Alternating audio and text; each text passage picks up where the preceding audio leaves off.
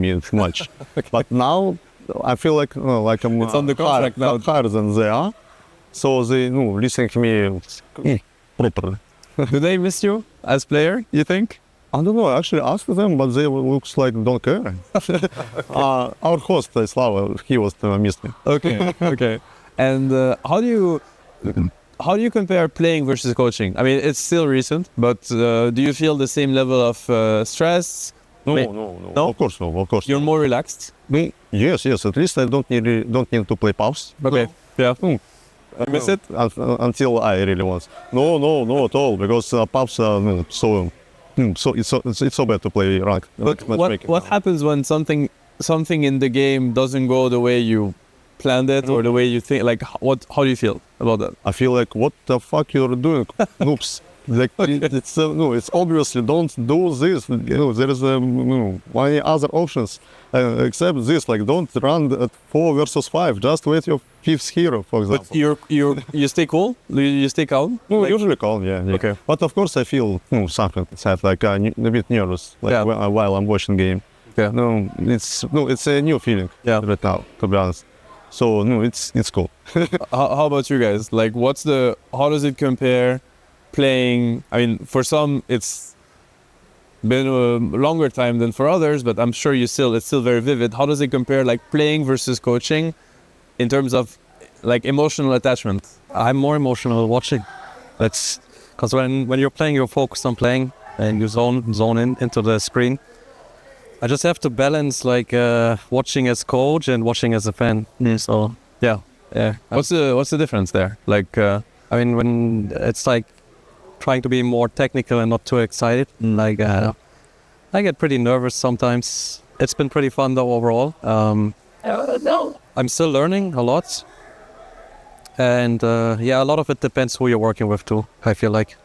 Does it get better over time? Like the nervous aspect or like, the tension of watching them play? No, it doesn't get better. Not at all. No. Okay, so you know what you signed in for. It doesn't get better. Like you will always feel the nervous when you watch them. I mean, not always. I mean, usually I'm calm. Yeah. But sometimes it's like for example, we played against Stigma on qualifiers, and that was the first opponent is like a strong opponent we met. So we also lost first map.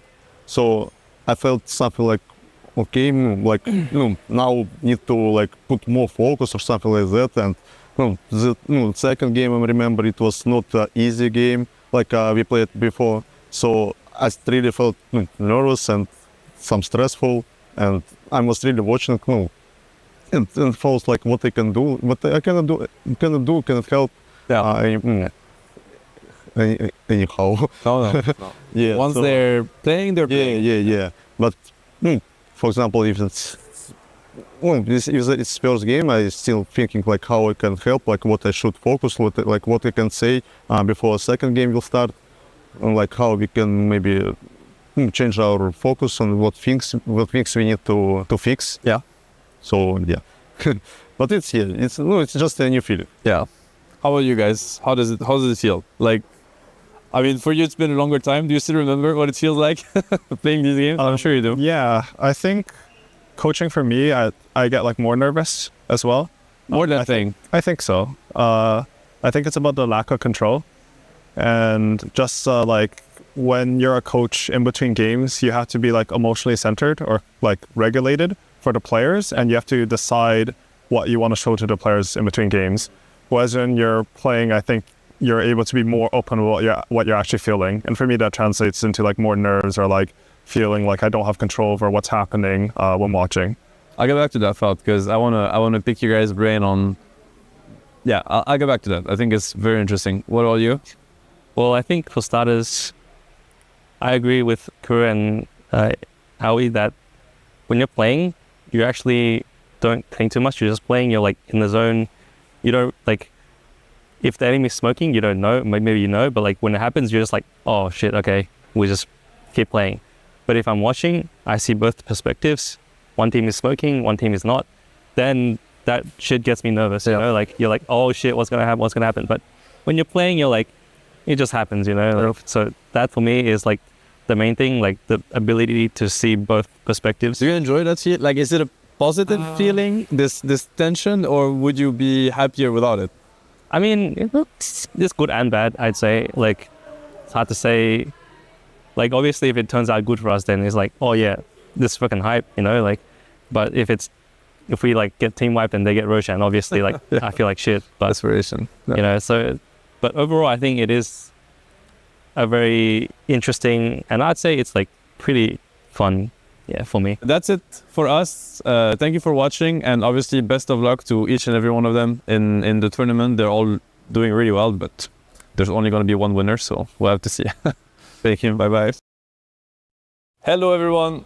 I'm Seb, joined with three wonderful people. This is a little bit of an OG reunion in a way. We have Timado on my left, and then BZM and Ari on my right.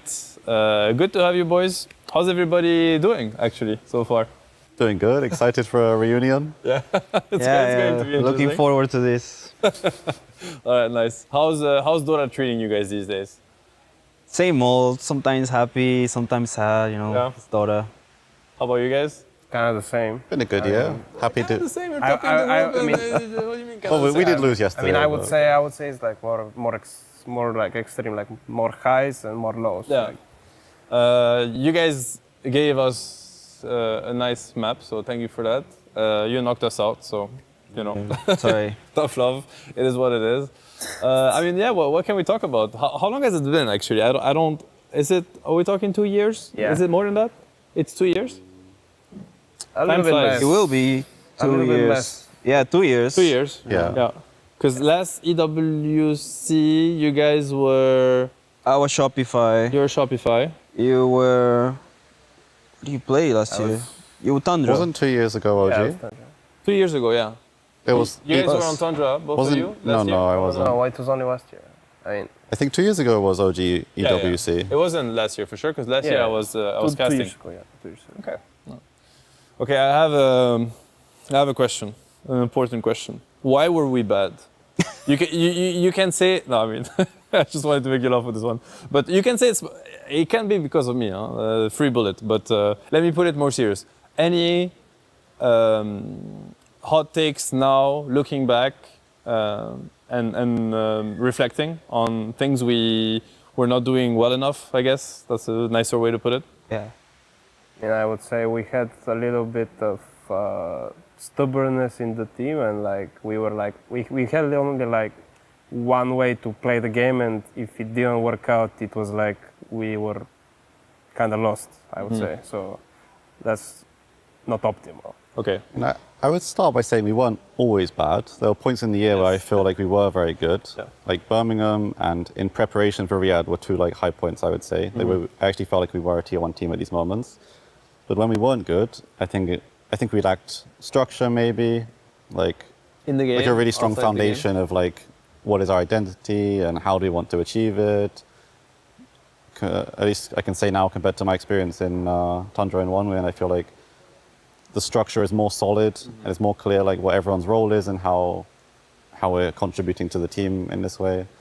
So maybe I would say that was why we weren't always good. At least it gives you inconsistency if you lack it. I see. I think my POV is like, there are some things that you specifically like demanded of me that I didn't really understand back then. And then as time went by, I understood better what you meant. And then now I find myself asking that from other teammates. Okay. Which is, I'm like, damn. It's you a know? cycle of life. Yeah, in a it sense. kind of goes. I feel like, I mean, I've seen this from first hand because in my current team, this happens where it's like, you spend so much time trying to convince people to see some vision that you kind of don't get to see the other part. And I feel like in the OG Dota, yeah, like Dota-wise, we missed some explicitly like Dota stuff, but we kind of didn't go there because there was a lot of like arguing back and forth whether this first vision was correct or not. Yeah, that makes sense. Something like that. That is interesting. I do no, of course. I mean, I was trying to crack a joke when I said, "Well, were we bad?" I don't think we were bad. I mean, at times we definitely have been bad. On paper, when you look at the placement, Yeah. yeah. Yeah. But I think for us that we've practiced behind closed doors a while, we knew that the team had potential for sure. Yeah, I feel like inconsistent is a more appropriate word than bad. Very inconsistent in a sense, but Yeah. I think we actually felt very confident going into EWC, right? Which was Yeah, the last tournament we that played bootcamp went really well, and Yeah. we were feeling very confident, and then it just fell When apart. did it go down? Was it? Tundra upper bracket. We lost 2-0 to Yeah, but I don't Tundra. remember the games. Oh, I don't remember. They do. specifics. Yeah? Was Pure Brute. They picked it twice. I Oh played- yeah, Pure Brood, yeah. It was to Thompson. and Oh yeah, Pure yeah. Brood, Oof. We had some rough talk after that one, I remember. Yeah, There were yeah. like some words being thrown about I fear mean, I don't and remember choke. actually. I honestly Yeah, don't yeah, remember. that was a tough one. It's coming back to me now. Yeah. It's coming back to me. I remember Whisper selling like he saw like his Greaves and then he bought a Radiance. Yes, yes. yes. He bought Greaves on Brew, right? It was playing And Brew, sold it. I mean, and then sold it. Decided it's time to Oh scale. yeah, it was the meta where we were playing really fast, right? And he was connecting Yeah. like very early. Like the offlaner was coming to Wisdom. Remember that? yes. That's what it happened many times. Where like Yeah. he's coming with some Phoenix, position 3, and he's coming to fight the Wisdom rune. He's deeping safe lane. It Yeah. was something like that. I think at some point he You're playing decided. SF. You remember like we had so many I strats around remember the the SF? SFRC. Yeah, yes, that was fun. Like ending games 15 minutes. The one with Revon, so you like put me in and I would just Requiem. Yes. That was super fun. That was the wisdom you could click, right? Yeah, right. click over Yes, some. yes, correct, That was it. correct. Have you guys played versus each other ever since? Like you must We have. played a few days Scrim ago. a lot too, I feel like. Like out of the tier 1 teams, you guys give us the most scrims. Yeah. Because Bulba and Moon are friends too now. So, and he's also friends with Neta. So we get a lot of Yeah, scrims. we play each other or what? Do you guys ever feel like playing versus former teammates is like different, or is it a factor? Is it not at all? Like do you feel like you read better into what the other wants to do, or it's whatever? You're Personally, I find it a bit more fun if I actually have some sort of connection with my opponent. Like if I queue a pub and I see 5 random guys I've never seen before, I feel no interest in this game at all, honestly. Like, I don't care about this game.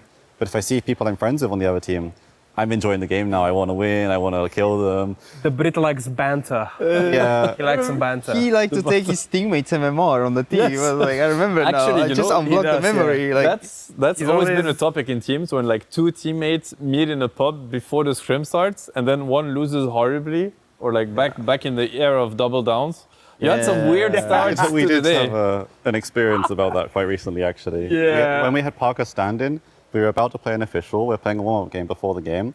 And one side you have BZM, and it's a plus 40 game for BZM. And the other side you have me, Neta, Whitemon, Parker, and another guy, like everyone. We should win it for sure. Wait, you 4 versus 1? Yeah, kind of. It's Okay. plus 40 for him. I was with And then 4 BZM has randoms. game of his lifetime, and my guys are just running it down. Like I feel like I'm the only one trying to win this game. Like Parker picked Axe carry, and Whitemon's playing sniper mid. It's like just worst experience of my life. And this game, minus 40, BZM wins It's it. funny how like I you was can like- remember this because it's been like a what?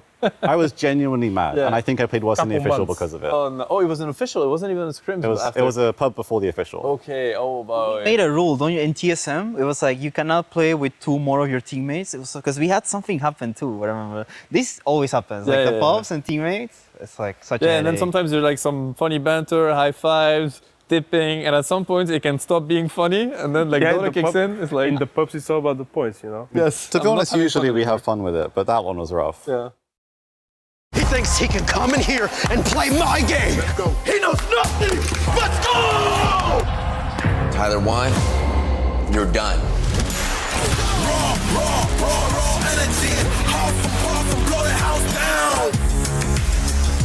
Hello，大家好，欢迎来到 EWC 2026 DOTA 2我们赛前的一个互动小环节啊！我是小鸽子，我身边是来自 VG 战队的金晴和小毛神，好久不见啊，两位啊，最近怎么样？挺好的呀，自己很爽。训练累不累啊？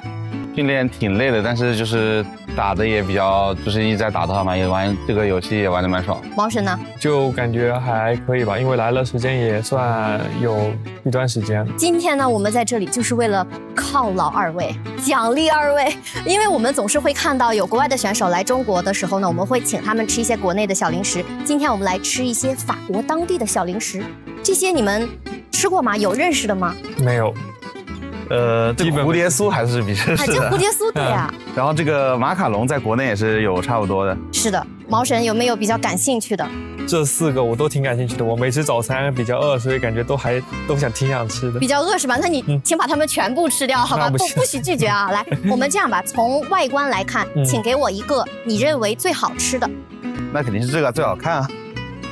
这个，我感觉这2个选一个。这2个选一个，你选一个吧。我选那个。你选蝴蝶酥，对，你选马卡龙。那请2位品尝一下吧。我也先吃一个这个。哎，你不是要蝴蝶酥吗？但是不是要对比一下吗？马卡龙也来一个吧。怎么样？还不错，挺好吃。你在国内吃过国内的马卡龙吗？吃过，它比国内的要甜一点，然后因为感觉国内的没有那么甜嘛，但是它的口感还是挺好的。正宗法式当地马卡龙。对，我如果评分的话，我给到8分吧。8分满分10分。对，不错哦。这个用手抓也可以，没关系。哇，这个也挺好吃的，可能是我太饿了吧。这是一点早饭没吃，你不会昨天晚上也没吃？昨天晚上吃了一点。OK， 那我们现在凭它的外观已经选择了认为最好吃的，那我们选一个好像不太想去碰的。这个吧。这个是迷你小香肠哎。就是它的味道，就给我感觉不太。就现在有闻到一些。对，它给我感觉非常的不好。那要不来一口？有的东西它可能看起来一定要吃吗？这个一小口也可以。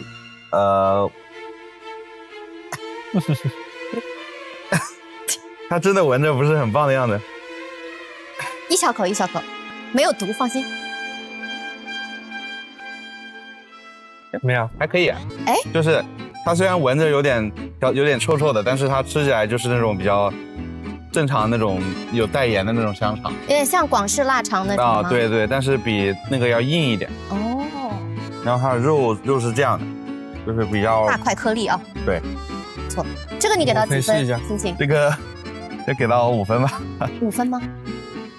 哎，这味道不是很难闻啊？这也不好，这也不好，这也好闻吗？不是好闻，就是不是很难闻啊，感觉有点难闻。味道如何？味道感觉不太行，但是闻着我觉得不难闻。你打个分嘛？3分。3分。好像不是很合你胃口哦。那我们既然已经品尝过个人从外观看起来最好吃和不太想吃的，我们接下来就把剩下的都品尝一圈。这个是马德琳，也是一个比较经典的法式的一个小面包。这个我比较想尝呀。它也挺好吃的，因为我从来没有吃过这种。这个是马德琳。其实呢，刚刚2位说的味道这个味道它有可能是这一盘叫Mustang， 它是明斯特奶酪，它也别名叫臭奶酪，所以它有点臭臭的。但是你们知道臭豆腐它也臭，但臭豆腐有的人就很爱吃。这个我比较爱吃。它是不是那种什么蓝纹奶酪也很臭？对，但是它不是没有在我们这里。我能试一下这个吗？可以给你尝一个这一片的，它切好的。这个应该就是你们刚刚说味道最。来一个，挑战一下，奶酪加上马德琳一起嘛。这个如果一旦不对，赶紧用。这可以吐。其实还好，是不是？有点像吃鸡蛋。鸡蛋。我也要尝一口。我其实也没有吃过这个。这个闻着不太好闻，但是味道味道就是有点像蛋。有点像咸鸭蛋。对，是不是？对。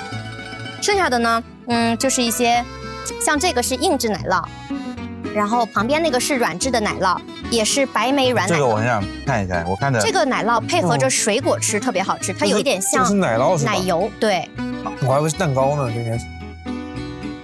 可以来一口尝尝。你吃了口皮，你得吃中间那个流心。这个皮它有一点，它其实是有一点就是白莓在上面，所以它可能。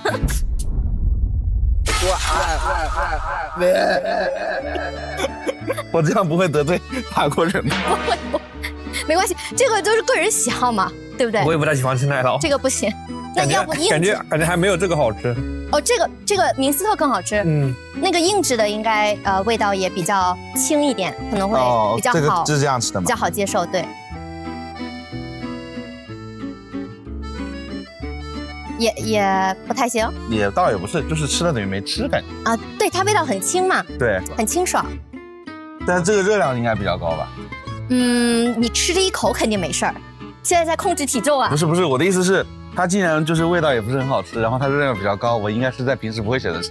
因为像所有的这些奶酪，它都要搭配一些，它搭配比如说饼干呐、面包啊，或者是水果呀。对，这个是巧克力饼干。这个看着不错哎。这是这边比较有名的一个零食。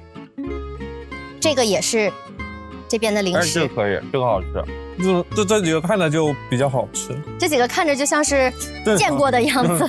见过的样子。这个好吃，这个还不错。这个甜吗？这个有点甜，但是因为你知道它是甜品嘛。所以你觉得这个甜度也是能接受的 ？OK， 那么还有最后2个，我们吃完就可以给他们所有的排个级了，好不好？好，这个和那个，这个我们是不是还没吃？哦，这个叫做三角奶酪，三角奶酪应该也是比较淡淡的那种，也是奶酪，很危险。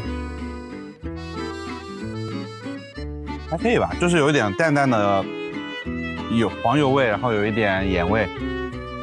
有点咸味那种，这个还好，至少没有那种让我不适的感觉。这个我想试一下，这个有点像小时候吃的那种星球杯，有点像，应该是吃法是一样的。小毛这个年龄段的人是不是没吃过星球杯啊？你说你知不知道星球杯是什么？我知道，就是那种里面就是巧克力，然后就是甜那种。我觉得他年龄小，他可能不知道。我跟他一样的，这个还挺好吃的。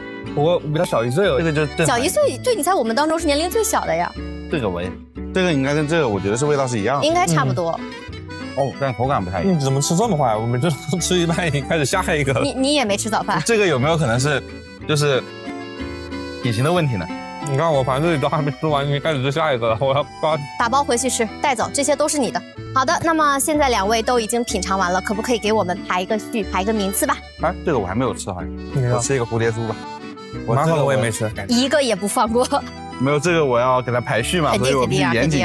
真正的美食家一定要在客观的基础上和个人喜好的基础上全部品尝一遍，然后排个序喽。这个第一，这个第2，这个第2，第3，蝴蝶酥第3，这2个一样，并列第4，然后这个第5，第6、7。这2个也差不多。倒数第一，这个是倒数第一，太强了是吗？这个是倒数第一。OK， 看出来了，你不太爱吃奶酪，是不是？对，所有的奶酪都在后面。来，心情呢？这个就是我从倒数第一来嘛。好，这个应该知道。OK。然后这个给我感觉是倒数第2。然后这3个其实对我来说都差不多，然后这个可能稍微比这2个好吃一点。然后这2个是倒数第3，然后这个是倒数第4。然后我觉得最好吃的点应该是这个吧，对于我来说是这个我也不知道。这个是第1名。然后其实对我来说蝴蝶酥跟马卡龙是一样的，然后他们2个的甜品味是在我这是第2的，然后第3可能是这个，然后这2个其实也是差不多类型的嘛，然后这个可能口感会稍微比这个饼干好一点。那可以看到2位呢有自己的喜欢的，也有不太喜欢的，那就不难为你们了。不喜欢吃的我们就可以不吃，喜欢吃的还是不要客气，可以打包带走啊。也希望在比赛上能够看到你们精彩的表现，谢谢。谢谢。Hey guys, Purge here. I'm going to give you guys some basic tutorials about the game. I know we have a lot of eyeballs coming from different titles, maybe some ones that can't deny their own creeps, and they might be looking for something more fun to play, something more challenging, something more competitive in the mid lane. So the first topic that we are going to talk about today, going to the basics, we're talking about last hitting. It's a very, very simple part of the game, but it allows a lot of delineation between skill levels, because whether or not you get the last hit is going to impact the game in great ways. Last hitting is the concept of being the last person to attack or destroy an enemy unit or creep. If you do get the last hit, you get extra gold, which is very beneficial for yourself. Any creeps that die near you will also provide experience. And on the other side, if your opponents are able to deny one of their creeps before you can get the last hit, not only do they prevent you from being able to get the gold, but they also produce less experience. So in the context of a mid lane matchup, this is really, really important because it determines who's going to level up faster. Maybe somebody gets level 6, gets their ultimate before you, and can kill you with it, for example. This happens a lot in mid lanes in pro matches, and it really affects how effective your side lane rotations will be, or just how quickly you gain items, because that's what you're doing with your gold, right? You're with your gold that you're gaining from last hits, you're buying items, and what those items do typically is provide you regen and most importantly, more damage. That damage really, really matters in last hitting because it's going to affect how early you can get those last hits, and thus if you get more last hits early and gain more gold and buy items with that, that's going to translate to more last hits that further compound your advantage. So let's show you guys some examples in the game here. So if I am playing a Lina here, I'm gonna have to do this one-handed unfortunately, but if I am playing Lina in the mid lane, I know that the time that I have to get a last hit is very specific. Now, this is not a problem for League players who can play one-handed, but in Dota here, we actually have to press the A key to go for a deny. I did it with one hand. See, you League players can transition as well. So denying is very difficult sometimes, but it does give you the chance to get a lot of gold and experience. Now, another way to last hit is to use your skills. If you think, usually skills do a little bit more damage than your right click abilities do, but if you use your skill, again, I'm gonna mouse click this here. If you use your abilities, you can use them to get gold and experience. The downside is you have a limited amount of mana, but what can actually happen is you can get further advantage here in your game if you can harass while using last hit. You can see here that Queen of Pain has less than max HP. That's because when I used my AoE, it not only got a last hit, but I also used it to harass my opponent. So using your skills in a double beneficial way like this can be a really nice way to get lane advantage in your lane. Because I could use my spells just to harass, but it's better to do both usually. This last hit's can be a little bit hard. Let's see if we can get it. Oh, I missed it. But I harassed, and I also secured, or almost secured the last hit. At the very least, it didn't get denied.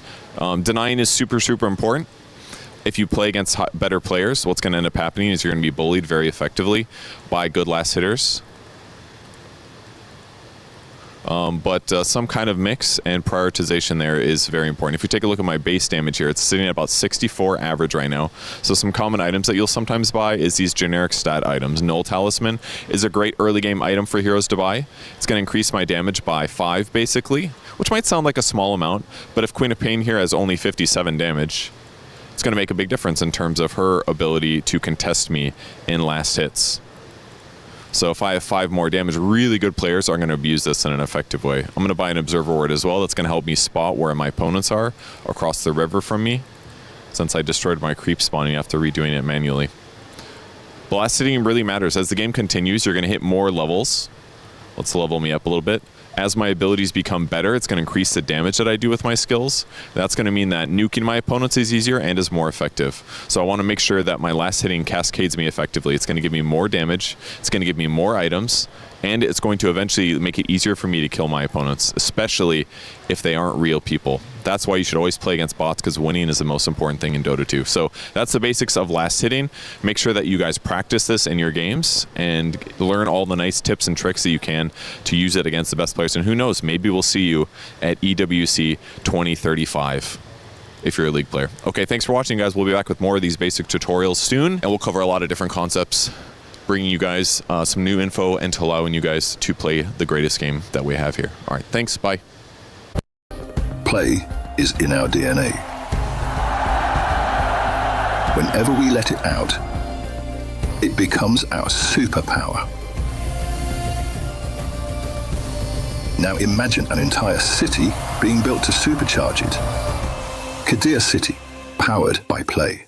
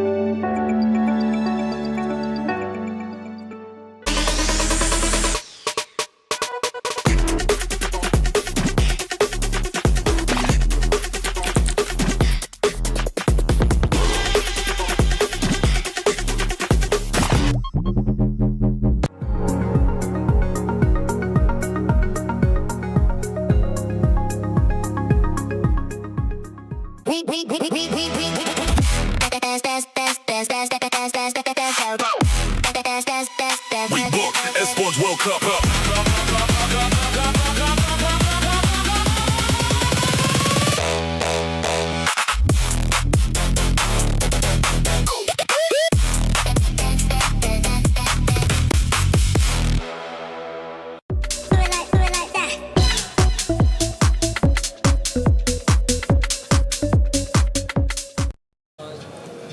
So here we are, the culmination of 2 weeks of play coming up this weekend. We truly have had everything at Dota 2 here at EWC, haven't we, Perch? That's true. We've had tons of really good games so far, some really long ones, some 90-minuters, some fast games. We've had some stomps, but most importantly, we've had a huge amount of upsets so far at this tournament, which makes the upcoming games really, really exciting. It should be really cool today. We've got a couple of teams we did not expect to be here. What's our expectations, though, today, Perch? Are we expecting some of the top teams to come out, or are we thinking more upsets? I mean, we do have P-Vision and Yandex on one side of the bracket. Those are arguably the two best teams, but on the other side, we've got the Vici Gaming continuing to upset. Possible storyline that I'm really excited about. I would love to see them go to the grand finals, but who knows if we'll get there. Oh my word, I cannot wait. Let's get into semi-final day for Dota 2 here at EWC.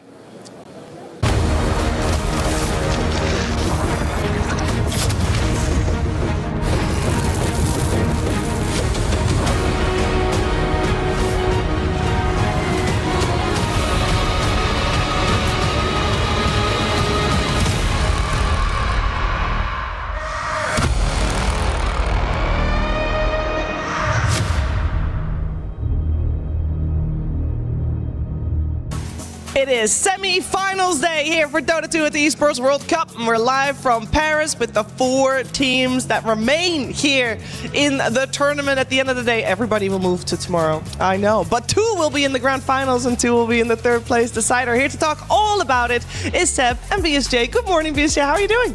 I'm great, Chiefs. I'm super excited to watch both the teams that we're about to see. Both series are going to be great, but the next 2 teams, they've been really leveling up throughout the course of this tournament, and it's really cool to just see the evolution of the meta and how these teams have taken their own interpretation of it, and I think there's a reason that they're here. How are you doing, Seb? I'm great. This is like the top 4 ready to battle it out. You know, the funny part is that I don't think anyone would have had that top 4. You know how we used to have these predictions in the Battle Pass and whatnot? What would the percentage be if people had to actually guess that top 4? There'd be a couple Chinese fans, I think, that... I mean, hopeful... They probably had Extreme Gaming in it then, too. Even BB is like, yeah, you don't have Extreme, you know, you don't have 1W, you don't have Falcons. Honestly, I'd give it below 1%, like predictability. There might be like 2 people left that have predicted it correctly. Yeah, and even then, these might have misclicked or something, you know? So this is, to me, this is when Dota is the most exciting, is when you have these storylines, as Purge mentioned in the opening of the show, where it's like, yeah, you kind of want to see it happen. At the same time, I'd be super happy for BB if they made it too, because this is a team that's also looking for success. Anyway, super excited for today. Super excited for today, and we were already excited yesterday. We can take a look at our STC Rewind, because the 2 teams that are the underdogs coming into the semifinals, they qualified for the semifinals yesterday. And when we are talking about underdogs, you might be thinking like, oh, then they must have barely scraped by. No! The 2 series in the quarterfinals that we watched yesterday, Seb, were so convincing for both teams. I don't think you can call them underdogs anymore, because they literally, I mean, they stomped Falcons. Like, maybe game 1 was like a little bit close and it was contested. Game 2 was just straight out domination from Vici Gaming. So, you know, that's what we were saying when the tournament started. It's like, when these big tournaments, they come around, everything is reset. Like, everything is reset. No, it doesn't matter what happened throughout the season. It doesn't matter what happened last month, last week. You want to be looking at what is happening, you know, like day after day. What happened last series? This is the only thing that matters. Even the group stage, I'm not even looking at anymore. Right now, Vici Gaming is looking like one of the hottest teams in this tournament. And I think they come in today as favorites, as far as I'm concerned, because what they showed yesterday was just incredible. Yeah, they have the confidence factor. I think, you know, when they picked that last pick Slark yesterday, that's the, am I a crazy person or am I a genius? Like, that you're teetering that line very carefully. And the fact that they answered in the interview afterwards that it was actually ZenQ who's saying, oh, I have Coddle to give you mana. This is like a team thing, believing as like this pick can work. XM's the type of mid player that likes to really ruin the game for the guy that he's playing against. We usually see him playing like the Vipers and the Snipers, but seeing him do it on a hero that hasn't been picked all tournament in such a high stakes game, that's amazing to see. Yeah, we saw them eliminate tournament favorites, Falcons, and we had another favorite team getting eliminated in the series after that. BB team eliminated Nigma Galaxy that was so hot in the group stages, and they made it look easy. Yeah, reality check for Nigma. I think maybe it's fair to say that I don't think they showed the best version of themselves yesterday. Maybe the break did hurt them. Also, maybe the lack of experience, of recent experience anyway, in these like in the biggest stages and the biggest tournaments where you also have to manage your time properly, your efforts properly, you know, because it's a big deal, you know, playing a very intense group stage sequence and then having to rest for 4 or 5 days, just getting to watch.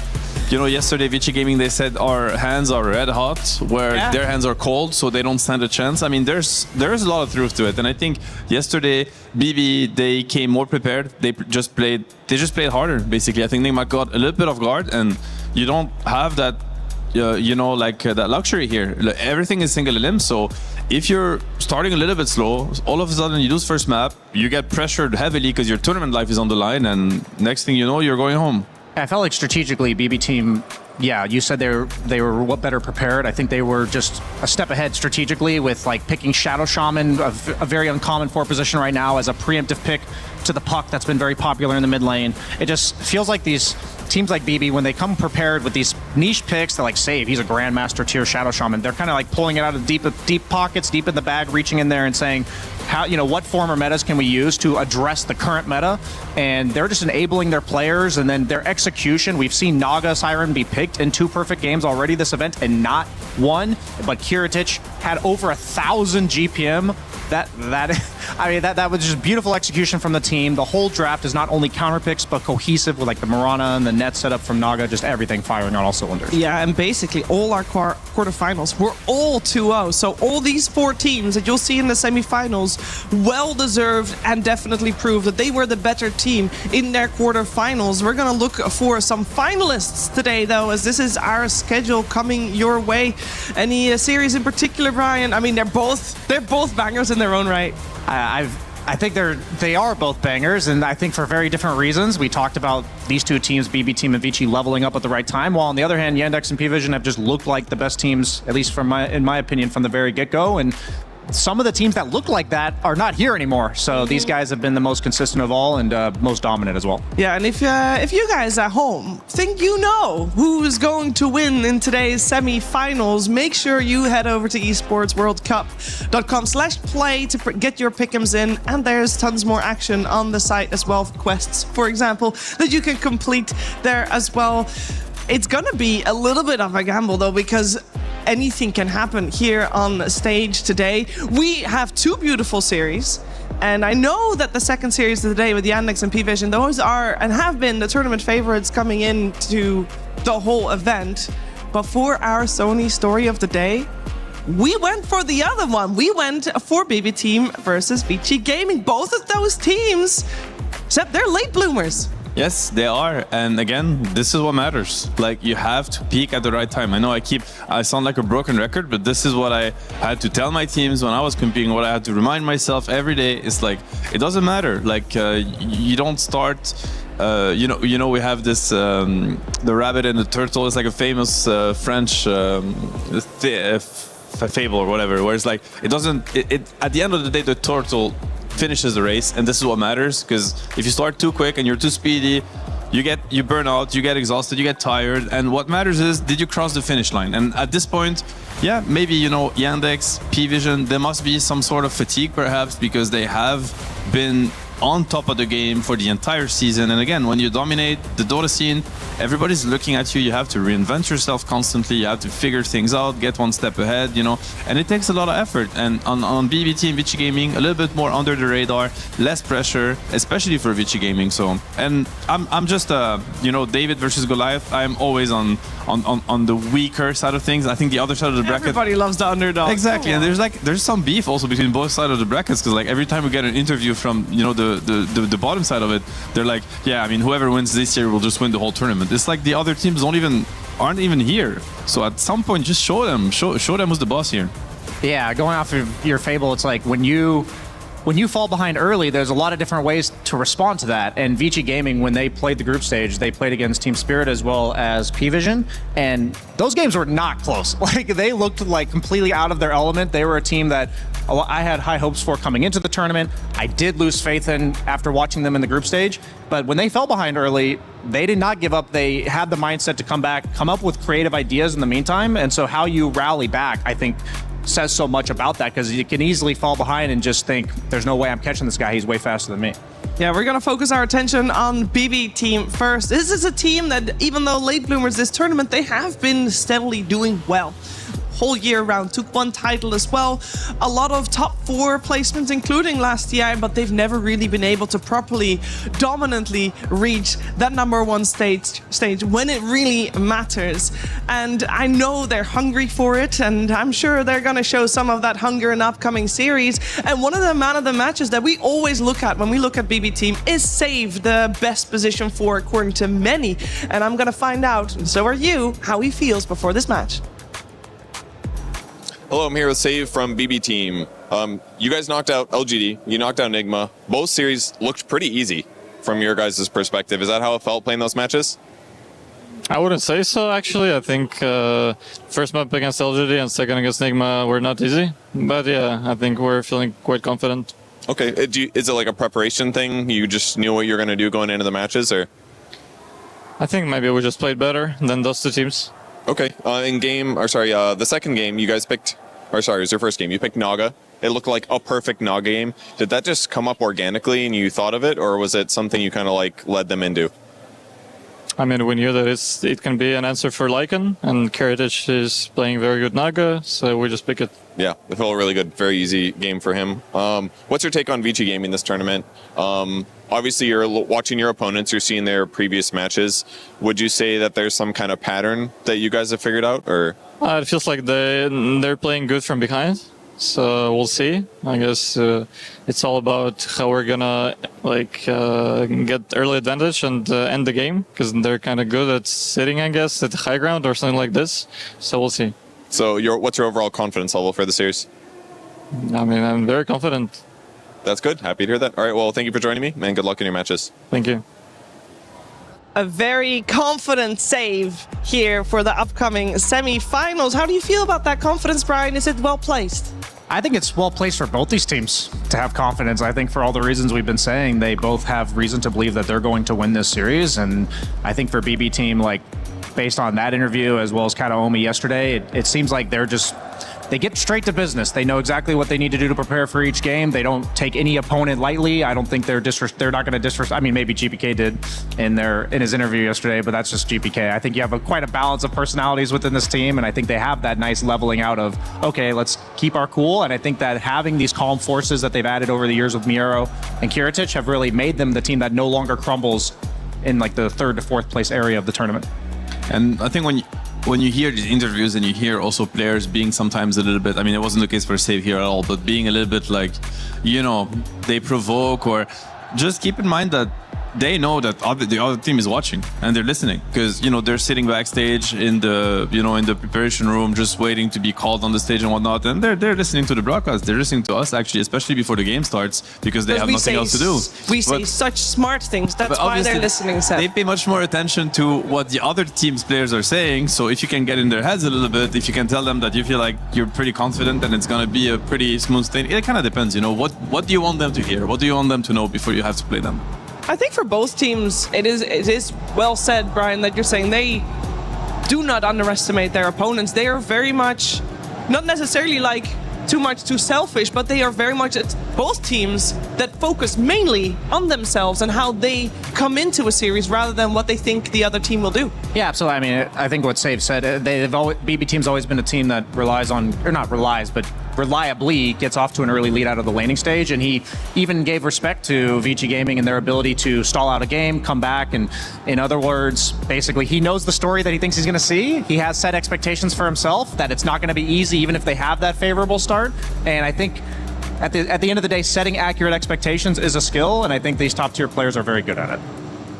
Yeah, they are very good at that. We're focusing our attention on the challengers here with Vici Gaming, making it top 4 already. This is a squad that many would love to see go all the way. It has been quite a while since we've seen a Chinese team on the podium. Can Vici Gaming do it and break the trend that has been happening? A lot of people are hopeful for that. Let's find out how they are doing going into this best of 3 elimination series as we hear from Shiro. Hello, I'm here with Shiro of Vici Gaming. Shiro, I would say that you guys are the fan favorites of the tournament now that you've had 2 upsets. I was wondering how it felt yesterday to win your series. Shiro，欢迎参加我们这次的赛前采访。你们现在战队呢，算是观众和粉丝最喜爱的一支战队了。那昨天你们在打法老的对战当中获胜之后，你们感受如何呢？大家都非常开心嘛，然后很期待今天的比赛。I mean, everyone was super happy about it, and we are all looking forward to our match today. That's awesome. You did play a Spectre yesterday in Game 1. You bought Aghanim Scepter. I was surprised about the item because I haven't seen other people buy it, so I was curious why you bought it. What did you like about it? 那在昨天比赛当中，你当时选出了一个幽鬼，而且你出了 A 杖这个装备。那 A 杖这个装备，我们至少在职业比赛当中很少见到了。能跟我们大概说一下当时这个出装思路吗？这个出装思路可能因为比赛上那个幽鬼比较少吧，但其实在欧服的路人当中，这是个很常见的那个出装。Well, this might be like a item that we rarely see in pro games, but I've been playing a lot of EU pubs, and this item is actually pretty commonly bought among Spectres and the fact that we don't really get to see much Spectre in pro games these days, but it is it's not such an uncommon buy. What do you like about the item? What is it good for? 那具体你喜欢 A 杖哪一点呢？就是当时为什么会选择 A 杖？首先它可以减少那个大药的 CD 嘛，然后它还有一个2秒钟的控制，那个控制配合大晕锤会产生非常强的效果。Well, first of all, it does reduce the cooldown on Haunt, and the fact that it provides like a 2-second long CC, which would combo into a Abyssal Blade for a very, very strong control, for a very, very strong disable. So yeah, it is a good item. Gotcha, that makes sense. What do you think is going to happen against BB team? Are you confident? 那你觉得后面对战 BB 战队有多少信心呢？我觉得今天会影响他们。I'll say we can beat them. Okay, good to hear that. Well, thank you for coming, and good luck in your upcoming match. We can beat them. I'm sure both teams are having that in their heads right now. For this series, it's actually pretty cool that I think for both of these teams, Seb, the main focus will be on the offlane for both teams. Is that correct to say? Yeah, I think so. I mean, everything is going to matter a lot, but to me, I think it's been also like one of the, I guess, silver lining of this whole tournament and the meta right now. I feel like if your offlane is overperforming, and actually it doesn't even mean winning their lane, it means like not feeding, I guess. Then you have an edge already, because like it's I think the toughest lane to navigate right now, and we've seen a lot of games just maybe not being lost, but have a really rough start just because of what's happening on your off lane and how dominant their safe lane is starting game. And now obviously with the gate plays, it's like we see these safe lanes like they have a smooth sailing, then they start gating, they start messing with the other safe lanes. So it's like it's a damage control situation, and I think Vici has shown that they're able to do it pretty well. So is BB. So I mean, I don't know if it will actually hurt one team or the other, but they definitely need to have that angle like covered. Yeah, so many of the offlaners right now, they like to end up cutting creep waves or not interact with the carry past like level 3 to 5 if they're getting off to a good start. And that can be the difference between being like 6th in the net worth. And we've even seen like Bach on his Darkseer yesterday. He was #1 net worth for a large portion of the mid game, and he's the one getting massive blink vacuums on the Darkseer and turning team fights for his team. So you mentioned like the performance in the laning stage. I think it might be the most polarizing that I've in recent memory for me from the offlane, because we are talking the difference between being #1 net worth and kind of having minimal impact. So I'm definitely looking at Miro and Bach for this series, but also I feel like that balance between the carries and the offlane has been shifting back and forth, because we're now seeing a lot of the Drows and the SFs taken out early. And I think the problem is more posed to the carries of, okay, how do we actually make sure the offlane does not get that game? Because that was easier to do much earlier on in the tournament. Yeah, one of the games we saw from Vici Gaming yesterday, and they also commented on it, that they took a page out of Yannek's book. They have looked very strong, and we saw them draft incredibly strong lanes already. I mean, this was the one where they also had the Slark, so that was like the X Factor there at the end. But overall, I mean, you had Coddle Beastmaster and Dream Protector Lone Druid. First of all, don't think they're going to get their hands on that. Again, that was definitely a little bit of an oversight from their opponents potentially. But overall, they have been focusing on those strong lanes, so potentially in the laning stage, it will be even.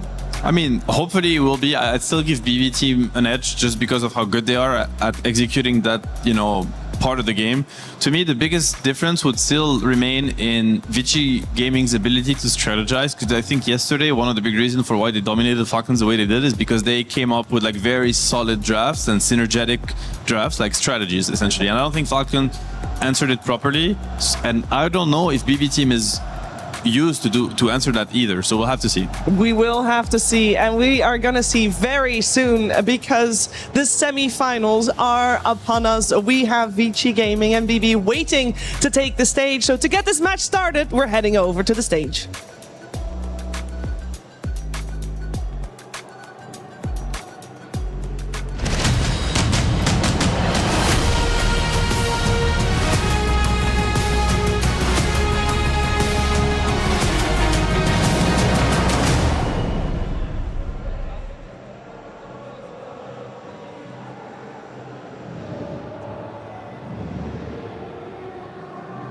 Slacks, here. Yeah, what? Do we know who's playing the finals? No, bro. Finals are tomorrow. Do we know who's playing? Okay. But when are semis then? Yeah, that's today. Today, like when today? I don't know. Today, dude. Wait a second. This is Saturday? Yeah. All right. Are we live? Hey, we're not live, bro. Wally? Oh my God. Slacks? I think we're live. We're not live, dude. Slacks, the lights are on. I can hear my echo. There's people in here. Okay, yeah, we're live. Oh, shit, we're live. All right. Okay, sorry, man. Ladies and gentlemen, welcome to semifinal day. How we doing out there in the audience? You guys live? Hello? Hey, there we are. They need a little bit of wake up just like we did. Okay, whew. All right, I was sleeping through. Ladies and gentlemen, welcome to our day here at EWC. We have got some good Dota today. Before we get into today, though, let's talk a little bit about yesterday, big dog. Yeah, I'm sorry to say this, Enigma Galaxy fans, but the dream is dead. Rest in peace. That just goes on.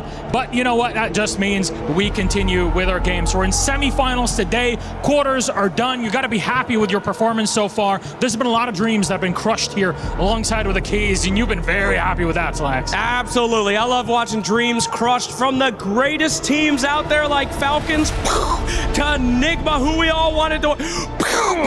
Boom! Shout out to Carrie Invoker, my friends, as we go in to our day here today. This is going to be pretty exciting. Many dreamers still here in the stage. Not many will be left after this, if you're asking me, because tomorrow there will only be 2 teams left for that grand final in our trophy, which we'll be talking about to no end as we get closer to it. However, let's introduce our first 2 teams in our semifinals. First up, it's BB Team! BB already last year at the Esports World Cup 2025, they hit the quarterfinals. Yes, they were doing great, but the dream ended just there. This time around, it's straight on to the semis. Even though they had to fight through survival, they're doing better than ever. They got dreams up the wazoo, but they're here to crush whoever faces them in these games. You've seen them focused, you've seen them ready to go, and so far, they have crushed LGD. They've crushed Enigma Galaxy, and today they have one more quote-unquote underdog that they're ready to put 6 feet under. No, it's not going to happen, my friends. We have seen many underdogs in this tournament go down with a whimper. But this team is different. I don't even recognize this team. This team looks nothing like they have before, and now they're coming to prove that Chinese Dota is alive again. Let's bring out Vici Gaming! Here they come. These men have fought through the hardest of teams and made them look like garbage. Today we will see if they are ready to put the next giant juggernaut into the trash, or if they'll be escorting themselves out to the airport. I think it could go either way. I am expecting at least an incredible series. No 2-0 in this one. Absolutely. I really want it to go to a game 3 in this because there's just a lot of hope. BB team on the rise, back at it again in the season 2026. You got Chinese Dota on the other side that yesterday we've been hyping up. They hyped it up. They're the defenders of all this here, and I cannot wait to see it. So please, Vici Gaming, please, BB team, you may place your keys and get set and ready for your game. And I'm very much ready for this one because I'm sure there will be a lot of disrespect. None at all. They'll shake hands. They'll be happy with it. No, there's no disrespect here. Look at the teamwork, just putting the key down. Here we go. Nice handshake. All right. Well, ladies and gentlemen, we are ready to get the carnage started with this fantastic game. Underdogs versus the guys who put them down. Let's see how it goes and throw it back to our panel. I think BB team is a very strong early game team. Execute their drafts very good. I think we need to play map and play team fights to win them. What is happening? What? No one sees them? There's going to be a chrono onto 3. XM's going to follow up. Takedown 2 right away. Boom. Nowhere to go. You cannot hide. Chrysalis is gone. XM's just going to focus on Amar instead with that BK. Nice overgrowth. The overgrowth on the 3 heroes with the Illuminate. They're going to kill the Gyrocopter right in their own base. Our route was easy in a way. I was actually surprised that Vici Gaming won against 1W, and then they won against Falcons. They're getting better and better with each series, so it's going to be a fun game for sure. I think we're kind of confident, yes, coming into this series against Vici Gaming. Wait, gets off a couple of spells. He commits it, went for the kill on Night Stalker for Night Stalker. Heals up, all dead with the grip, the control. Kirubi tried to do what he could, but Kiritic fighting through it all. I mean, we're just gonna treat Vici Gaming as any other team. I don't think there's gonna be any special preparation. We haven't been, get championship for a very long time. Of course, we want to do that as a Chinese team. These two teams only faced each other once this entire season. Was just a couple of months ago. It went the distance. It went to that game 3, and at the end of it all, it was BB team that was victorious on that one, but it was close. Final word has not been said yet about either of these teams. I can't wait to see what they bring to the table in the draft that is coming your way very soon. Here with BSJ and Seb, we're going to try to give a little bit of insight on what we think might be coming. And I think I want to start with the mid lane, and I think I might want to start with Alina. Anybody want to have some insight on that? I mean, both teams are hoping to get it, I would say. I think I'd be really surprised if it gets through the pool. And if it does, you better be sure that there is like an answer absolutely ready. And, we'll see maybe like the hottest takes on how to beat Lina. But essentially, if Lina gets through, it's going to be picked on 100%. We have, Shiro and obviously XM, 2 Lina specialists, and on the other side there's GPK. I'm sure Kiritic can, take a page out of Watson's book, and he's also comfortable on it. So yeah, no doubt this hero will be top priority. Yeah, I think it's funny that we're even talking about Lina because day one, I don't think this hero was factored into drafts at all. I think as the meta develops, you have the ranged carries that, like the SFs and the Drows, that are the creme de la creme. They get picked every single game or banned every single game. And teams are like, so we see initially a Lina come out. I believe it was Yandex that ran it first, and we thought it was going to be mid, and then they flexed it to carry for Watson. And then Shiro does the same thing in his first playoff game, or first playoff series. And then people are like, wait, it's working as a carry. Why not we just also pick it as a mid? And then here we are talking about it being a first round ban. I think the teams that are able to see those heroes played by one other team recognize the strength that it offered in the game and then apply it themselves. There's a reason that both these guys have made it here. Lina does end up getting banned, and because Lina has graduated to that number 1 ban or round 1 ban slot, suddenly we're seeing a lot more lone druids and such. I mean, I might be biased, but I have to say that, when I put my mind to these drafts and how the meta is developing, I am 100% in agreement with every Vici Gaming read so far, and I think this opener to me looks like it looks really good for them. I'll have to. Personally, I think they won with Laundry yesterday, but I don't think Laundry did anything. I mean, in a sense, I'm sure he would have carried the game, but the game was like pretty much done by the time he came online. Like Slark was dominating, Beast Cuddle. They came. Like Amar talked about the game yesterday, and he said, I don't think this Laundry or this Slark even did anything. We had a Beast Cuddle problem, and Laundry is a really slow hero. Like this hero starts playing when he gets Mjolnir Ags, and this is the Beast answer. Like their take is basically, by the time you have these items, there's going to be a level 2 Dom Beast that would have taken all towers, taken Roche, taken Tormentor, and you're going to be playing from 10k lead behind with a first pick hero that will also be countered by our carry. So I very much love this approach. I personally think that this Laundered hero is absolutely overrated and that it should not... I'm gonna, take the gamble here that it's just gonna go away from being first faced in the next games and maybe even in the finals. So we'll have to see how they make it work and how they execute it. I think the call got banned, so they're not gonna get their hands on Beast Cuddle. Obviously, the laning phase will be extremely tough for the Beastmaster. So let's see how Vici Gaming is able to maybe damage control this a little bit. Yeah, I think Beastmaster is a very interesting hero conceptually because I agree with everything you said, by the way, and the hero's win rate is 42% for the event.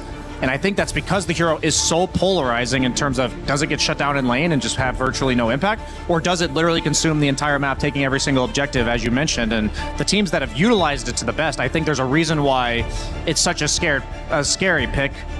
Despite its win rate not representing that. I don't think every hero's win rate is indicative of its strength in the meta itself. And we've been seeing Helm Dom on every offlaner pretty much, maybe other than like Axe. We've been seeing it on Darkseer, we've been seeing it on Centaur. So it only makes sense that the Lycans, the Beastmasters, will come into play later on in this meta. It's easy to say that in hindsight 2020, but Wyvern, a common I'd say counterpick to both of these heroes, the Lone Druid for the percentage HP on the bear, but also the Beastmaster because you can actually kill him with his own summons.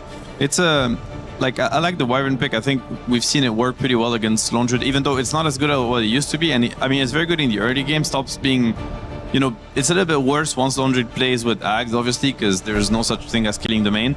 But still, you're gonna love the Cold Embrace in a game like that.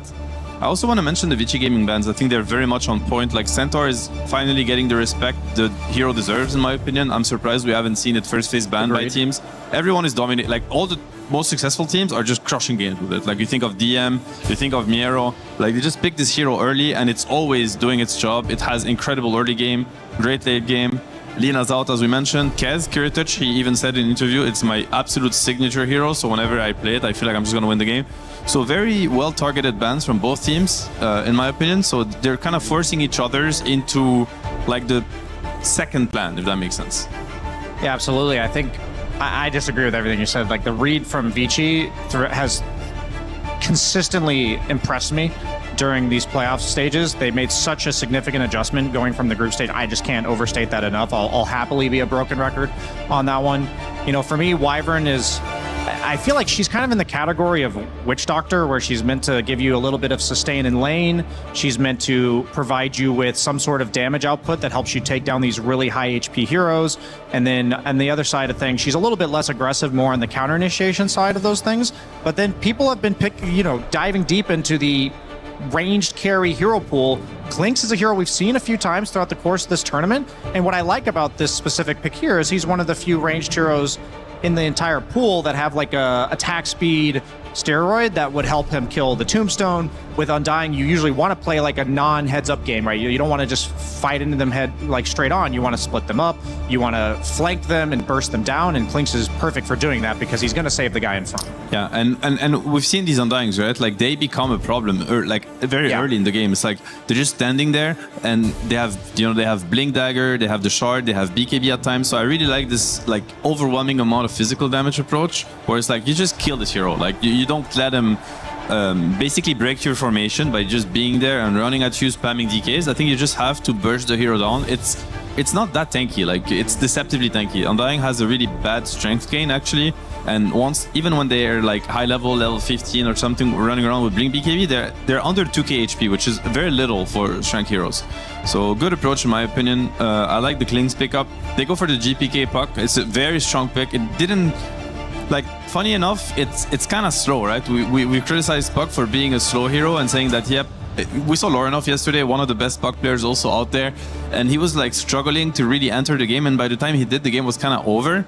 I'm just a little bit worried for BB team because they have exceptionally good lanes, that is true, but they have Longed puck, which I think are two of the slowest cores in the meta right now. And maybe that plays a little bit in Vici Gaming's plan of like delaying the game. You know, we heard their interview, like they're saying that they know that the early game might be a little bit tough for them, but if they weather the storm, they feel confident. Now, you were talking about preparation coming to this series. I agree with everything you said about the slowness of their lineup. I think XM is historically one of the most counter-picky mids players that we've seen, and we saw his Slark versus the Ember Spirit yesterday. I know I wasn't in the game, but I respectfully disagree with Amar on the Slark's impact. I think he literally removed Malrine from the game, and I think a lot of times the mid laner rotating on the Beast is the one that's meant to slow him down. So I think the pick for XM is not only does it take out the puck, but does it enable the Beastmaster, who's already in a bit of a tough lane against the Lone Druid. Very tough lane. I guess I was underselling that one. But what I was looking through is that Vici Gaming haven't been in a draft yet where XM has been against puck with the counter pick. So Sniper is always the historic one, which they did take out in the first round, but I'm wondering, have they been cooking something? Are we going to see the Slardar? I'm almost surprised it's not banned. Maybe that's a bit of disrespect to XM as a player, because they used it against Puck yesterday on BB. Yeah, and it actually is very good against the other heroes. Like, I really like the Slardar idea. It's amazing versus Lone Druid. It makes actually the bear like killable at any point. Like, it now turns any kind of duo of hero as like bear killers, which can be a problem. Same, you know, I mentioned how you need to be able to kill this Undying before he gets like armor items, and even then I think Slardar will kill heroes through armor items. Like, it's just an overwhelming amount of damage, and synergizes greatly with their heroes. So we'll have to see. A hero that I'm wondering could come is Necro. I don't know if it's an XM hero, but we've seen Nigma utilize it against Puck, against Ember, against Earthspirit, and they just dumpster the mid matchup. Necro is very good against Undying, very good against Lone Druid. This is a hero that could, I think, damage control the early game and help Vici Gaming kind of group around him. This would turn their lineup into like a push lineup, and especially with the help of Wyvern and Tusk, it's going to be just really hard to take him down, because they, as BSJ mentioned, they removed a lot of the counters to Puck, right? There's no, okay, they even steal the Slaughter, so that's probably why they actually let it through the pool. So good of them to, you know, have that planned out. It's not the easiest lane, I have to say, though, versus Klinks and Wyvern, but again, it's what we said. Both off-laners are just going to their fate, their destiny, which is, you know, struggle in lane, buy regen, and hope for the best. I'm leaning even more so towards the Necro. They've only played it once on Vici this tournament. It was for Shiro, so they, you know, XM, he has proven, though, that he can just whip something out of his pocket that he hasn't played in some time and absolutely demolish with it. Slardar is not only a good block pick because it would have been good for Vici, but it's also insanely good against Klinks later on in the game with the, you know, a lot of times, even if you have Dust, Klinks is just so fast at getting away. Slardar can blink, stun you with the Crush in the Shard, which automatically reveals you and will represent the burst. This game is going to be so much about who has the vision, who initiates on who, because both teams have so much burst and so much, like, just, I'd say only need 1 or 2 items on every core before they're almost fully activated. So when I look at this pick for XM, yeah, I'm really liking Necro. I don't know what else there is that functions well in the game versus Slardar and Puck. As you said, like, shutting down this Puck on the lane, it fits XM style, and I think it makes a lot of sense this game in particular, because honestly, like, Slardar is gonna have a slow start to the game, and Lone Druid is just slow by nature. Like, he wants to farm for at least 20 minutes. It's a really good puck game. Like, they have no stuns. Like, it's basically, you know, Tusk and Beastmaster. Like, it's very easy for GPK to play around that. He's even gonna have the save of Undying at some point. Like, this puck is just not gonna die. So if, okay, the Necro comes up, I think it's a very good answer, honestly. Like, if he executes the lane properly, as we've seen Lorinov do, then the puck is gonna be shut down, and like, BB might end up having 3 cores that, you know, need some time to farm. And again, we've seen what these Beastmasters do. It's like, Puck is not going to be able to invade the Beast Triangle if he's shut down. And as soon as Beast hits his timing, which he'll be stacking with boars, he will sack the lane completely. They're going to pull some waves. And as soon as he gets the Helm of Doom 2, they're going to run around together and take over the game. And hopefully try to punish BB at their own game, which is like, you know, playing fast and assertive dominance in the early game. I think both these teams have a fantastic read on the meta. I agree conceptually with virtually every pick in these drafts. And quite frankly, I don't know who's going to come out on top, because both teams made slight tweaks and adjustments to their strategy while also kind of maintaining their identity of the heroes that have worked for them, like the Beastmaster, as well as the Slardar on the side of BB team. So I'm just excited because this is the point where both teams have a clear idea, clear-cut plan. I like both of them, and we're just going to have to see who triumphs. Is Necrophos a hero that can set a little bit of a tempo from the mid lane, or is that not needed? He's more of a tempo setter in the sense that he's like a vacuum of attention, where he puts a lot of pressure on the enemy mid and requires the supports to come there. Exactly. Like he's just gonna like basically apply pressure and absorb pressure, like because they're gonna have to answer him being on GPK's hill, pushing the wave constantly, you know, fighting for the runes. Bok's gonna be starving. In that sense, he's not going to be making plays, but he's going to force BB team to look at him, which essentially is the same result. How free are Xingqiu and Save in making those moves towards the mid lane to help out their mid laner if needed? I would say they're both pretty busy with their offlaner. I agree. You know, like trying to help their offlaner just stay mentally stable, because they're both going to have a really rough time on their lanes. I do think it's important to note that earlier in the tournament, Shiro was playing a lane that was favored, and he had one mistake early where he died, and it ended up going heavily in favor of the other team and actually lost them the game. So that's just something I have to believe on his mind a little bit, and if something like that were to happen on either side, it could absolutely blow the game wide open. Oh yeah, this is something, yeah, exactly. Like, I think this is something that both teams can't afford. Like, you need the winning lanes to be winning, because at this point, the whole draft, as we said, it makes a lot of sense. It's very well thought through, but it's also based on theory, which is what is supposed to happen. And if the theory is just like thrown out of the window because of individual mistakes or mixed executions on lane, this is when it gets really tricky. So for us as viewers, we want the laning stage to be even, because then the mid game can get crazy. Is that fair? I think what we want to look out for is which lane is indicating a snowball. Yeah. One way or because there's going to be a lot of them, not just the Tusk lane, but all the other lanes are also going to snowball. And whatever lane does snowball, and let's pay attention to how does the support then rotate, how does the mid then rotate. Like, that lane's going to bleed into the others very quickly. A lot of weight on Xingqiu's shoulder, I think, in his early game decisions and rotations. We are looking at a very fun first game to open up this series. Made extra fun. It's Sunsfat and Kezu. Thank you. Vici Gaming versus BB Team best of 3 semifinals. Winner, this goes to the grand finals. Loser is not actually eliminated for once. True. They go into the third place matchup tomorrow. Your thoughts on this general matchup between these two teams? I think BB Team overall have been more consistent, but Vici have really been rising up in the last few series. Yeah, I would say perhaps for a lot of people, it's a bit unexpected to see Vici here. I think like the growth that they've shown and how they got here has been kind of insane. You know, knocking out 1W, knocking out Falcons as well in the prior round. I don't really know if I have a favorite, but when it comes to like a Chinese team's performance, this is the most impressed I've been since the TI finals of last year. All right, well, they're peaking at the right time, that's for sure. As we're going to see a crush from Miero onto Y. Gets off the snowball, but he's just going to connect with Miero, and he's just outnumbered. So this should be first blood going the way of BB Team. And they'll go to Save on the Hoodwink. So a good start for them. Yeah, and when you get to this stage of a tournament, giving first blood or any gold injection can make a huge difference on any of these players. I'm a little interested or like surprised perhaps that they're putting the Winter Wyvern into the offlane. Of course, you know, Arctic Burn is very, very good against the Undying and against the Lone Druid in the top lane. But it also means you don't have like a Cold Embrace in the safe lane against the Slardar and the Hoodwink combo. So we'll have to see how the lanes go. How's this matchup? XM playing the Necrophos against GPK on his Puck, one of his best heroes. Yep. Maybe his second best after Storm, I would say. I would maybe even put like his Puck as #1. I think this is like his absolute signature. This is a Necro favorite matchup, and it can go from bad to worse really quick, as Necro's a type of hero. If he gets an early advantage, he can sit on your hill, permanently hit you, out-regen you, because he just wins with the sustaining overall.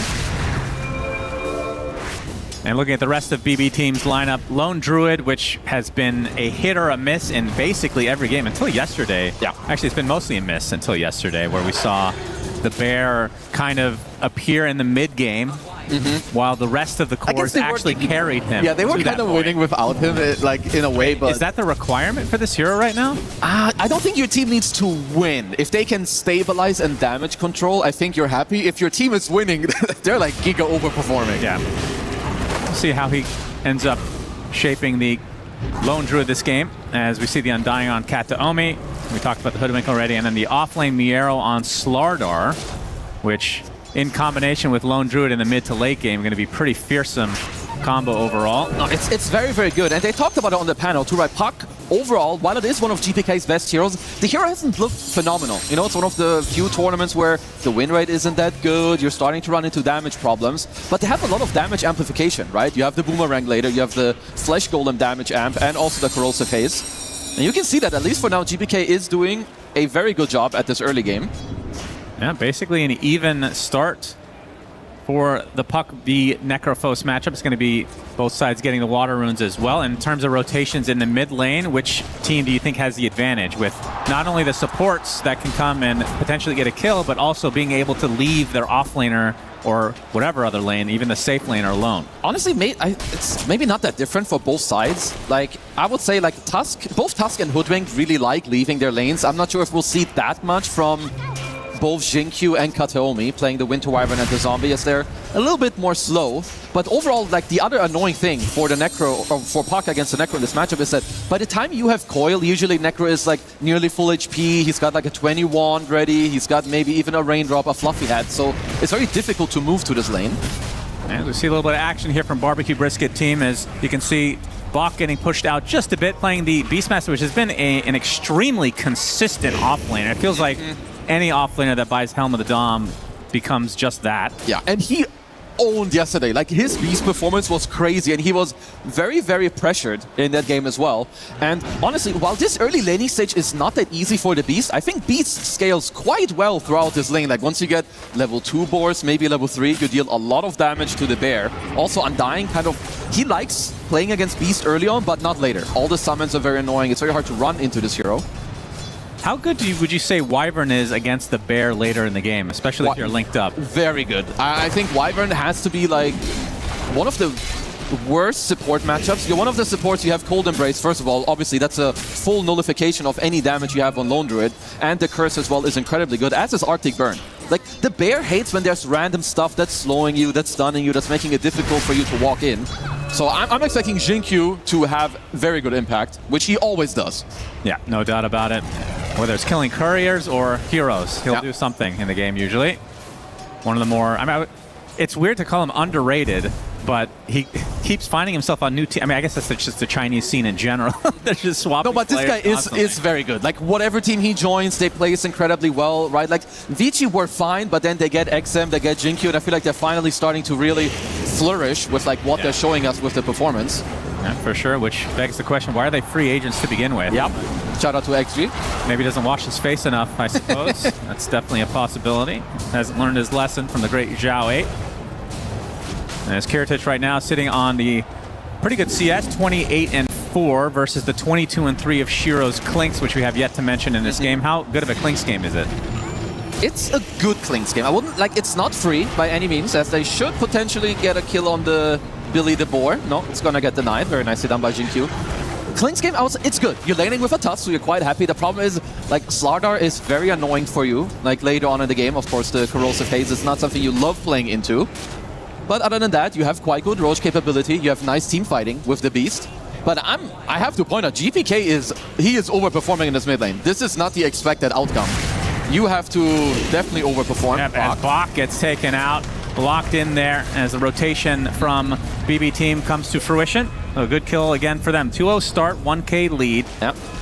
And this has to be the move. Like, when you play against teams, the 5-minute move with a post-4 can TP into the safe lane, you get a potential kill, it's nighttime. You link up together and you can go to the rune now at the 6-minute mark. And I am surprised that they can actually play through this mid lane very nicely, I would say, with GPK. Full HP, full resources, Raindrop, Fairy Fire, Coil to boot. It's going to be a fight for this rune if it ends up spawning bottom. As we're going to see Miero get a crush on the bot side, connecting with Y.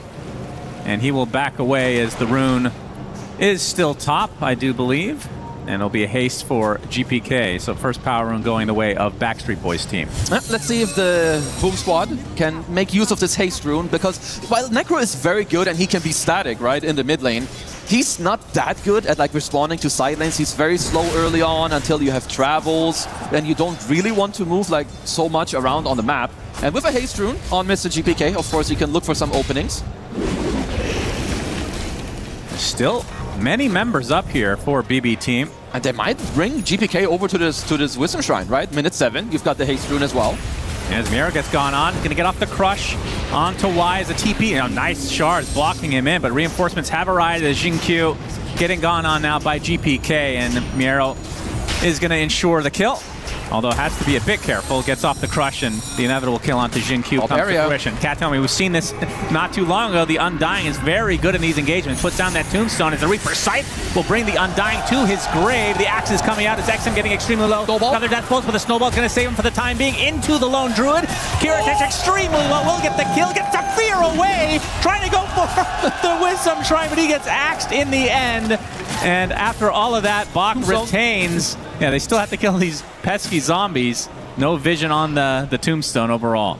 Very, very clutch. Yeah, honestly, by nearly everyone involved. Without that snowball, XM definitely dies way earlier to Kiritich in that rotation. But GPK, top of the net worth, as is Kiritich on the Lone Druid. You know, the Lone Druid is maybe a bit more expected. But the fact that B-Square team here have a top net worth puck at this stage against the Necro, that is not normal. You say the Lone Druid is expected. I feel like every game, including the one yesterday where they won, it's been bottom net worth the entire game until like maybe 40 minutes. Player issue. Okay. I think I've been very impressed with Kiritich, who, you know, when you talk about the experience-wise, you know, for BB team, I would say he's the least experienced. All the other people have played multiple TIs, have done very well, like all the EWCs. Yeah. But Kiritich, he's been really, really stepping it up. Yep, as GPK will find himself a couple of bounty runes, not too shabby. Has the damage rune still bottled. As we'll see what UC gets out of that. And XM, no big surprise. Although, maybe it is a surprise. Do you typically go the Boots of Travel before the Radiance in the mid lane? Like, if you have an ultra-free game, you can go Radiance. It is, like, quite slow. But I like the travels. I think it's one of the ways you can more easily move around the sidelines. Also, you have an offlane Beastmaster. He's going to have Dominator eventually. So anytime there's a roar, you travel on top, drop the Scythe, take someone out of the game. No, Banana Boat team with a little bit of a lead in this early stage of the game, but when it comes to the mid game, I would assume BB team have the advantage with Roche, mainly because of the Bear and Corrosive Haze and Tombstone, I suppose. Like, while so it's definitely a lot easier for them to take Roche, but VG are also not that bad when it comes to like fighting it. Yeah. Sure, like maybe the pit into the Tombstone isn't super easy, but you have Winter's Curse against a lot of these heroes. It is very good, right? Corrosive Haze, the Bear. And this is what we saw them do yesterday. Stack up the triangle. You know, even though Bach maybe doesn't have the best early laning stage, he can just fully recover with the max axis. And GPK still not opting to use this damage rune quite yet. It's going to end up popping on its own accord here pretty soon. It's very nice if you can hold these runes like as long as possible. Like, a lot of the things in Dota, it's not just about using it, but more like the threat of it. Oh, he's got a haste rune, we can't make any moves. He's got the amplified damage rune, because now he still has it for the 10-minute rune fight that's coming up. That's true.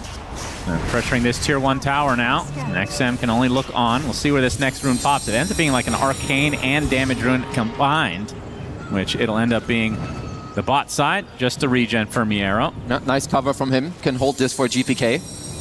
And these, you know, the chip damage on towers like this, it matters a lot. You have Lone Druid in the top lane, slowly pressuring. GPK got the mid tower to 30% now. There's a 10-minute siege creep. You know, suddenly, instead of being like, oh, we can't take the mid tower, you could actually bring some heroes and potentially commit to it. We'll see if BattleBots are able to do anything with this rune advantage at this early stage. But so far, kind of what we've been seeing across the board in these games is just the content to farm in this early stage. Not a ton of action. As you say that, they are going for a smoke. Okay. Into the triangle. So looking at, you know, Bach potentially finding him. At the same time, of course, you see Kiritich pushing in the top tier 1 tower. There's the courier. They will not start attacking it. Let's see if they break. More. Heading to the north, and this will just be pressure for the tier 1. Let's see if GPK can find a potential opening here on an actual hero kill. And you can see that even though the smoke, technically it doesn't land, there's a lot of pressure that's currently being put onto Vici. This top tier 1 is dying. They're looking for a play down here onto Miero. No ball onto Miero. Just a little bit of chip damage. Can't really threaten his life at the moment. As Kataomi puts down the tombstone to ensure that this tier 1 tower will go the way of BB team. Having a very, very good early game. I expected Vici to have a little bit of a lead here, as a Shiro taking quite a bit of early pressure. That's a long-ass slow on the Shiro. They still have that vision thanks to the Corrosive Haze, and he just gets demolished. And even the coil now expended for that double kill onto GPK. Very nice turnaround here as XM being pressured now. Already at half HP is Kataomi coming from the south. That's going to be a 3-for-0 as BB team will likely get the tier 1 tower as well. Yeah, BB team are kind of owning when it comes to some of their early rotations. I think this is a bit more of a macro outplay when we're looking at this early game. Smoking up top, applying some pressure, pushing mid at the same time. Jinkyu wasn't available to come help out in this fight, only just got his level 6 not that long ago. And the 3K lead this early on. And, you know, we talked about it before. Sure, Puck in some games doesn't really pop off, but first of all, it's GPK Puck. He won a matchup that he shouldn't, and he's got a lot of backup. Yeah, definitely being more aggressive now. As like you said, the lead is continuing to extend. And this is where it gets a bit scary, because if you're doing this against a lone Druid who's not really participating too much at the moment, that's obviously going to change once he can separate himself from the bear with that Aghanim Scepter, which I assume will come after the Mjolnir. Yeah. Looks like that is in the quick buy. They did force a true form out of Heritage by fake pumping the roar there earlier on box. So maybe there's a world where you have a window, you know, to find a smoke potentially onto the big bad bear. But at the same time already GPK, he's got different ideas. He's coming in. They want Bach. Illusory Orb's going to hit. They get the Waning Rift as well to the coil. Is there any follow-up, though? The bear finally comes out as they get the roar and the curse at the same time. Not the greatest layering. With that, Vici have to run away. Jin Q likely to be the sacrifice. Definitely not what the doctor ordered. Killed the Extra as well. Died somewhere off the map in the mid lane. Wow. Blink reveal from Miero. Okay. And this is another, like, a great feature of when a team is in the zone. You can make multiple plays at the same time very clearly. They attack top with 2. In the meantime, Miero and Save, they're not looking there. They know the job top is done with just 2. So they keep going to the mid lane, and now 40-minute Wisdom Shrine, 15 seconds here for the Bibbidi Bobbidi team. Yeah, Banana Boat team are really doing a good job here in the early game. And it's going to be pretty tough for Vici to get their own Wisdom Shrine, like you said. Got all these creeps now pushed up, and Save just waiting it out, and looks like it'll be a freebie for him. It's funny, like, also how Dota works is that if some things don't go according to plan, like, you would expect BB team to be the team that has to play slightly more defensive there behind, but they're kind of full just reverse Uno with this GPK early game performance, where now it's Vici Gaming. They have to wait. They have to wait for the Helm of the Overlord. They have to wait for the Radiance on XM. Even Shiro on the Klings. You know, he's no Deso yet. He's working on it. Might even go for the Shard first if he feels like he has to play more around the map. XM did change his mind, by the way. It will be the Radiance first. Yeah, because at this point, I like it. Like, when you're down 4k gold, you're never going to use these Boots of Travel aggressively. Might as well go for the more scaly item. Try to speed up your game as much as you can. I mean, from Vici's perspective, when is the time that they can actually start fighting? This is like one of the problems for them. They don't have any clear catch. It's like the way Beastmaster likes to play is that he wants to own areas. He wants to take the enemy safe lane tier 1, play in their jungle, move into the mid lane. And honestly, it's a bit similar for Necro. He's not good at walking somewhere and just, you know, starting a fight. GPK is going to find XM and be a very juicy kill before he can get this Radiance. It's not that far away, but get the stun coming out from the Tusk, but the crush comes out in the last moment from the arrow as the Illusory Orb attempted TP. He barely gets out. Big getaway there for XM. That would have been quite crippling with the Radiance not too far in the future. Yeah, very, very needed survival there for XM. And yeah, just to talk about when they can fight, it depends a little bit more. I think when BB team overplay, I think until then Vici are very happy if the game like kind of scales and slows down. You can see that Jinkyu going for max out Splinter Blast, and I get it. You want to slow down the push, get some couple items, and I like the stuff he has queued up. You know, sometimes you can say, oh, Jinkyu, he's so greedy, but an Orchid in this game can be a huge difference maker, especially against the GPK Puck. Yeah, you don't want to allow these idiot Puck guys when they have top net worth to just be like, woohoo, I go Witchblade, I go Blink, I go Parasma, and just go full out aggression. I mean, he is buying a Yule's next, though. Yeah, already he gets it. GPK. As we see the replay here, XM just barely getting out. Of course, it was waiting for that crush, and that's all he needed, apparently. It was very good cover, of course, by Y. Initially tanking the sharpshooter, and coming in with the overall saves to get XM out. You can see them here. They're in good spirits. They understand, you know, Necro still can have a very good mid to late game. Bach, already Corrosive Haze applies. We'll use the Roar, but he's completely outnumbered. And a Tombstone is placed as the reinforcements finally arrive. They're going to get the push into the Reaper Scythe as well. They do get the kill. Turn around onto Kataomi. But XM bites the dust to the sharpshooter. And now the curse coming out. A lot of damage applied to Miero. Not quite enough for the kill. Coil's not going to connect as GPK looking to finish the job as Save is just racking up the kills apparently on his Hoodwink. Double kill for him.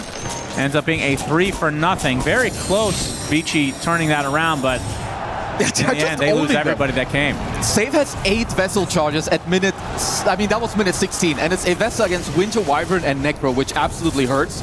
Later, he can also go for the Shard, right? You buff up a little bit more, spell amplification into your entire draft. So, Vici, while I do like, you know, some of the heroes that they have, didn't even mention, I love Necro and Winter Wyvern together. Maybe later when there's a Nullifier, you can't use your Ghost Shroud suddenly. There's a Ghost, like a Cold Embrace to help you out, but when you're playing into this type of deficit, a lot of things become a lot more difficult. Yeah, and how fast can basketball team actually go for Roche, do you think? I think they can dunk Roche real quick. Yeah? Yeah, you've got Undying, and I don't know if you can ask for much better like Roche takers outside of your carry position. Can have the Tombstone, you've got the damage amp. Well, luckily for Vici, the Golem is on cooldown here for Kateomi. And Shiro will show himself, just a newly picked up Desolator, but like we can see on the other side, Roche will be cleanly taken by BB Team. And I like this too, from GPK. You know, it's about some of the small things. You know that there's a very small chance Vici contests this Roche. Even if they do, you can just TP like GPK is doing, as they want to hand him the Aegis. But in the meantime, he was defending the top tier 1 tower. Safe. Bushwhack into the dust. They actually find the Clinks. Already at half HP. He gets crushed and destroyed. No time to do anything for Shiro. And Bowling Ball Team are really snowballing this. With an 8K lead now, Aegis still intact, obviously, and they can just push down any lane they want. I mean, honestly, these guys are just striking everywhere on the entire map. You can also see like how fast they're playing. Like BB Team, full confidence, very little pressure on them. As they are TPing up top, they have a very nice lane ward where Safe is also spotting them. Yeah, Miera looking for an opening. Gets the Corrosive Haze into the crush, though. The Snowball going to save Bach for a little bit, but the Bushwhack onto 2 with the Coil to follow. Just way too much damage for BB Team. Not even close. And this is going to approach the 10K lead mark, or 10K net worth lead at this stage of the, I mean, it's 19 minutes in. This is absurd levels of play from BB Team. These guys are zoning like pretty hard. You know, first GPK defends top as they take Roche safe. In the meantime, while Roche dies, sets up the mid play. Immediately after the mid play, he TPs top towards the lane ward. And you can just tell, they have a very nice read and grasp on the map currently, trying to push back everyone.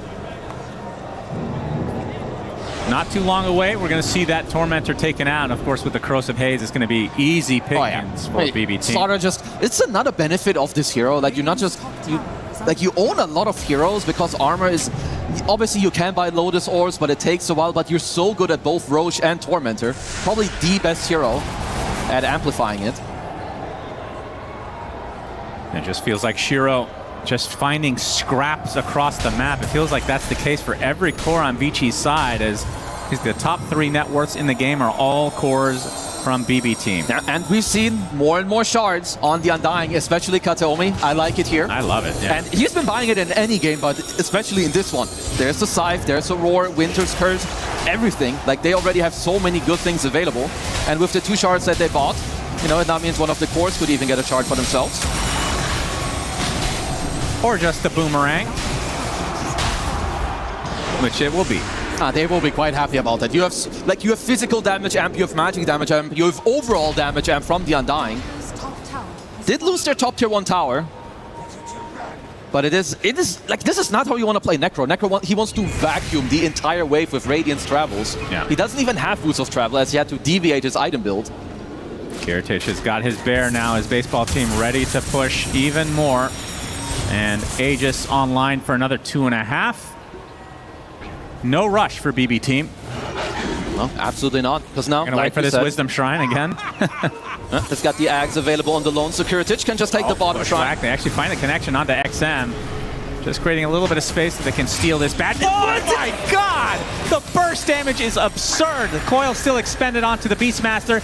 A nice curse, though. There's a lot of damage on the XM. The Roar comes up with the last soul into the Tombstone. He grabs his ally, and this is just looking not remotely close. Double kill for GPK. Looking for Shiro on the backside. That's the only member of Vici able to get away at this point. And GPK picking up his shard in base.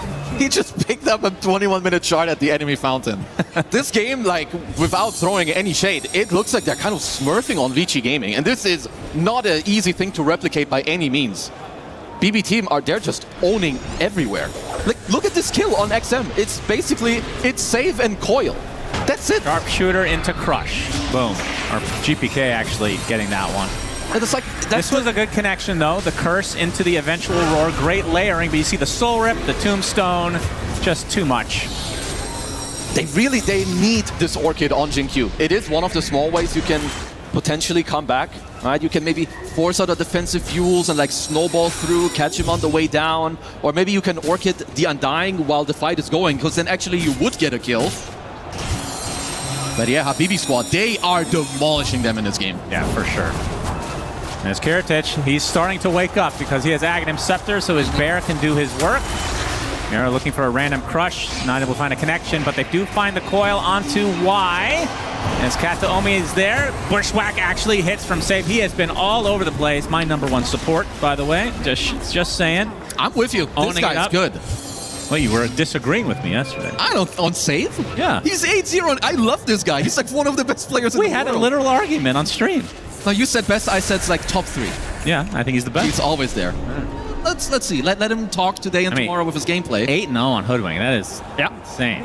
Yeah, most of them are doing pretty well, as we could also, of course, get a very meme scoreline in the 3-2-2 if the BB Squad team could get another kill onto the board. That's one thing we can look forward to in this game, as BKB picked up by Miero. Okay, smoke purchased by Jin-Q. Might want to look for, well, a big reveal here on the Orchid. Maybe surprise someone. Yeah, they're going to need a lot more than that. Oh, yeah. I mean, the problem is you have Tombstone to save. As we've already seen, Miera looking for the opening onto XM. Y is there with a snowball, doesn't mitigate that much damage. Healing up nicely. Yeah, BKB. The Necrophos actually focusing on the Tusk for now, but the bash comes out into the Crush. Goodbye, XM. Goodbye, Y. Double kill for Miero and Beach Ball team. They're going to get... I mean, this is... absurd levels of play right now. Just say it. We missed the 3-2-2, by the way. Really unfortunate. That was like a 2-second window, because XM, he doesn't seem like a hero at the moment. It is so difficult for him to play into these dire heroes. Too many problems. Magic damage, physical damage. He needs a Manta, he needs a Shiva's Guard, he needs travels, and you don't have the space to farm the gold. Let's see who gets godlike first this game from the BBD Babidi squad. Probably safe. Wouldn't mind seeing him rack up another kill here on the Hoodwink. Looking for another connection here. Miero heading to the north, which is actually where Shiro is, but he's able to TP out in time. The fact that they're even close to this is kind of crazy. I mean, just no space at all for Vici to find any levels of farm. And Black Bear team, I mean, speaking of the bear, finally getting online, and this is when things start to get even crazier, because they've been doing this. We said literally the same thing yesterday. They've been doing this mostly without this lone druid. Yeah, and honestly, their base push later, like if they want to force, they absolutely can. You have the bear, you have soul rips, you can drop a tombstone, you have a solar crest on safe, who's currently queuing up a Vlad's as well. You know, just all the little types of buffs and armor and physical amp you can pump into your bear. Let's see what Vici are up to here. Looking for a smoke. But overall, BB team have done a very good job when it comes to the map. Like, only giving up 3 kills, it's not like Vici aren't looking for them. They have a Winter Wyvern with an Orchid, a Tusk with a Blink Dagger, and a Desolator on their Klings. Well, they might run into the bear. Can they even kill the bear, though, is the question at this Well, they can try, but if there's any counterplay... It feels like they would need to expend a good amount at this stage of the game, and you can just resummon it. Like, you're not really gaining that much. There's a big chance that Vici might just wait for the BB squad to potentially overplay onto them in the map. And Shiro can look for him. The real hero? Yeah. Might not look like a real hero with a single branch in his inventory. I think Kiritich may have spotted that some camps were dead that just respawned around his bear. So potentially knowing, look at his farm speed. That is impressive. Do you think he's even looking at that hero? Honestly, it's at this point, like, Lone Druid has to be one of the best farmers, and like Naga, Siren, Alchemist, and all of these heroes. I also like that you can just get like the same neutral item with the same enchantment. Like Nimble Serrated Shiv is incredibly good to farm. Yeah. So of course the rest of the boys in the team will, you know, rack up their greedy enchantments. So a Blink on Jin-Q is what he currently is eyeing up. You also got a Blink on Y, so you at least are getting a little bit of mobility on the supports here. I mean, I wonder what Bach is going to buy. He's saving a lot of gold on the Beast. Maybe just like a straight-up AC. I think that could be quite good. Like, try to just overwhelm them with minus armor on the Deso and the Beast here. And not often you see somebody with 4k gold in this position. Yeah. Just goes to show that, you know, you have to find those moments and opportunities in the game to be creative. Maybe find some of those items that in other games you would never entertain buying at this position, but maybe here you have to. Yep. And you can see BB Team just farming the map. They can go for Roche anytime they want. And then that's when that's a bear. Roar onto the bear. Might be able to get life number 1. They will not. So that's the state that Vici Gaming are in right now. Yep. In fact, they're just going to go blow up the Clinks instead. That is what a kill looks like, says BB Team. An Ice Curse, though, onto the puck with the Orchid to fall. It's a lot of damage. Gets off the Yule. Is going to dodge the Snowball as a result. The Tusk just drops as a random member. 3 dead for Vici. And Barry Bursting Team just continue the pressure here. They are kind of just owning through this entire map, right? Like, Bach couldn't really connect, like, XM as well. I don't even know if he really looked at this play. He's just, you know, staying in the top lane, trying to farm up, waiting for a better opportunity. Definitely a bit of a misplay earlier, not having any detection against the bear, and then just getting counterplayed. They're doing this without Aegis. They realize how ahead they are. Gonna force out the fortification.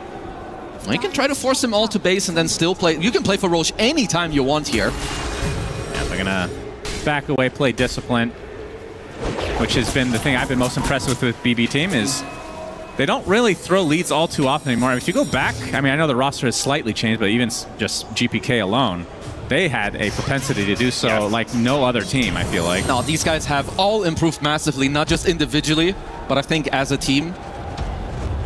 And not just gameplay-wise or like your, you know, the skill. It's also like the mentality and what you're working on, what's important in the game. When is the last time Vici got a kill in this game? Like 10, 15 minutes ago? It's been a hot minute. And even the bear, we'll count that as a kill at this point in the game. This could be something. This could be an opening for Vici. They are smoked up. You can see GPK popping the smoke on a couple members, and BB Team going to play it a little bit safe. Wait for Vici to make a move, potentially. Still not in any huge hurry. Don't want to take any chances for the bucket barfing team. 19k lead with the smoke. Oh, good stun. Well, Vici should be happier if Roche ends up going to the top side of the map. I think maybe if you want to like play with some buybacks or do something. We have a smoke on smoke action. They are dodging each other for now. And need to see where Vici go here. Are you going to go through the gate to like end up top? Are they just waiting for some Tormentor play? Is it like to go all the way around? Yeah. Well, Roche, belch. He does belch. He's going to go to the top in 10 seconds. There's a double tap onto Y. Holy Jesus, this is absurd. And now the creep for Bach, not going to live too much longer. They get the coil onto the single target. It's the Ghost Shrug going to keep him safe for now as XM. Starting to do a little bit of damage. They're going to get the roar at the last moment, but this damage is just too much. They are just dropping like flies. This is not remotely close. GG's called. BB Team take it. 30-3 is the scoreline. Wow. Not remotely close. No, that is a very unexpected stomp. Like from what we've seen from Vici in the last couple days, they looked so good, but here, I have to say, I think there's a big outskill going on because I didn't mind the draft at all. But GPK putting on a show, you know, the whole blockbuster team here kind of just showing up together, winning all the lanes, perfect movements, giving up only 3 kills in 30 minutes. And I think XM, he got outskilled in his mid lane. Yeah, I can't wait to see the highlights to see if there's a single kill from Vici Gaming on that, because that is, yeah, hard to watch if I'm being honest. From the BB Team side, 7-0 for GPK. Godlike on the Hoodwink. 8-0 for Miero. And 9-0 for the support Hoodwink, Mr. Save. Absolute beast mode activated for him. Not just getting some kills, and this is one of the signs of like a top tier team. They get an advantage, and it slowly, it gets more and more. One small play leads into the other. They do well in the off lane, safe TPs to the top lane. They get a kill there. Somehow GPK is overplaying in the mid lane, and it's all just leading into the next play. One of the more clean wins that I've seen in this entire tournament. There's a kill for Vici. That was 33% of their kills. That was a 5-second clip. That was the second kill at minute 7. In the next 25 minutes, they got 1 kill. Yeah. 1. Oh my God. Haven't seen destruction like this in quite some time. Not just making perfect use. And this team has been scary. It happens at a lot of tournaments where BB teams just get, you know, a little bit underrated, a little bit underestimated of overall how good they are. Oh, you know, they're gonna get top 4, someone's gonna tilt. Not today, son. Not today. They're showing up in full force. That was incredibly clean. Yeah, I mean, they've looked as good as anybody in this tournament, and they've been, I would argue, to be the most consistent team at the tournament overall. So on some level, can't be that surprised, but to the level, like 30-3, I don't think we're going to see that again this season. I hope we don't, Cheever. Same, absolutely same. This was, I think, the biggest stomp we've seen on this stage thus far. Wow. And is also not entirely what I was told by my panelists. I'm here at BSJ 7. I was told it's going to be an even game. It was going to be 50-50. Wow. I mean, I was pretty hopeful for the draft, but I think you know what we mentioned, like the execution in the laning phase and what happened after the laning phase, like they knew they were going to be walking a thin line, and I think they definitely slipped, you know. Like there were a few moments where you're like, okay, the test is coming, you know, can they weather the storm? Can they like dodge this fight? And I think they didn't. Like, obviously, massive props to BB team. I think they played a stellar game. It was pretty much perfection from laning phase execution to applying pressure to rotations. They played extremely fast, deadly moves. But I also feel like Vici Gaming, like I don't know if you agree with that, Brian. Like there were moments where you're like, maybe they're not warmed up or something. Like it felt a little bit sloppy at times. Yeah, I mean, I always try to teeter along the lines of explanations versus excuses. There is no excuse to, I think, show up like that for Vici Gaming, and I think, for me at least, there's a level of disappointment because of how well they've been playing throughout the last couple days. They did show signs of what we just saw in the group stage, and that was why I thought they might go out a bit earlier, but then all of a sudden the vibe seemed there, the execution was there against top-tier teams. It's not like they haven't been tested throughout the course of this playoffs, but that probably also makes me want to tip my hat to BB team for they've done this to other teams as well. So there must be something special about them. I think for a game like this to happen in a series with two teams of this caliber, one team does have to step up while the other team has to step down, at least a little bit on both directions. And I do think, man, that was a clean game from BB team. And you know, it might be a bit surprising, but it doesn't worry me as much as like a fair loss would have worried me. I'm not saying this was unfair, but it's like they didn't get to play the game. Like there was a point where after they made several mistakes in a row, the game is literally unplayable. I feel like at this point it's like you need BB team to make a mistake or to overplay their hand, which we know this is not the team to do it. Like this team knows exactly what the limits are. Like they push the aggression exactly to the point where it's supposed to be pushed, and they don't take a single step forward, like beyond that line. So in that sense, I feel like Vici at some point it was just too much, and the game was going in a direction that they couldn't stop anymore. So like I wouldn't count them out for game 2 is what I'm trying to say. A flawless game for BB team. On the other side, I do want to, I mean, okay, we can be critical on Vici Gaming, of course, because we are expecting a higher level of play than what we saw. But the reason it was this one-sided is because BB team, they don't make mistakes. They don't allow you to come back once they got a good lead like that, and especially not with the draft they had as well. And I think that just has to credit how well they were playing, Brian. Any player in particular you'd like to highlight? I want to highlight Save, especially. We were talking about like the pace of BB team's draft. Slardar wants to farm it up. Puck wants to farm it up. They all, Lone Druid especially, wants to farm it up. All three of these heroes need a little bit of time to come online. And yeah, as the casters were reading off those stat lines, 9-0 on a support Hoodwink, it felt like he was a part of so many of the crucial engagements in like the early to mid game that allowed BB team to snowball. And there's just something about players like Save that are just always in the right place at the right time. And Hoodwink's an example of a hero that, yeah, she has burst kill potential, but she's so much about catching people off guard, flanking them, and there are a lot of instances of that in this game, and hats off to him. But yeah, obviously the rest of BB team performed great as well. Yeah, they really did. Now, we talked about how Vici Gaming underperformed BB team.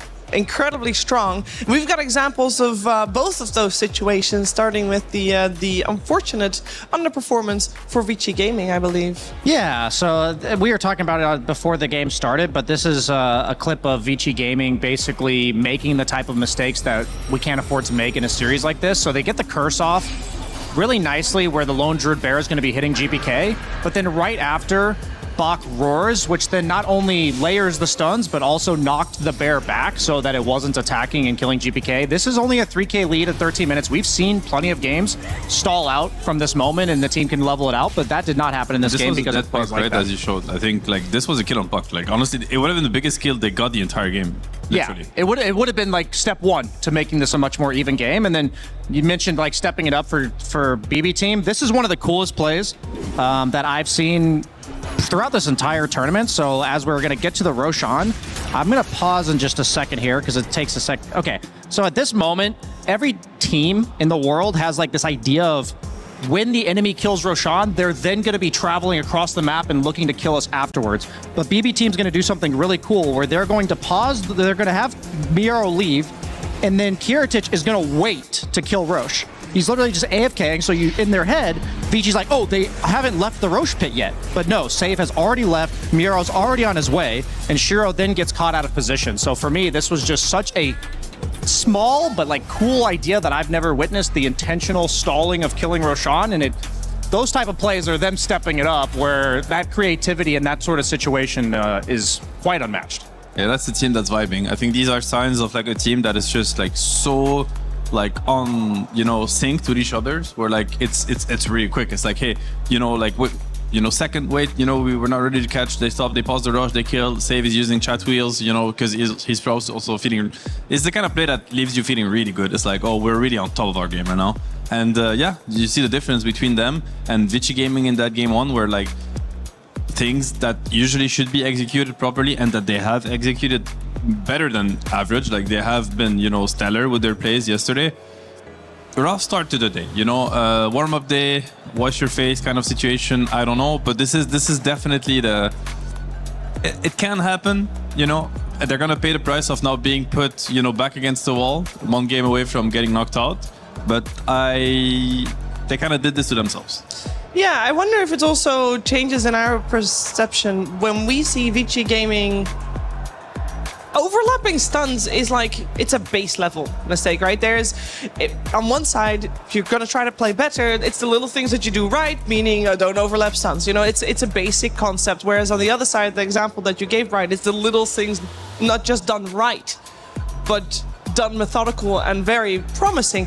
The difference in the one mistake versus the one good play feels very large, and I wonder if that worries us or should worry us. Yeah, I mean, I am worried in the sense that, you know, the point of showing those clips wasn't like Vici Gaming bad, BB team good. It's meant to, like, it does give you a glimpse into the mindset. Like you said, that you have to be a team that's vibing if you make a play like BB team did at the Roche pit. I also think you have to be a team that's a little bit nervous, a little bit chaotic in the comms to make the overlapping of stuns that they did. And I think that tells a pretty telltale story of that game as a whole, just in those two clips. I mean, to me, it's like showing the misplays, and I would even maybe show the misplays to my own teammates with a smile, in a sense, because like, it's just to realize, hey, like this game doesn't count, if you know what I mean. It's like, if we're not able to kill heroes we're supposed to kill, we create that situation, we're clicking our spells wrong, and the heroes aren't dying, well, it's just an off game, and it happens. It's like, why would you keep that game on your mind going into game 2 instead of keeping the series versus Falcons,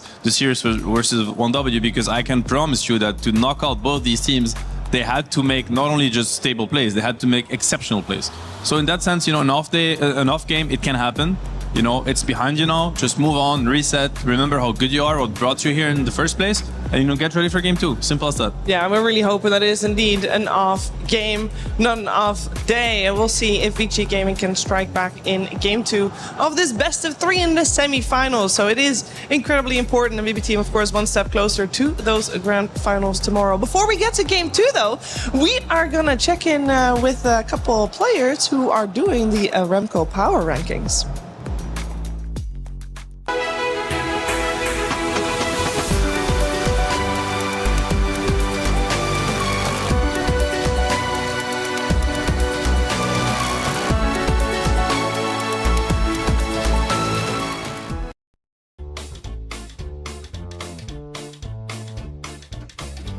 Hello everyone, this is Seb. I'm joined with BZM and Ari. There's been many rosters in OG. It became a joke at this point. We're gonna remind ourselves some of them and we are gonna rate them on the tier list. I suggest we pick one of them up and we'll say who's on that team and we rate.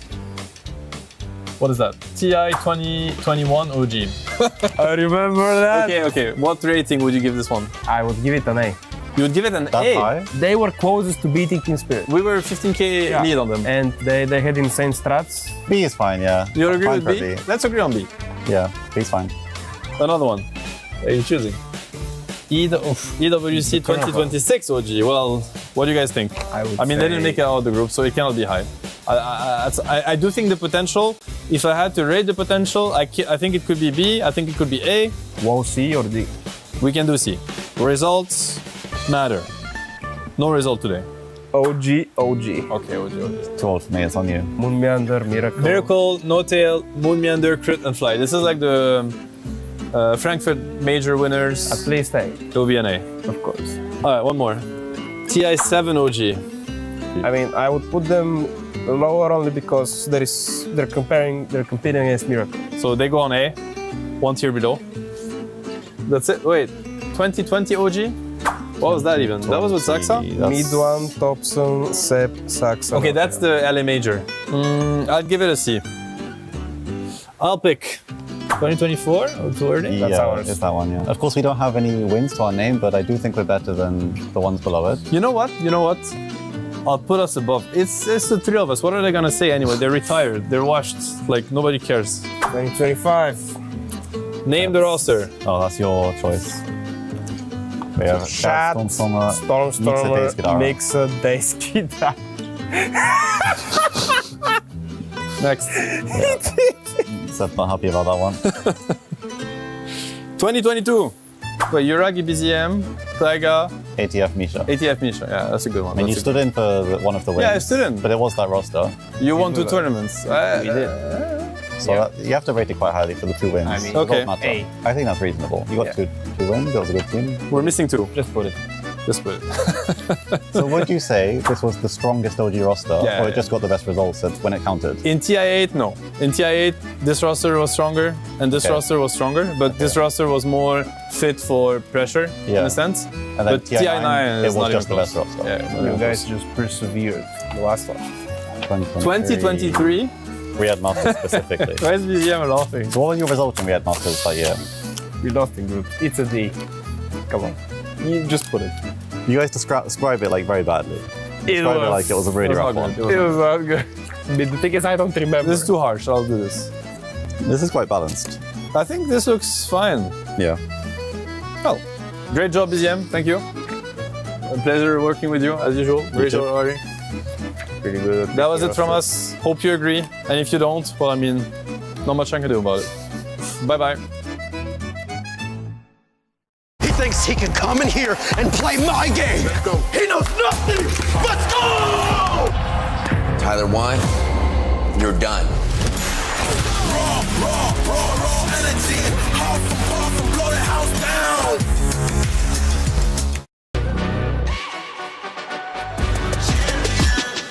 This ain't no regular thing. I came for the ring, you know what I mean. You see my name in the lights. Better get right, I'm champion.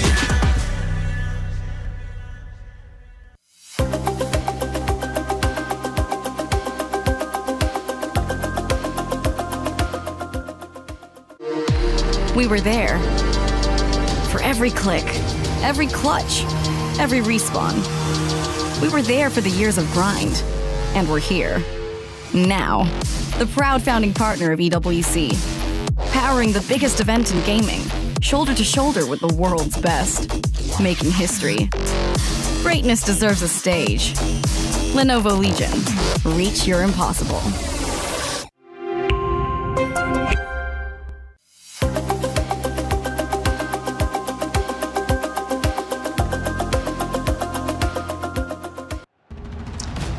Vici Gaming versus BB Team Game 2 coming your way, and we've seen Vici Gaming as one of the teams that has made large adaptations from the group stage onto this semi-finals, but they need to adapt more now than ever, as that first game was not close.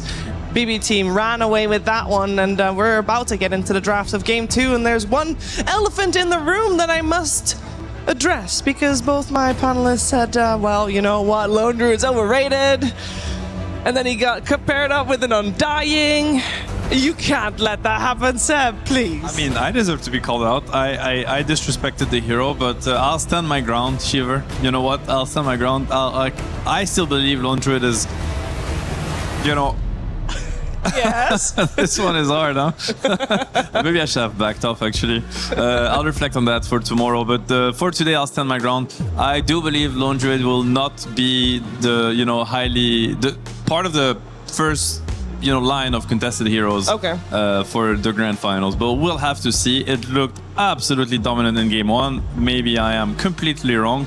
I would be surprised if they don't readjust it for that game, though, because it must have felt that bad to play that game that you just want to play another game no matter what.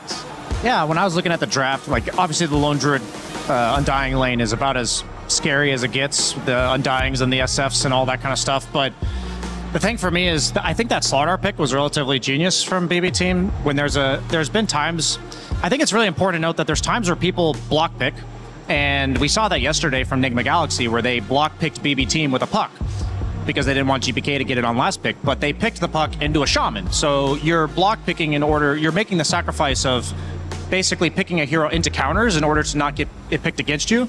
But they also had Slardar into Clinks, which is a very good matchup for Slardar. So you're simultaneously block picking while also counter picking at the same time.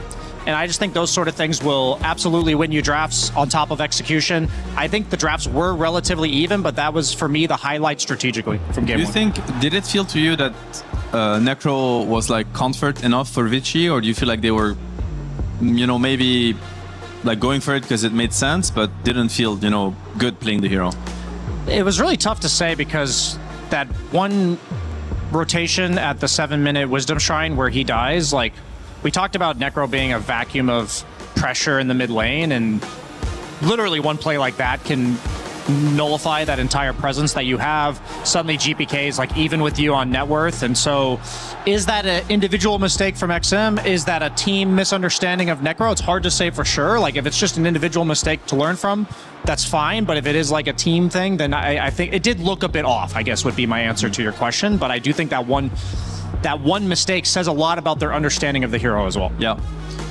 Vici Gaming, they go back for something, you know, that brought them a lot of success yesterday. Obviously, in the cuddle, most likely to be played by Xinkyu and BB. I mean, they just, you know, keep on the Undying train. Like they remain there. This hero has been incredibly successful. Like every game we've watched it, I don't think there's a single game where we were like, yeah, you know, this Undying really got countered, and it. Because there were metas where Undying could also just be a burden. Like, it just does nothing. Sometimes it would even lose its lane, and then you're just there, and all you do is just like frontlining, dying, you know, eventually getting the tombstone off.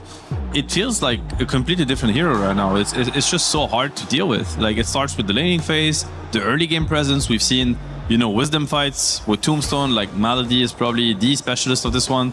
At every stage, it gives you Roche. Also, it gives you like objectives with the Flesh Golem. This hero is just incredibly strong right now, and I'm hoping that Vici Gaming will just put enough respect on it. How important is it to have a tombstone hitter when you're up against Undying, even if it is a +5? I think it's crucial. I think it's one of these heroes like Phoenix, for instance. It's like you just can't ignore that spell. You just can't pretend it's not just another spell. Especially now that they're willing to buy the shard early and abuse the save, which I think is like one of the best shards like in the game.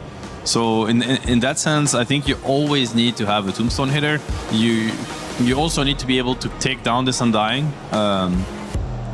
You know, for free, we would say, in the sense like without using key resources, because he's not a core hero. But you know, we heard players complain about playing versus Undying, like we have to deal with 4 core heroes, because that's how it feels at times. Like, he's just standing there in the front, and you feel like you need to click spells on him, but you don't want to use Necro ulti, for instance. You don't want to use like certain items or abilities, so it's tricky.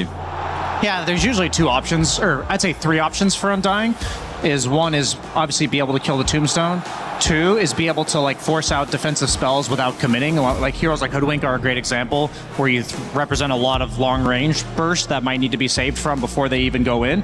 And then you also have heroes like Storm Spirit that can go on the target and then easily disengage, and that's what I think they were going for, is this poke and prod disengage strategy. And then when you look at the counter from BB team, I think it addresses that near flawlessly. You have the Shadow Shaman that they already picked for save yesterday. The best, like him and Lion are the two best support disablers against the Spirit heroes. And then Ember Spirit, also one of the hardest heroes to disengage from. So it's like, if I'm Storm Spirit and I'm thinking my job is to force out a reaction and then disengage, what item am I buying? Like, I think BKB is the only one that addresses both of these. Some Storms in the past feel like they have to go for Greaves against the Ember Spirit in order to dispel the chains and the Spirit Vessel and the Mage Slayer. But in this case, I think already, I mean, Storm has not had good results so far this tournament. XM, signature hero for him for sure. And also now you have like the Terrorblade that hits the tomb. But just something about this draft, like obviously maybe it's a bit of bias coming from game one, but something feels like BB has the better answers thus far. What do you think, Sam? I mean, yeah, I see where you're coming from. They have some incredible heroes, like you mentioned it, like the Rasta versus Storm. There's the great synergy also between Ember and Largo. We've seen that combo really decimate like team fights. It's amazing. But you know, I'm a Coddle fan at heart, and like Coddle Storm is still like a menace in the early game. Like this Undying, this Rasta, like where they can walk on the map is going to be so restricted. It's like the second you're like a little bit too far away from a tower or like slightly out of position, you're just dead to Storm. Like you need your Ember to be with you and hug you all the time to protect you. There's also the Coddle TB, which I think is like one of the strongest Coddle combos. Like metas in the mid game, meta's gonna be up all the time. Like there's gonna be no downtime. This TB is like acceleration, and the farm is just gonna skyrocket because of Chakra Magic. TB Illus like everywhere around the map, shoving every wave into you with the threat of Storm Hoodwink attacking you and making you pay for trying to deep push waves. So I think the Vici Gaming draft, again, like so far I've been a big fan of all their drafts, even though, you know, sometimes it didn't really pay off. Like I see where they're heading with this one too, and it's quite interesting. You talked about Tombstone hitter. TB is definitely one. Like you think of TB, Manta, like he's just hitting down everything that's close to him, right? So this Undying will just explode, and the Tombstone will die, all like will get taken down too. So, but again, it's gonna be, you know, you mentioned it, Brian, like they have this early game presence on BB, and they can cause a lot of issues. And could it be a repeat of game one? It's not impossible if you look at the heroes. And wasn't really up to the heroes in the previous game though, per se, right? It was also a lot of outplay. It was, but it's like you kind of need to have the tools to push your advantage in a sense. Like, and I feel like they have it this time around again. Like this Ember, Largo, Undying lineup, it can accelerate really fast. What do we make of this Night Stalker overall last pick? I believe we've mostly seen it as an answer to the Puck. Is it as strong of an answer to the Shadow Shaman Ember? It'll definitely make Shadow Shaman's job a lot harder. He is a support that relies on catching somebody, and then the difference between him and Lion is that he's channeling his long disable. So I see what they're going for with it. It is blind into Kiritich's hero. You're also against an Undying offlane. You're probably going to play some lane shenanigans. I think the cool thing about it is that once 5 minutes hits, you're probably not going to have too bad of a start. Like you're probably going to lose the first 5 minutes for sure, but then you're going to be relatively self-sufficient because most Undying lanes operate on chase potential, and obviously Night Stalker, one of the most innately fastest heroes in the game. Once nighttime hits, I'm wondering if he goes for like the carry-to-carry matchup counter, like a Phantom Lancer, for instance, for Kiritich, or if he's going to go more like shut down the Night Stalker and play out the momentum that they're already representing in the other lanes. Do you have a preferred approach, Seb? I think it's very okay. He goes for something a little bit more active, I guess, with the Wind Ranger, which also is considered like a good matchup against TB. Until a point, anyway. Like you just have an overwhelming amount of magic damage and you just take down the TB, especially with the help of like Largo, Undying. Like they have so much like sustain and save on BB's side. I like the Night Stalker pick. I think it synergizes really well with Vici's lineup. I'm just afraid of the matchup versus Undying, because Undying has always been considered one of the best Night Stalker counters in the game because of, you know, the night vision you get from Tombstone. And all of a sudden, you know, there's like zombies everywhere, every hero, you can keep track of everybody. I also think that it's, even though Night Stalker is in a great place as a hero, there's like this Essence Distiller item, which I think ruins Night Stalker's game completely. Like, you essentially they also have your vision, like the night vision, for 8 seconds, which is very unfortunate if you're an NS enjoyer. So we'll have to see. I think it's a risky pick. Like, it makes a lot of sense. It could work, but it's brave. Ooh, it's brave. That is not really a convincing answer. Let's put it that way. I mean, bravery is good, no? Isn't it? True. It's worked out for them, like with the Slark pick yesterday and stuff like this. I mean, I think the sad reality for me at least is I think there's potential of a rerun of game 1. Like, the snowball effect of BB team's draft is immense based on the heroes that they have. They have very similarly paced lineup, but if Vici can get past that first 10 minutes on even footing, I think they have a lot of good map play. They have the vision game from Night Stalker. And I'll just give a shout out. The Tombstone night vision got nerfed a little bit at some point. So it's not at least, maybe the Essence of the Distiller still counters you, but at least you have the vision. I hope you have the vision advantage coming from Vici, because then the Storm can also jump. And at the end of the day, I'm a Vici fan right now because I want a game 3 in this playoff, Shiver, and we're yet to have one. People. I'm a believer. You know, you go back to the TI finals, you know, the Wash Your Face meme. It's like, it started off this way and they brought it to game 5, and it was incredibly close. So I think you got this. We all want to believe, but let's find out if Vici Gaming's key will still be in one piece at the end of this one, or if BB will be allowed to rush it. We're heading over to our commentary duo of Sunsfan and Kezu. Yo, yo, yo. Sunsfan in the house with Kezu. What's up? Hey, that was not a good game 1. We're just going to be straight with you here. I want to know, is that Vici Gaming's worst loss? Have they had a loss with 3 or less kills before? I will check that out for you with our Lenovo Legion, Shannon, which is important to note. Let me check that out. www.stupidstats asks for. They have never in their history lost this badly. Wow. They've always had either 4 kills or more. So GGing at 33 minutes with 3 kills, I'm expecting a better game this time around. Well, it literally has to be, unless... it's not a given. I think it is. We're going to see a better game number 2 here between Vici Gaming and BB Team. And remember, whoever wins this series goes to the grand finals. Loser goes to the 3rd place decider. Yeah. Nobody wants to be there. No. That's the toilet bowl match. We'll be casting that, so it's going to be a perfect cast perfect for us, at least. Perfect cast. Just right down our alley. But the thing is, yeah, you don't want to be in that position. You want to punch back here if you're Vici. I am a little surprised that they let Kateomi have Undying again. For I don't know how many times this guy has played the zombie in this tournament, but he does seem like one of the best Undying players. Yeah, it has been quite solid, and it's been a big move with the Wisdom Shrine. Yes. It feels like every single time it's this hero, regardless of the team. It's the Malady script.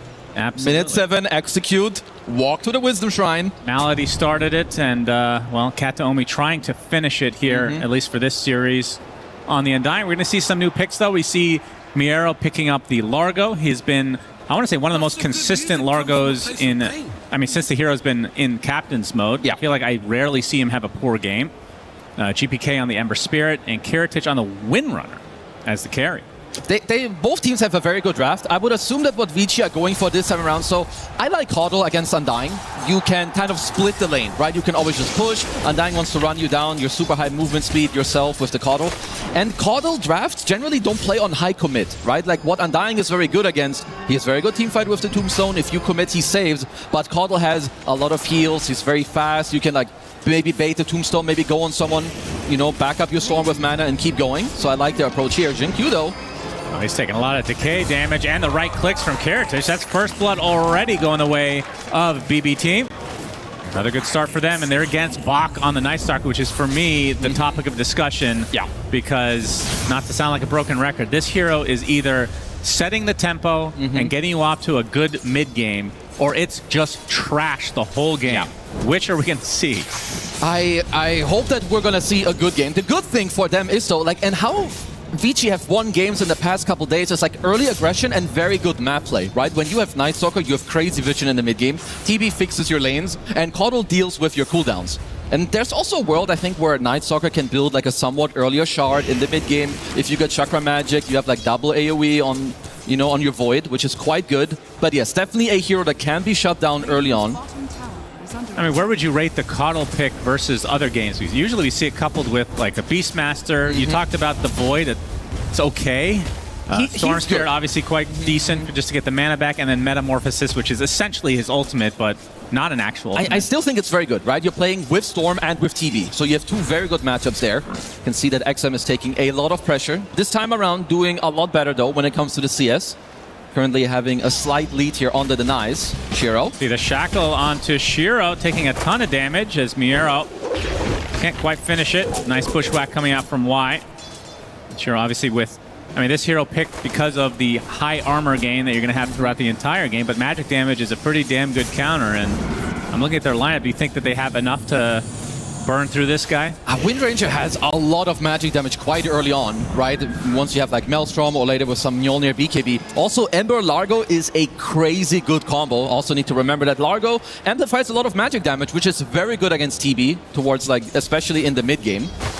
So we'll have to see where Shiro can get, because later you will need an MKB this game to deal with this Heritage Wind Ranger. It looks like BB team will get both Lotuses on each respective side of the map. Well, this bottom lane is quite a disaster. I do think that is a adequate description currently. I mean, they picked Night Stalker very late in the draft, knowing that you're going to go against Undying, which feels just bad. Like, is there something else I'm missing here? So the thing is that obviously you don't have facets anymore. You don't choose that it's nighttime to start the game. And Save just taking a little bit of pressure. So you're supposed to lose in the first 5 minutes. It's okay. The problem is there's a difference in losing and then there's getting demolished. And this currently is a little bit over the top. As of course also Kiritich had the first blood. As they are pressuring Bach. Yep, gets off the crippling fear as he runs, scurries behind the tier 1 tower. Still only 8 CS to his name thus far.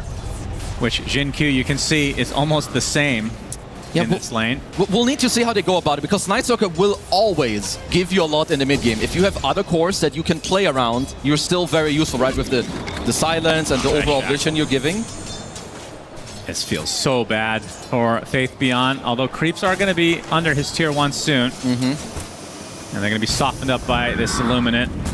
That's still a lot of denies. This is another couple of CS that he's... Because when you get when you play Night Stalker and it hits early nighttime, you want to be like kind of close to your phase boots or like have some double bracer, but he only is getting his boots and he's on low HP. Yeah, XM making a little damage here onto GPK, although XM is the one taking the brunt of it. Nice bushwhack rotation coming out from Y. The sleight of fist from GPK. Is he now on the run? Getting slowed to a crawl though, and that's going to be enough. Jin Q getting the kill there.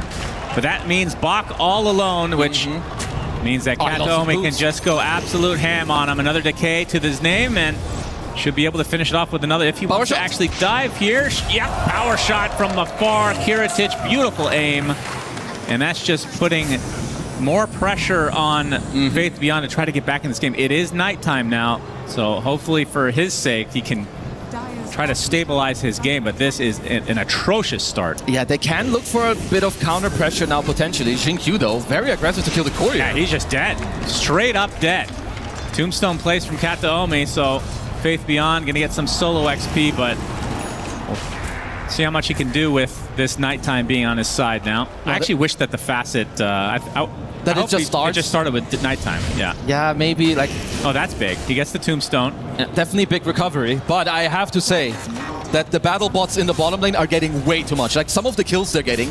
It also means, again, when you have such good a laning stage, your Undying can move around. You can also look into the triangle. You're playing against a Kato. You're gonna have a tombstone later. You can potentially aggress into the triangle as well. Yeah. XM, even with the help they give him, he's not level 6 yet.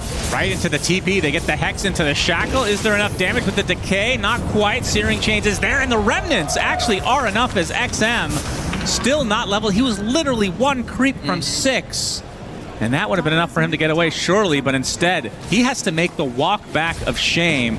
That is rough in the mid lane. Yeah, and not just that. Look what GPK is drawing on the minimap. 6-minute active rune on the haste. You have Undying. You know the script at minute 7. It's going to be executed on the Wisdom Shrine. And Storm, he will not have a TP. It will be up like 5 to 10 seconds after the Wisdom Shrine is available. Can you ask for a better game on Ember? You're getting kills, you're getting first rune, and now you're dragging a wave into a double stack. Yeah, this is dirty. And Bleeding Blisters are off to yet another good start in this game number 2. Vici are going to have to find a way to somewhat stabilize, or else they're going to find themselves in similar position to the last game. They're looking for their own pressure, so now it's important, how do the BB squad react to this? Because if you know that Kataomi will take the bottom Wisdom Tribe on his own, you can TP everyone to this top side. Yeah, and they are attempting to contest as Miero inside. He's going to end up getting it for free. And Kataomi gets the other one, so yet another game where BB Team get both Wisdom Shrines. And Vici, I mean, you can't even blame them. You have an offlaner. What is Night Stalker supposed to do in a Wisdom Shrine fight? He has to get back and potentially, like, you definitely need to find a way to, like, maybe have, like, you want to aggress on one side, and once you can kind of see the idea of where are they bringing which type of heroes to find an outnumbering, because you are now gonna lack levels on both your supports, and both Storm and Night Stalker, they don't have the most damage on themselves. They need Hoodwink level 6, they need Caudal level 6. So this is very, very big here for the BB squad. And are we looking at similar situation? When it comes to the Roche, it looks like a worse lineup by a long shot than last game. It's still on BB's favor, right? Undying will nearly, like, Undying and Slaughter are some of my favorite Roche-shaking heroes. Of course, with, like, Ursa. Wind Ranger also quite good with the Maelstrom. Yeah, GPK actually gets the regen rune. Man, his timing is impeccable. And Bulbous Bison still able to get all these little trades left and right.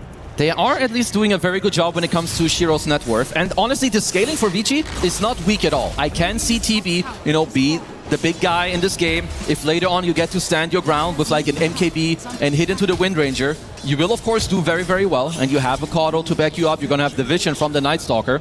The only thing will be getting there and then still playing into the Ember Largo combo, which is incredibly strong. Heritage focus firing this tier 1 tower. Box still level 5. Not able to do too much. Will be pressured out by Kataomi yet again. GPK is going to join the party and ensure that this tier 1 does in fact fall. Yeah, just BB Team. It's like the overall macro movement is very, very solid for a BB Team. While they're hitting this bottom tier 1 tower with a lane ward, GPK is moving over. He has a Remnant in the mid lane. Safe is sacking the triangle. And Miero is farming so safe, there's no counterplay on this Largo. Yeah. So everyone isn't able to do the exact play that they want to go for. I wonder what Faith Beyond is thinking right now. Why did I pick Night Stalker? Who convinced me of such a thing? He does have his Dark Ascension now. Well, he has always been a player who reminds me a lot of, you know, in terms, I would say Zai and him and like maybe Ice Ice Ice. These players are incredibly good with low net worth. You know, even though they're shut down, they're very capable of making correct calls, understanding one of the few openings in the game that you can go for. Heritage gets opened up on by XM to get the Crippling Fear right on top of him as well. This would be an enormous kill for Vici, and it looks like they'll find him in the end. Nice shackle to delay it, but it's not enough. So Faith Beyond on the board with that kill. He's going to need a lot more. That came from. Oh, that's the big one. And you still have Dark Ascension to play for any of the next fights if you want to. Yeah, this will be another active rune, of course, for the BB squad, as they have pretty much full mid control, right? Like GPK is continuously pushing in the lane, getting the active runes. Haven't of course talked about the Miero Largo yet. Gonna need to get some levels up for the Crow to then help out GPK. Let's see if they can get this tower. You know, the threat of the Dark Ascension might be good enough. And we have some action mid. It's gonna be a shackle and a free kill onto Y. And a Siege is still alive here. As you can see, BB Team trying to finish it. Fortification comes out from Vici, but doesn't look like, from our perspective, they're going to try to defend it. Yeah, they are just taking the 1-for-1 trade at the moment. Of course, this is better for the BB Team squad. They have a Vessel flying out, which is great against the Caudal heals. And once you take an early enemy mid-tier 1 tower, I mean, GPK already had all the runes. Now it's even easier. Very, very hard to contest that deep into the river this early on. Now they group up towards the top for BB Team, save level 5, so actually just hits level 6. Wouldn't be surprised to see the Serpent Wars place right here. Well, to go back to the Roche that you talked about earlier, Undying and Rasa has always been a very good combo. Right, you kind of, Undying wants to take team fights and Rasa kind of forces you to either take it or give up an objective for free. Yeah. So very, very nice support duo.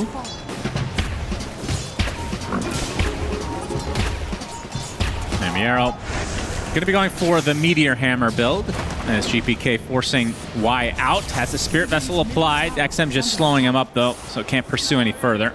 It's not a kill, but look what he's doing on his own. Right, he's pushing back 2 heroes in the mid lane. Y doesn't have any resources. This will mean, again, active rune will be yours, and they're currently looking for a smoke. like Bach has a decent read, but remember that it is daytime. He doesn't really see much. Yeah, now slowed up a bit. Shackle not going to hit, but they get the connection, and they're going to get the easy kill. So yet another one for BBT. I mean, the lead is not growing that much in their favor, so that's good news for Vici. It's very, it's not reminiscent of last game at all, which is good. Well, especially considering that they did lose the double Wisdom Shrine early. They are doing a good job. Jin-Q also now with the Holy Locket completed. Because can never count out a TB, especially a TB Caudal draft. More illusions, less cooldown on the Metamorphosis. So definitely eyes on Shiro and his net worth.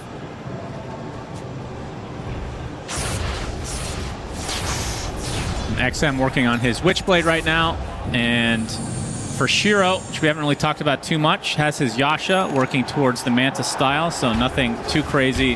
And it will be a blink first for Bach, and only a couple hundred out for that. Okay, that is... I feel like that is when they need to really imprint something in this game, especially, I mean, Crippling Fear against GPK, that's probably one of the main reasons that they picked the Night Stalker. No, the blink will be very good. But you do need to get some stuff going with that because it does hurt your scaling. You're not going some Echo Saber that helps you hit creeps. You're not getting, you know, a Midas that helps you keep scaling. But once they have the blink, they can absolutely look for a couple of moves, maybe with the Witchblade and the Solarbind combo.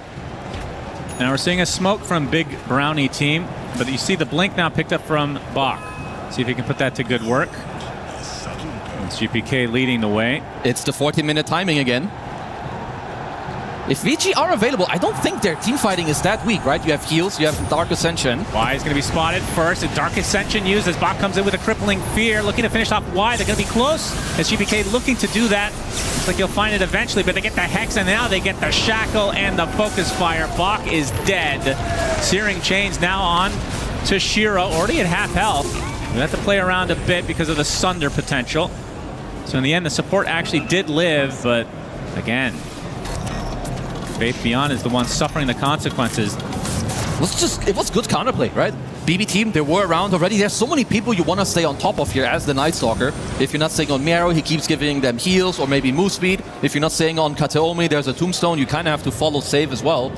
But it did look like that was perhaps a bit rushed. They do need Shiro to be around, or at least a Solar Bind with XM to dish out any follow-up damage. And this is a big moment on the map. This is like 80 seconds on both Dark Ascension and Meta, where the Boba team can just go ham. GPK has a Spirit Vessel going for the Mage Slayer next. And I guess we haven't really talked about the items from BB Team too much yet. Kiritich has the Maelstrom, and it'll be the full Mjolnir first from him. I love these players that just queue up like 20 items in their It's like the good old the Yatoro style. Yeah. You just kind of know what you want. You can always just press whatever you want anyway. And Miero opting for the Lotus as his first main item after this Meteor Hammer. So good reflection for the, well, a lot of spells, I suppose. Honestly, very good. Like, especially against Solar Bind. You can also screw around with the Sunder later, which they definitely may be needing. But Vici still very much holding on nicely when it comes to the game. And I do also like the Largo Wind Ranger combo, you know, out of like a lot of carries. She dishes out a lot of magic damage, which is quite good with Largo as well. Same with move speed. Another hero that uses it very nicely. Damage room from XM. See how aggressive that they want to be here. I assume that the next item for Bach is going to be the BKB. Indeed, that is the case. But he is just so underfarmed. It is crazy. Yeah, he is. You can see Jin-Q is just shadowing him in the farm right now. He is suffering. The only thing is that at least what is good for them is that his 4 is a Caudal. So, you know, the net worth you're kind of lacking, Caudal can make up for it. They're looking for a play around the mid-tier 1. We'll find the Observer Ward. And remember also that they are, of course, playing with Night Stalker, so the vision should overall be in their favor. Bach looking for an opening. Not smoked up, though. Going to wrap around through the triangle as GPK would be an incredible kill for them. He's going to Remnant out before this even becomes an issue. It's a very good scan, but you can tell that, you know, while the game has felt like that BB are in overall control, Vici are currently finding a pretty good foothold on the map. They were holding the mid lane quite nicely, now a lot of top control, triangle control as well. And of course, anytime they keep scaling, Shiro may soon overtake Kiritich here on the network department. And Searing Chains into the power shot. More than enough damage for GPK and company. I mean, beatboxing team, again, 8-2 advantage to start this game, but the net worth not like last game. Now, Vici, at the very least, are keeping up in the farm department to some degree, and a lot of it is on the back of Shiro's Terrorblade. And they're going to use this opening to take out Roche, which then will help them to, of course, furthermore take the map. I want to see how Vici go about this, right? You have Dark Ascension, you have most of your spells ready, and long fights could be quite good for you. Caudal heals, you see everything with your Night Stalker. This is a big moment. Yeah, the smoke's going to be popped. GPK's going to run right into them, into the potential. Yes, he's going to get crippling feared. Bach going to get help. There's the Tombstone to help him out. Kiritich already has the Aegis, though. Pops right back out, and GPK's more than fine. Getting slowed up a bit. Kataomi with a nice decay in that Flesh Golem form as GPK completely resetting. They might just leave Kataomi to his fate, which is the death. But if they get out with everyone else and he just auto-spawns thanks to that innate, BB team still relatively happy with this exchange. Vici Gaming just did not have the damage. They actually got to squeeze in the Roche kill right before the fight started. And same with GPK, even got the Remnant off the small lick out and the Tombstone save. Let's see what Vici can get out of this. Honestly, if they get the mid-tier one here as well, they should be quite happy with the overall affair of what happened. The Illusion's doing quite a bit of damage right now, and looks like they will indeed clean that tower up. So Vici Gaming, evening up the game in terms of net worth. How much damage can the BB team do with this first Aegis of the game? Like, can they apply a lot of pressure, or is this more trying to get farm outside on the map? Should definitely use this to close out the map a little bit, maybe a tier 2. I would say one of the first things on your list should be the Tormentor. And then also any moments where, you know, it's going to be nighttime on minute 20. If you get the Dark Ascension out of Faith Beyond, of course, it's always going to be a very, very big way and a very big cooldown that you can play around. Kiritich, oh, the shackle on that too. As XM coming to try to help out, the support has already dropped as Kiritich looking for the secondary in the form of Jin Q. Taking a lot of damage to that Illuminate, does have to be careful, doesn't want to burn this first life of Aegis, might not have a choice though. So XM gets the trade, Hoodwink for Aegis, not the worst. Absolutely not, they will take that. Jin Q was quite lucky there. Just before this play, he unlocked his level 10 talent with the Blinding Light mischance, which we'll have to see later. It's definitely something Kiritich will have to talk about, because he missed a lot of attacks in this play. It's like an 85% mischance. Yeah, that's true. Was a beautiful shackle though. Did have to give up the Aegis, because it kind of looked like initially maybe he just cleans up 2 heroes on his own. Now the focus fire onto the tier 2. Surely Vici will try to defend this if needed. It is not. Mjolnir for Kiritich. And GPK, he does have an Arcane Rune at the moment. Yeah, but the 20-minute mark approaches, so Tormentor on the menu. It looks to be a free one. While GPK is very strong right now, right, with the Mage Slayer and the Vessel, it's more annoyance rather than high damage. As Caudal always has like a pretty stale and slow mid-game around like the 20 to 30-minute mark. If it's a dragged-out fight, you're of course very happy. Ernaconda. Ooh. How would you rate this shard? I feel like it's okay. It's not that great, but it's you're happy having it. You can get a bit more scale, a bit more gold, push on waves. 50-second cooldown. I didn't realize that. That's pretty long. I mean, I guess, of course, Kataomi already had his shard. Yeah. I mean, it was either that or... Who's the third in net worth? Is it Largo? Probably Largo. No, it's GPK, actually.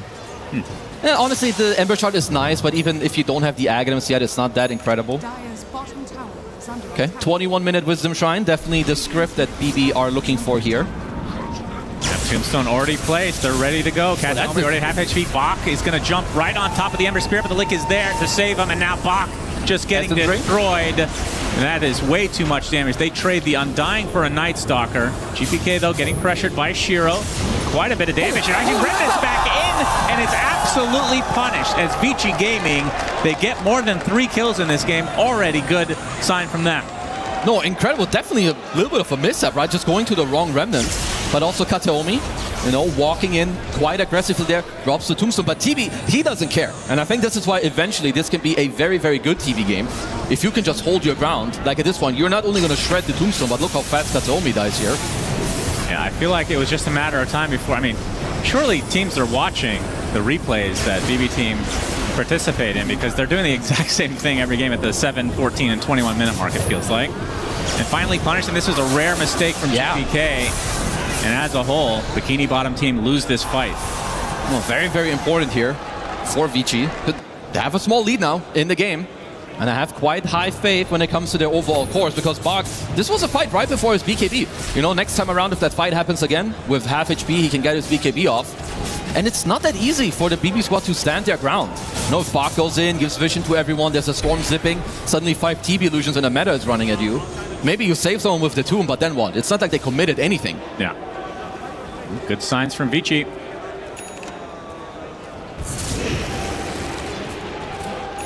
And the Aegis was burned relatively early into the timer, so there's going to be this kind of awkward silence, if you want to call it that, this awkward period in between.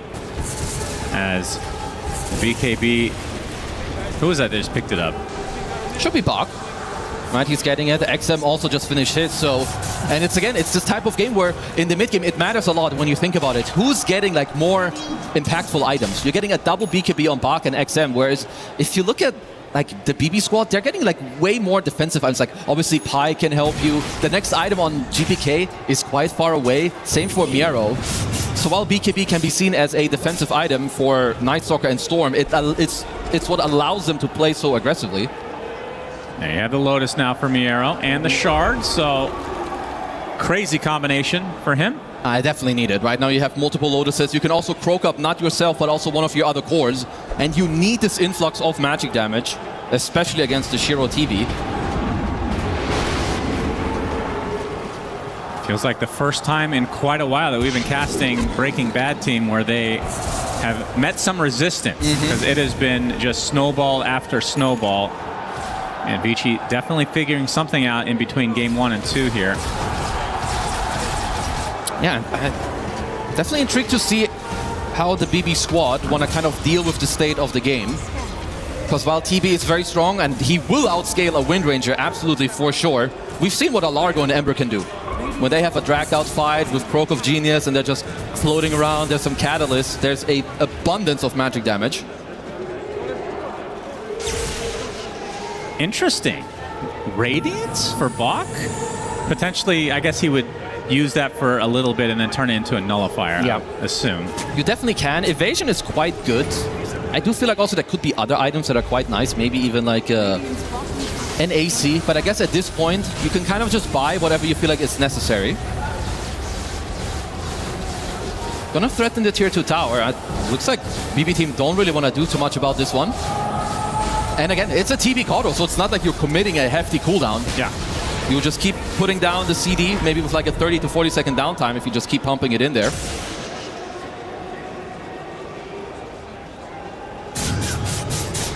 Yeah, things have definitely slowed down a bit, which I think...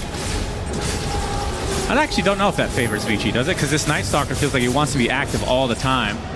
As long as they are getting map control, which they are, I don't think they mind at all. He'll be fine. Sure, he's not like high up on the net worth, but again, I think we need to look more at the combo of him and the Kodo, because Jinkyu has quite a lot of net worth in this game. He's got a Lotus, he's got a Holy Locket, now working on the Aghanim Scepter, at least for now. Hold some people more in place, give yourself some more team fight. He's definitely picked up the slack as... Yeah. I mean, I think that's one good thing about having a position 4 that can actually farm. Kodo can... We've seen him as core, right? So definitely not outside of the norm. And we know what Jinkyu can do with farm. One of the goats of the post 4s when it comes to using your net worth aggressively. And Scotty online for Shiro. So he is starting to pack a punch, finally. Yeah, it's like now he's strong and very tanky. And mind you, you know, there's a 20 stick, there's a Kodo behind him, there's anti-team fighting with the Night Stalker where you constantly get all the vision that you want. And I think killing this TV from full to 0 is really not easy for the Radiant draft. You need to stick on that guy for quite a while if you're Curitage, and until you have a BKB, I don't see how that's going to happen. Yeah. Still a recipe away for Curitage. Will be a pretty early Roshan spawn. So while I think that Shiro is very strong now with the Skadi, rightfully so, right? He's a TV with top network. When he gets his next item, which is the MKB against the Wind Ranger, Curitage has to pay a lot of attention how you play around this TV, because if you walk in, you are dying incredibly fast. Another tier 2 is going to go the way of Vici Gaming as Bach going to open things up onto the Frogman. Has the Lotus applied, but they have the damage along with XM. Going to get the double Electric Vortex. Matters not. Bach gets the kill. Well, Vici Gaming getting some nice momentum, and Biting Brontosaurus team again, they have not been put in this position very often in this tournament.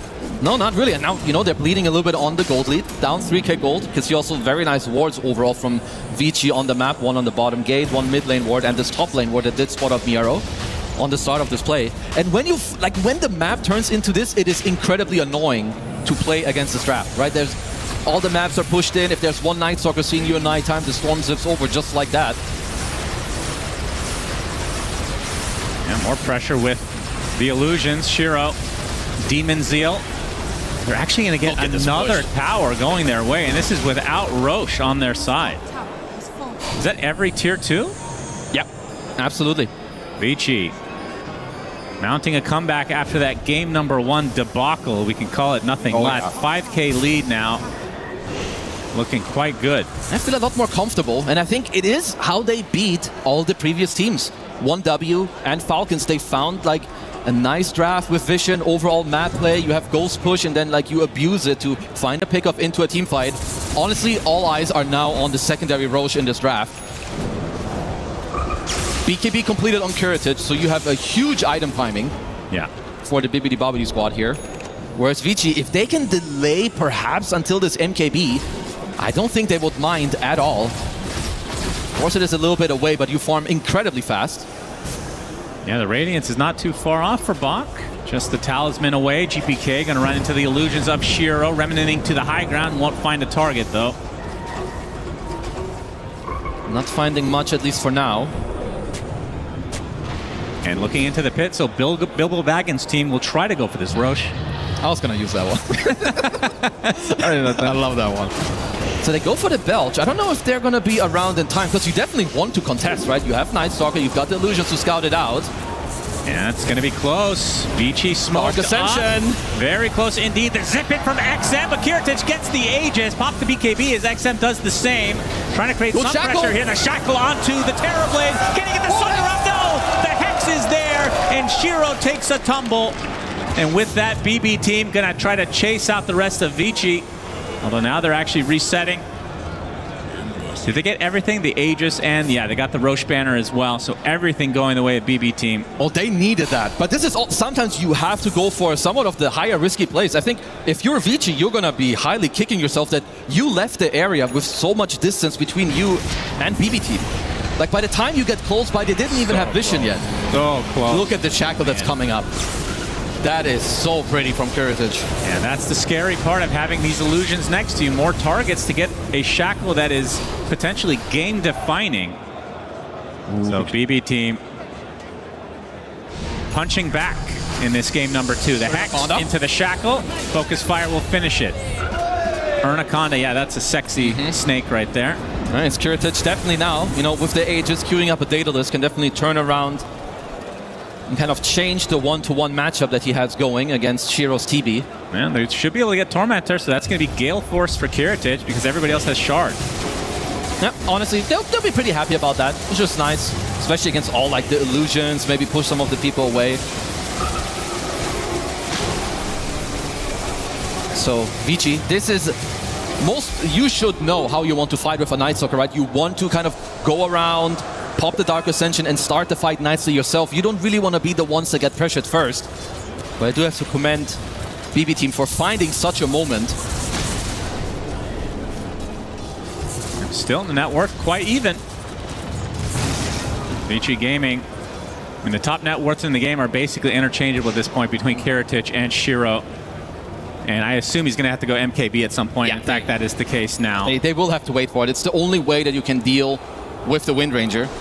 All right, so Radiance online for Bach. Tell me what this does for him. Obviously, the evasion is nice. It allows him to farm, and then he can take it apart, I assume, at some point for Nullfire, but right now he's going AC. It's kind of nice to help you like scale it a little bit, like maybe get through some of this like more quiet time, then later up, you know, just end with the Nullifier like you're saying. So you can go the Radiance AC. I mean, evasion is still quite good, right, against the Radiant Draft, or most importantly, against the Wind Ranger. I don't think any of the other stuff is really that important. But it was a big deal, because Kiritich was about to play potentially into a TV who had an MKB with an Aegis. Now suddenly you get to match the MKB timing with an Aegis of your own and a near full Daedalus.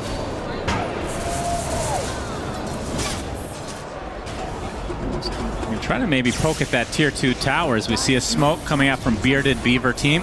As Jin Q is going to get run into. Hex. He's dead. This will be the death of the old man and the horse. See if they want to do anything with this, because in the meantime, Kiritich freely taking the mid tier 2 tower.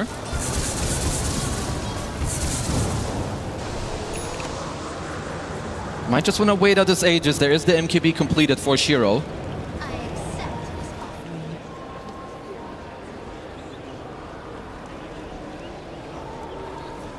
A lull before the storm. It's only 13-6 in terms of the kills, so relatively low kill count.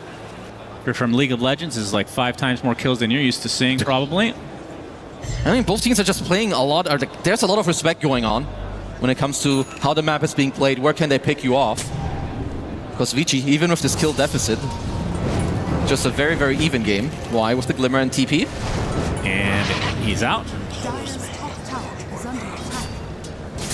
I'm a little bit surprised that Vici are not playing with any Force Staffs against the Radiant Draft. You know, trying to squeeze people out of like a Shackle or a Chains, or just create a little bit of distance between their cores and Kiritich. Tier 2 tower, but the Shackle's actually reflected, but they have the silence onto the wind, are able to get the Force Staff onto the other side, but they're still pursuing as XM gets life number 1. So you can see Bach taking a ton of damage, going to get healed. Tombstone finally killed off as Kiritich pops the BKB in retreat. The Gale Force doing a pretty good work. Gets a Shackle onto the Terror Blade. Do they have the damage? Are they going to be able to clean up Y? GPK gets that kill, but Bach absolutely deletes Kiritich. Gets to the south, into the pit he goes with that ult. And the Terror Blade, unfortunately, was the big kill coming out from BB team. As Bach looks like he'll eventually be found, so it ends up being a 1-for-3, carries trade lives, but Vici bled a little bit more. No, Boom Boys will definitely take that type of fight, right? Your Aegis, it was expiring anyway in like 30 to 40 seconds, and even with some very clutch heals from Jin Q to keep Bach alive initially. Otherwise, Kiritich would have just maybe gotten out from, you know, scot-free. Had another incredible Shackle onto the Shiro TB. And, you know, he's been getting screwed by his illusions, I'll tell you what.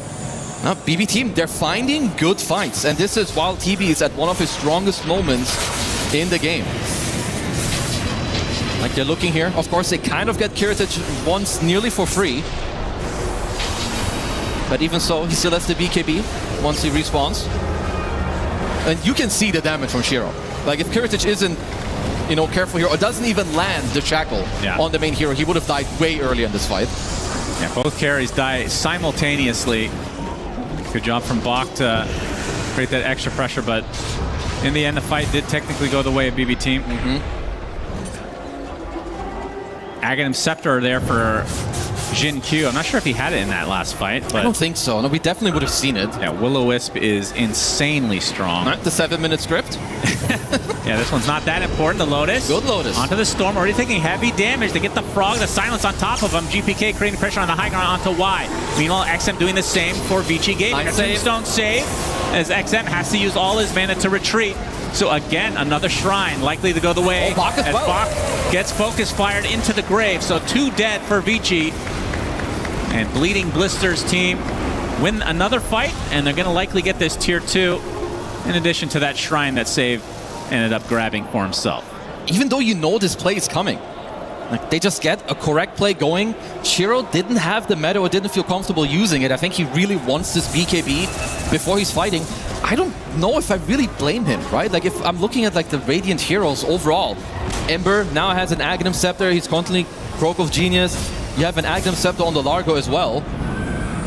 A lot of problems to deal with here against the Baobon Terminators. What? The Focus Fire and the Arnaconda used to take out the tier 3 bot. Can they get the full set of racks? 20 seconds for Faith Beyond to come back in this game. So it looks like they'll sacrifice it without their Night Stalker. So first lane to BB team. Back in control. It is a big one. Also, if either team gets their sight on the active runes, there's a damage rune in the top area. And it's also going to be tier 4 item timing. And here is where a lot of illusion matchups can also swing against the magic heroes. If you get a couple of catalysts, you get some timeless enchantments to get some more spell amp your way. Shiro, if anyone on the Dire side looked at the minimap, they know there's an amp rune.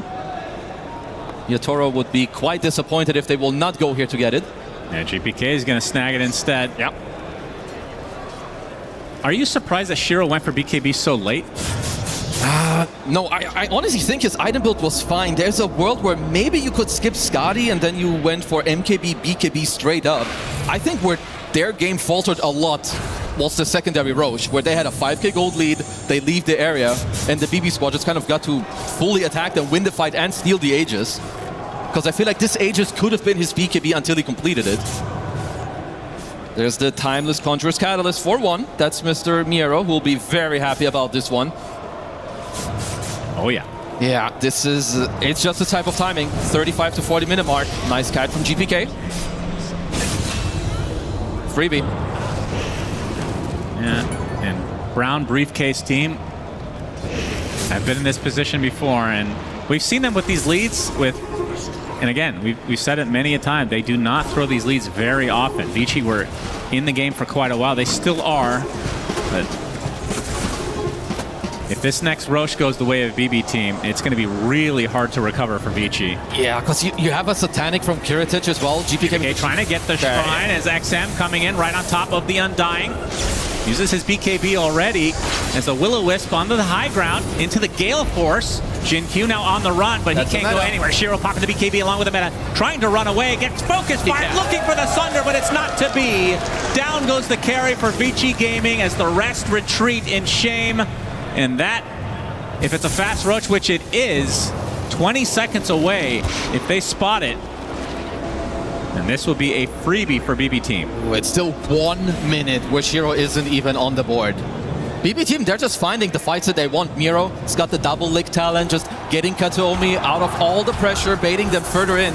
And I do think that Kiritich got to skip a couple of item timings of some of the fights that they have won. Like earlier, this MKB timing, he matched it with the Daedalus. Now he's got a Satanic. He can stand his ground against Shiro. And they still had the Serpent Wards. They're going to get the connection onto the Hoodwink as well. Miero gets that kill. They're going to get the tier 3 with the Arnaconda on top. And a second set of barracks going the way of BB team as they are in firm control now. GPK creating some annoyance for Bach and company as Shiro will respawn here shortly. So bustling Barracudas, I think they can just go for Roche. They absolutely can. I wonder if they would just hold the area maybe a little bit until they know, okay, it's free, now we can go for it. Obviously, they kill Roche incredibly fast. Yep, there you go. Get some Flesh Golem. Because they're just getting baited in like way too far. Like even like this full Aghanim Scepter that Jin-Q has doesn't get to use it. Everyone has BKB there. He cannot sunder anything. Just such a hard position to be in for Shiro. As we see Kiritich get yet another Aegis, they're going to have the Refresher Shard, Cheese, and Roche Banner. All the goodies. Maybe the most valuable Roche in the game. This third one. Oh, definitely. It's got the Cheese. You can have a banner with the 40-minute waves if you want. I mean, you have only 1 lane left to go. Do you really have to wait for anything here? If you're the BB squad? I don't know if you're close to any items. You know, GPK has got a couple K gold. Can maybe buy out a full item onto Kataomi on the Undying if you want. It's close to the Lotus.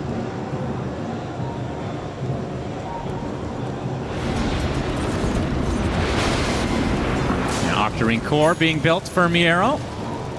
I mean, let's see if they're waiting for anything specific. I mean, he's pretty damn close to the Octarine, so they probably wait for that. 3.4k for GPK right now as Kiritich can go for a blink. As they're going to be able to take yet another Tormy. This one is only gold, though. This is where, if you're Vici Gaming, you're going to have to come up with the plan and how you take the fight. Because this next fight could be the last one of this entire game. They have only 1 last lane to go for. Could see a world where you want to smoke up, go from the back line, you know, use the Night Stalker ult, maybe get some eyes on the Shadow Shaman, and also on the Kataomi Undying, who's incredibly annoying. He's got a Ghost Scepter as well. So that gets popped. Could even be the reason why he stays alive. And now the smoke coming out for BB. Octarine officially picked up, as we talked about. Miero super strong on the Frogman. 4k HP with the G's, Octarine Core. Now Kiritich actually opting for the Aghanim Scepter, so yet another power spike for BB team.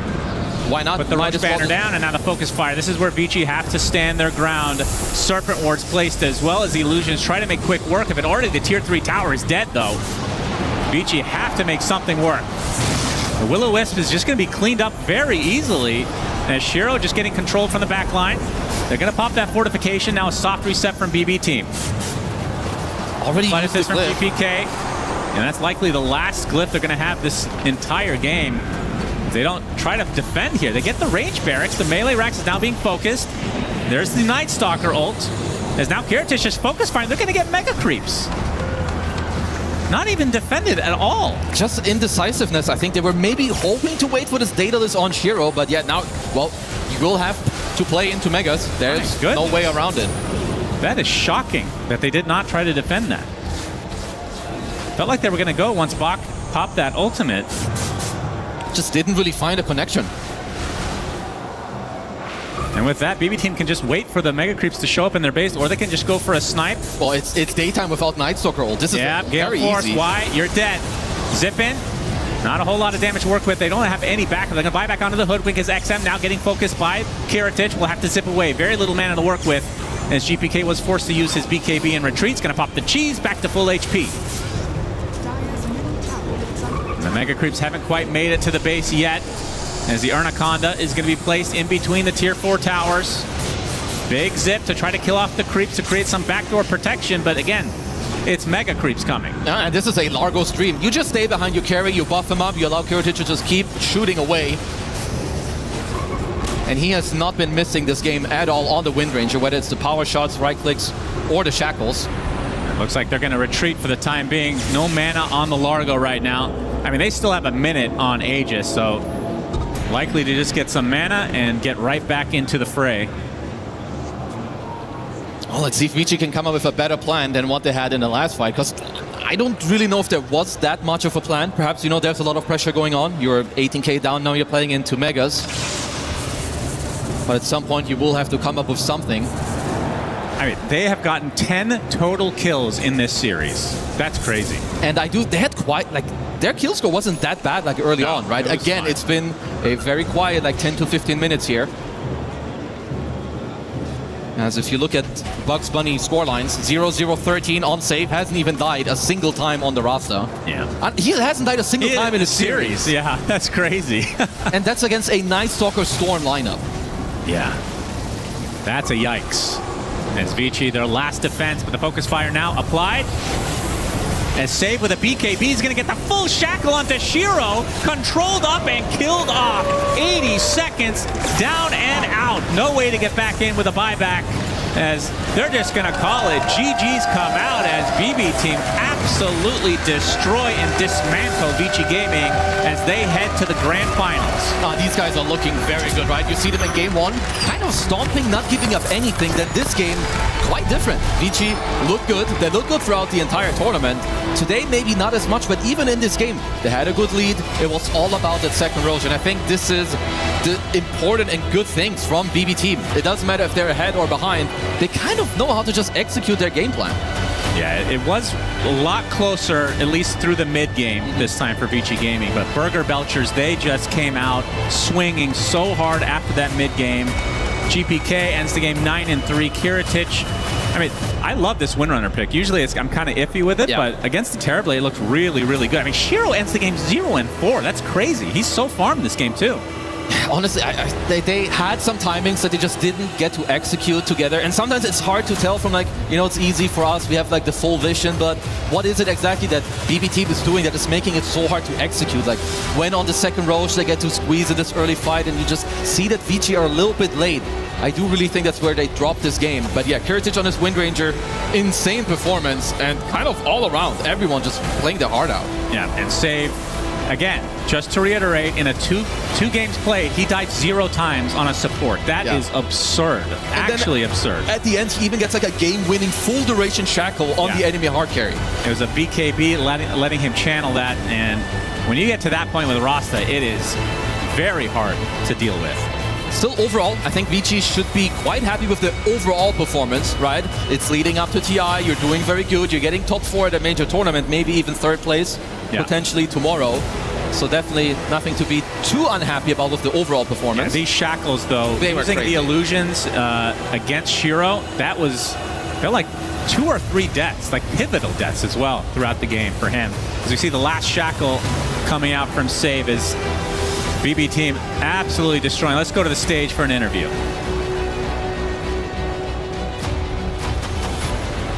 Ladies and gentlemen, may I please introduce you to our first grand finalist. Here we go. Give it up for Kiritich and BBT.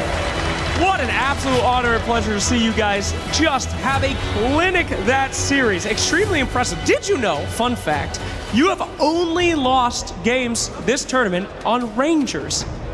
1 Drow Ranger, 1 Wind Ranger, yet you pick it in game 2. What was that dedication like? How did you know you were going to win with the world's best Wind Ranger? You. I don't know, Vitaly trusts me. He coached me how to play Wind Ranger, how to shackle, how to use power shot. That's it. All right, fair enough. Your support did not die that entire series. I don't think I've ever seen anything like that before. How does the support not die? That's their job, if you will. What is going on with Mr. Save? He's super prime. Super Save Prime, I can take that. In an interview earlier this year, you stated that you did not know how painful it would be to be second place. You are in another final, and I gotta tell you, before you joined the team, BB team was kind of known for choking in moments like this. Not any longer. Now you've been a champion. Are you ready for this grand final? Do you think that there is even a slight chance you might go through that pain of second place? Of course, we're ready to destroy them. That's what I like to hear. They're ready to destroy whoever dares to be on that stage. But I have to ask you, who do you think is going to be on that stage along there with you? What? Who will be fighting you in the grand finals? To be honest, PV and Yannick's team, very good team. They're very strong. It's for me 50-50 matchup. To be honest, I don't know. It's just coin flip. My coin flip, it's Yandex. all right. But either way, you're going to crush whoever comes, right? Of course. Okay, and last question for you. You have spoken so much this year about your personal dedication, you know, gymming every day, practicing every day, the slow increase.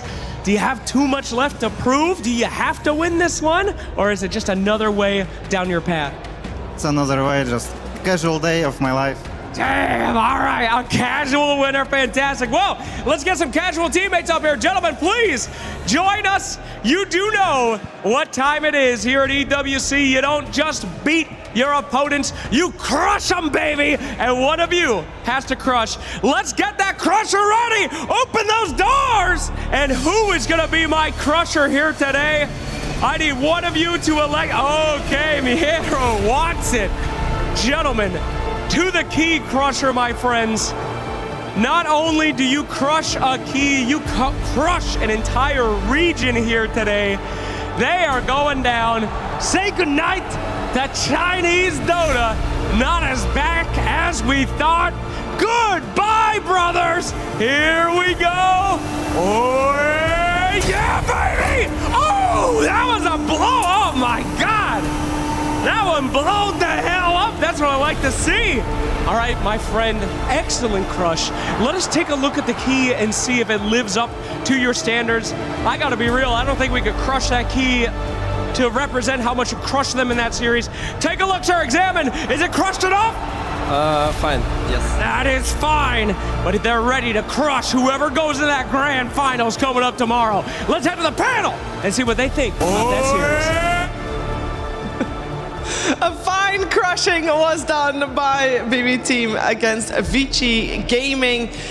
It was a closer game, game 2. We can make the claim that Vici Gaming actually did get to play DOTA in this one, but it was still not good enough to come close to beating BB Team, who will be our first grand finalist here. Congratulations to them. We're gonna break this game down, Seb. This was at least a closer game. Hey, Brian, this was at least a closer game. No, you guys gotta turn on your microphone.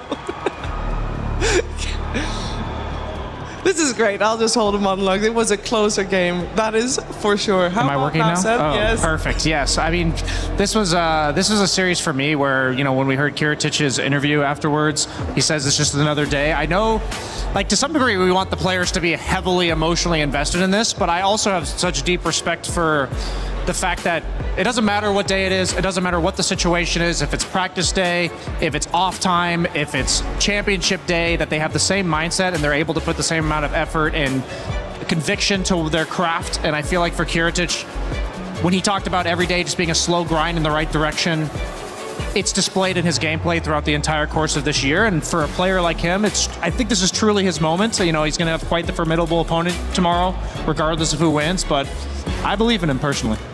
Test. Okay, I thought you muted my mic before as a punishment for believing the Vici Gaming draft both 2 games in a row and they end up losing. You're like, yeah, okay, this guy doesn't get to. He said enough. He's done. But no, impressive performance by BB. I think I don't want to say expected and make it sound like less rewarding than it should be for them, because honestly it was a very tough challenge for them. They showed up big time. They played, I think, 2 of the best games they've played so far.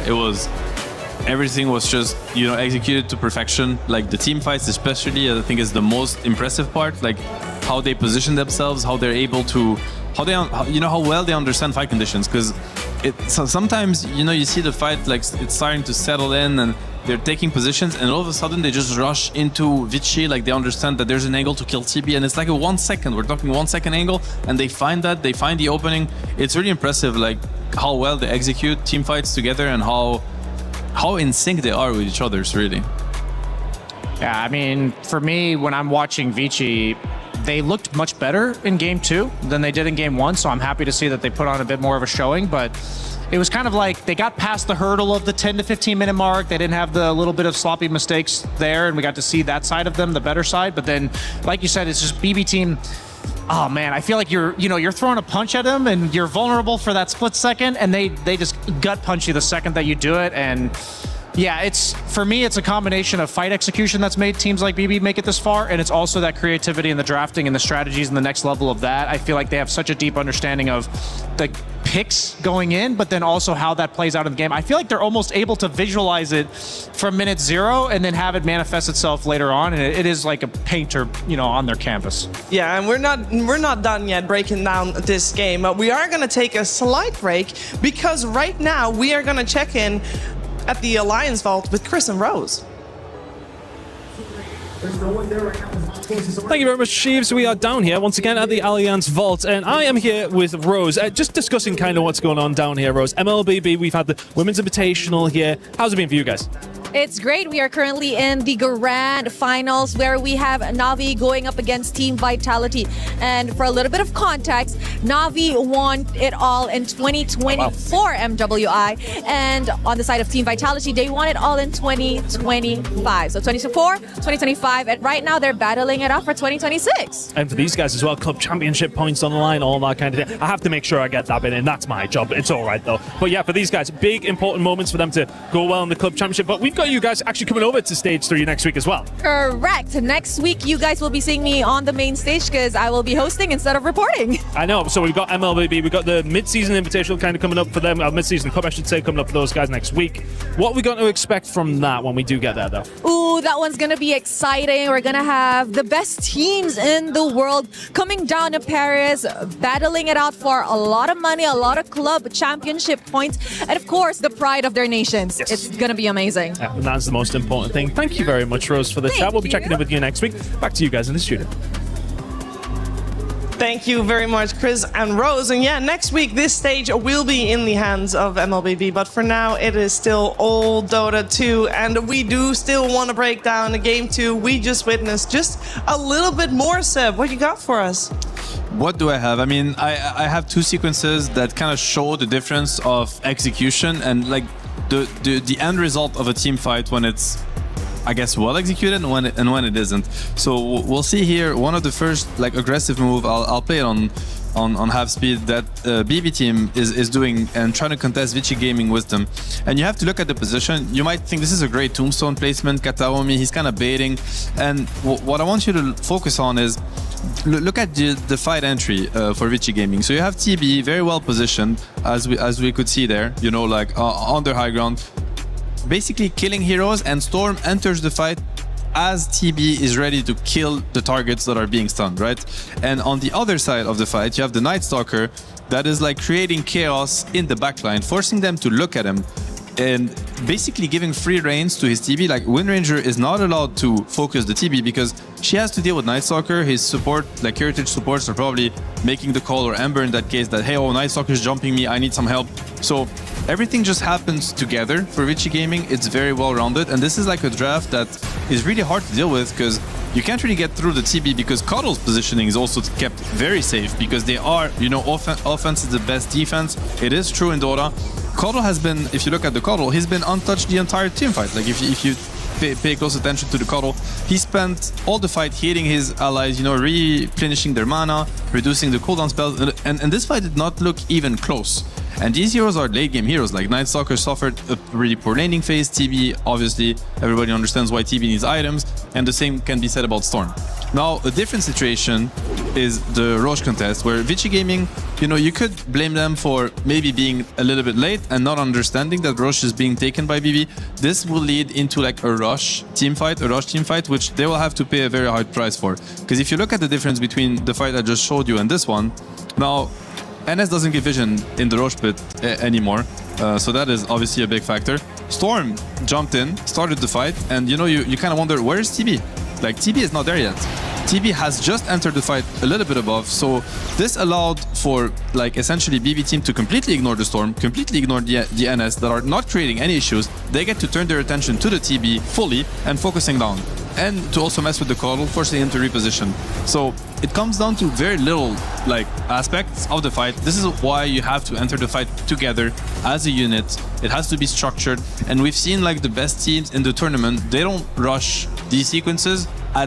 Under no circumstances will they give up on how their fight has to be executed. They will give you the Roche. They will, you know, we've seen the Falcons, the Yandexes of the world, like, they will give you one Aegis, two Aegises. At no point will they put themselves in a situation they don't control or that their drafts cannot really serve.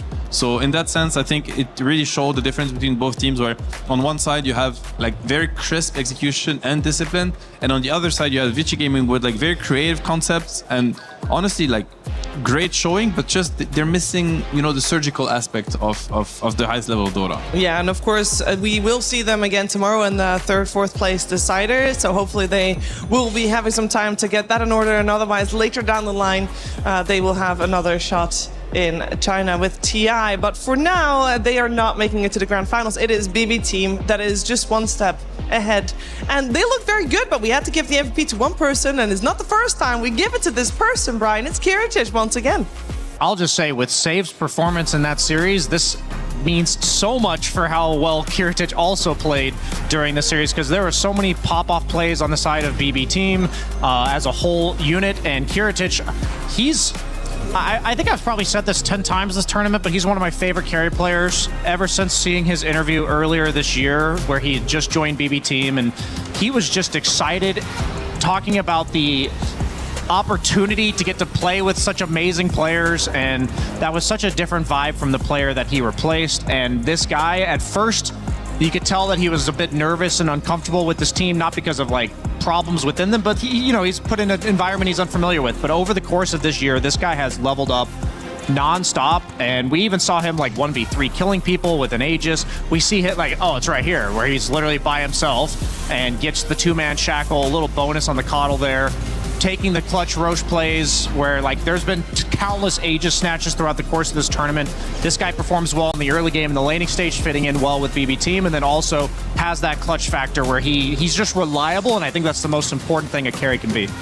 Reliable, stable, and clutching it out when it matters. That seems like a perfect recipe for success here for BB team. Yeah, anything else you need? You know, reliable, stable, clutch, like what else you need? I don't know. Like, he nice guy. Yes, he provides. The vibes. I think the one thing that maybe some other carry players that we're still going to see later, pocket picks, unusual picks. Is he a Meepo player? I don't think so. I mean, I don't know if he's a Meepo player, but he definitely has restricted his hero pool, like in accordance to what the meta dictates, but he has a very wide hero pool. So this guy can definitely go out of the structure, think outside the box, you know, if he needs to. So I think he has a lot more to show. That is like the good news also for BB team and how exceptional he is as a player indeed. Yeah, he's gonna need it because he is in the grand finals with his team, and they still need an opponent, because our first semifinals, it was a quite quick one, I'll say that. But we have another semifinals coming your way. Yandex versus P-Vision is going to be a super hype one. Can't wait for that one. But I'll be honest, I also have something else that I am very curious about and that I'm very excited about to finally get to watch. I did not know I needed this in my life. And maybe in hindsight, I'll say that I did not. But we did put Tyler1 and Slacks in a room. See what happens. The human body was built to move. Not trapped at a desk in one singular posture for 12 hours a day. It's time your chair evolved. This is Secret Lab Titan Evo. Ergonomically engineered for you, gamers, hybrid workers, artists, backing your every move.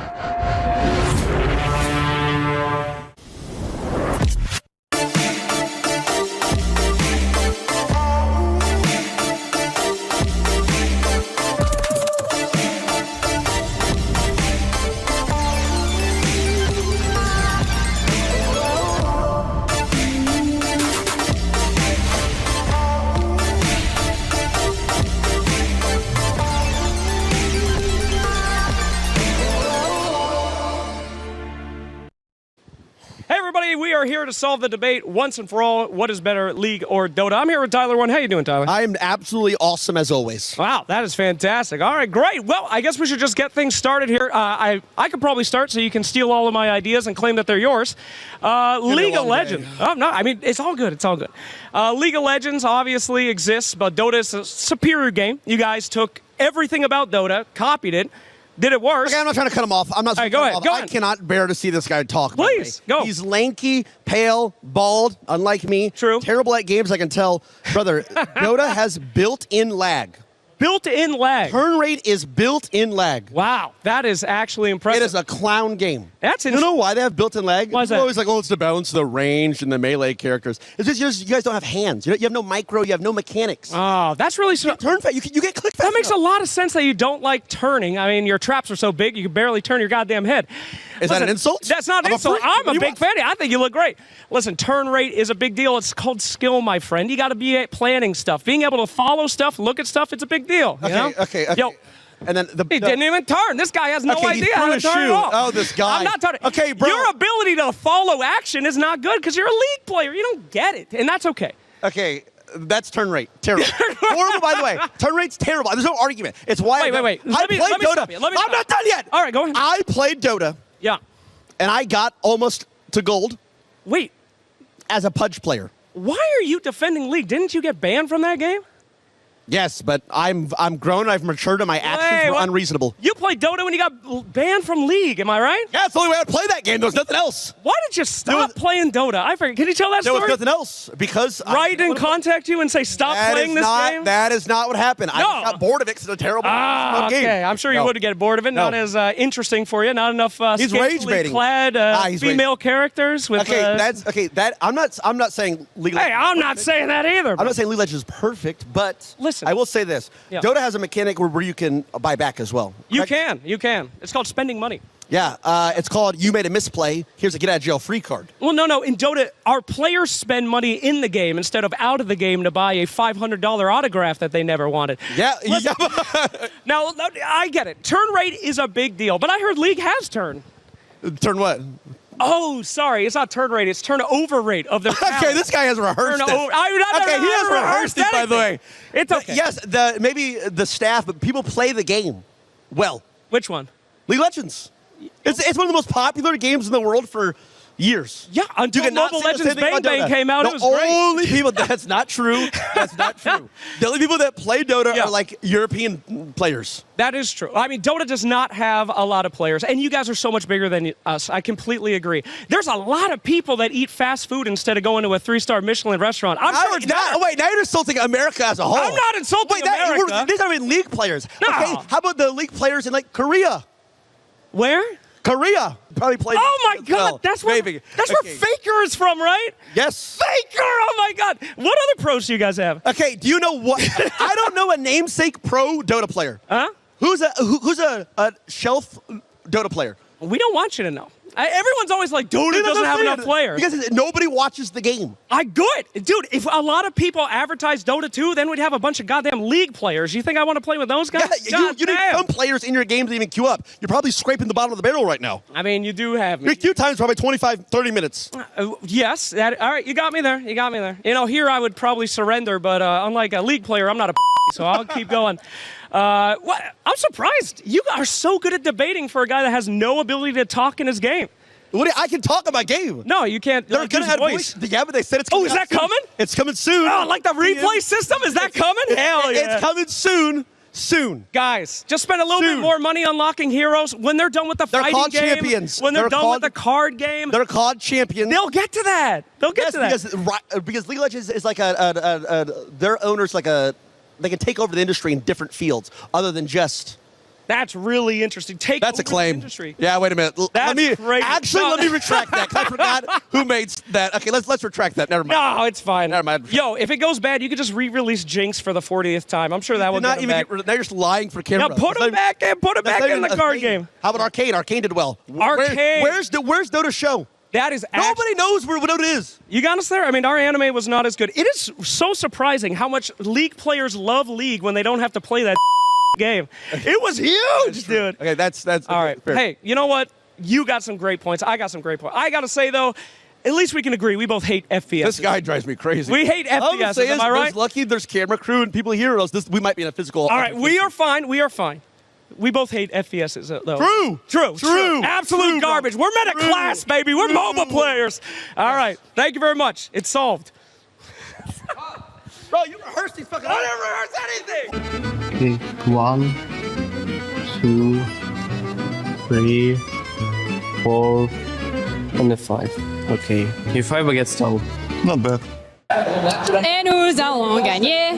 We are once again here at the sold-out STC Arena for the League of Legends semi-final day. The French are playing up against SKT here, Ginny. It is a hell of an atmosphere. No, it is incredible. The KC fans have joined. It is a very important match. T1 against KC in the semi-finals. And just to really put it into perspective, I'm going to need a little pan around of the audience because it's sold out. 7,000 seats and the blue wall, which is the KC fandom, is present. But also for the club championship points, this is quite an important one. Yeah, honestly, don't know what you said, Ginny, but I agree with absolutely everything that you did. It is absolutely packed out in here. I'm going to be hanging out a little bit. I'm not going to lie. Dota fans, please don't hit me. Please don't hit me. Come here, guys. Come here.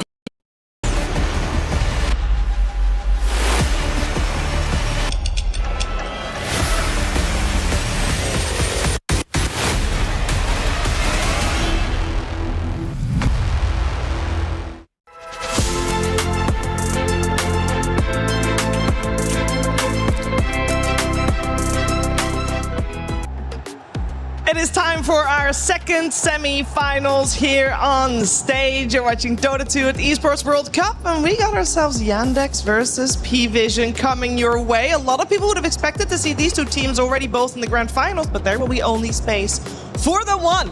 We also had a slight change here on the panel. Still 7, we have Lacoste now as well. Lacoste, how are you doing? Doing good, Shiver. Absolutely excited to see this one because this is the grand finals before the actual grand finals, because both of these teams, I think they showed so far the best Dota that we've seen. Kudos to the BB team, but I think these two teams just a tiny bit better. So unfortunately, we're not going to be seeing both of them in the grand finals because both of them only dropped one game so far, and it's going to be very interesting. And it's going to come down to the tiniest things when it comes down to execution, to the drafts, and what these teams have prepared so far. Yeah, Seb, this is the grand semi-finals, as they call it, as we call it. Yeah, I couldn't agree more. It definitely is. I think it's kind of crazy to think that every player we got to hear from literally every group, every team, they are naming, Yandex or P-Vision. All of them. They're one step ahead. Everybody knows. I think they have terrified everybody in practice, also in scrims. Both of them, they have pretty different playstyle, in my opinion, and different hero kits. So I think that's the most interesting part, where they have different reads on the meta. So you always love to see idea clashes, knowing that it's gonna be executed to the best of its abilities. And therefore, we'll get the truth, who's better? Who's better? Which ideas are better? Which heroes are better? How to break meta heroes? what is it that you cannot deal with and you should be banning and whatnot. Obviously, they're both backed with great coaches. Poppy is involved in this game somehow. You know, he's always there. So you love to see it. And some of these faces, I mean, you know, no one. Poppy, look at this. I mean, these guys have been around for what?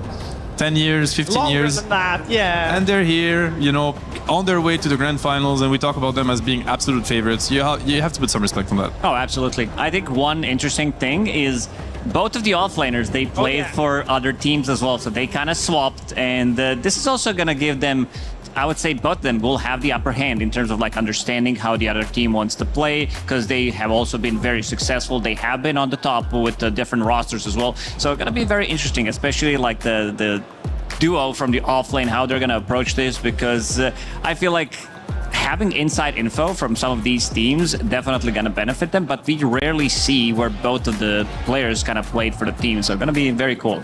Yeah, they've been very open about talking about that, and that it wasn't even a player skill thing. It's synergy and vibes. And those are very important to get the right team together. And both of these offliners, they found their right team, respectively, by just swapping around. So we're focusing our attention on Yandex first, and we are gonna hear DM talk about how he feels being integrated in Yandex. It feels amazing to join the Yandex because I play in a team which is full of high school players and great personalities. So I'm really happy for this opportunity. The difference of a Yandex team compared to my all other teams is that here people are the most professional in terms of like communicating to each other, in terms of like playing, in terms of like approaching the game. I think I learned a lot being in this team already, even though it was like only 2 months or something, because like when you play Dota with really good players, you're improving every single day, and I think that's what's happening here. I'm like getting new concepts, getting new ideas, and empowering the ideas I have. I think I'm getting better.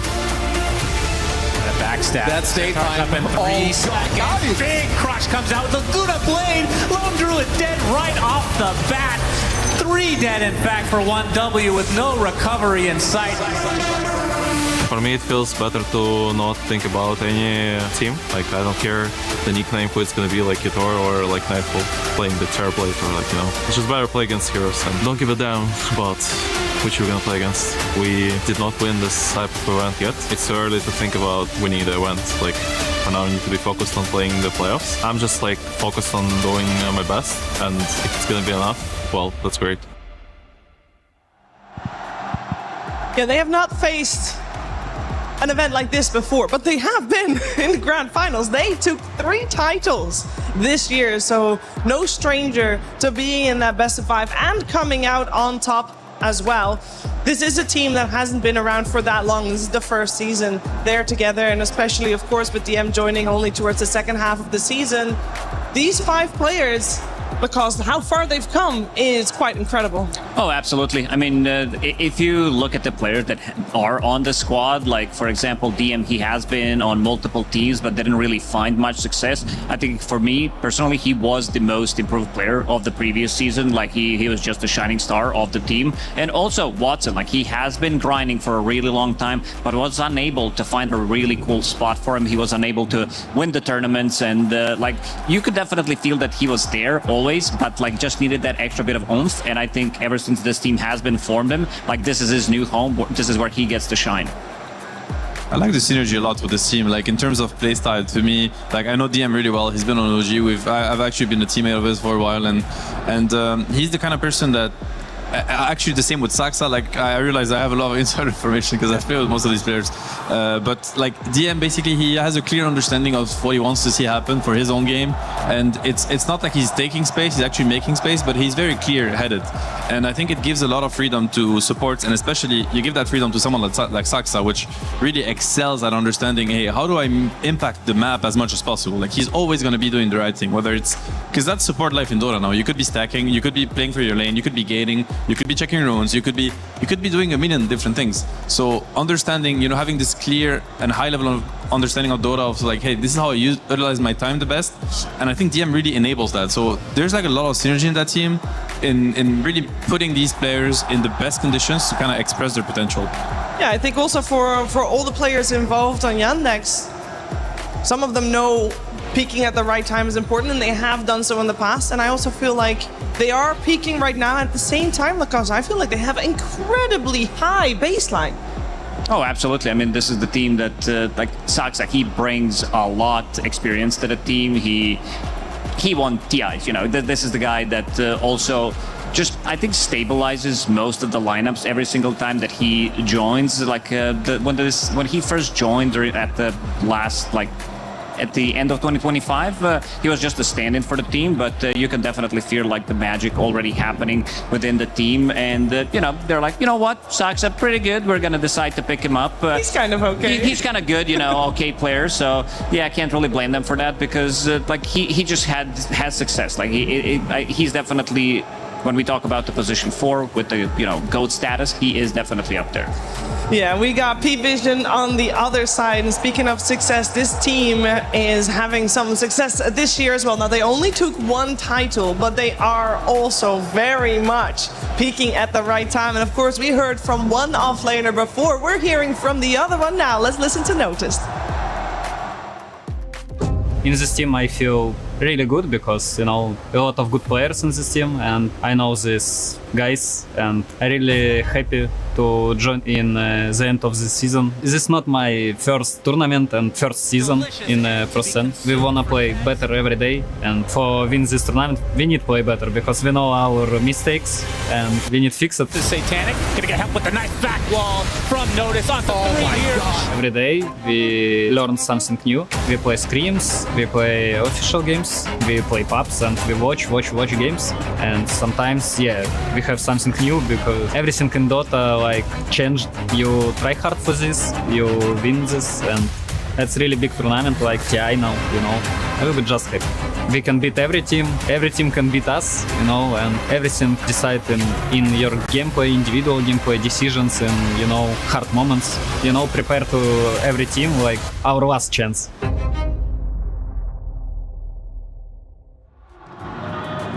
We can beat every team, and every team can beat us. Well, I looked at the stats a little bit, and Seb, P-Vision has never beaten Yandex. Oh, that's where you're going. I was gonna say first half of the, you know, statement, very true. Second half, just him being humble. But no, you're actually going there. Well, again, whatever happened in the past isn't relevant anymore as far as I'm concerned. This is like, you know, EWC semifinals.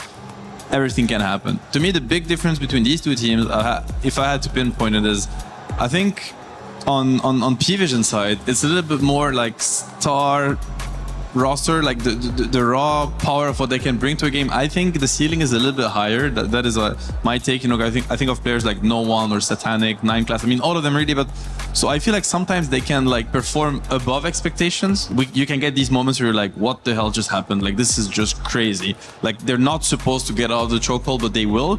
But you can also have the counterpart of it, which is like they will sometimes go for plays or make mistakes that you're not gonna see on Yandex's side. So to me, I feel like you kind of know where Yandex is going to be, and it's going to be very, very high. P-Vision, they could either top it or just not be even close to challenging it. So, and I don't know what we're getting today. A little more variable. Yeah, but that's what we like about this team, because like even with the previous squad, they also had this issue where sometimes they're like 5-10k gold ahead and suddenly they are dropping the ball and the game is like extending for another 20-30 minutes. They're still gonna win that game, but a lot of the times like this is something that shouldn't happen. I think they got much better as time progressed, especially under Poppy's coaching. And something that Poppy also said during one of his interviews is, you know, back when he was a player, he was very stubborn, something that he was like, you know, I'll try to beat it. If something's broken, I'll try to find a way how to beat it. Now as a coach, he's like, you know what? Let's just ban it. So maybe one of the reasons why they also have like so much success because they do realize what's really good, like what's really imba, and they take care of it by just removing it. I think this is going to be a very interesting overall series to see like the drafting approach, because seems like they've been on top of the game. Like seems like they understand meta better than anybody else so far in the tournament, and it's going to be like very interesting to see like all these small things. They also talked about it yesterday about maybe, you know, throwing in some extra heroes, but we'll have to see what's going to happen, because we see teams actually bringing in some new stuff, like maybe exchanging, not like necessarily the whole squad, like not what they want to go for with the draft. It's just like one piece of equation is removed, but they kind of replace it with pretty much the same hero. So gonna be very interesting. Yeah, it'll be very interesting. Also, I think P-Vision, this is a squad that has had highs, very high highs, and also a couple of lows here and there. It's something that they're also been very vocal about, that stability that maybe that Yandex has, that P-Vision is searching for. They are actively searching for it, and it comes to fruition with 9 Class being, per their words, caged in, Seb. Yeah, I think this player to me is, I used to play with Jerex, and to me he reminds me of him in a sense. Like, they have their own thing going on, and back in the days, Johan kind of described Jerex with he's like, it's like a dog chasing a ball, except you don't see the ball. You just have to go after the dog and just believe that he's taking you there. And I mean this in the most, as the biggest compliment ever. It's like, don't even try to understand what's going on in his mind. Like, it's just too elaborate, too complex. To just go on, jump on board with him, and he will take you there. He will take you to places you've never seen in Dota. To me, he's exceptionally good at the game, and he can always be their X factor. He can be the difference maker in any game, any scenario. We're gonna find out if he is the X Factor for P-Vision in our upcoming series. And with that also, if P-Vision does end up winning the series, it means that 9 Class will play the Grand Finals on his birthday. And that's always kind of special, I would imagine. But getting way ahead of myself, we got the Grand Semifinals coming your way. And to get it started, we're heading over to the stage. Thank you, Mo, so much, Shiver and friends. Yes, the Grand Semi-Finals. I gotta say, that's a great way to put it. 2 teams that everybody thought would be in that Grand Finals, now here fighting with only 1 game lost between them. Crazy. We get a little taste of what could happen in the Grand Final, but that's what you expect when you see teams at this level of competition, is that every single game is a tough fight to get to that eventual end to the whole tournament. Honestly, though, Slacks, I just have to really flame you there for a moment, because you told me that semifinal just before was going to be a bloodbath. Well, it was a bloodbath. not the competitive kind of bloodbath, but it certainly... One team did get bloodied. But hey, you know what? The dreams of the underdogs are all done. And you know what? This is Dota. This ain't no fairy tale. You know the best players are going to be the top 3 teams, and we have the best of the best here today. You ready to get this party started, Mr. Milos? Let's get it going. Who's our first team? Our first team, my friends. You know them. You love them. You said that they would win this tournament, and they are on the path. Ladies and gentlemen, please welcome to the stage, Yandex. Team Yandex has looked unstoppable before this tournament. They looked unstoppable in the groups. And now, the only time you're going to see this team stop is when they stop right next to me. That's it. These guys are on a roller coaster right now with no end in sight. Absolutely incredible play so far. And there might only be one team that people think might be able to stop them. That's basically the best way that I could put it, because on the other side, it is a team that has only been going up. Please join me in welcoming to our stage, P-Vision!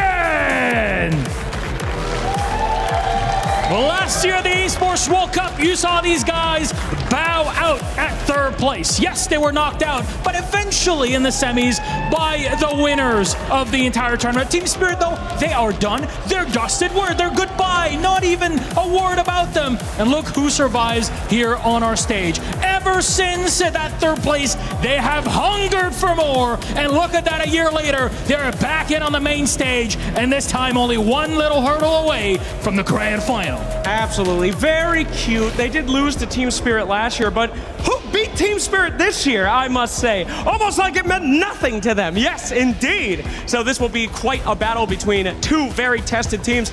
Gentlemen, we ready to go? All right, got some nods. We're good. Please, your keys to your stations. Off you go to the races. We will see if we can get that handshake here today. There's a lot of respect they've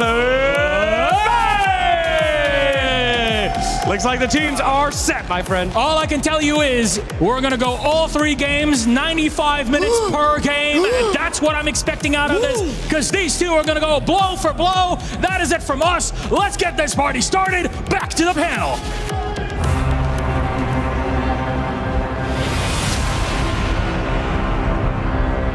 P-Vision. I think they're like one of the toughest teams, obviously, lately. People have been rating them like as the best. I think they're a good matchup for us. I think usually done pretty well against, even if they're in a good shape. So I think we feel like maybe a bit confident, but not like cocky or anything like that. Try to backstab. That state Centaurs up in 3 seconds. Big crush comes out with the Luna Blade. Lone Druid dead right off the bat. 3 dead, in fact, for 1W with no recovery in sight. 33 attempting to run, but the zombies are catching up.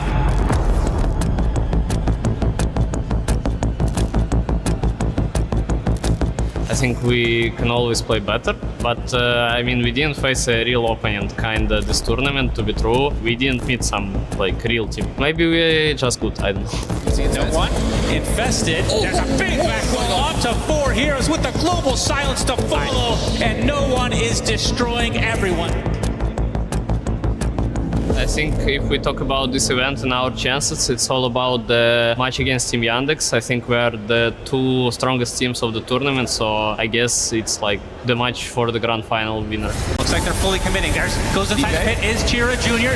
Malady comes out, and the snatch comes out from Chira. They're going to kill off Malady in the meantime as Chira does get out with his life. If I had to rate us between P-Vision and us, I think 50-50, I would say. I'm not sure. It just depends which team is better on that day, which team has better ideas going into the match, and I think that's gonna decide a lot. It's 50-50. You either win or lose. Make a Rolling Thunder initiation, still hit Coffee. All the train protectors in trouble, gonna be silenced up, no chance for an overgrowth, which means he's kind of stuck, battling it out, hoping for an Aegis kill. That's it. Foul with the map. I mean, look at what a perfect block. Oh, it's beautiful. Rampage across the map for Satanic.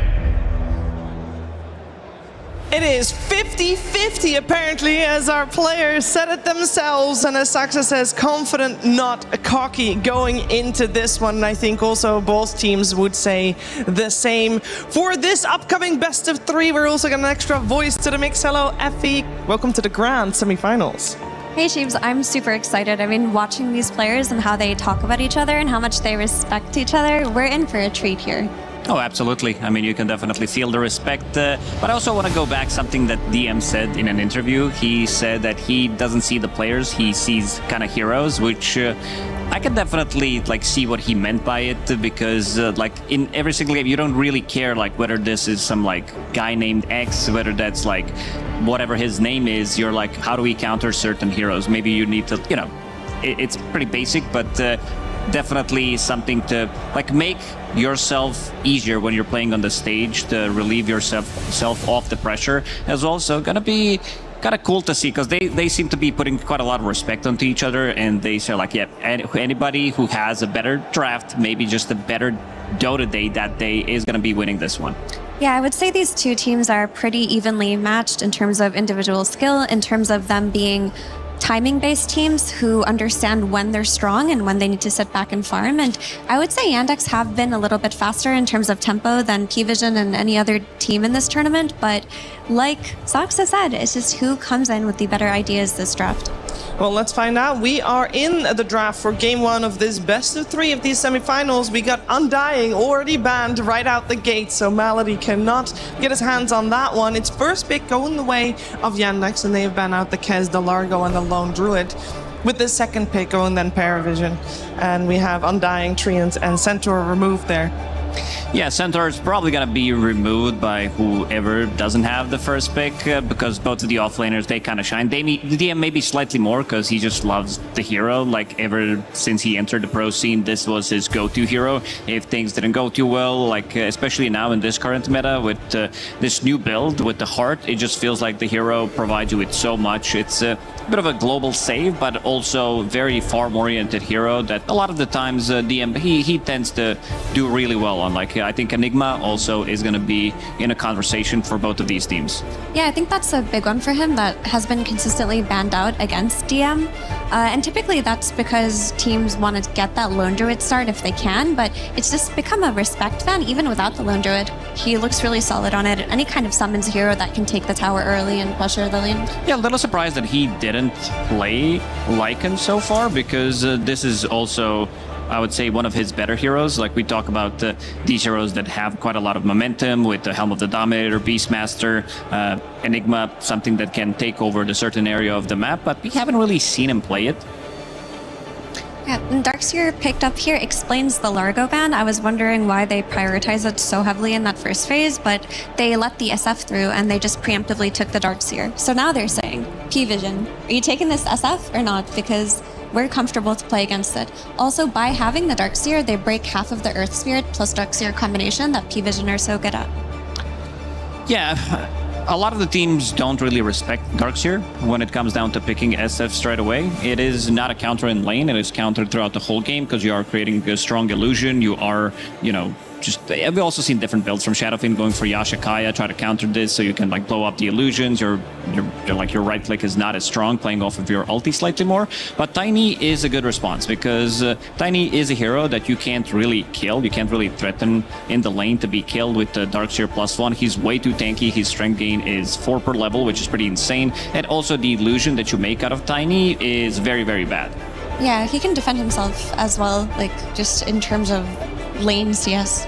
But I do think that picking Tiny early, I know that it's not a popular support hero, but I would hope that if a hard counter comes out, like a Titan Blade or something for Watson, that they're talking about maybe this Tiny being played mid with the Keeper of the Light potentially, or maybe just being played as a support. Yeah, but as a 4, I mean, you have one of the best pairing. This has been the go-to lane. We did mention Enigma that could come out.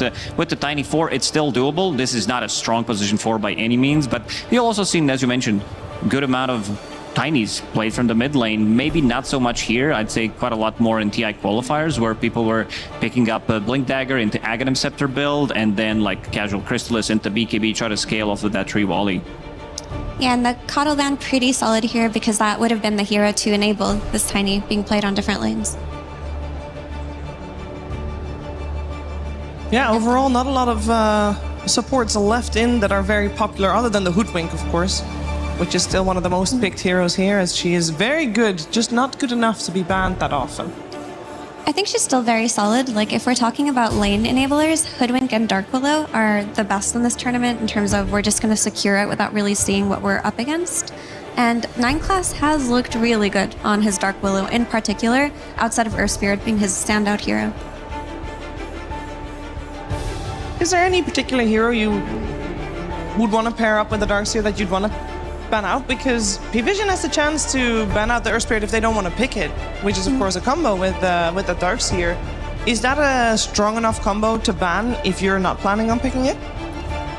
I think Earth Spirit in and of itself can be addressed. Like, if we've seen if Earth Spirit gets picked without a Darkseer, it's a weaker support, so then it gets thrown on that mid lane, and then if you're playing Earth Spirit mid, you can get Slardard, for example, you could get Huskard. There's potential there. I do think for this Darkseer, though, you can seek to take it for yourself or take a Clockwork or a Tusk. Yeah, so far, Saksa didn't really play any melee heroes. He has been playing exclusively range supports, which also works with Darkseer, not in a sense where you're going to be rushing in with the Ion Shell on you, but also just to stabilize lane instead of just completely pulling it. But yeah, if you go for more like position 4's melee-oriented heroes, definitely going to be Clockwork, definitely going to be Tusk. Maybe I'm just a believer in Tusk as a hero because the hero has everything. Hoodwink, this hero just stabilizes quite a lot of off lanes. It gives you everything, good laning stage, good scaling, break mechanic against some more annoying heroes as well. Yeah, you pick her blind, and now you have this kill combo between the Tiny and Hoodwink, where if your Tiny goes in with that Avalanche after that laning stage, you know you're going to have follow-up damage. Make it easier. It does feel like this tournament, whichever team has that first easy play after the laning stage gets a big lead, because they'll take the mid tower off of it or the top tier one. Like we saw Bane and Mirana be so effective because one good movement would just equal a tower in the early game. Yeah, you kind of want to have that 1-2 combo that you can always like have something to play with post laning stage. Well, quite a lot of times we do see Snapfire Clockworks just being paired up together, Beastmaster Coddle in the lane that also transitions well into the game. So you like Ember plus Coddle, any kind of these 1-2 combos is going to feel nice, and this is going to be the kill combo for P-Vision. Because you're never going to lack damage between these two. Yeah, P-Vision has banned out the Lina, and they took a long time to think about that. I can only imagine that maybe Shadowfiend was in that same conversation. It does seem like both teams are kind of, maybe not necessarily thrown off guard, but definitely are taking their time to come up with proper answers to what they throw at each other. As we got the Mirana picked up by Yandex. Yeah, Sox has looked incredibly good on this hero, more so than any other Mirana in this tournament, in my opinion. Maybe with Save as well being in that conversation, but there's no setup right now for her, and she does look best when she's played with a Centaur, she's played with any kind of setup, and Darkseer doesn't do that for her. Yeah, Ember Spirit's still in the pool. Big fan with, of course, combo with the Mirana, but also you have Ion Shell on you, you buy Mage Slayer with your Flame Guard. You're dealing quite a lot of damage over time, and I feel like whether they want to straight up pick it, no. This is the other hero that we did mention. Just one of the best pairings overall with the Darkseer. It has everything. Like, this hero has been very, very good for a very long time. Slightly underrated, in my opinion, because of what the hero does. Like, his scale, ability to take down any tanky hero. Tiny is one of the tankiest heroes in the game, sitting at 5,000-6,000 HP in the super late game. With the tag team, that's never going to be a problem. Yeah. I do feel like Watson has to be thinking about Terrorblade now that he has this Tusk, just that immense burst damage against the Tiny later on, because it's just such a good one-to-one carry matchup. I mean, you could throw in any ranged hero, but Watson does love his Terrorblade on 18, his PL on 18 if it's possible. Maybe not with the Ember coming up. And we've seen, like, Yandex picked up Tusk plus Mirana. This is something that Vici Gaming utilized very well against Falcons yesterday. It looked extremely strong because of the hero pairing, because you can always play together. You have the combination between two of you. You can always play with the mid laner. It does feel nice. On the other side, Dark Willow, a hero that maybe coming into this tournament, we didn't really expect the hero to be as popular, but definitely has risen in popularity due to her strong laning stage. And also, she did receive some of the buffs with the bigger AoE on Terrorize. Not so much in terms of scaling, like the way she deals damage, but it's one of the best position 4s with the AoE control. You would rather see Willow as 4 rather than Hoodwink as 4? Yes, I think this Hoodwink's going to be played as a position 5 most likely. Okay. I think 9 class has just looked better on the Willow, but it is funny to see Willow and Hoodwink on the same team. I don't think that happens very No, not often. It's pretty similar to what was happening in the previous patch where we had Hoodwink and Rubik, so some teams were like, you know what, these two are so good that we might even take them together in the same lineup. And CJ's mid Slardar comes out. When you see this Ember Spirit at this stage, you just have to counterpick it. And honestly, people have been moved away from Huskar as an idea for counterpicks and just moved towards the Slardar to punish the spirits from the mid lane. And CJ has looked the best out of all of the mid Slardars in this tournament. Well, we got 2 picks needed still at the end of it all, as we are now in the final ban phase. On the side of Yandex, it looks like we are still needing a hero for Watson, and if he's gonna lane with a Tusk, we're probably gonna see some ranged carries being banned out. Shadowfiend and Drow both still in the pool for now. On the other side, we are looking for a hero for Notice, the offlaner of P-Vision, and we already have Dawnbreaker removed from the pool to make sure he doesn't get his hands on that.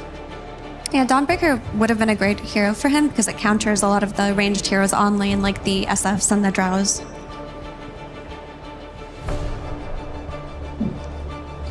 I do wonder if Terrorblade is in contention. I mean, I feel like every carry player who sees an enemy play Tiny is thinking, can I fit TB into this draft? Probably, but they also watched couple of games, especially the last one, where TV he doesn't really have a really strong timing to play for, and I feel like this hero is just not that good at the moment. And a lot of these elimination series, like where it really matters, you're gonna be going towards, like, or going back to some of the old school carries, which a lot of teams do go for. I would be okay if they go with something like maybe like a Clinks, maybe potentially even Templar Assassin for Yandex. I think it would give them quite a lot of tempo, just the burst damage, the synergy that they have with Slardar. You want to be having that hero that is going to be like shutting down these heroes with 3 or 4 hits. Yeah, between those two that you suggested, I prefer TA to Clinks, just because I think Clinks is susceptible to tossbacks, whereas TA, you're just going to be taking those objectives way earlier and bursting that Tiny faster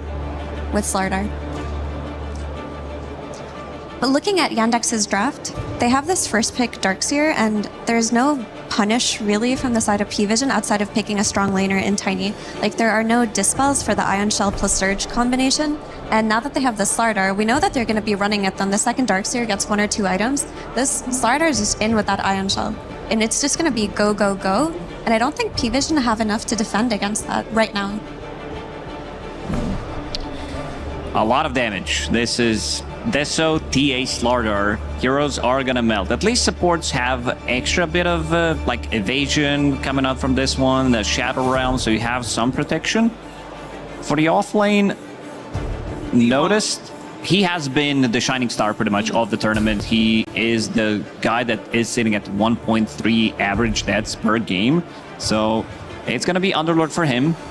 Tanky guy, very good at AoE controlling what they want to do, like especially pre-BKB. It's very good against the Snowball save, against the Tusk, with the Blink Dagger, great against Mirana. I feel like this hero kind of fits in perfectly what they want to be doing in this game. The damage reduction is going to be insane because you're playing against both physical cores as well. And also, like, the item value that you are going to be getting from your Shivas, from any armor item evasion that you're going to be buying is going to feel very good. Yeah, even an early Crimson Guard would feel very good in this thing. And this gives them the defensive power on P-Vision that they lacked versus this Darkseer tempo with Slardar. Now, if any play is made, you have this gate to come in with the Underlord, press the aura button, press the whatever it's called, the thing on the ground, Pit of Malice. Yep. Do we favor one draft over the other? If I hear you both talking about the draft, Yandex one seems maybe just a little bit more well-rounded.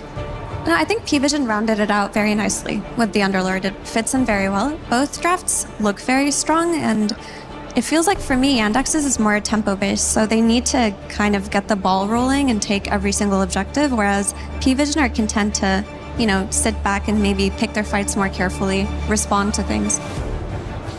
Both drafts, they look very, very solid. Like, you should not underestimate the damage that TA and Slardar can do. This is also Watson, Templar Assassin, that we're talking about. He is the best Templar Assassin player in the world. He just really shines on that hero, and it's going to be very interesting because he's going to be pushing the limits. I would give maybe slight edge to Yandex, but I feel like both of the teams kind of got the draft that they wanted in this one. How are we feeling on timings? What are we looking for here? If you're saying that P-Vision is happy to sit back and farm for now, Effie, do you think that they have what it takes to, if this game goes, you know, the 95 minutes that Milos wants it to go, do they have the advantage there? Yeah, I do think so. And by sit back and farm, I don't mean play defensively the whole game, because if they're giving away Tormentors and Roshan objectives to TA lineups, she's going to snowball out of control. But they don't necessarily have to take any bad fights in that 10 to 15 minute period of the game. So just make sure that they're able to contest around these key objectives, and I think P-Vision are in a good spot in that case. They can pick and choose their battles. Oh, no, absolutely. I mean, this is just an insane amount of damage. Like, all you need is one big pick-off. By big, I mean kill a hero on the map, and TA plus Slardar are going to turn this into Roshan objective. They're going to turn this into Tormentor as well, so got to keep an eye on that. We will keep an eye on that for sure. Yandex versus P-Vision in our grand semi-finals with Cap and SVG. The various world champions of the past have been eliminated. Falcons, Liquid, Tundra. It's time for a new set of season champs. P-Vision have been incredibly consistent, and this is the best shot for them to surpass their third place at last year's TI. But Avery, when it comes to consistency, nobody beats Yandex of this year. Since October, Yandex have had a podium finish at every event they've attended, barring an errant PGL Wallachia. 9 tournaments of top 3. Now's their chance to lock in yet another Grand Finals appearance. And that is why this feels like a grand final in some sense. These are the two teams everyone has said are going to make it there, and they only have each other in the way. And there is a first blood to get this series off on the boy Satanic, the young gun. Great way to be able to start things, getting that early gold boost for DM. Oh, yeah. We're still going to have a bit of a bounty split because we've seen these Darkseers have some issues in these lanes, but I feel like this is a lane that you can actually do perfectly fine in. The synergy's not great with Mirana. Let's be realistic there. This is a lane you're just eventually going to try and get to the Dom. You can do some creep cutting, you can do some jungling, but it's not a high pressure lane. Satanic is going to free farm down here pretty much no matter what happens. So that gold injection for DM is going to push him towards a fast helm, and that's a huge deal. Could free up the Mirana to roam a little bit earlier. Maybe you go in towards that mid lane. Maybe you go top. Those are the two lanes that I can see going Yandex's way in this early game. If the TA and the Slardar get up to a fast start, it almost doesn't really matter what happens in this off lane. It's going to bring the draft together. You're going to be able to pressure objectives super early. You're going to have a lot of physical burst damage before the armor, before the Lotus Orbs come online. that's where this lineup can get out of control. I think we should have seen more TA over the course of this tournament. I'm kind of excited to see what Watson can do on it here, because I don't think this hero's broken by any means. I don't think it's the strongest state it's been in compared to some of the previous patches. But some of these games, it sneaks through the draft. Like, people later pick these pucks or some of these melee heroes that get abused by the trap cutting. And you're like, man, it looks like a great TA game. I think this is a solid TA game. It's not absolutely free, not S tier, but Watson is a master on this hero, and he has a lot to play with here. So hopefully he can make it shine. Well, we'll see how he gets through the lanes, though, because this is a bit of a tough lane. You've got a lot of ways to burn through a refraction between these two heroes. Underlord is just a natural melee hero bully.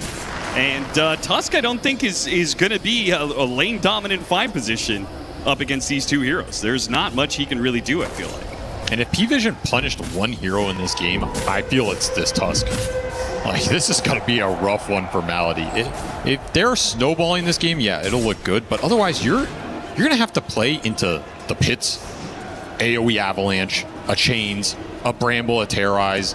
The Bushwhack is another AoE stun. Like, there's so much AoE control for you to go in next to your heroes in this game and have impact as a Tusk. It almost looks impossible to ever get a snowball save off in the late game unless you have BKB on top of it. So this is another reason why I think if you're Yandex, you want to get ahead in this game. Because if you're behind and you have to play defensive fights and rely on your 2 supports to kind of bail you out, I don't think it's possible. There's too many follow-up stuns. There's going to be a global AoE pit. Like, you just can't disengage from these fights. So you either have to rely on a very strong BKB timing or just kind of gain an edge and never let go of it and abuse faster Oshans. And you certainly have a very low cooldown lineup that if they can get ahead, they can kind of just keep us with non-stop action. Good snowball there from Malady. Got away from what I assume was a pit right on TA's head. That pit Bramble Blood Grenade. He looked like he was going to take a lot of damage. Gets bailed out very nicely here. Chainmail already online for this Underlord, though. A lot of early armor investment. I like it against this pure physical lane. It's going to pay off very nicely here. And I think this game is going to come down to these 2 offlaners. Maybe this series. These 2 offlaners have had some crazy games over their runs in EWC here, and these teams are relying on them to help control the map. That's the biggest thing that I think they share in terms of similarities. They both play these Darkseers, Centaur, Underlord archetype heroes. Maybe Enigma will come out in this series because they're pushing waves constantly. They're being really annoying with the Dom creeps. They're giving their teams a lot of information and map control to play off of. That also gives them a lot of farm to make their impact felt in the team fight itself. There's going to be a lot of overlap in this offlane hero pool in this series, and it might come down to who gets, like, you know, that extra 1 wave to hit their item a little faster and can join that team fight or make that play ahead of the other here. I almost never expect Centaur to go through here. It's just been too powerful for these 2 teams. What do you make of this Darkseer lane? Because he's matched up against a melee hero. We've seen many of the ranged matchups the Darkseer suffers in lane, but at the same time, it feels like there is almost no value to the wall in this game. Pretty terrible wall game. Now you're using it as the slow and chaos in the fight rather than any illusion hero. Tiny is very good against Darkseer for a lot of these reasons.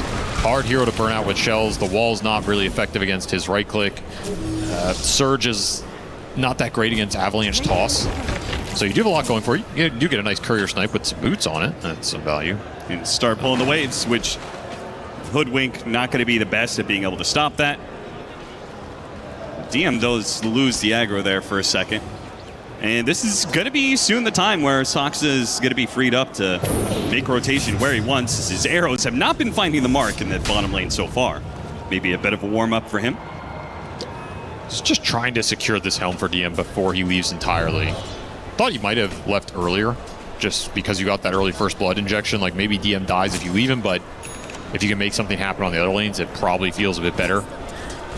As he's about to hit level 6 for free on this Ember against a Slardar, and no pressure went into him at all to get here, so he's very happy with this situation, even getting aggressive himself. Yeah, the pressure going the other way. Cheer Jr. getting very low. Magic Wand keeps him alive for now. Now popping a fairy power. It's no one who now has to pop his Magic Wand to stay up and at him. That'll guarantee his level 6 here, though. No support TPs into that mid lane. Still holding on to it. In fact, they are looking bottom. Trying to snag a quick kill on the squirrel here. See if we can land the arrow.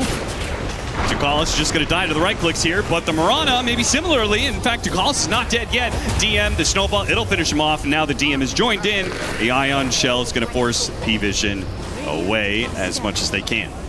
Up to level 3 on that Ion Shell, so you got to be careful on support. Satanic, he's a beefy boy, but you don't want to start chain feeding into this Darkseer lane. Looking for that Underlord 6, looking for the Ember 6. That's where you have a lot more map mobility to respond to some of these aggressive plays from Yandex, and that's always going to be a concern. You want to get aggressive with this lineup. You have a lot of dive potential. Slardar, Darkseer, TA, these are all heroes that naturally dive really well. But when you commit to that dive, there's a lot of turnaround you have to play into.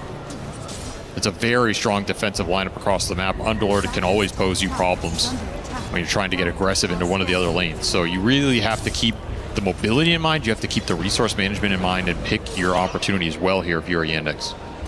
Going into the Underlord solves a little bit of that. Two supports rotating in because Watson needs the help here. Too many creeps are dying under tower, and he can't hit any of them for fear of being caught by just a single disable into the Firestorm might be the death of him. Meanwhile, 7-minute Wisdom Shrines are coming up, and it does look like no one is a bit more free to rotate if he wants, but he has opted not to. So we're just going to have a split. No early aggression from either side, making an invasion or anything like that. P-Vision way happier with just static lanes that the Ember's doing fine and the Underlord's doing fine, because there's not ever going to be pressure going into this Tiny. And meanwhile, there's a decent amount going into that Templar Assassin. Man, this Slardar keeps on getting low, trying to hit him with the Remnant, but a beautiful arrow stops that. It's all defense, though. Yeah. And I'm looking at this Underlord's denies right now. He bodied the TA up here. Watson didn't really go jungle early. He didn't do extra stacks, so you're looking at, what, 22 denies on notice? His TA is down that net worth chart for a reason. Malady looking for the snowball out of here. And he'll get it on the creep wave. Will he get far enough away, though? He's still going to be inside the pit, and they'll run him down. Malady just desperately trying to get even a single CS, but that just ends up yet another deny for notice. 23 denies. Complete lane control. He's got to be a beast in this game. He's a big problem here over Yandex in the team fight, especially the supports. Even the Slardar kind of suffers. You need BKBs, or you need to get to a point where you just overwhelm his armor entirely, which, again, when you're behind, it becomes harder to do. He can have a fast Lotus Orb. There could be Greaves in this lineup. Dispels are going to be great for both teams in this game. Arrow does land. He's got a Regen Rune in the pocket, though. They need an overwhelming amount of damage to kill him, and he's able to jump away to his Remnant. Still, though, they can chase after the supports, maybe get one kill here. Here comes the Underlord, though. Through the gate, or maybe not. Actually gets gone on by Malady and Watson. They're trying to stop him right now. Hit him with the snowball once. Now he's trying to get through the gate and get away from them. Dies all the same. Nice pickup for them. That's such a big boon for Watson, who was otherwise losing this lane considerably. Needed the experience as well. Can always go into the jungle or do stacks as a TA, but right now Darkseer's kind of taking your triangle, so you just have to exist up here for a little more time, get a couple more levels, and then you're smooth sailing. Yeah, those traps really help secure the lane a lot more, whether you are seeing the rotations from supports or just the slow helping you disengage from some aggression. And it's DM who has quietly overtook the Tiny and the Underlord in net worth. Trying to battle it out with this Helmet Dom creep. Point blank arrow. Centaur getting in front of him. It's going to be killed, but the damage is done. Satanic will be run down. So nice rotation back through the gate. It really felt like Yandex was struggling there in the first 6 or 7 minutes of this laning phase, but now that the rotations, it almost feels like they're outmaneuvering P-Vision. I think their rotation power is stronger here in the early game. That's kind of why I wanted to see the Mirana leave earlier. But Soxa, he made the right call. This Darkseer is mega fat. He found some clutch kills with this Mirana. Now he has 2 urn charges, still has a blood grenade. So Mirana's pretty strong on the map in terms of that roaming power right now. And it's going to be quite a difference of map control, too, because DM is slowly going to chip away at this bottom tower. They're going to bring the Underlord mid to try and fight this rune. Big investment. Terrorize on 2 underneath the pit with the brambles out. That'll easily kill Cheer Jr. and run down the Mirana as well. So P-Vision, a heavy investment of heroes into the mid lane, but it does pay off.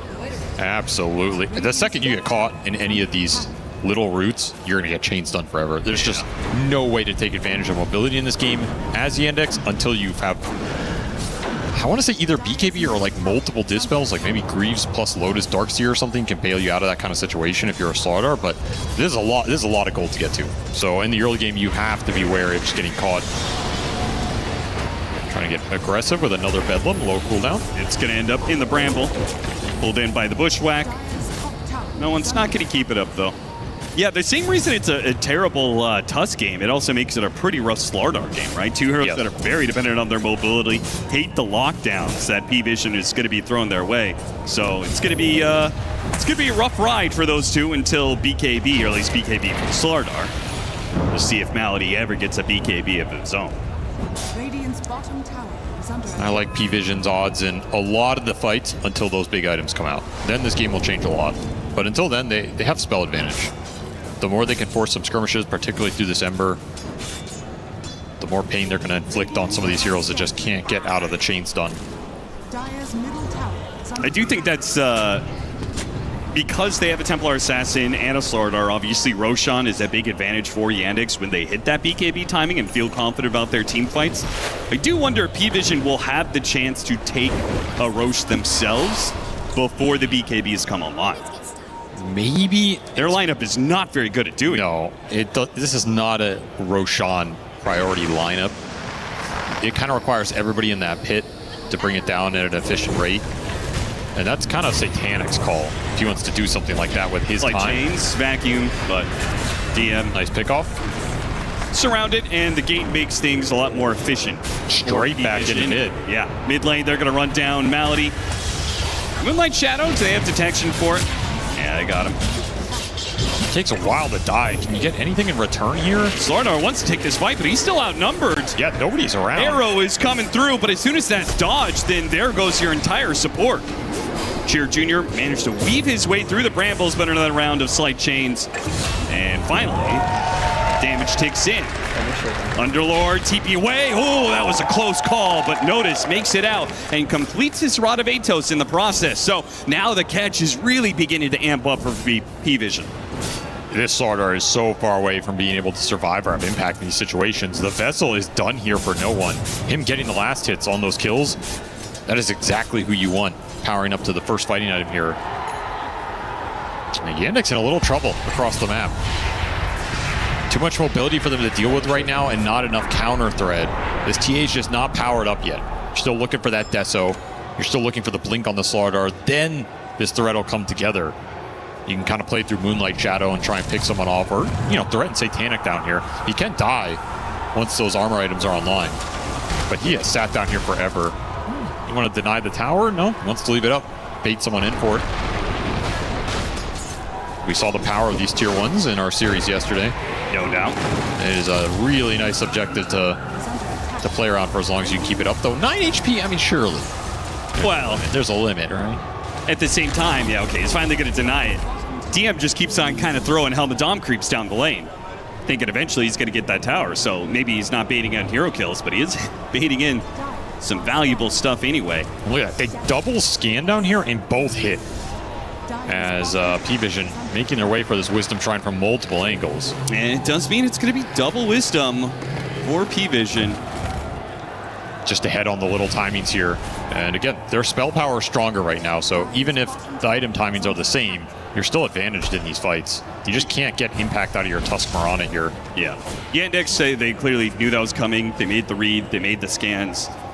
I think they made the overall call, we shouldn't fight right now. We need to get our first round of items, which there's the Deso, there's the Blink Dagger on Slardar. Now it's coming together. You still kind of want BKBs, but you can make, you know, one or two boots, right? You can get pickoffs now. You can threaten some of these cores pushing the lane, particularly the Underlord. If he gets too aggressive top, you're going to go there and slay him. The Ember mid might be a tough grab. You'd have to chain stun him with an arrow, likely to threaten no one here. It's kind of same with the Tiny, who, by the way, is about to have a full Shadow Blade. They're going to go for the Underlord, but it's not in a deep lane position. It's in P-Vision's triangle. That's a lot more Which is difficult. a tough area to fight, and the reinforcements are already there. Satanic TP to the off-lane tower, cut him off from behind. Now Malady, who was looking to join those two in their smoke play, well, now he gets caught as well. It was just overly aggressive move. Yeah, I was going to say, Roche just walking by, but no, he'll give no one a little toss there. Love tap. That feels like a forced play. Like, we have Slardar Blink, we need to do something with it. Yeah. That's not the area that the TA can connect to unless you're already running there. Ooh, Arrow slips on by because Arguello popped and just decided to turn around. fight the two of them, hits the terrorize. Ooh, but gets one shot by the Melb hit. So that's going to be your first bit of charges here. The Slardar is back up into play, and again, low cooldowns on these heroes. So even when you do kill Yandex, they're back up in 30 seconds and in fighting shape. Fast response, and that response was important. One, you needed to stem the bleeding here, but two, that was the Shadowblade Tiny running in there, ready to join that engagement. It just didn't get set up properly, so you don't get value out of that reveal. You don't get to snipe the TA or something crazy like that. Just back to farming for Satanic. Did not like what he saw there. Try and re-engage. So both teams have shown that they can defend their own side of the map. Neither team has shown that they can really offensively, you know, get in there. Which makes sense if you look at these two lineups. Like, there's a lot of turnaround. There's a lot of annoying spells to run into. If you're doing it blind especially. And just not fun spells to face tank. Yeah. So that was Deso charges for TA. Yeah, that was fast. He picked up Deso, got a kill, now has Blink. He'll be highest net worth here. It's kind of inevitable. Come down to those Roshans. You can start accelerating these objectives. Or killing more Dom creeps. It's number 4, number 5, I don't know. He is propelling DM to a fast Lotus here, which I like. You got to get some multiple dispels. I could be curious if he was going to go Greaves. We just don't see this item a lot. This is a pretty good Greaves game, but he just went to Treads. Wants to keep the farm rate up, be a little tankier. Rely on the Lotus Orb to bail some of his boys out. What do you think of Malady buying out his Shard? Tusk Shard is not one that I think of as, you know, willing to buy. Caught him on the Shadowblade, and with the Bedlam, they burn through that Refraction really quickly. Avalanche Bedlam, Refraction goes down, and an exposed Watson dies. That was a smoke bypassing multiple wards that catches Watson off guard. Big connection for this Tiny. Not only do you get his Shadowblade involved, you take down the farm accelerator here on the side of Yandex. Pit, Rod, back into the pit. Malady trying to get off a snowball here, but now he's been chained into another pit. 10 seconds of entangle, and now Jiro Jr. is going to walk into a bramble as well. Now he does get the clear here from DM, turnaround vacuum wall, but not much damage behind it with the Slardar already dead. The Templar Assassin reviving in 5 seconds. Nothing behind it. P-Vision playing faster and faster, and Yandex are struggling to keep up. The threat of this Tiny on the map, we've seen it time and time again. If you let this hero have a free game and he can just start picking people off, the map closes in real fast. And this is, you talked about this Tusk Shard. I'm not sure this would have been my first investment because like, there's so many roots in this game.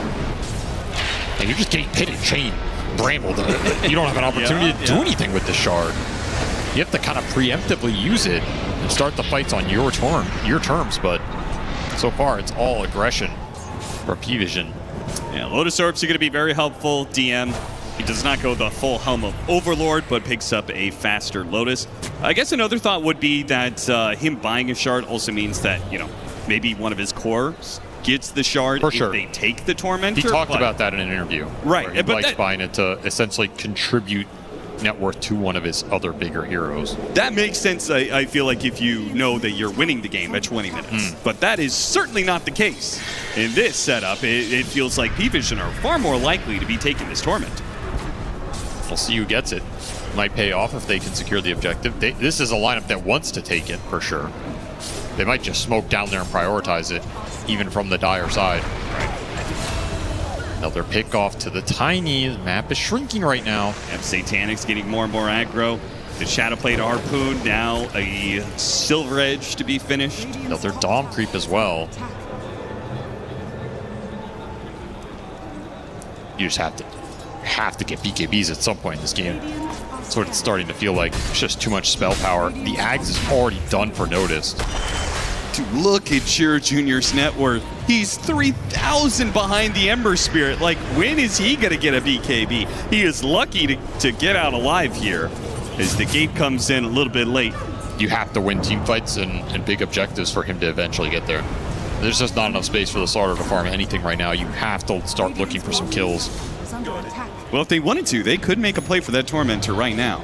Gate's on cooldown. It's a big spell. No gate. P-Vision mostly playing middle and top. They're collapsing towards mid. But a different kind of objective here. P-Vision are going to make a smoke of their own. It's going to break. Managed to get the initiate up, but the Shadow Realm already went off, and Chira Jr. has no BKB to defend himself. They gave him the Lotus, though, and maybe he can get out. The Ember Spirit's going to pursue. Meanwhile, Templar Assassin has to keep his distance up against this Underlord, but an Ember Spirit jumps right on top of them. Watson's getting low. A Firestorm on top of him has to be picked up by the Snowball. It's his only chance to survive here. Watson, though, there's just too many disables. P-Vision, they own this area. They own every part of the map that all 5 can be there. That fight can maybe go their way if they all jump the same target together and they get the TA in there. But the second that Pit Firestorm caught the 2 of them on the high ground, the fight's disjointed. You can't single target focus anybody down, and now you're just stuck in roots for days. It's just miserable. I guess Tusk Shard pulled Watson out of it a little bit, and then he gets snowballed. Like, you're actually dodging a decent amount of the roots, but it's just overwhelming. Still more. Yeah, everybody has something. That's an Arcane Rune Ember on top of it. Avalanche is a disgusting spell. It's just too much to deal with right now. That was a risky fight to take. You paid a big price. They also bought yet another shard. This time on the Darkseer. I think this one is very good for split pushing at times, and I can see how it's helpful, but I also feel like you're very much under the gun, right? You need to get to this 30, 35-minute timing where you have these DKBs, ways to get rid of these. It's weird that they feel like the shard is worthwhile when you got to get to these other items. Because otherwise something like this happens, and there's just no way out. Yeah, he's just stuck.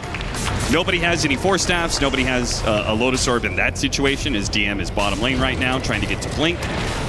Have to find a way to create more map pressure without getting picked off, or win the fights. You're running out of options here as Yandex, as Underlord is just going to control this game. Every time that global pit is available, it's going to result in a big kill here. Don't have the core items to escape from it.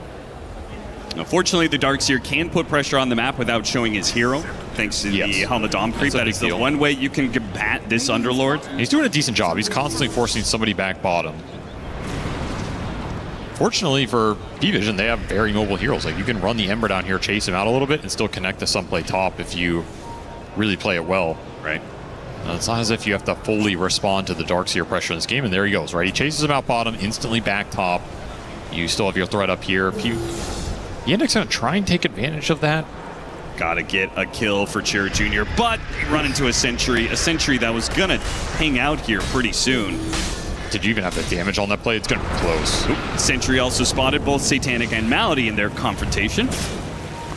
Warning game is really important for these pickoffs leading to the objectives. It's all gonna start with the vision. That's where you can maybe rely on some of these TA traps to give you a little extra boost. You're not getting killed right now. No gem on the side of P-Vision. This could be a game where they pick one up very soon just to try and eliminate the extra pickoff threat that would snowball into something like a Roshan. Chira Jr. still hunting down here. Saksa almost has a Force Staff, so they will have a little bit of extra help. Problem is, Force Staff only gets you out of one of these pits, which with the Ags, he's got multiple pits to be throwing in, not to mention the Rod-Evade, Toast, Slight Chains, etc. A big move from P-Vision. This could be where they take over all the objectives. If they get the right kind of pick off here, running into Watson would be perfect, and they manage to get the avalanche on him. He's caught, pulled away by the Tusk, sure, but it doesn't take you far enough out. You're better just leaving him there. There's, again, so much AoE control in this lineup. There's just no way that Tusk is going to bail you out of these situations. Again, the shard is like, okay, it doesn't actually get you fully out, and it only pulls the Tusk into danger. At least you get to hold hands as you both die. That's true.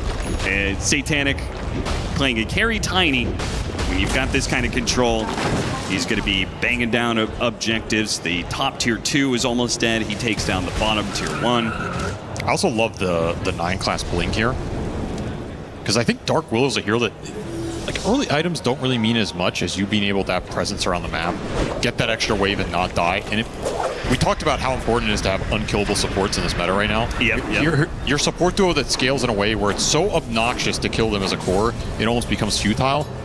Dark Willow can take advantage of this Blink with the Shadow Realm. She can push that extra wave and blink out if you try and blink on her. Like, it gives you a lot of survivability in this game that's very annoying for these heroes that want to blink in and stun you. Zoxa's gonna get one shot, avalanche toss. It's not the same on the other side. He's not able to split push. DM able to get rid of the Cursed Crown. He's gonna show on the map. Nope, blinks up. And because there's no gate for another 15 seconds, he is able to get away.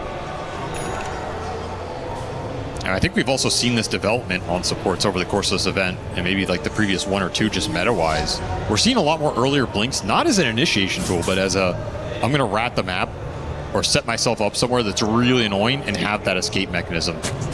Like it's a weird development of the item that I don't think we've really seen as consistently before in Dota. And the heroes that can take advantage of it tend to be more popular. I think Hoodwink's another great example. Like we've seen a lot of early blink Hoodwink where you're just playing off of, I have extra reach for the stun, I have extra mobility across the map, I can get that one extra wave and get out. There's no chance you catch me, or I get that extra snag in a fight. It's very high skill. It pays off when you can land it, and especially if you're the aggressor in the team fights. And no one perfectly placed, though. They are going to get the initiation on him anyway. I thought this was going to be another situation where he breaks a smoke and he gets away, but they managed to get the initiation on. Big hits. Shot came through, vacuum onto Satanic, slowing him down, but they still managed to get a toss on the illusion to kill Malady. Cheer Jr. wants to keep this going, actually pushing Notice back into the team as best he can, but it's not good enough. Malady, Watson can't really go into this. You see him playing off of hitting the traps and trying to get the side blade damage, but he can't actually blink into them and go for that Underlord kill. No, there's no way you want to commit in there. Until you have BKB, you're just going to get disabled for days. There's already an Assault Cuirass on Satanic, by the way. Yeah. So you kind of have to respect the armor in this lineup. And this Ember almost lives. He has an Illusion Rune in the bottom. No one is very close to getting out of this situation. And great execution. Yeah, I mean, if he has the Shiva stun, I think he does live there. Oh, yeah, 100%. And they're going to have the triple armor item. They're going to have AC, they're going to have Shivas, they have Lotus. So this was one of your better chances to take a fight if you were Yandex when it comes to the offensive damage. Maybe they can still take another one when they have their BKBs, but for now they're going to get picked off around the map as an attempt to do something about Roshan is denied. That's a big Roche to gain here for P-Vision. Feels more influential to take it away from this Yandex lineup than what you even need it for. Like, I don't think Tiny needs an Aegis this game, let's be honest. No. I think he can use it well, but just denying this from the TA, it makes it so much harder for Watson to play the fights. He's kind of relying on getting a second life here at some point to be able to go in. There's a real risk, even with the BKB now, when you go in, you pop BKB, if you get kited a little bit, if those big stuns don't land when you're there to deal the damage, and that BKB starts to wear out, that fight does not look so great over the long run. Yeah. They do at least get Tormentor, and they get a Marana shard, so all the shard buying didn't really pay off here in the long run, for that at least. I mean, I'm not a TA player, so I don't know how influential the Templar Assassin shard is. I guess your refraction can be cast while disabled. It's actually potentially important when you're getting Tiny Shadowblade initiated. Oh yeah, I was about to say, it's good against Tiny, and this is supposed to be a decent matchup for TA in terms of playing the map. But a lot of the disables in this game, like casting the refraction while you're in the pit or something, whatever. Yeah. Satanic's threat continues to grow, 9-2 and 7. This hero looks unstoppable in the right hands this event. The Yandex are just getting more and more desperate to rat out the map, leading to more and more pickoffs. They can feel it, the map just closing in around them. P-Vision, thanks to the fact they've got a Shadowblade, they've got an Underlord with this global presence, combined with an Ember Spirit with global catch as well. But there's the 2 BKBs for Yandex. TA and Sard are both online. This means you can full commit in the fight and try and take down that big juicy target that you want to at the start. Into Aegis, it looks a lot more difficult. Yeah, the question is, like, are they going to have the damage, right? They have the defensive capabilities to allow them to push through these disables, and that's a very strong timing, but because they're ahead, are P-Vision now too tanky against the physical damage? It looks like that. There's just so much armor in this lineup already. It's 41 armor on Tiny right now. Like, Corrosive Haze only takes away so much, you know? And if Satanic spots him, they do manage to get the leap away, but Satanic just follows him through with the flank. Now the pullback on the Harpoon. Cheer Jr. doesn't want to have to use BKB here. They snowball, trying to dodge the Cursed Crown, and slip back inside the base. Malady with the Lotus. Nope, he's stuck in the rot. Now, Avalanche, and he's dead. Man, these heroes just cannot get away no matter what Selection is going to use. And they're going to either force the BKBs or they're going to kill you at this point. Chiro Jr. pops the BKB and makes a run for the fountain. That is not what you wanted to see out of your first usage of both the Templar and the Slardar. They didn't even go on a hero, really. Sure, they got the Dark Willow, but they haven't threatened a core at all. And they're immediately going to smoke and make a play for this, which is a bold move considering the BKBs are on cooldown. They're trying for the Tiny here. Massive and a game pit. that catches all these heroes and Avalanche over the top. Nice little snowball dodge, but here comes another pit, holding back 3 heroes. They turn back to Malady. The easy kill for now. They can't do anything here. They pull in Watson. Watson's stuck in all these pits, and this looks impossible. Nah, there's no shot. You can't focus anybody. You use your BKBs. They're out. They tap it early. Domination here. Another 30-minute win from P-Vision.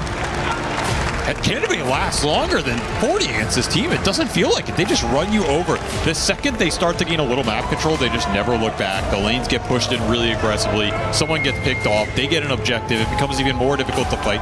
There's just very few openings for you to claw your way back in this game. And I think we saw the power of this Underlord pick.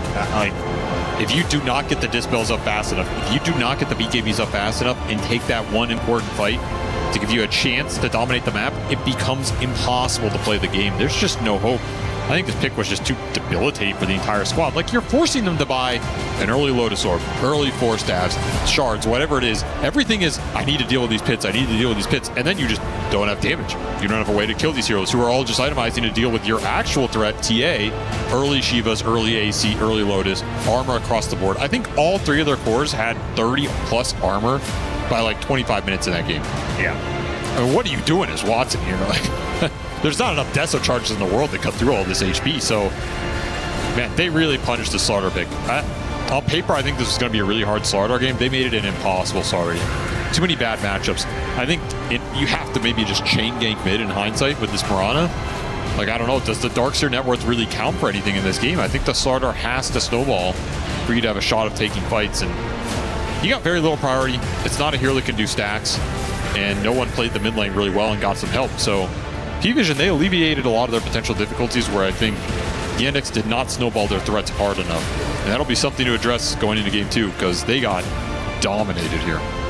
Yeah, their very first game, 41-minute victory. They had a 48-minute victory against Reconyx. But yeah, most of these are in that 30 to 35-minute mark. Just extremely dominant victories from P-Vision when they do get the win.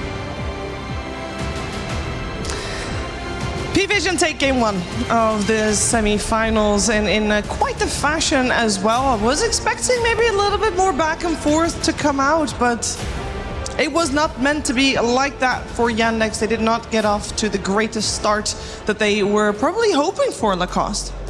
Yeah, this is the type of a lineup that wants to snowball out of control between 15-25 minutes. This is what this lineup is kind of built for, to take over the map, take over the objectives, Roshan, get a pick off, turn that into Tormentor, and take control of certain areas of the map where they're going to be getting the kills, they're going to be utilizing this kind of infinite damage that they have from Slardar, Deso, and a TA, but the lineup never came online. Like, we saw Slardar really struggling. I think no one really pushed the limits on the hero in the mid lane, making sure that this Slardar is also shut down. This is not a hero that can easily recover, and we were seeing some like downfall to it, plus also having the global presence from this Underlord, kind of similar in a sense where you're playing against the Dawnbreaker, knowing exactly that that +1 hero is going to come in and making sure that you are also needing to bring extra hero, maybe even extra 2 heroes because of the damage reduction and the kill threat that he brings. Yeah, if you noticed, had a fantastic start on that offlane.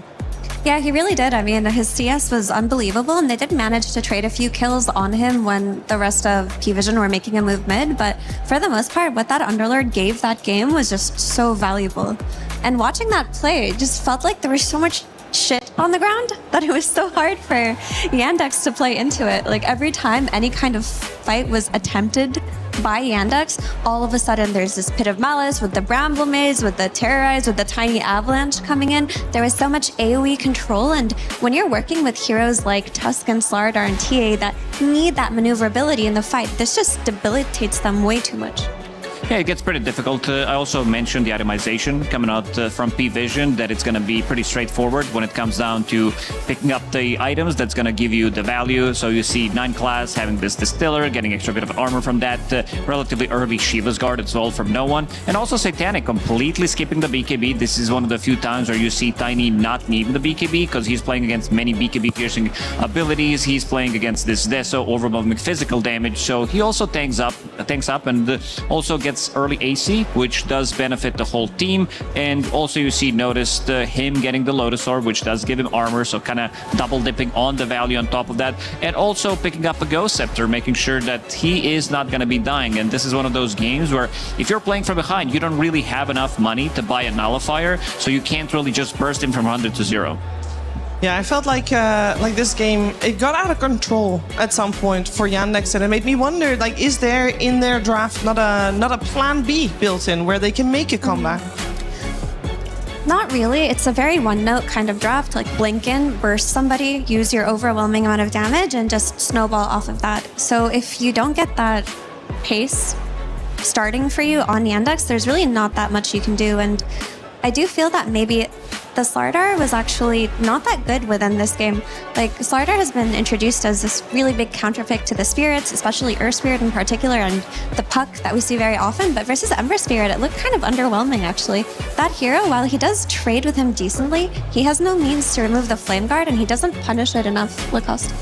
Yeah, he definitely felt like that in this one, making sure that, he has really good game. Like, Slardar is not a hero that, again, can easily recover. I think Caster's talked about it. This is the hero that if he's off to a bad start, you need your blink, you need your shard. You can't really skip your shard, so it's kind of like you need to spend the 1500 gold to get it, and then your BKB is gonna get delayed, which we'll also see multiple times. He goes in, and a lot of the times he doesn't get the chance to get out because of the Pit of Malice, Road of Athos, this infinite control to have. Plus also Tiny. I think Satanic played an extremely good game. He was hunting down, he killed Saxa, I believe 2 times solo, and also being everywhere, but also having that tankiness. Like, it's very easy to play a game once you have these, let's call them unkillable heroes that go in, provide vision for the team, and also have a little bit of a bail option with Dark Willow behind them, but maybe with some defensive items like a Force Staff, just making sure that you can get out of trouble. Yeah, that Tiny on Satanic was able to join fights, Effie, very early on.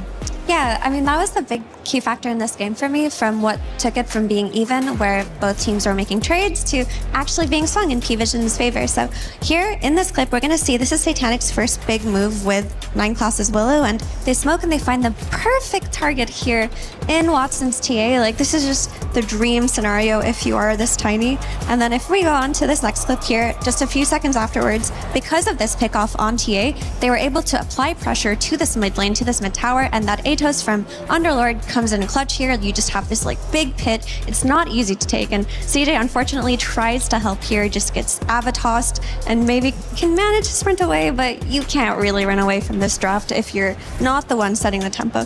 And in this last clip, we're gonna see kind of a similar situation in the sense that Satanic's Tiny just gets to join whenever he wants, and this is really key from no one to be able to come in and control, but he does this nice wraparound, gets the Ava on, and the heroes on Yandex could not really play versus these heroes.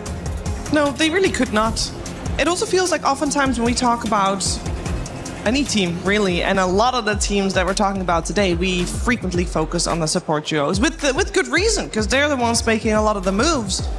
But Lacoste, I guess the reason why Yandex's supports couldn't really make moves, is that because of the Slardar being basically a non-factor here, or what was that about? Yes, I mean, when you shut down this type of a lineup, Templar Assassin, she also falls off. She doesn't feel comfortable playing with the Slardar. He doesn't have BKB, and also the offlane, like DM didn't really have that hero that kind of goes in. Again, it goes back to Slardar not having the greatest game, which makes it very easy for the supports on the other side to like even itemize. And we talked about like how they're not really susceptible to dying to both of the cores, to either Slardar or to Templar Assassin, because they have built-in evasion, they have Shadow Realm, but a lot of value that they're getting out of these spells. And this lineup, this diurnal lineup, what they want to do is blink in, kill a hero, and then play 4v5, and we've never got the chance to see that.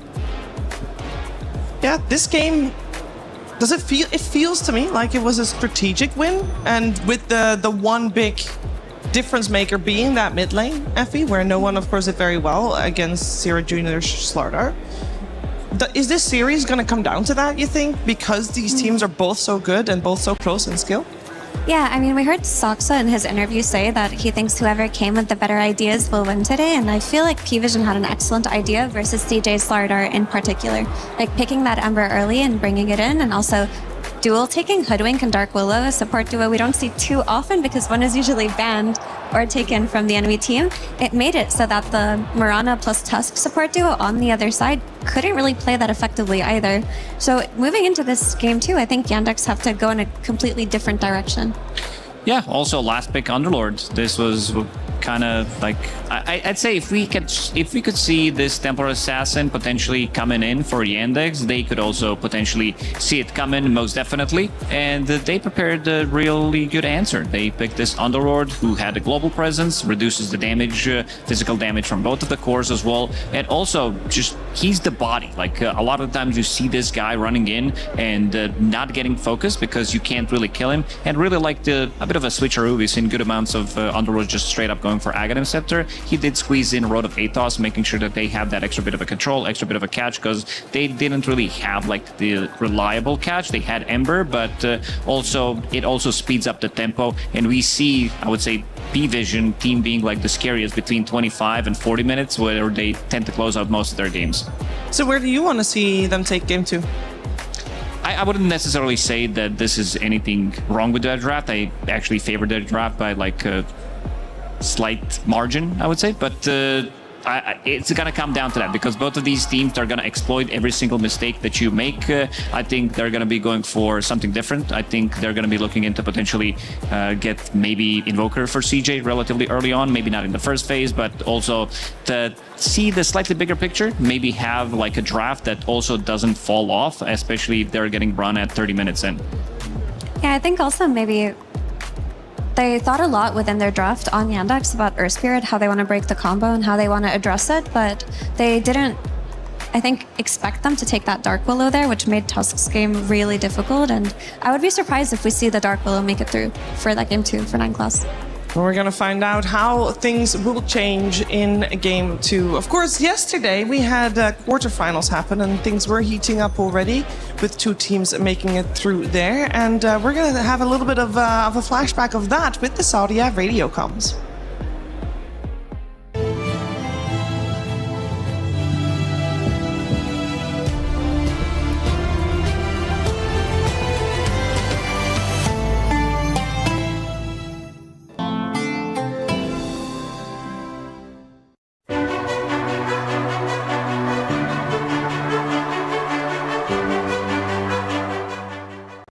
Just hold there, guys.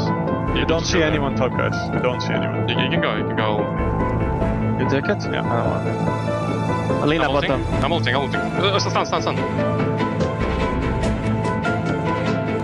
Nice. Hit this guy, we can kill him. I'm having it lean there, guys. I'll chuckle him here. I'm far. Stas, you gonna reach him? I'm going. Okay. Right fired. He has no mana on He has one lots. Backline, guys, not fired. Guide one line. I died in base, boys. To get out of it. Okay, nice. No surgeon. I just have to show him for it first. I'm TPing. Look. Diving. Just kill him. On me. 7 seconds, my TP. I'm TPing. He used arrow, yeah? 5 heroes around. All heroes here. I'm TPing, guys. I'm TPing as well. Go. They cannot fight. I can chase him. Go. 加了吗？没有，活了。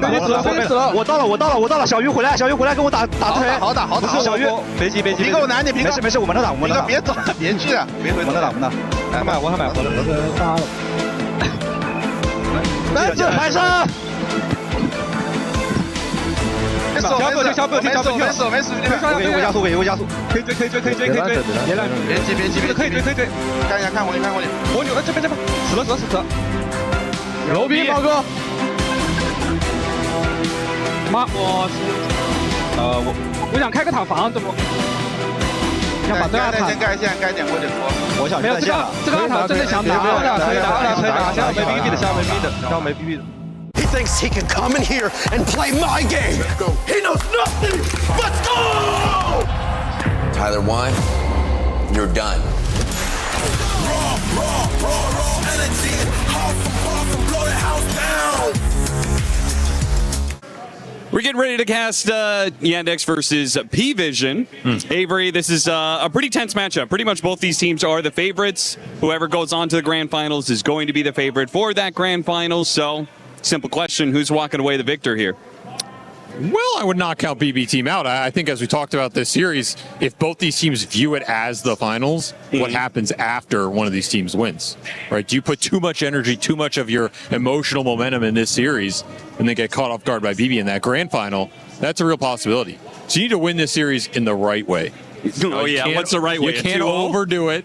I think a nice 2-1 with a close game 3. Well, but I thought you were saying, like, you don't want to expend too much energy. You want to get the 2-0. Just get it done and over with. But you don't want to get too cocky either. Grand finals. Oh, okay, you don't want to overbuild that ego. A little That's bit. right. You got to get like humbled in a game 1, respect game 2, and a close game 3 where you figure some stuff out. And you're like, all right, we're respecting our opponents in this event. Let's move on. If I had to pick a winner in this series, I think P-Vision's looked a little better. I think so, too. The draftings look a little cleaner, so I'm going to lead them, but this is anybody's to take. When it comes to the draft, then, what's the #1 hero you're going to be looking out for in this series? Ooh, I'm looking at the mid lane. I'm looking at the Ember in particular because I think that hero's overperformed. I'm looking at Puck from a bad side of like, if someone picks Puck, will it work? Yeah, because it hasn't been. And I think Earth Spirit's kind of in that middle territory. So I'm looking at the Spirit heroes, the Storms, all that for mid. Who's going to get more momentum in this series and who can pop off? All right, well, whatever hero do get picked, we're just hoping it's going to be a banger of a series.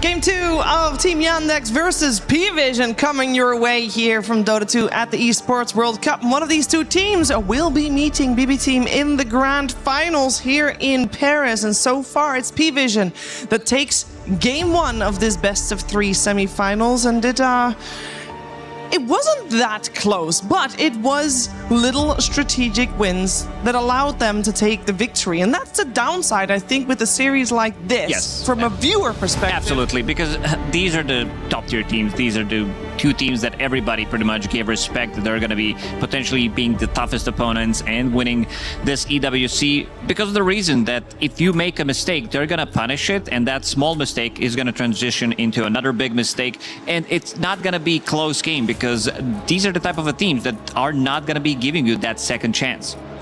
I have a question for you, Lacoste. What on earth happened to Huskar and Huskar players? Because I feel like going into this tournament, it was a hero that everyone thought about and talked about, and we even saw covered in the draft. But as it's progressed, nobody cares about Huskar. Ember just gets to play without getting Huskar ever. You can pick him at early in the draft, and you never have to worry about Huskar. What's going on here? I had the same question, and I feel like maybe like this is... Teams got better overall. This is not a cheesy pick by any means because like we've been in Huskar meta for a really long time where all of these melee mid laners have been on the receiving end, but I feel like you could have potentially squeezed that in. Maybe we're not seeing something. Maybe we're not like having the info from potentially scrims that did happen, that Huskar did get like quite a lot of bad reputation, maybe because he didn't really have good win rate. So hard to tell. Well, I'm going to go out on a limb and say, if you're not willing to play Huskar versus Ember, and your Slardar has proven to be ineffective against P-Vision's Ember, then you must take the Ember yourself. That is what has to happen here for Yandex, because that Ember really felt like he got away with it. Really did. We are going to have a very different game number 2, it seems already. We still have the teams on the same sides, but the pick order has changed. So it's P-Vision with first pick, and they take the Nature's Prophet. We did see Nature's Prophet previous game, but only first phase banned by P-Vision themselves.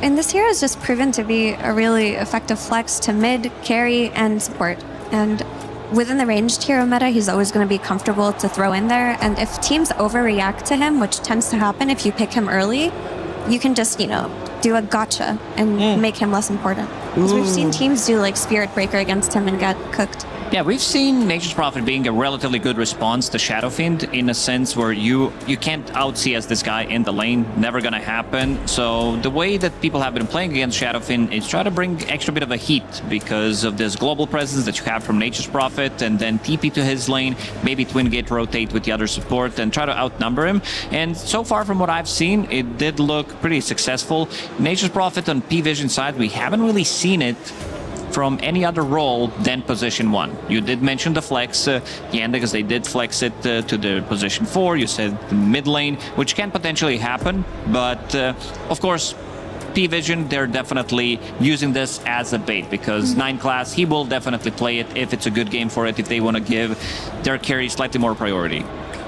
Yeah, you know, and I'm looking at this first phase of bans, and there are like tiny little things that I find to be very amusing. Like they ban Darkseer in that first phase on P-Vision, which you then get one more ban, right?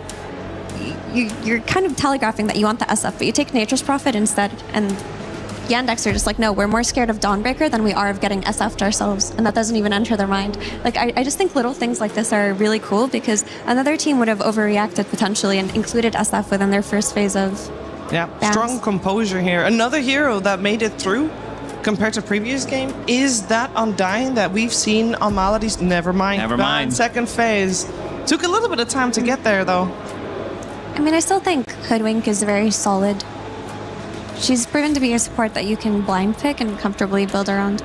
Yeah, Earth Spirit's still in the pool. That's the big one for me because of the 9 class performances that we've seen from position 4, and this is also something that no one did bring into the meta kinda during the TI qualifiers where he played it 4 or 5 times. It looked pretty much unstoppable, and then everybody else started to copy it, so potentially looking into that one as well.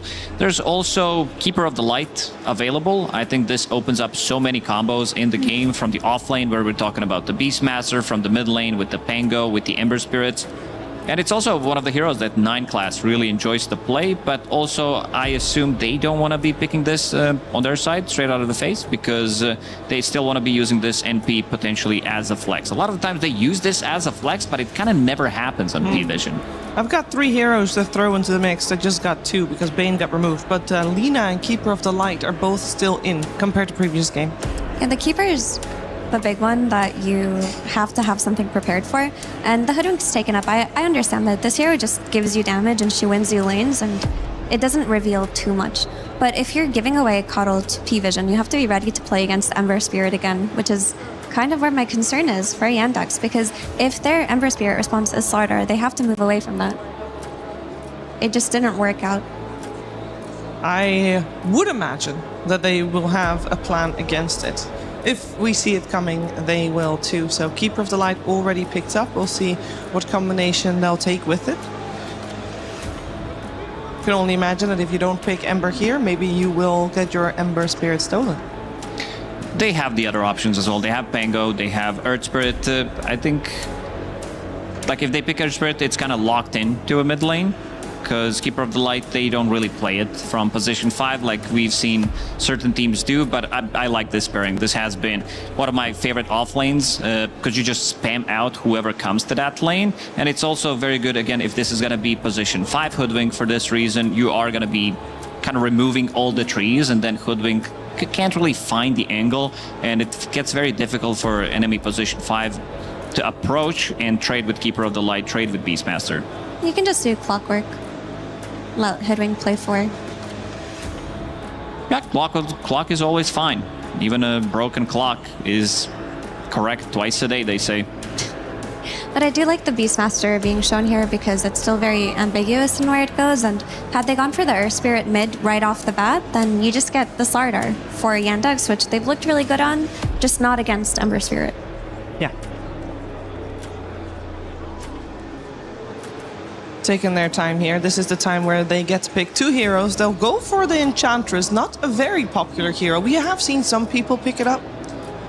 Why here? Why now? She's a good hero against Beastmaster if he's played in her lane, because she can enchant the boar and take away like half of his laning strength, but you can also just throw the Beastmaster mid in that case if you're not willing to lane against the Enchantress. Yeah, most definitely. We've seen Beast being kind of flexed between 3 other roles. Like we've even seen mid Beastmaster, as you mentioned. We've seen carry Beastmasters on top of that. I feel like they need a body. They need something that's going to be soaking up the damage from their lane, like whether we're talking about some Underlord, because most of the heroes that DM has played so far have been banned out. We're talking about Darkseer, Enigma, Centaur. He does have one more, and that's Kunkka. That was the one that I was about to mention. That is a catch, is a body in front. This is the hero that can build into any item that you need, but we're talking about, you know, Spirit Vessel, whether you want to go for any aura. It does feel good. And it's also potentially a hero that they can leave in the mid lane if it's a good matchup for it. Yeah, they can for sure. I mean, I don't imagine CJ will like throw away the opportunity to have a counter pick at the very end. But here comes the Ember that we mentioned. I would be a little bit disappointed if they ran back the Slardar. I just don't feel like it gave them enough. Like I want to see the Vipers and the Huskars come out now for CJ, because DM's Kunkka, it's going to give you that body that you mentioned, Lacoste. It's going to give you that anchor, that team fighting. So don't overreact and run back the Slardar. I keep mentioning it, but I just don't think it did enough against the Ember on lane. Like when Ember is shown, you have to punish it. We'll see what the bans are coming out from P-Vision, as I'm sure they're going to target some good counters to that Ember Spirit as well. On their side, we still need a hero for most likely Ducalis, unless there's going to be some role swaps with the Nature's Prophet, which we're not really expecting, but we should always keep in the backs of our minds. Yeah, I'd be okay with maybe something to stabilize the lane, like Lich potentially. Wyvern could come out. Big fan of Wyvern as a hero. I feel like this hero is insanely good at what it does in the lane, the scaling. Like we've seen so many good combos, like even combos that don't really feel like combos, where people have been using Darkseer Vacuum, for example, to pull them back in, and they're going to be removing the hero that we mentioned relatively early on, like this Invoker, CJ Invoker, one of the best ones out there. Had some really good performances so far at EWC, and in terms of catch, Kunkka gave them that catch. Like the X Mark into Sunstrike would be very cheap and potent combo. Yeah, I like the idea of Lich, just because when you play against Enchantress, you know she's going to make some early moves towards your tier 1s, and Lich is the hero that can just press his armor on the tower and maybe mitigate some of that stress. The Wyvern can work in terms of clearing the lane with the Splinter Blast, but not as effective in terms of the defensive game. If not Wyvern or Lich, if they both get banned out, what other supports can play a more stabilizing early game? I mean, Clockwork's still in the pool. I could be okay with Clockwork, and there's one guy that I feel like has been underutilized. They picked it once, and that's Ogre. I feel like this is a type of a hero that loves to lane with Nature's Prophet. It gives them the body, something to soak up the damage. Because, like, at level 1, like, even level 2, it depends. Bloodlust is an insane spell. It gives you 35 attack speed and gives you good amount of move speed as well, 6%. So let's see what they're going to decide for. I think Lich gives them slightly more control. It gives them slightly more team fight as well. What about Earthshaker? I know that's a BZM specialty, but I remember CJ was playing against 1W and he stole an Earthshaker, and it looked quite good. I mean, it could give you a lane versus the Ember, and it could give you that added stun. I'm down for that. I feel like also this hero has been unutilized. And we got There's your Ogre. Clap for Ogre. Yeah, I think this hero has a place in meta. Not many other position 5s are willing to pick it because it's a bit of a hit or miss. It's also a hero that can build into like different items. You build into Force Staff, Solar Crest, anything that your team needs, and it's gonna feel relatively good. I mean, I'm looking at P-Vision's draft, though, and the same way that Yandex's felt very one-note, and good at the one note that it does, P-Vision is very like single target heavy. Even with the Ogre as your 5, it's not giving you team fight, it's giving you single target stun, it's going to give your carry Nature's Prophet attack speed, but your Beastmaster also very single target with the Primal Roar, so less of a well-rounded draft. How do we feel about Monkey King against the Ember? There was one game that at least I've seen so far at EWC where people try to counter this Ember Spirit with Monkey King. It looked okay in the lane, but I feel like this hero's... It's not an S-tier hero, it's not an A-tier hero by any means. I would give them maybe like B at the moment. It feels like with all these nerfs, a lot of the times this hero, it gives you the team fight. Of course, there's a good synergy between their heroes that they have, like the triple core with the physical damage and whatnot, but I feel like it's a little lackluster what it brings to the table in the mid game, especially if you die once or twice. Yeah, that's the issue with Monkey King, is that 1 or 2 deaths kind of just slow you down. But I do think the lane is still very good versus Ember Spirit, and I think CJ can make it work. But I do like the scouting and vision aspect that Monkey King provides, because you're playing against Carry, Nature's Prophet, and Keeper of the Light. These are heroes that you need to scout, heroes that you need to see in the backline, and Monkey King is a hero that can find them and set up for them. So it definitely makes sense within this context, but I need CJ to pull off that laning stage. Sounds like they are the ones that want to set the tempo in this game, which we saw them not being successful in game 1. Again, it's a lot on shoulders on CJ because he needs to be the one making all these moves. Because support duo, they're okay when they are going to be playing. Like Enchantress, I feel this hero has also been underpicked in a way, because what the hero brings, I feel like it has a very strong place in meta. Even from position 4, Falcons played it a couple of times. It looked unstoppable in the games that they played it. But I just feel like this Monkey King, it's like hit or miss. In the cases that I've seen him, it's been more miss. A bit worrying. Bit worrying for this game, Effie. Not if he pulls it off, Sheaves, because I really do think if CJ has a great laning stage and manages to snowball, his Enchantress is going to come mid, they're going to be able to take the tower, they're going to be able to set the tempo and scout out these backline heroes. It really is just laning dependent, and if CJ pulls it off, I really favor Yandex's draft here. Sounds like that CJ has to thread the needle real carefully there. No pressure, though. I will say CJ has been very strong in the mid and definitely a standout player. So if anybody can apply that pressure to propel himself forward, it is him. Can he do so? Can they force out a 3rd game to this semifinals? Or will P-Vision lock in their place in the grand finals? We're finding out with Cap and SBG. At the start of the series, Avery, you said that Ember Spirit is a hero to look out for, and a clash between these two teams is a hero that has been doing very well at this tournament. It's been hard for teams to be able to shut it down, and for Cheer Jr., well, you're not going to draft the Huskar. They tried out the Slardar. Now they're going to try the Monkey King. What do you think about this, Avery? Is this going to be the answer to Ember? I think Monkey is the most volatile answer you can pick against Ember right now. Okay. In terms of hit or miss. It either flops real bad or it succeeds to such a large margin you can just 1v5 the game. This is a great Monkey King game outside of that lane too, though. He has a good matchup against Furion. He has pretty good matchups against the other just like low damage bodies in this game. You know, it's like Ogre Coddle you can get on top of. Beast can sometimes be annoying with boars, but I think in a game like this where there's no removal for Jingu, like, you should be really confident just going in playing aggressive with your 2 supports. You have 2 really aggressive supports to help you snowball this game, gank mid, put a lot of pressure through this mid lane, just snowball the map. That is a very scary thing for this P-Vision lineup to deal with, because Ogre is not the best at early fighting anymore. You're kind of picking him for the scale with the Bloodlust, a bit of a body later on, but he's not going to stop this Yandex support duo running the map. So a lot of explosive potential coming through these 3 heroes out of that mid lane. That is what you want to see from this Yandex lineup, and if they can execute that, I agree that there's not a lot that stops it just running the map over. Like, you don't have heroes that can trade well with the Monkey King without any sort of Jingu purge. So it looks pretty solid in that sense. It's going to come down to a lot of execution here. How much can Chiro Jr. get out of this mid lane in the early stages, and how much of those support rotations come through? Getting the early advantage, Satanic using the Treants very well, managed to deny one of the bounty runes, so it is a 2-1 split. Very nice. They actually hear that one. We're going to start off with a early bit of action here as Watson going to be ganked from behind by 9 classes. They're trying to body block him as much as they can. It's not going to work out, though, and now the turnaround raises are a bit of a threat. Free Enchantress game, like, that is for sure. Malady can do a lot of damage here in the first 10 minutes. It is still basically the most powerful early game support if the game goes in your favor.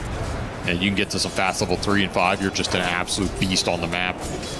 Huge threat wherever Malady goes. So potentially really free Monkey game, potentially a free Enchantress game. I mean, this sounds like Yandex are very well set up for at least the first 20 minutes. They should be, and they should be confident in that. SF's a great hero you can roam to. The Kunkka's maybe like a little odd piece out. I don't know if he has that much early aggression to synergize with this lineup, but it is a hero that DM's super comfortable with. If you get a fast boat up, like maybe you can get that cheeky kill. It's a solid Kunkka game. it's a hero that sets up, like if other heroes are having a good game, he sets them up very well. For sure. Right? He can give you a lot of sustain, a lot of extra teamfight power, and he's a very tanky body himself, which my biggest concern with the P-Vision lineup is getting to that point where the damage comes online. If they can scale their cores up, get some big damage items, and bloodlust everybody, it's going to be insane. You got to get over that threshold a little bit, otherwise this support duo is not giving you that extra oomph. You have some nice sustain from the Coddle, a little bit of DPS. Ogre's pretty low damage. It's all about the cores here, in my opinion. How do you deal with this off-lane duo of Coddle Beastmaster? We've seen this before earlier in the tournament. It just ruins many a safe lane here. Maybe DM's in trouble, actually. Blocked in by the Sprout. He eats through, but it's too late for that. First blood goes to Satanic. They just win the lane straight up. They don't even get the first blood off of early teleport. All right, they put Treants on him. Level 1 Bloodlust and just straight beat his ass. There's no way around it. Rough start to that lane. Treants are just so strong now. Yeah. Unless you have like some way to steal them or instant give them, which doesn't really exist on too many heroes. The Coddle Beast should be strong up here in terms of pushing the wave out. If you don't feed that early kill to the Enchantress, you can look for it with the level 3, but otherwise you're probably looking for the roam. Best thing you can do against it is block camps. Don't let the stacking go out on that triangle. They already blocked the big camp with a sentry. There's only this ancient camp. If you keep the lane pressure high, you should punish this Coddle every time he leaves the lane. So I like the deep lane ward. That's why this exists up here. You want to see where 9 class goes. If he leaves the lane to go stack and one of those camps is already blocked, instantly you're going on the Beastmaster. You have the all-in potential with the raises. So very heads-up early warding game should set you up to punish this lane. All those little things come into play. Well, so far, he hasn't really thought about leaving lane at all, just charging this Beastmaster up for Wild Axes spam over and over and over again in the SF. It's beginning to build up. Malady has the heal, so he can take away the boars. He can help keep the SF topped up against this constant spam. I'd like to see them go for the beast kill here. They have level 2 and enchant coming back up. You have raises. You have Lotus double fairy fire on Watson. He's not as low as he looks. I don't think you want to sit up here and let Lotus continue to get chip damage on you. You want to make these big trades that are in your favor and then make some moves elsewhere if you can. Well, this time we got a bug inside of the game. Well, that's the monkey pause. I mean, that's the classic. Of course. Bug, so. And Chiro Jr. is doing very well for himself. He's currently sitting at a CS of 23 and 12. Very nice. Lots of denies. I mean, we saw in game 1 a heavy laning phase lead for P-Vision, largely off the Underlord and the amount of denies he got there. But Chiro Jr. is putting in work. He's putting in the work. And that's what you want to see out of this last pick. He has the early boots. He has a deny advantage, which turns into a level advantage here. Will easily outpace no one to that level 6 territory. So you're going to have a nice window to punish this Ember before he has the Remnant online. And you really have to keep a check on these supports in this game. Either support going to mid is a kill on this Ember if you can get the Jingo up, which is pretty reliable against this hero. Yeah. Especially with the early Orb of Frost that he's been using to keep the Ember Spirit in range to get those stacks. Double Bracer build up for DM. Getting a little tankier down here.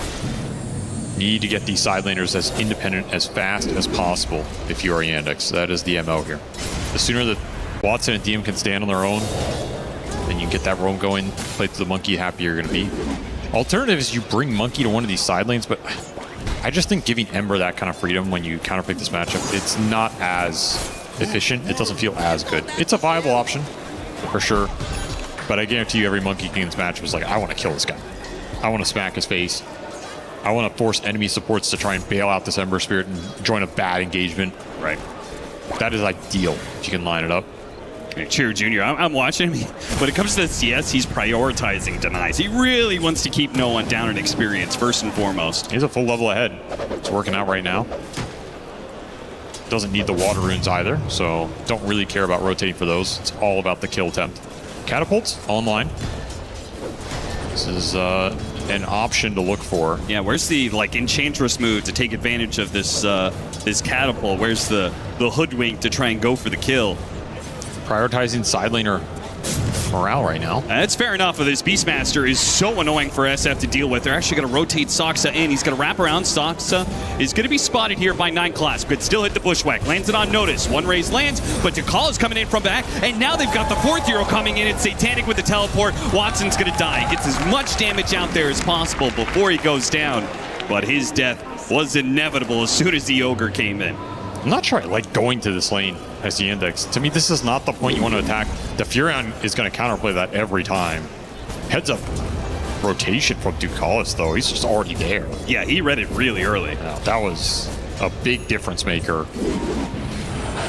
That's a big blow. Committing supports up here, and you're going to lose. Still catching Soxa. The Lotus is not enough to keep him alive.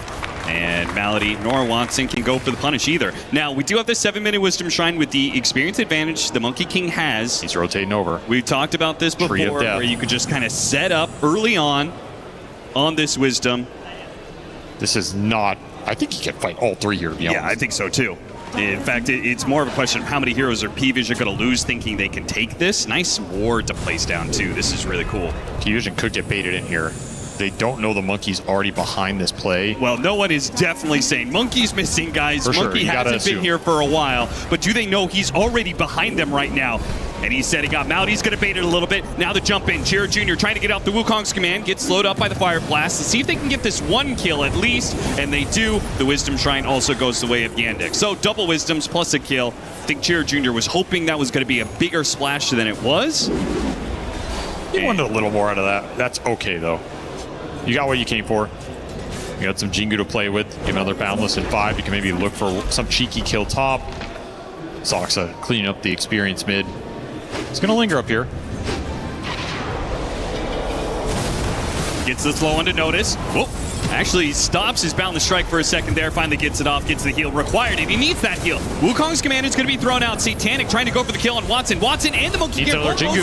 He does manage to pop the magic wand. And he jumps over to one of his statues. He gets away from the Ember Spirit as no one. He blindly went to one side hoping that he would be able to all in the Monkey King. And it doesn't work for him. The outcome is good for Yandex. As Soxa almost died there to both the Treants and the Boar. But I think he is going to get away.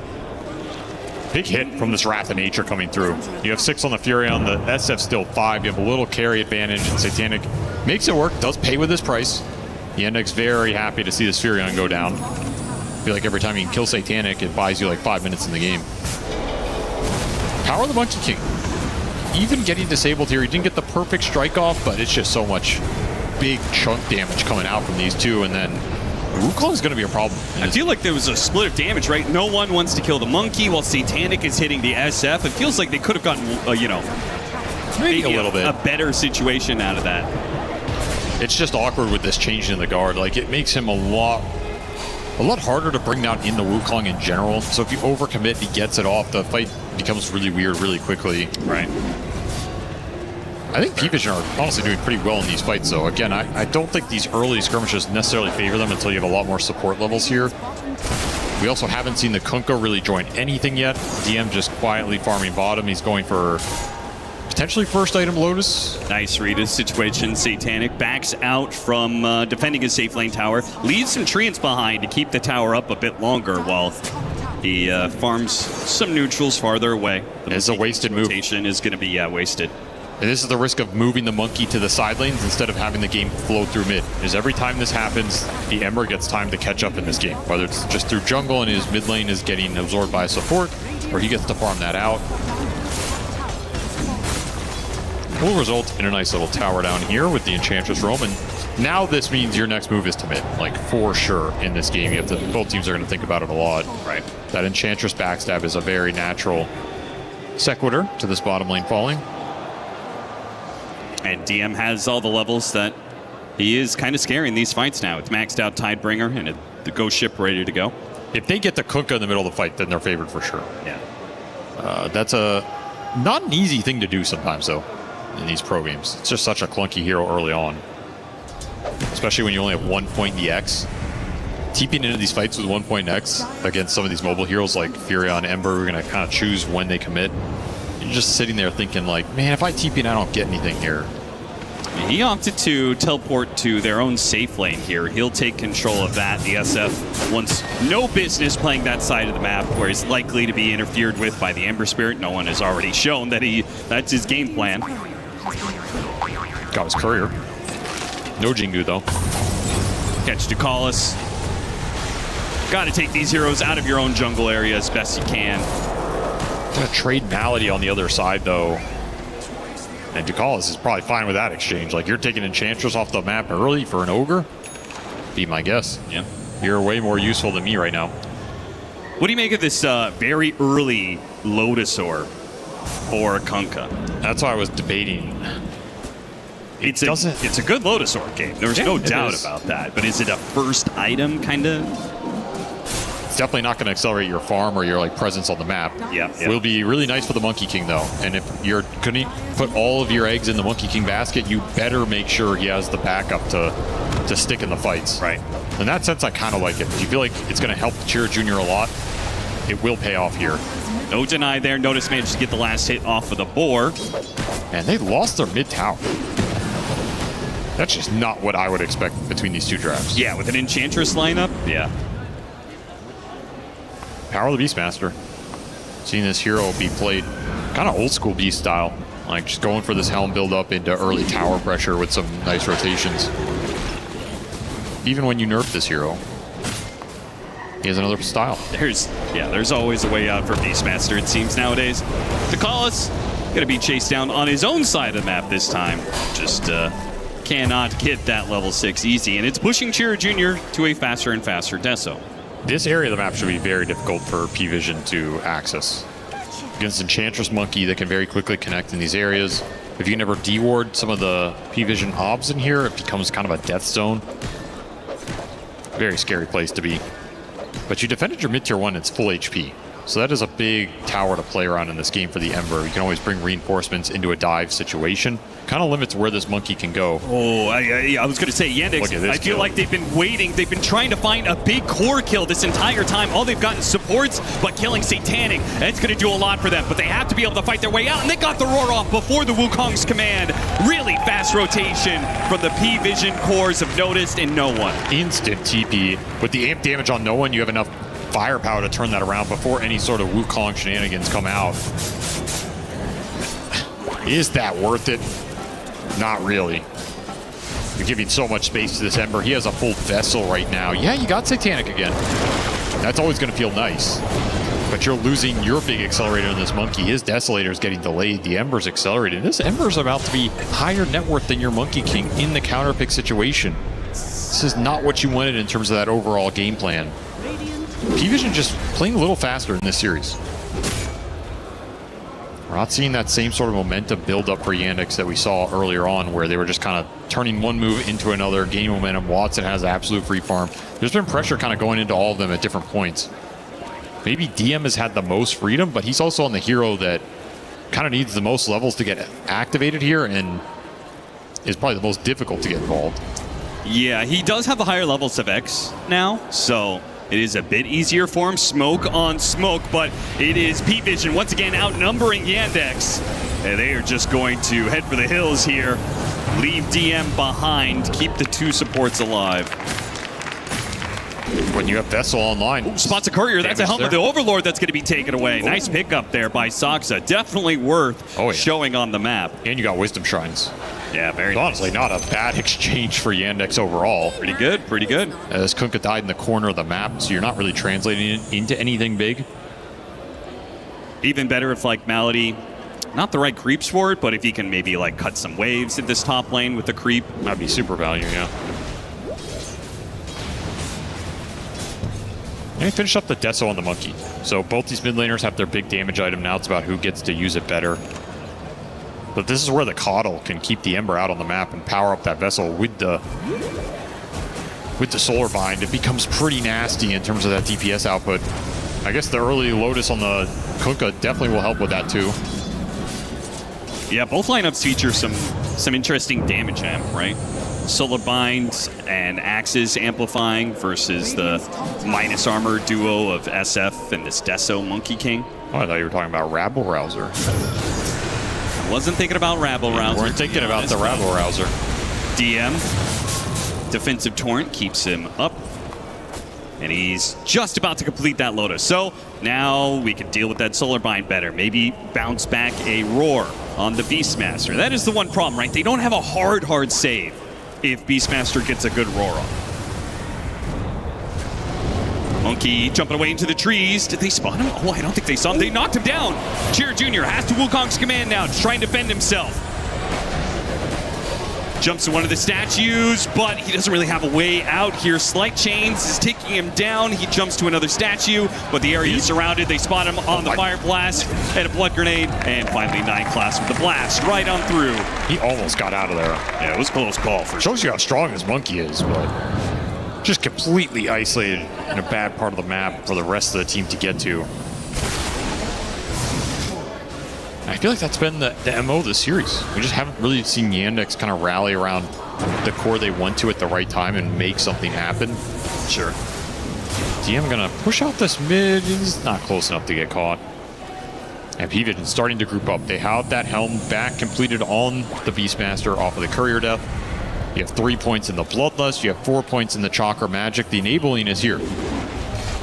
So whichever core you're running behind with these supports is going to be a beast. Or I guess the Black Dragon will get some enabling here. That is a big Black Dragon. Yeah, if you've cleared out this area, do you just try and force the... This is a very dangerous Roche. This is not guaranteed at all. Against a Monkey King, he doesn't have Wukong's command, so they know that much.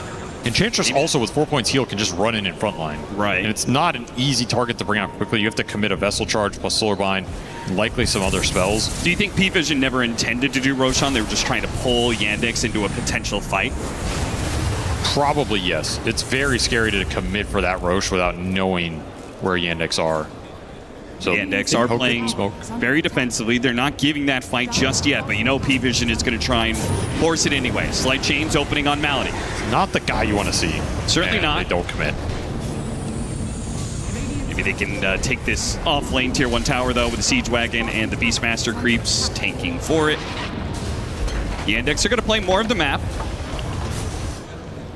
No one trying to deal with mid-wave. It's a little dangerous if he somehow gets chain stun here. There's not a lot of chain stun in this lineup. Would have to be some crisp execution to punish the Ember in this game. I feel like that has been the story of Ember this tournament. The hero keeps getting picked, keeps getting slightly counterpicked. He doesn't get demolished in lane hard enough, and then you have to play against Ember Dota, and yeah, it becomes an issue. Grab a nice little shield rune here as well.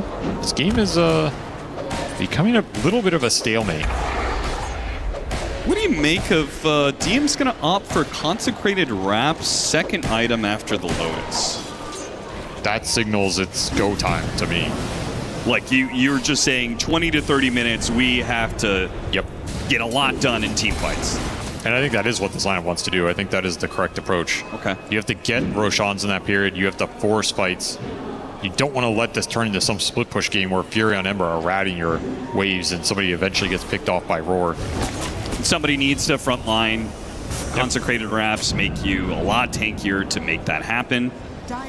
All he has to do is make space, right? He's got 2 pretty hefty damage dealers in the Monkey and SF. For sure. You don't need more damage here. You just need to survive in the fight. One could argue Pipe is a little better for your other 2 cores than the Wraps here, which is more just for you. Chira Jr. Oh, the Slight doesn't hit him, but it got out Remnant, and that's going to tag him with damage. Once again, Wukong's command used defensively. A little bit of trickery, getting closer to his team. His team will back him up this time. That's Wukong down, though. Little resource taken away. But Chira Jr., I mean, I think he is okay with this game. No fights happening until he gets BKB. Which he almost has the hammer. Go for a pick off onto Calls in the mid lane. A fast kill. Take it, get out, especially with that mid tier 1 tower still standing. Radiant's middle tower is under attack. Nice little play for Yandex. At least you get some Deso charges. Yeah, thankfully, something. And push that monkey towards the BKB. Trying to chase down this helm and Tom creep, the Black Dragon. I don't know if you're getting it. This thing is... It's in the river now, so it is running fast. Very fast up there. So the split push this lineup has, all 3 cores can contribute to the lane pressure. They're going to teleport behind DM. They're tired of this X marks the spot nonsense. It's satanic. Casts him away with a Hurricane Pike, a Lotus, and try and go for a TP, but they just roar right through it.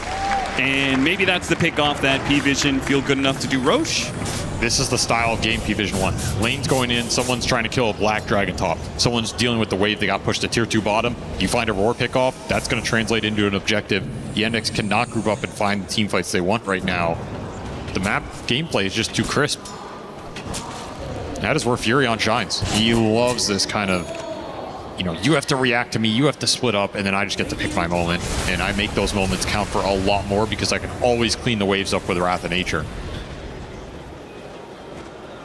Manta is done for Watson, and the BKB is going to be done very soon for Chira Jr. So we are going to reach this big timing for Yandex, but once again, it's a timing that is right as P-Vision are kicking into gear with the first Roshan they claim. I don't think they should be afraid to fight into it if they can get a good fight going. You just can't be afraid to fight with the Monkey King pick here.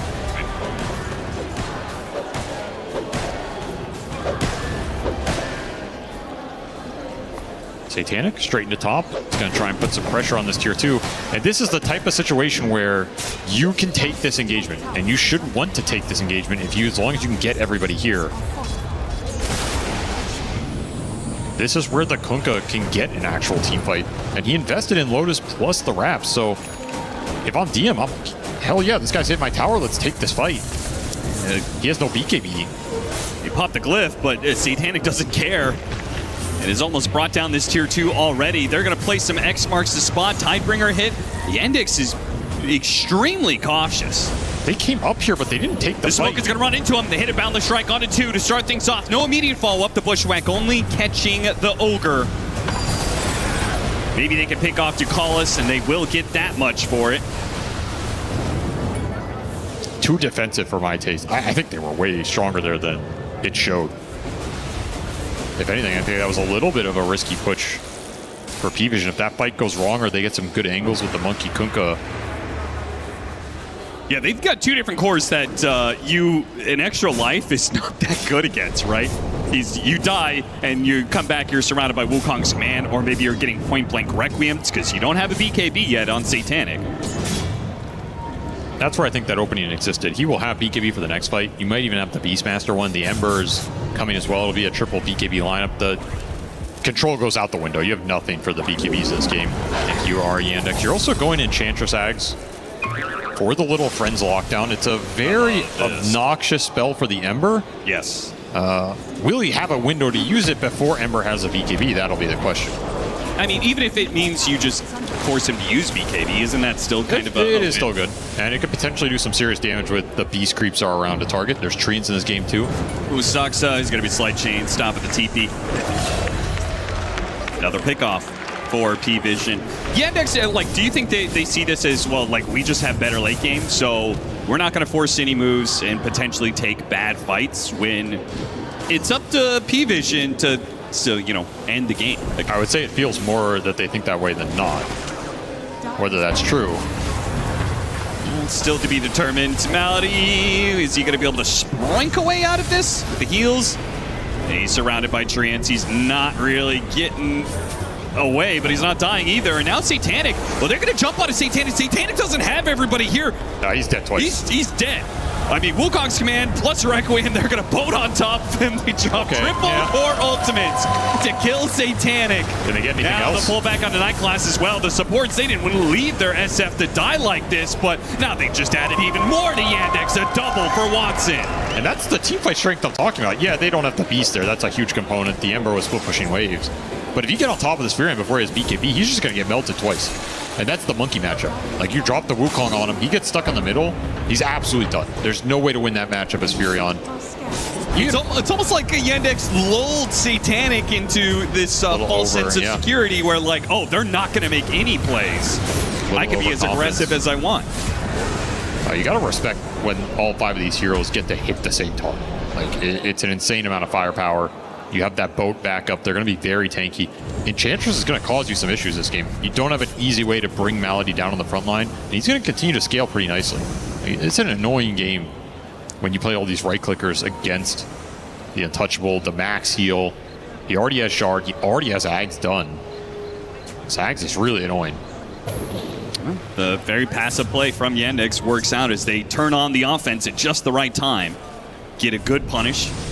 Now let's see if they're able to snowball this a bit. Looking for another opportunity off this invisibility. They go for Ducalis, but the Ember Spirit was right behind him. Doesn't matter. Too much damage too quickly. Abusing this area of the map that, again, is very hard for P-Vision to get into. They've got a good ward. P-Vision ping the SF. but they don't really have a smoke or anything to make a play to that side of the map quickly. Get a nice D-ward around that river as well. Vision is swinging their way. Yeah. They're getting some good obs out. Some nice areas to play around. I do wonder when we're going to see the early gem from either side at this point. You got to be getting close to that point if you're P-Vision, especially since you have an Ogre. This is not the best hero at utilizing net worth, so you can just buy a gem and contribute that way. What do you mean? Hand of Midas is so valued. I don't think he's getting to the Hand of Midas here.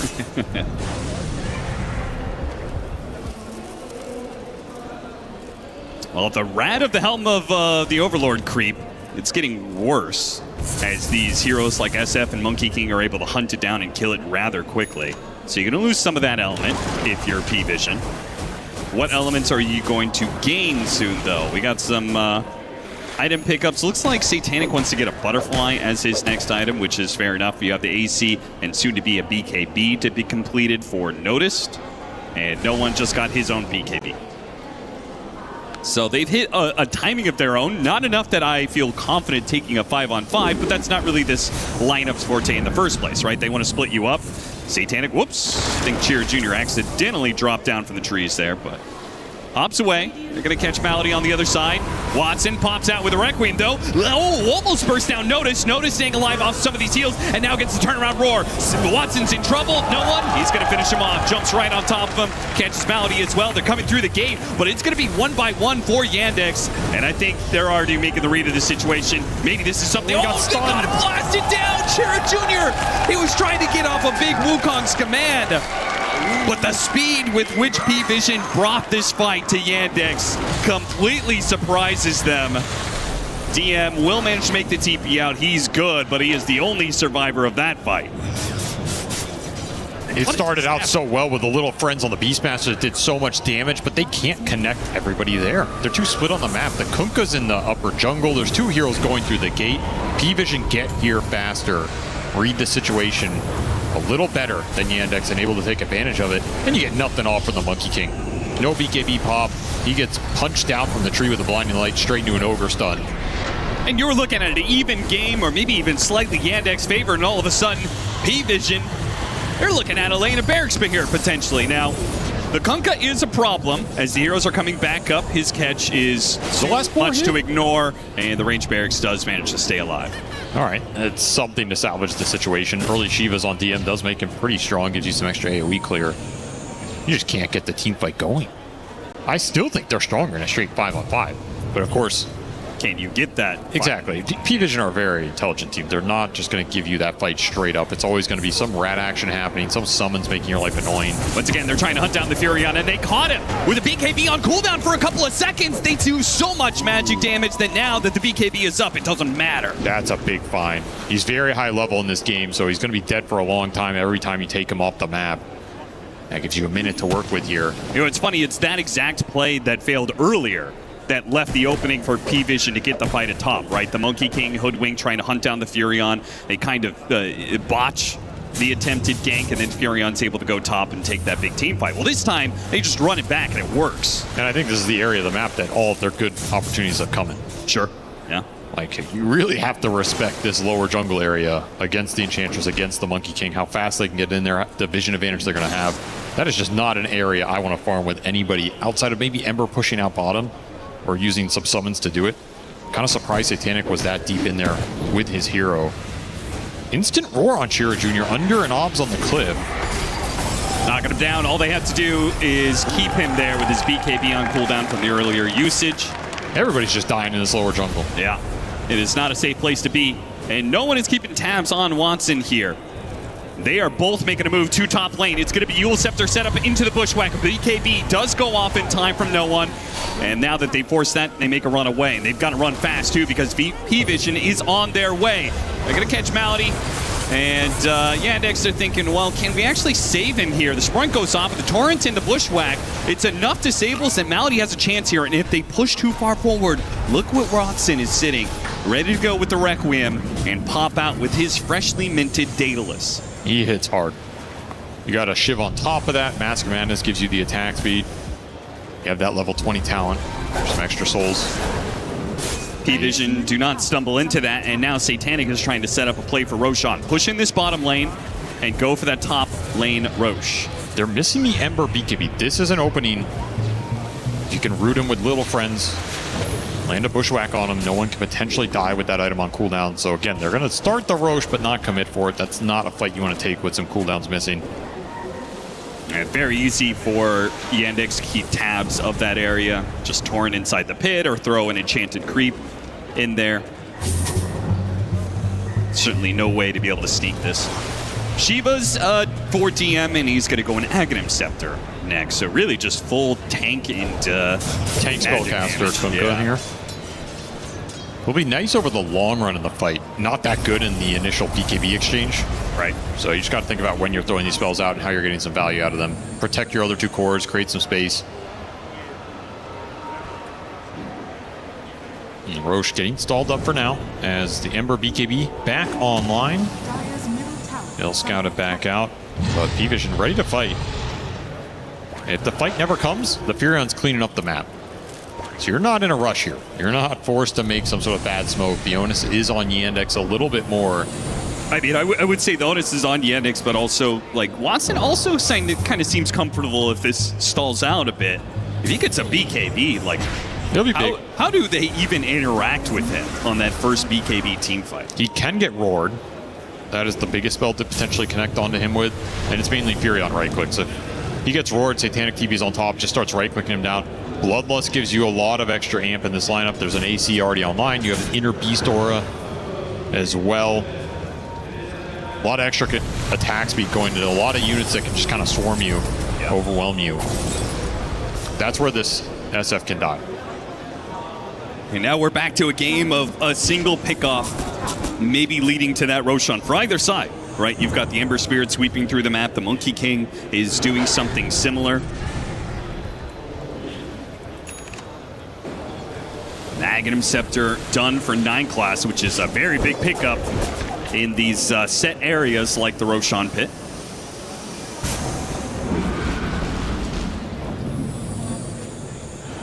At least Chira Jr. goes back to farming here. You don't want to just sit there forever in a stalemate watching Satanic's net worth go up.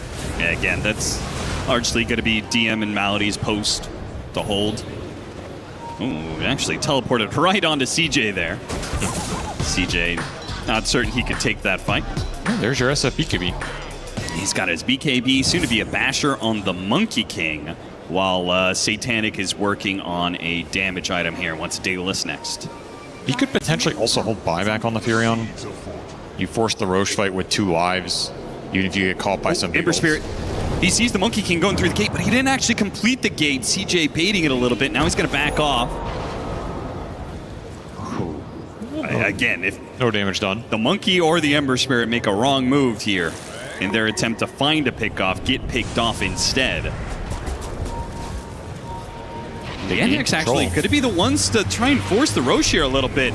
DM going to brave the high ground, seeing how tanky he is. Lotus removing that solar bind. They don't see this ward on the cliff. Well, that's a dangerous ward. It's a very nice especially ward. Since it spots Chira Jr. Though he gets slighted and he's going to start backing off.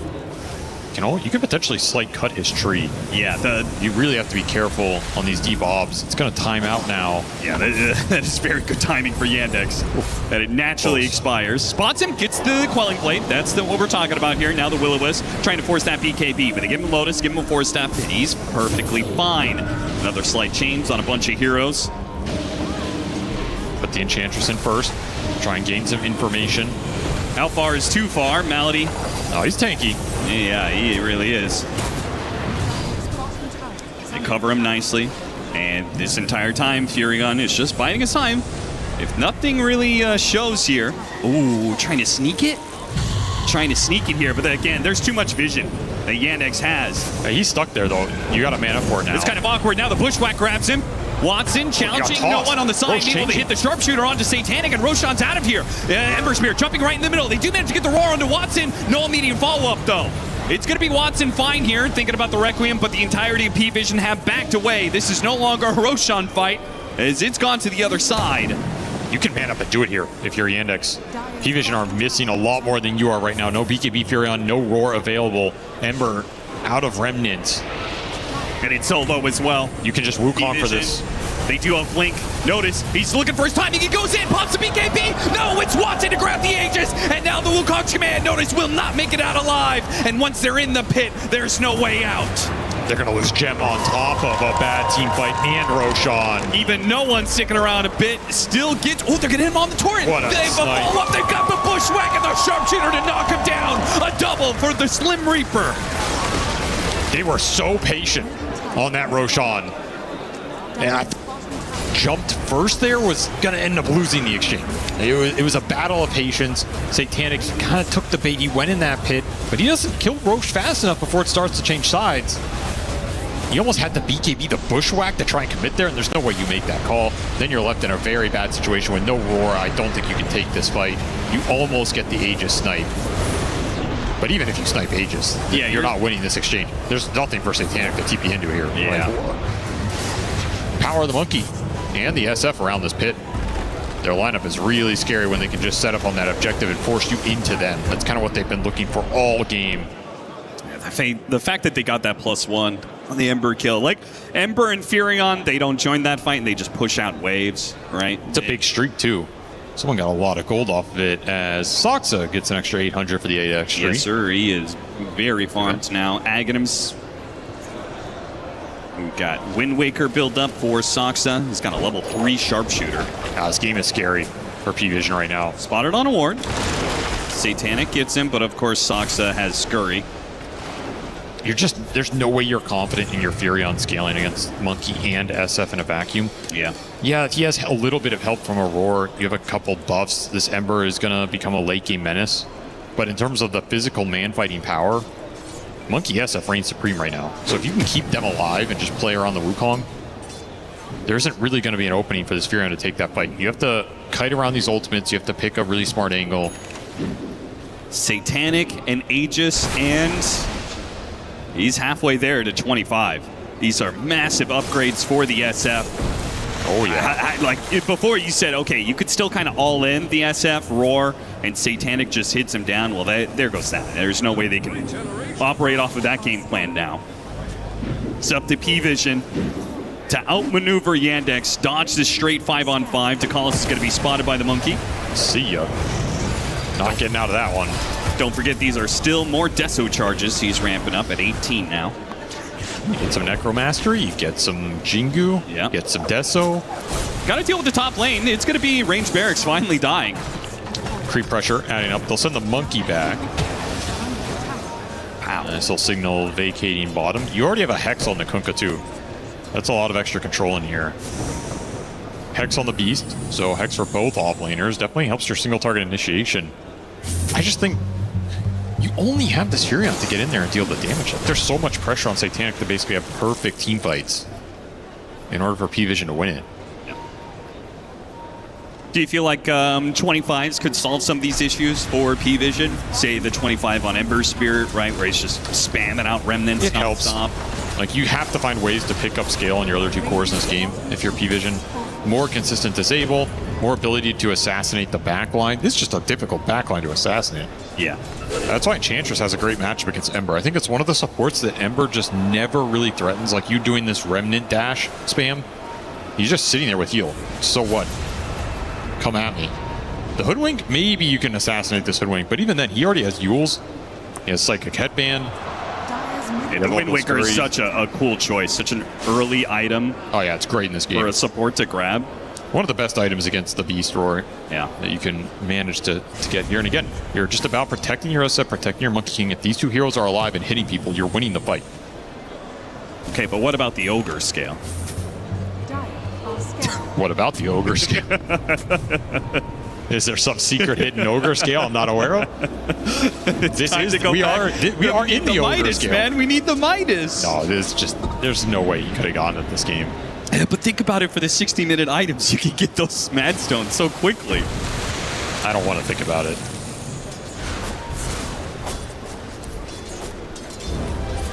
Will Yandex hit high ground? It seems as not to be with the Aegis anyway. They can still go for it, but Yandex have shown to be pretty patient. in this game too. Oh yeah. We're concerned about their lack of aggression in some of these early games, but they just chilled out and they have put themselves in a winning spot here with a 2,000 net worth lead. That may not sound like much, but against this kind of lineup, it does mean a bit more. One of the most important things in Dota is that you feel comfortable with your game plan. It doesn't have to be the theoretical best game plan that your lineup has, but as long as everyone's comfortable, you know what you're playing for. If you believe in your scale, sometimes you just scale harder, you know, because you see it. They're definitely seeing it here, and I do think there is a lot of truth in that too. I think the scale is going to come on quite nicely here because the Monkey King is so fat. Also the supports too, right? I mean, Malady can start turning into a right clicker. He has so much gold, he almost has a Hurricane Pike to be completed. And it's a good Enchantress game. They don't have an easy way to take him out. This is not a hero that the cores want to commit so much of their teamfight time to. And so you put him on the front line every time, he's going to be a nuisance. Almost has 28 talent as well. He can get even tankier if he wants. Aggressive Yules. Yeah, Blink Yules immediately is met by a roar. Found the strike down, but no one has committed his BKB to get this support kill. It doesn't happen fast, but they do get it. That was just a misread, I think. They thought they were more split up than they were. Sure. Thought Ember, Spirit, and Furion were out on the map, ratting and stuff. But in which case, that's a fine way to start the fight, but P-Vision were just all there. Squirrel will bite the dust as little breathing room. Does give P-Vision an opportunity here. They push out a bit more on the map, take back their triangle, and may have an opportunity to keep these pickoffs coming. It's 45 seconds till the Hoodwinks back up. You've got this Blink Scythe on the Beastmaster, so they've got this spooky hard initiation. And the counter to that is supposed to be that Wind Wave.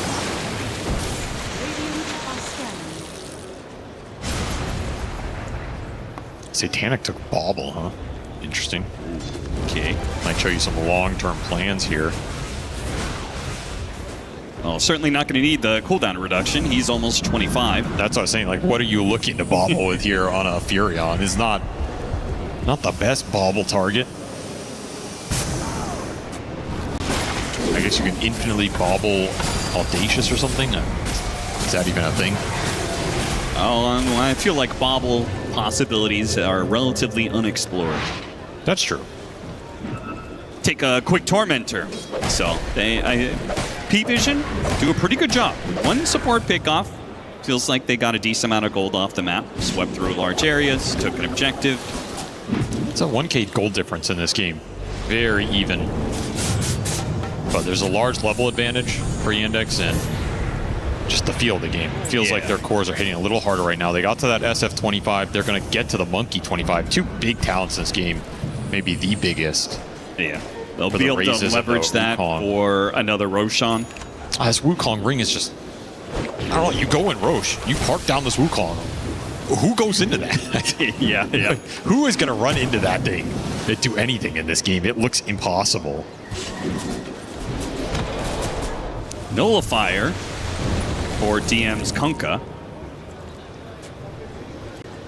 All control for the two other damage dealers. And they're just waiting for Roche. That's what it feels like. Yeah. We don't have to force anything. We know how strong we are around that objective. The way we end this game is with an Aegis on one of the two big damage dealers, likely the Watson SF.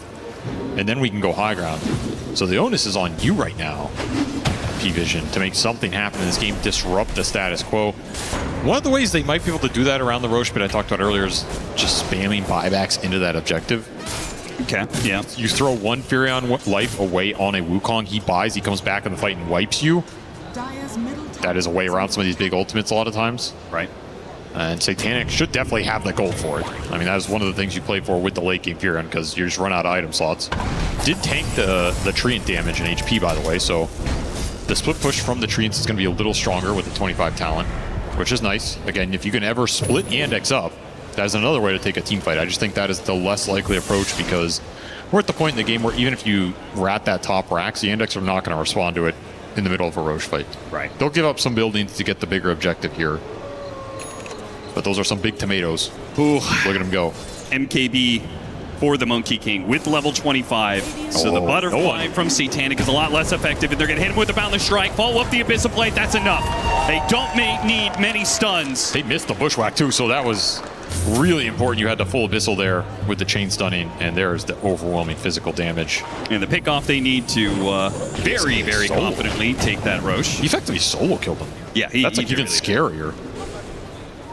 2,500 damage. I mean, the contribution is whatever, right? Like you probably needed it to get him there, but that shows you how much DPS Chira Jr. is doing in this game. Yeah, in the future, it could be Chira Jr. sets up on no one, and if he Wukong's commands and then Boundless strikes Abyssal Blades, like then he may be really handsome. Oh, for sure. He can 100 to 0 basically anybody in this game with a preemptive Wukong. That's going to be harder to do, but...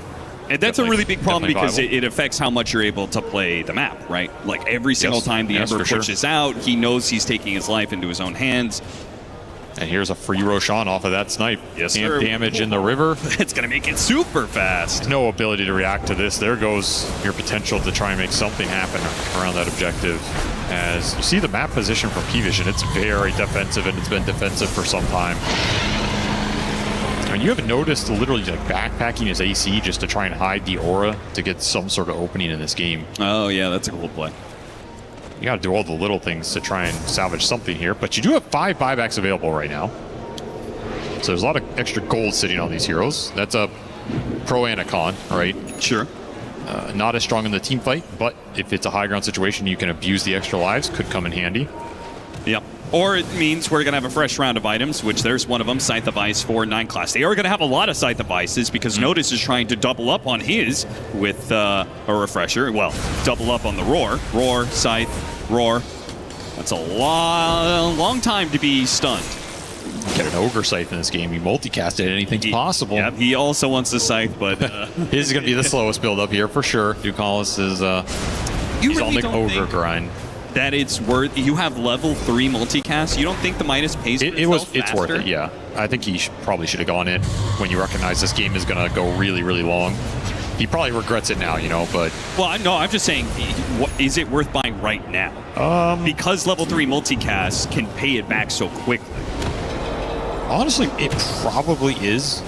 There's an argument if you can somehow get this Hex and make it work instantly in a fight that the Midas is just slowing you down. Yeah. But I don't know. I think the way you win this game is some ultra late game shenanigans, and it has to get really weird. Satanic trying to get MKB to answer the butterfly on Watson. He has to be able to hit this SF because they are very much all in on the single target disables to lock down this SF, and then Satanic to deliver the damage. And of course the high ground's still pretty scary here. You're going into unknown buyback territory. You only have the one Wukong to throw out. There's no refresher here for the monkey. You can park Watson on that high ground, but he's gonna just get hexed into some burst damage. And then you're in a situation where do we take this fight with a hexed SF? Are we leaping behind a tier 3 into buybacks with a Monkey King? It just looks really weird.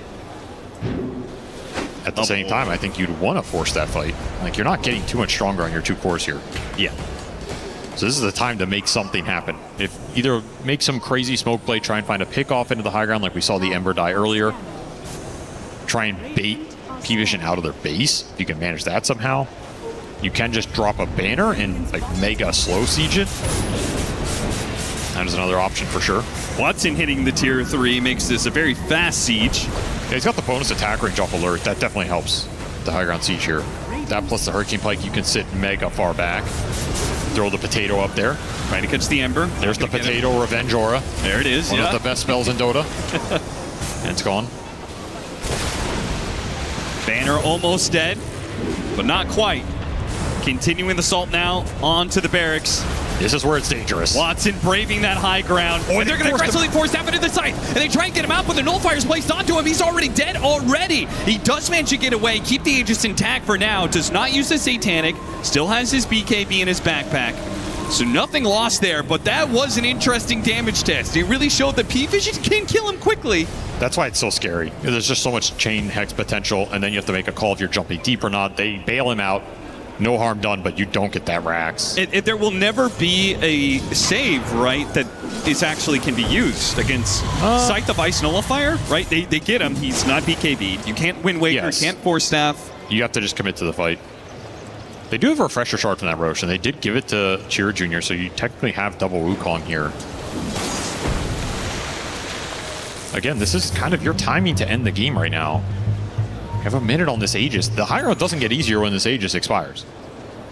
Okay, well that is for sure. Now the MKB is done for Watson.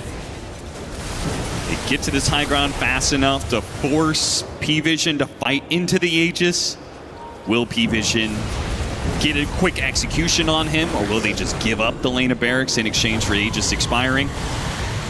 A whole lot of very important decisions to be made in this next 30 seconds, or we're just going another round and wait for Roche. And the thing is, if you're not decisive, something is going to be pushing your top lane. Yes. And you might lose a Rax off of the indecision here. They're going to send Watson up just again. Marches forward. Another aggressive force half into the side, then push him even deeper. That's going to be that Aegis. He has to slot BKB in. There's a 1.5 second difference here if he gets hexed again. They're going to get another Scythe initiation on him, but a force staff, he gets out. They don't have another nullifier to stop those saves.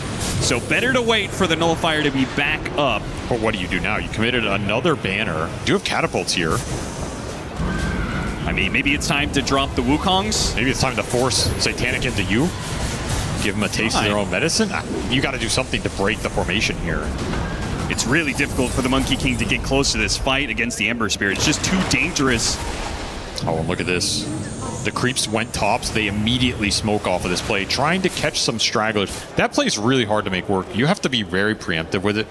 You kind of have to pre-read when they're going to back up and like already be smoke wrapping as the first guy TP's top.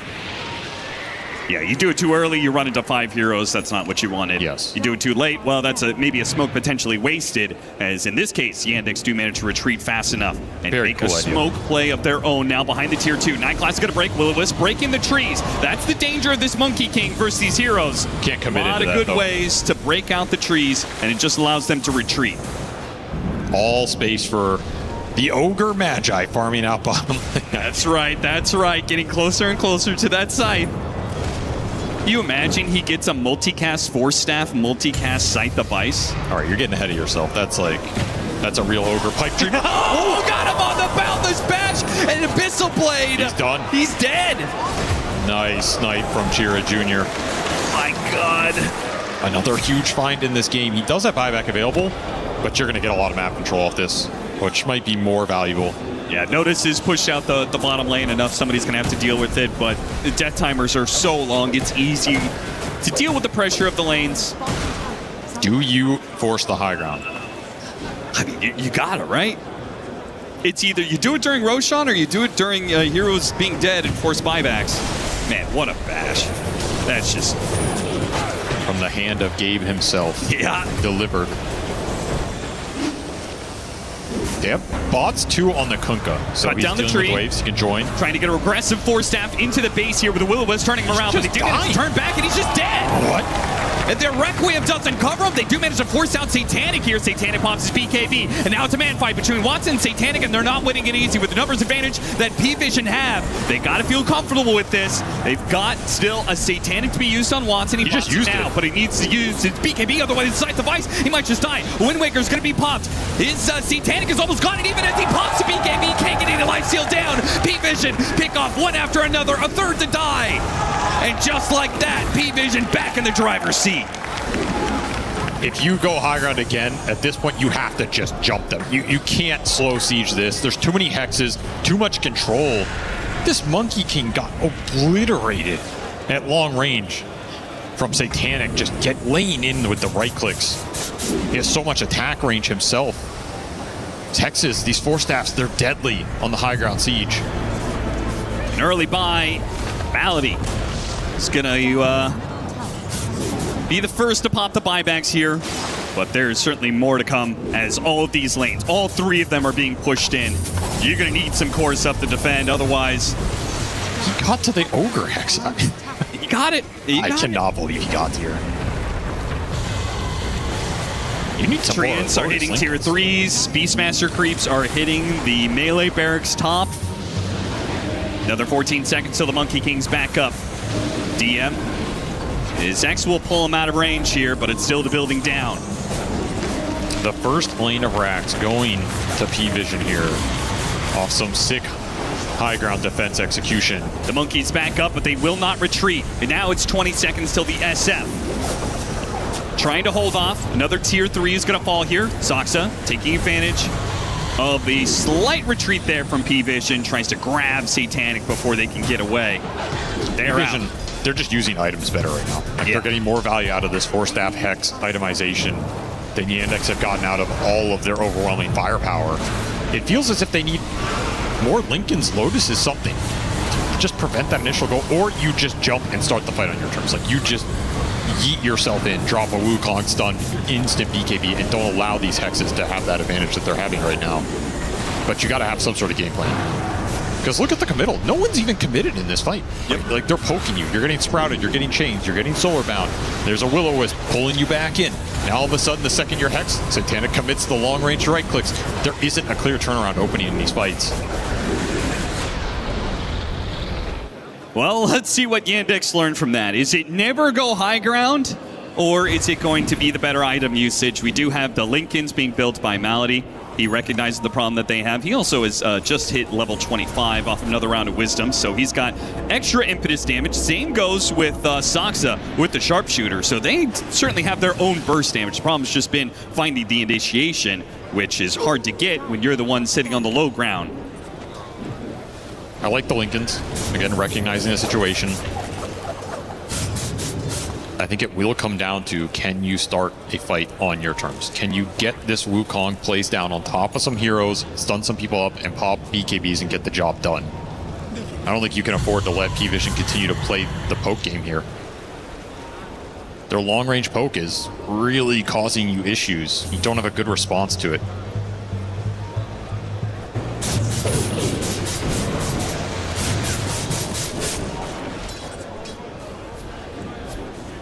Top lane is such a nuisance. It means that Kunkka just has to sit up here until the fight starts. It's really obnoxious that Yandex can't have him on that front line with the Hex. Yeah. It's just not nearly as easy for DM to connect with this because he's not there at the start. Someone has to deal with the wave pressure in this game. Still have a cheese, still have some big Lotuses here. Sustain to play around, but there's the Beast Refresher, so you have the Roar Hex Roar, you have the Coddle Hex, you have the potential multicast Hex. It's just a ridiculous amount of side device, man. I think my favorite part about this is this is a discussion, a decision that was made like 20 minutes ago. Oh yeah, right? Oh yeah. I mean, they got a plan for it. Ogre was working on this for a while. They were on the back foot, and they saw their way. They saw this game was going late. How do we itemize in order to give ourselves a chance to win these late game fights? Mass Scythe device it is. It's the sign of an elite team. Your ability to itemize yourself out of the hole, out of the situation, come up with a solution. This late game is not easy going against all this SF monkey scale. You really have to have a good idea of how you're going to play the fights and how you're going to use your net worth to mitigate their physical advantage. They are doing exactly that. To defend your high ground, it's a whole nother to take a team fight that is out also on the map. Into potential buybacks. They try and get the initiation. Got it on the Monkey King. He's nullified for now. They can't control it, though. He got off his BKB. Wukong's turned around. The Roar placed on the SF. The SF is dying. And from a distance, Satanic will bring him down. Now with the SF gone, bring a pull back in for the Dino Wave. What a play from DM, showing up big there. Being able to get two different pickoffs, and now no one have to pop his BKB off an Aeon disc pop. Gems on the ground. Malady will grab one of them, two of them in his inventory, a third left to the ground. Honestly, not the worst exchange for Yandex. Yeah, you lose your SF, but you get double support buyback as they commit him instantly to go for this Roshan. And yeah, sick tidal wave from DM, pulling you back into this Wukong. You really have to maximize the Wukong value in this game. He does have a refresher shard. This is a Rosh you can contest. You can commit the SF buyback for it. Get another Wukong. It requires the Monkey King to be in a position, though. It's very tough. His you don't have a nemesis smoke. has been 9 class with this Will-O-Wisp. He can't hop into these trees and get close to the pit easily. There it is. He knocks it down right there. They stop him from being pulled off of the cliff. It's not quite enough time for P-Vision to take this Roshan clean. In fact, Satanic is almost dead here. Has to pop a Satanic, and it's BKB refresh there. No one. He gets out with his remnants off the refresher. Meanwhile, DM, ooh, that was a big chunk of damage there. Satanic still hitting pretty hard, even against the tanky Kunkka and Roshan. This time, it's Roshan leaving the pit to go top again, while mid is under assault from Treants right now. They have a full lane of barracks right now. I can't believe they didn't buy this SF, and I also can't believe that P-Vision didn't force that fight a little bit more, trying to get the SF by. Now they're trying to kill Roche as it's walking across the map, but it's uncontested. The slight chains holding him down. Roshan's going to die in the middle of the map. The spoils of war will go to P-Vision. A successful Roshan in the end. But now the turn to P-Vision. You have the advantage. You've got the extra life. Are you willing to go high ground with it? I think you have to try and send it to some degree. You can do it with some split push pressure, though. You have a bit more tools at your disposal in how you take this fight, particularly with hexes. And you can kind of sit the fear on. He's hitting the tower. Yandex are forced to commit a little bit unless you can like force staff tidal wave him in. We could see a similar situation. But you can also park summons on one lane, start hitting the other, see what develops out of that. And you always have that Fury on buyback to commit to an aggressive push. 60-minute items. He committed for the Enchanter's Bauble. He's going to continue to bobble, win for the vault, 40 primary attributes, and maybe going to buy a Divine Rapier soon. The smoke in the top lane doesn't work initially for P-Vision. You gotta remember, this Evolved is different on Universal Heroes. He gets the 24 across the board. So it is technically more overall stats for a Universal Hero, and he's bobbling it. That's a lot of stats. Yeah. Kind of insane. And we'll see if that Divine Rapier comes out. Regalia, at least for the SF, will up his damage. You did not get the Stygian on the Monkey, though. There's no way you're taking Book of the Dead over Stygian here if you're a Cheerier Jr. True. So a bad roll for him. We'll see what else. Beastmaster, Harmonizer, Stygian Desolator, Book of the Dead is what I assume he wants to take. Though he hasn't made that decision quite yet. Book is pretty nice here. That Stygian is also pretty nice, just you getting hits in for everybody else, but he'll take the Book. Too good individually on him. You're also adding to the lane, the map pressure here. You have so many summons on the map. Well, somebody's going to take that Stygian. It's going to be Malady. With 115 extra movement speed, he's cruising around. And with his impetus, he's hitting pretty damn hard. The thing is, you rather have the Stygian on the Monkey and the Book on the Enchantress for the Rabble Rouser. Right, of course. Pure damage nuke back. So it's kind of sad for Yandex that they got it on the opposite heroes here. You do get it a little bit, at least in the end. As Satanic has just run out of item slots. Too much gold for his own good. Still has almost 9,000 gold. He just flies a Swift Link into his backpack, and now he's got to decide what he wants to play with here. He's just got... It's funny because, like, the Hurricane Pike has felt like a very important item, that extra attack range to hit the SF without being hit back, right? Don't let the SF get the opportunity to swing with the Satanic. We haven't seen Watson pull that off a single time yet in these fights. Got the roar on Cheer Jr. Found the Monkey. All in on him.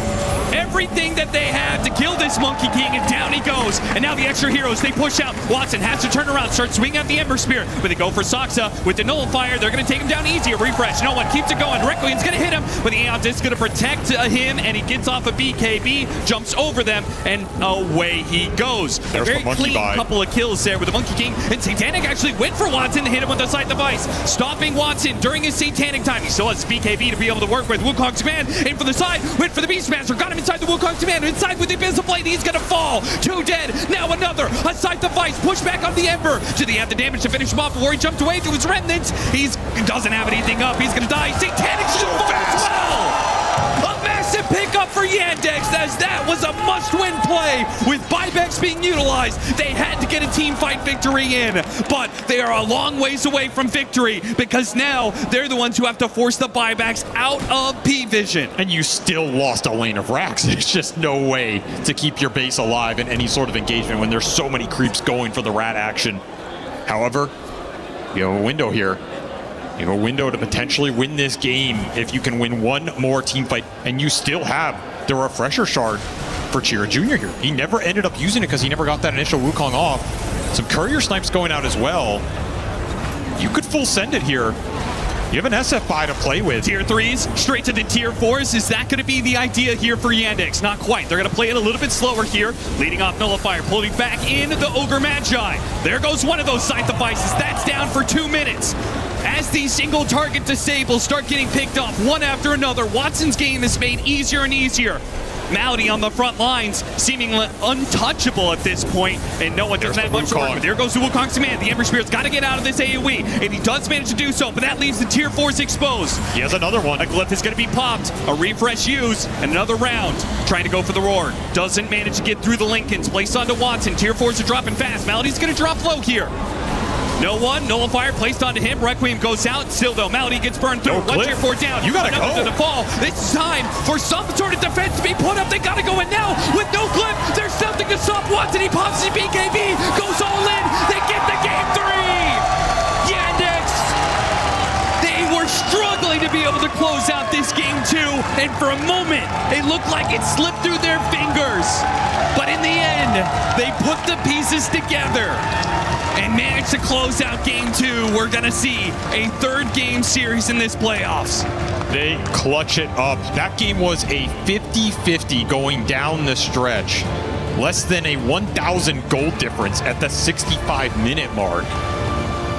And they find a way to win that last team fight that they needed. The whole game is just building to that moment because there's no way you're going to get a fair fight. There's no way you're going to get a fight where you don't have to use some aggressive buybacks and get something out of the exchange, run it down, and win the second fight off of that. They held that refresher shard for the Monkey that entire time. He's able to use it at the very end for double Wukong on the throne, which just forces you into a really rough spot. I think P-Vision had to go even sooner at that point. Yeah. If they recognize that, but there's just no clear opening if that Wukong's down. The Furin cannot engage into it. We saw how fast Satanic dies. It is a bad matchup. There's no way around it in the actual man fight. Some beautiful execution in like that 40 to 60 minute period with the Scythe of Ice spam, preventing the high ground pushes. Like that was executed very well. And it gave you a chance to win this game, winning that last Roshan. But that fight in mid lane, where these two cores are just able to stand their ground, like you get the Monkey pick, but then the SF just sits there and he's the anchor in the team fight, and you can't kill him. There's 2 big problems to solve in this game, and you are never able to take them both off the field at the same time. I think my favorite part about this game is the way that Yandex closed it out.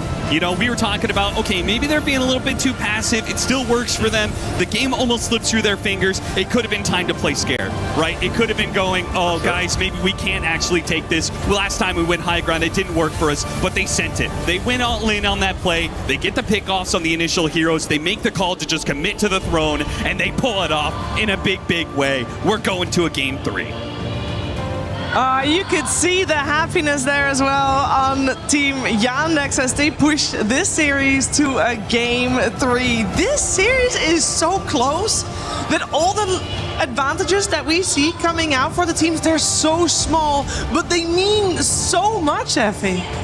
That was an insanely high-skilled game. Like that was such a treat and pleasure to watch because it did feel like it added up to a lot of the small things. But as that game progressed and we went to the ultra late game, the problem of the Wukong's arena from CJ was just too big of an obstacle. A lot of the fights felt like, are we addressing this Monkey King? Are we starting the fight by knocking him off a tree? Are we able to roar him? Because if not, you have this huge arena after that level 25 talent and the fight is split up. You can't really commit on the Shadow Fiend because you can't step into the Wukongs, and then SF just gets to go to town.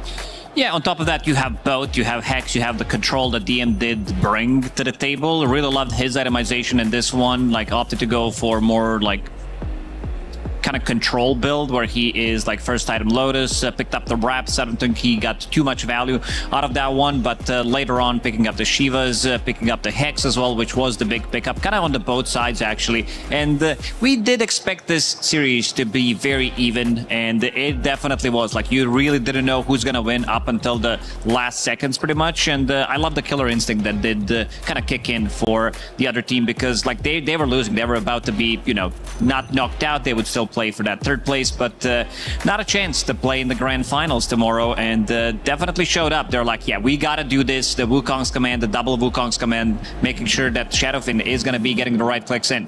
Yeah, they really clawed themselves back into this game, because if this game would have dragged out longer, eventually Satanic would have been able to take down all the racks, and it was just, the map was closing in on them. It really was, and if we look at the tier 5 neutral items that dropped, there was double Stygians on Yandex with a Divine Regalia on SF. So the amount of physical damage output towards that late game portion of the fight was ridiculous. We saw SF was like two-shotting everybody, including Satanic's Nature's Prophet, and they couldn't really get the same kind of damage output there, Lacoste. Yeah, I think what happens after 60 minutes, if the kind of game is stabilizing, you don't necessarily need to pick up your neutral item. You're waiting until you see what enemies did go for. So you see this Enchantress Bauble twice, and you're like, okay, we're gonna give it a go. We're gonna go into the fight, have Divine Regalia, have our increased damage coming out from the Shadow Fiend. We have double Deso on top of that, so we're gonna be bringing in that extra bit of a damage. And then again, Malady, dude, this guy just plays differently. Like, we've seen him again going for the scaling build, going for this Aghanim Scepter, which is super annoying. This is the undispellable root, and it also allows you to scale so well into the late game. Like, he was a real menace to deal with. They didn't really have the answer for him. Yeah, I'm so glad you brought him up, because outside of that late game chaos and beauty that we witnessed, they got so much value out of Malady's Enchantress in that mid game, because there was a moment where it looked like P-Vision might have the tempo and might run them over, but they used Malady's body very effectively as a means to soak ganks and smokes, and there was this one moment where they overcommitted on Enchantress, couldn't take him down, and then Yandex were back in the game because they were able to kill Satanin. Yeah, we've seen so many clutch plays. Like, we've seen so many aggressive force staffs coming out from 9 class, like the Hexes, the Hex, the Beastmaster picked up, the Nullifier as well, pushing them inside their own base. Plus also multiple times in this game, like, they're cutting down his tree, they're blasting him with the blinding light off of the trees. And CJ, he really didn't have that good of a time, like, because he was dominating the lane. He was so far ahead, but he got shut down. I feel like they understood that it's still Ember Spirit. He can come back into the game, and he definitely did, but in the end, it's just that, like, it came down to one big fight in the mid lane. And I think that is the fight you would like to show us. I think it's the one before it, because it's going to come down to Roche fights in general. Like, we've seen, particularly this fight, where we are seeing P-Vision, who are going for Roshan, but the Roshan started to migrate, and they already use quite a lot of things here. They still have BKB on Beastmaster, but they don't have Roar, they don't have Satanic with the BKB. So Roshan, he's going to drop very, very low. You can already see that Beastmaster, he made the slot available to potentially pick it up, and then another Wukong's, like, and you still have Wukong's command, you still have right clicks from Shadow Fiend, something you talked about, Effie. It's very difficult to approach because of the overwhelming damage, the synergy between these two heroes. And then in the end, DM, he catches him with the Blind Torrent, and that's gonna be 4 dead for P-Vision, because at this point of the game, they were kind of ahead. With this Aegis, potentially, they would definitely go for the high ground, plant a banner, and potentially try to end the game. But this very clutch play coming out from them definitely turned it around. Yeah, the Riptides from DM went crazy too. In that clip you just showed us, he was able to catch some people back. There was also a moment where they dropped CJ's Wukongs, which we talked about being the key part of the fight. Can P-Vision kite the Wukongs? Can they fight into it, or can they catch out the Monkey King? There was a moment where they actually ran away from it, but DM just pulls 2 of them back, and it's the one fight off of that.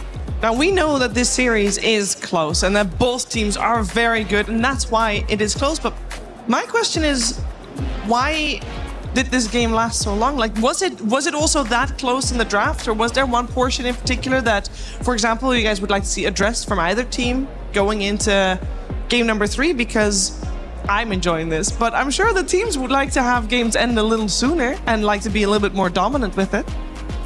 I mean, I think both of those drafts were very strong, and that's why we got such a nail-biter and close game. And honestly, that's the type of game that you look at if you're P-Vision, I suppose. And if you're going to nitpick one thing, it would be the moment that you chased Enchantress into her jungle and you couldn't kill her, and then Yandex swiped you. So it's more of like, we maybe messed up our consideration of how to deal with this hero. But I wouldn't want to see either team change anything. Yeah, most definitely. Like, the map rating was so good in this game. That's why these teams are on top of their game at the moment, because they can expect where the enemy is going to strike. And that Enchantress bait that you talked about, that was top tier from them. Kind of the turnaround point as well. There were many in this game because the game was so even. And we've seen some clutch plays as well, where like the fights happening in the mid lane or in the triangle. They're sending out some Treants. They're sending out the Helm of the Dominator creep from Beastmaster to kill off the barracks in the mid lane as well. So kind of punching in 2 different directions, but in the end, it came down to, I'd say, tier 5 neutral items. They chose the right ones, and they decided to end the game. It's a little decisions that you make in a game like this that will win you the game. I think we saw Watson on the Shadow Fiend. I think maybe that will be no longer possible because he was shut down earlier on, but he was still able to be the Shadow Fiend that the team wanted.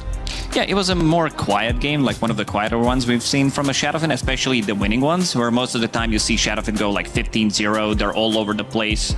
We've seen Nightfall having a great performance wits as well, where they completely dominated the games, but he got rotated on. Like in some of these early engagements, he was the one that was getting the trade. They were trading Satanic early on for the kill on Shadowfin, and then later on he also dies one more time. So he had a bit of a slower game. Monkey King was the one who was trying to set the tempo, and he also got punished because a lot of the times, like, you would see them again trying to outnumber, trying to find a way, because they knew exactly that Deso timing, it's gonna come, and as soon as he got it, he tried to play aggressive twice, he got punished for it. So it's gonna come down again, as we said before the series started, to the smallest things, smallest details, because they're really pushing the limits.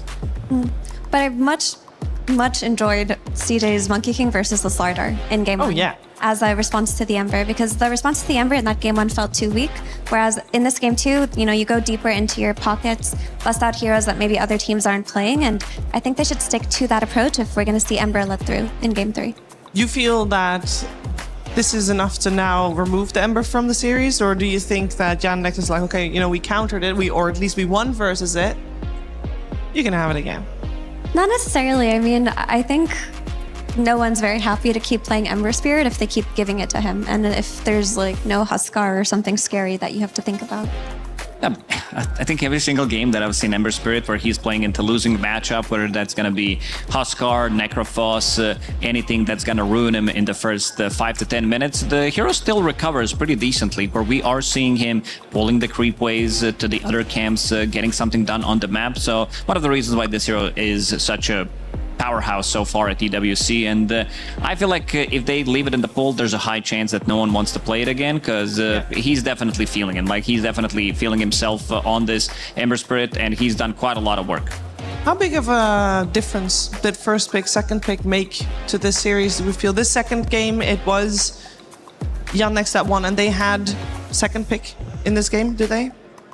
Yeah, yes, they had the 24 pick on Monkey King, and I do think that was the difference maker. Because let's say they didn't have that overall last pick to counter Ember, and they had just gone for a typical Pucker Slardar, I don't think we would have seen that game go that far, because the laning stage would have been easier for P-Vision. Yeah, and of course game 1, it was also the team that had second pick that came out victorious, so we'll have to wait and see who gets that leg up in game number 3. Game number 3, of course, coming your way very soon. Before that, though, we're going to find out how DM felt before the series even began. Play is in our DNA. Whenever we let it out, it becomes our superpower. Now imagine an entire city being built to supercharge it. Kadir City, powered by Play. Hello, I'm here with DM from Yandex. You guys knocked out Team Spirit yesterday, 2-0. I was curious how close. 2 days ago. It was not yesterday, yeah, 2 days. 2 days, my mistake. How did that series feel to you? Did it feel close? It felt like a series against a great team, which Team Spirit are. So it wasn't easy, but it was not like ultra complicated at all. So I would say the game was kind of in our control, both games, so felt fine. So you didn't play yesterday, obviously. What did you do in that time instead? We played some pubs and we just scrimmed some decent teams. I mean, one decent team. So yeah, we just prepared a little bit for today, that's all. I was curious what scrimming is like at this stage in the tournament, because I feel like teams that get eliminated, they probably go home partially, so they can't play you guys. What do you do for scrim partners? We scrim the team which is playing right now on the stage, so okay. It was opposite side of the bracket? Side. That makes sense. That's a good way to do it. You guys are top 4 now. P-Vision looks really strong. They're definitely one of the best teams left in the tournament. So how do you think you're going to do?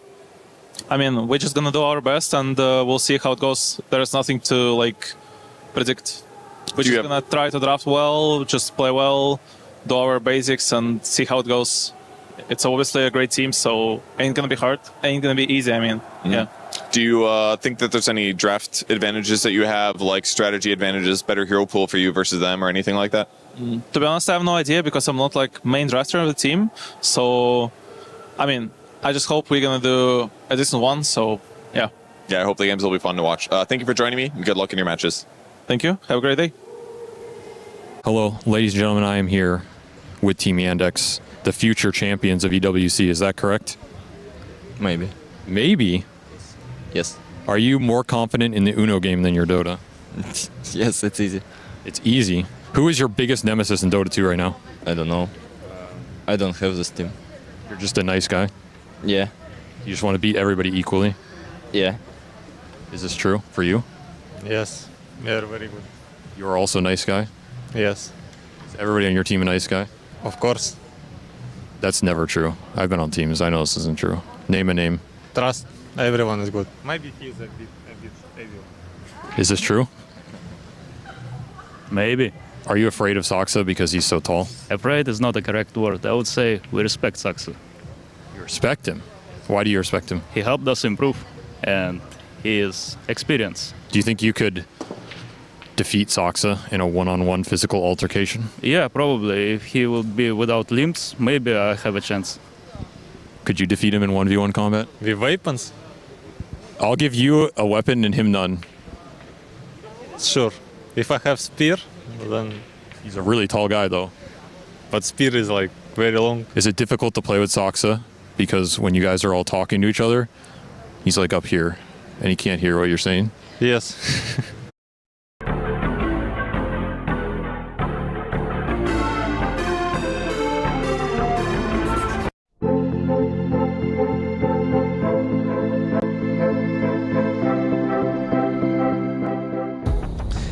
The grand semi-finals continues with Yandex and P-Vision on stage. Our first game 3 of the playoffs coming your way.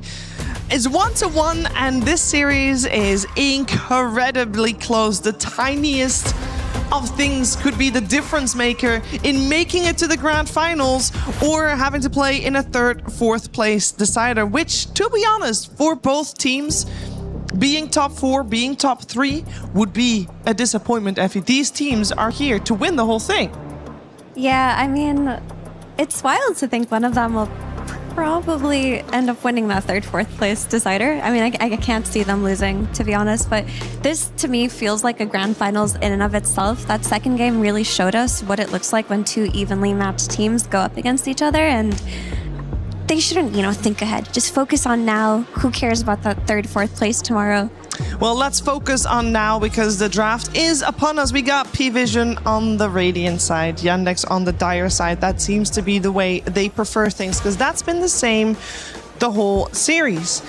First pick goes to P-Vision, second pick, and overall last pick therefore goes the way of Yandex, which is the repeat of what we had in Game 2. In terms of drafting, though, we have already got some changes on the board. Shadow Fiend got removed from the pool. We left Largo in because of that, but there's changes all across the board because Willow and Dawnbreaker all still in. Yeah, Largo is one that was just being banned for the team that could potentially pick Darkseer. So I don't think it's going to be in contention unless the need for a Dispel comes through like a Wind Ranger pick. Yeah, I could definitely see that. I'm also looking at this Nature's Prophet ban. It caused them quite a lot of issues because they... in a lot of these fights, you would see him outranging Shadowfiend, where Shadowfiend was not actually hitting him. He's stuck in the Sprout, and he's dishing out the damage. And this time around, P-Vision will pick up Invoker. Like, we are seeing the switcheroo immediately. What a steal! Absolutely, because it was banned in the second game. It would probably be a very good Invoker game, especially with the Kunkka pairing. They decided to ban it in the last phase, but this time around, straight up opening with Invoker.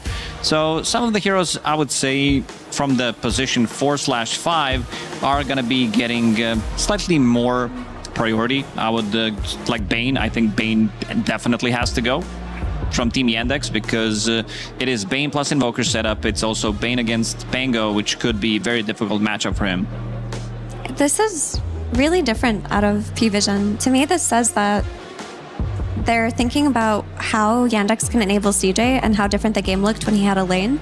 And this is one of the CJ heroes that you can early pick. Like you mentioned, Lacoste, you wanted them to look for an early pick Invoker. So I think this overall first Invoker would not happen against any other team but Yandex. Yeah, most definitely. This is not something that it's just a matchup, knowing like that there is a very mean Invoker player on the other side. And Pango, like we haven't seen too much of a Pango. Like during the group stage, the hero was kind of silent. It did get slightly more priority once we got to the survival stage, and in the playoffs, still showing that this hero is a menace to deal with. It's really good against Invoker as well, especially if you can snag up a Keeper of the Light for yourself on Yandex. You're super happy because Invoker, like, historically struggles against Pango on lane because his waves get shoved out, and when he hits that level 6, he just has a BKB, right, with his Rolling Thunder. So he just runs at you with a +1 support rotation, and Invoker is very vulnerable to this. Yeah, heavy focus on supports for the next pick phase, and that's also why we're probably going to see a heavy focus on supports on this ban phase, with already the Hoodwink removed from the pool, Keeper of the Light, Bane, the two most feared ones still in, and of course the Willow still in as well. Shiver, listen to this. Carry Invoker, position No. 1. No, I don't think that we're going to see that. Yeah, I was just being sarcastic. I don't think I want to see it for the rest of the tournament. What a way to go out, though. Yeah, with a whimper. Sad. Anyway. Undying removed, which is a strong one for Yandex as well. So understandably so that they removed that. Let's see which one is the one that Yandex wants to remove. Keep in mind, they can pick right out of this phase. So they can ban a support and also pick one. Yeah, they could potentially like take the Bane for themselves. This is a team that doesn't really play Wyvern. I would also like look into that hero for P-Vision potentially in the second pick phase, because it gives you something to deal with Pango during the Rolling Thunder. It's a super strong laner. It secures the lane for almost said Invoker in the carry role. I think this is what you do. You just ban Bane, you pick Keeper of the Light, you enable your Pango, and you take away their best support to set up Sunstrikes. Very strong here from Yandex. Yeah. And Clockwork's still in the pool. This is the hero that also sets up the Sunstrike play as well. And from position 4, 9 class, his hero pool doesn't really do it as much. Dark Willow is like okay-ish. I'm maybe looking more towards like Shadow Shaman and thing, but I just have this in my mind. A couple of games where he played Shadow Shaman and he really didn't have that good time. This is also not a BB team, so probably Shadow Shaman is not going to get as much priority. Do you not like the Earth Spirit anymore for 9 class? Or because it's no longer a flex, because we already have the Invoker, unless Invoker is going to carry, but he's not. Because it's no longer a flex. Yeah, I would prefer it if they have the flex potential where you pick it early on and still have, you know, slightly bigger picture what's happening in the draft. Yeah, the thing about Earth Spirit is the strength of Earth Spirit comes for P-Vision from the ES plus Darkseer duo. And if Darkseer is addressed within the first phase of bans, then you can't really introduce your flex anyway. So having it be a mid Earth Spirit would also lead to the Slardars from CJ, which is not a good matchup.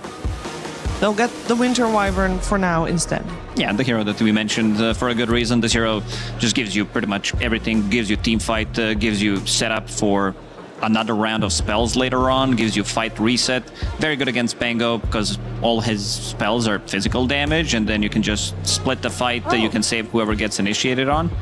Well, there's a hero that's still in the pool. That Lone Druid. That's what I was gonna say. So, are we happy seeing the Lone Druid here? We know Winter Wyvern is considered to be one of the support counters. So they took that one already out of the equation as well. We've seen Lone Druid be very dominant earlier on today. Yeah, I mean, Lone Druid is always a hero you have to worry about, but Yandex are the one team in this tournament that have like let it through 4 times in a row and beat it every single time. So they have the most experience playing against Lone Druid, and they could bust out their carry Lina even if they feel like it's a good pick for it, because it just addresses the Lone Druid problem. Not just beat Lone Druid 4 times, they beat it 4 times in a row. Like, this is pretty much the statement. We're gonna leave it in the pool, and you have option to pick it, and if you do pick it, we have the answers for it.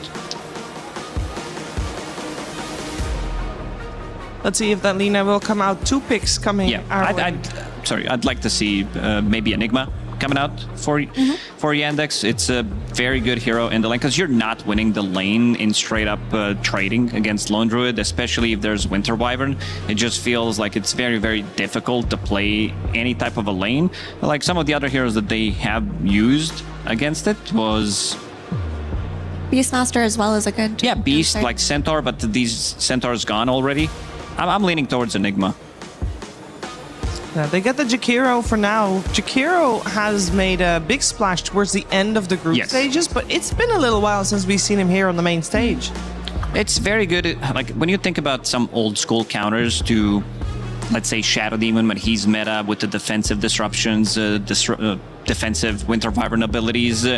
Ice Bat is a very nice follow-up onto that. Plus, you also have insane amount of magic damage that you can throw onto the guy who is getting healed. And also super strong laner. Like we've seen, as you said, Shiver, this hero getting slightly more popularity. It was Aurora who brought it back, and it looked very, very good. It looked like, again, an OP hero in the lane with the right partner, killing the hero from 100 to 0.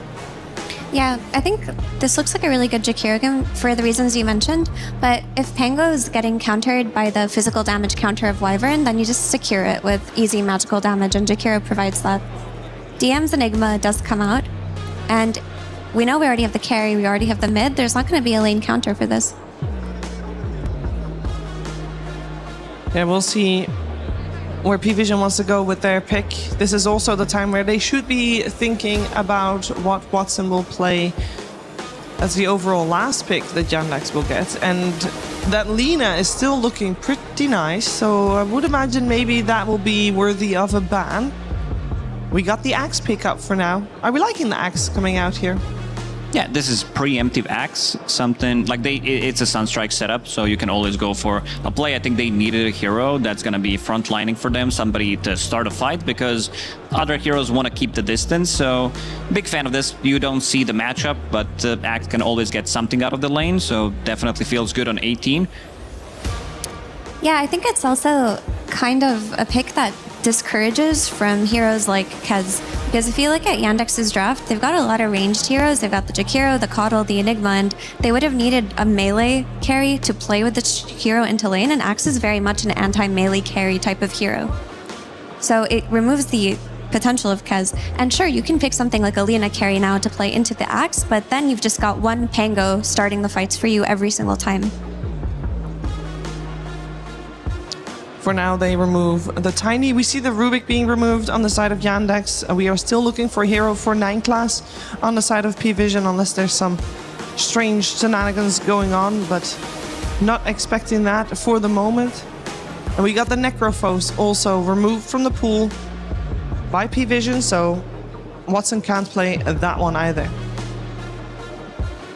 I'm thinking if there's a hero, because you need to think about like multiple different things with this last pick. You are playing against BKB piercing ability, multiple BKB piercing abilities. You're playing against the Lone Druid matchup. You're playing against something that stops your physical damage from going through.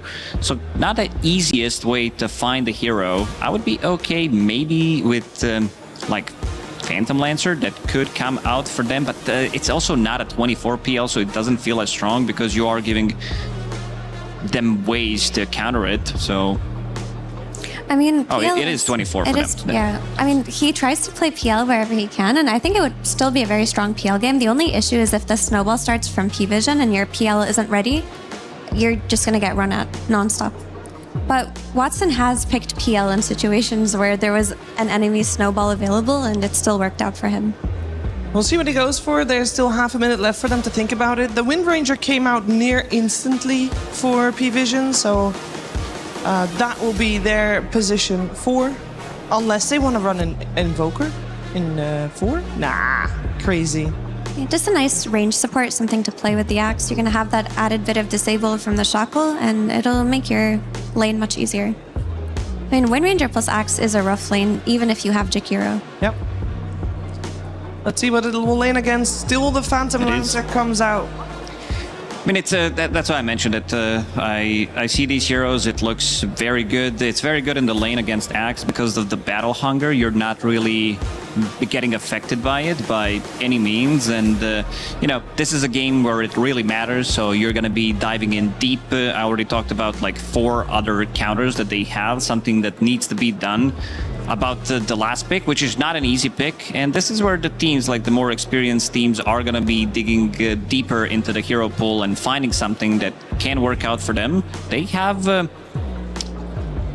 Pango Coddle. The combination is going to be insane throughout the whole game. Of course, it's very annoying to play against. They have Enigma. There is counter to Enigma in this one because, like, you have a Sunstrike, you have a Cataclysm, you have Axe Call maybe on the edge, you have Winter's Curse, so ways of stopping the Black Hole, so it's not the easiest Enigma game by any means, but DM is also going to be getting stuff out of the lane, which I really like, because after seeing Wyvern plus Lone Druid, this lane is literally unplayable. What are we thinking, Effie? How close is this draft?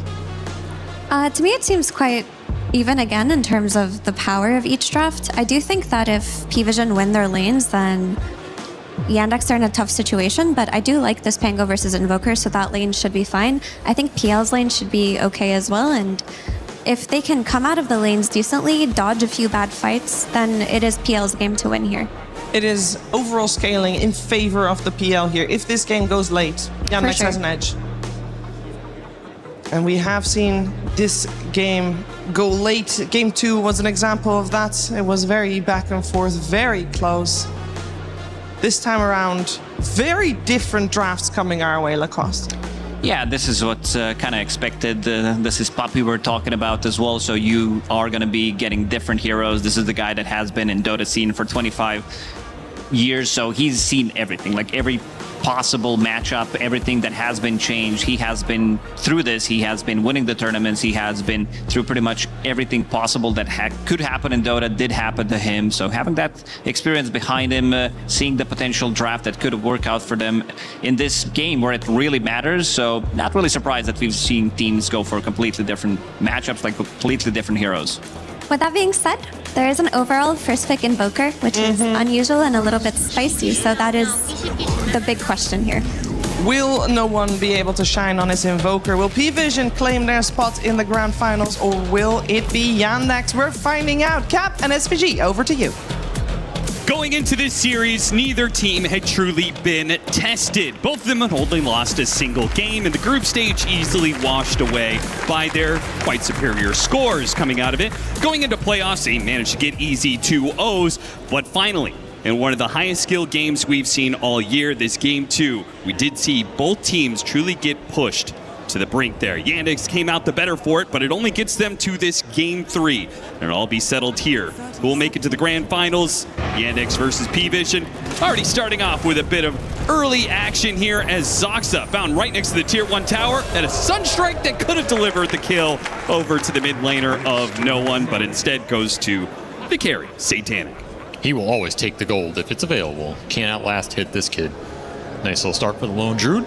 And some heroes coming out in this game 3 that I expected to see in this series. The Invoker, the Enigma, the PL as that last pick. Some spicy clutch picks that have a lot of scaling power behind them. That's what strikes me this game. Like, this is not a game I think either team is expecting to run over. So you're looking to get some of these heroes that are going to quietly scale into that late game with some backup and try and put the pressure on you in those late game team fights.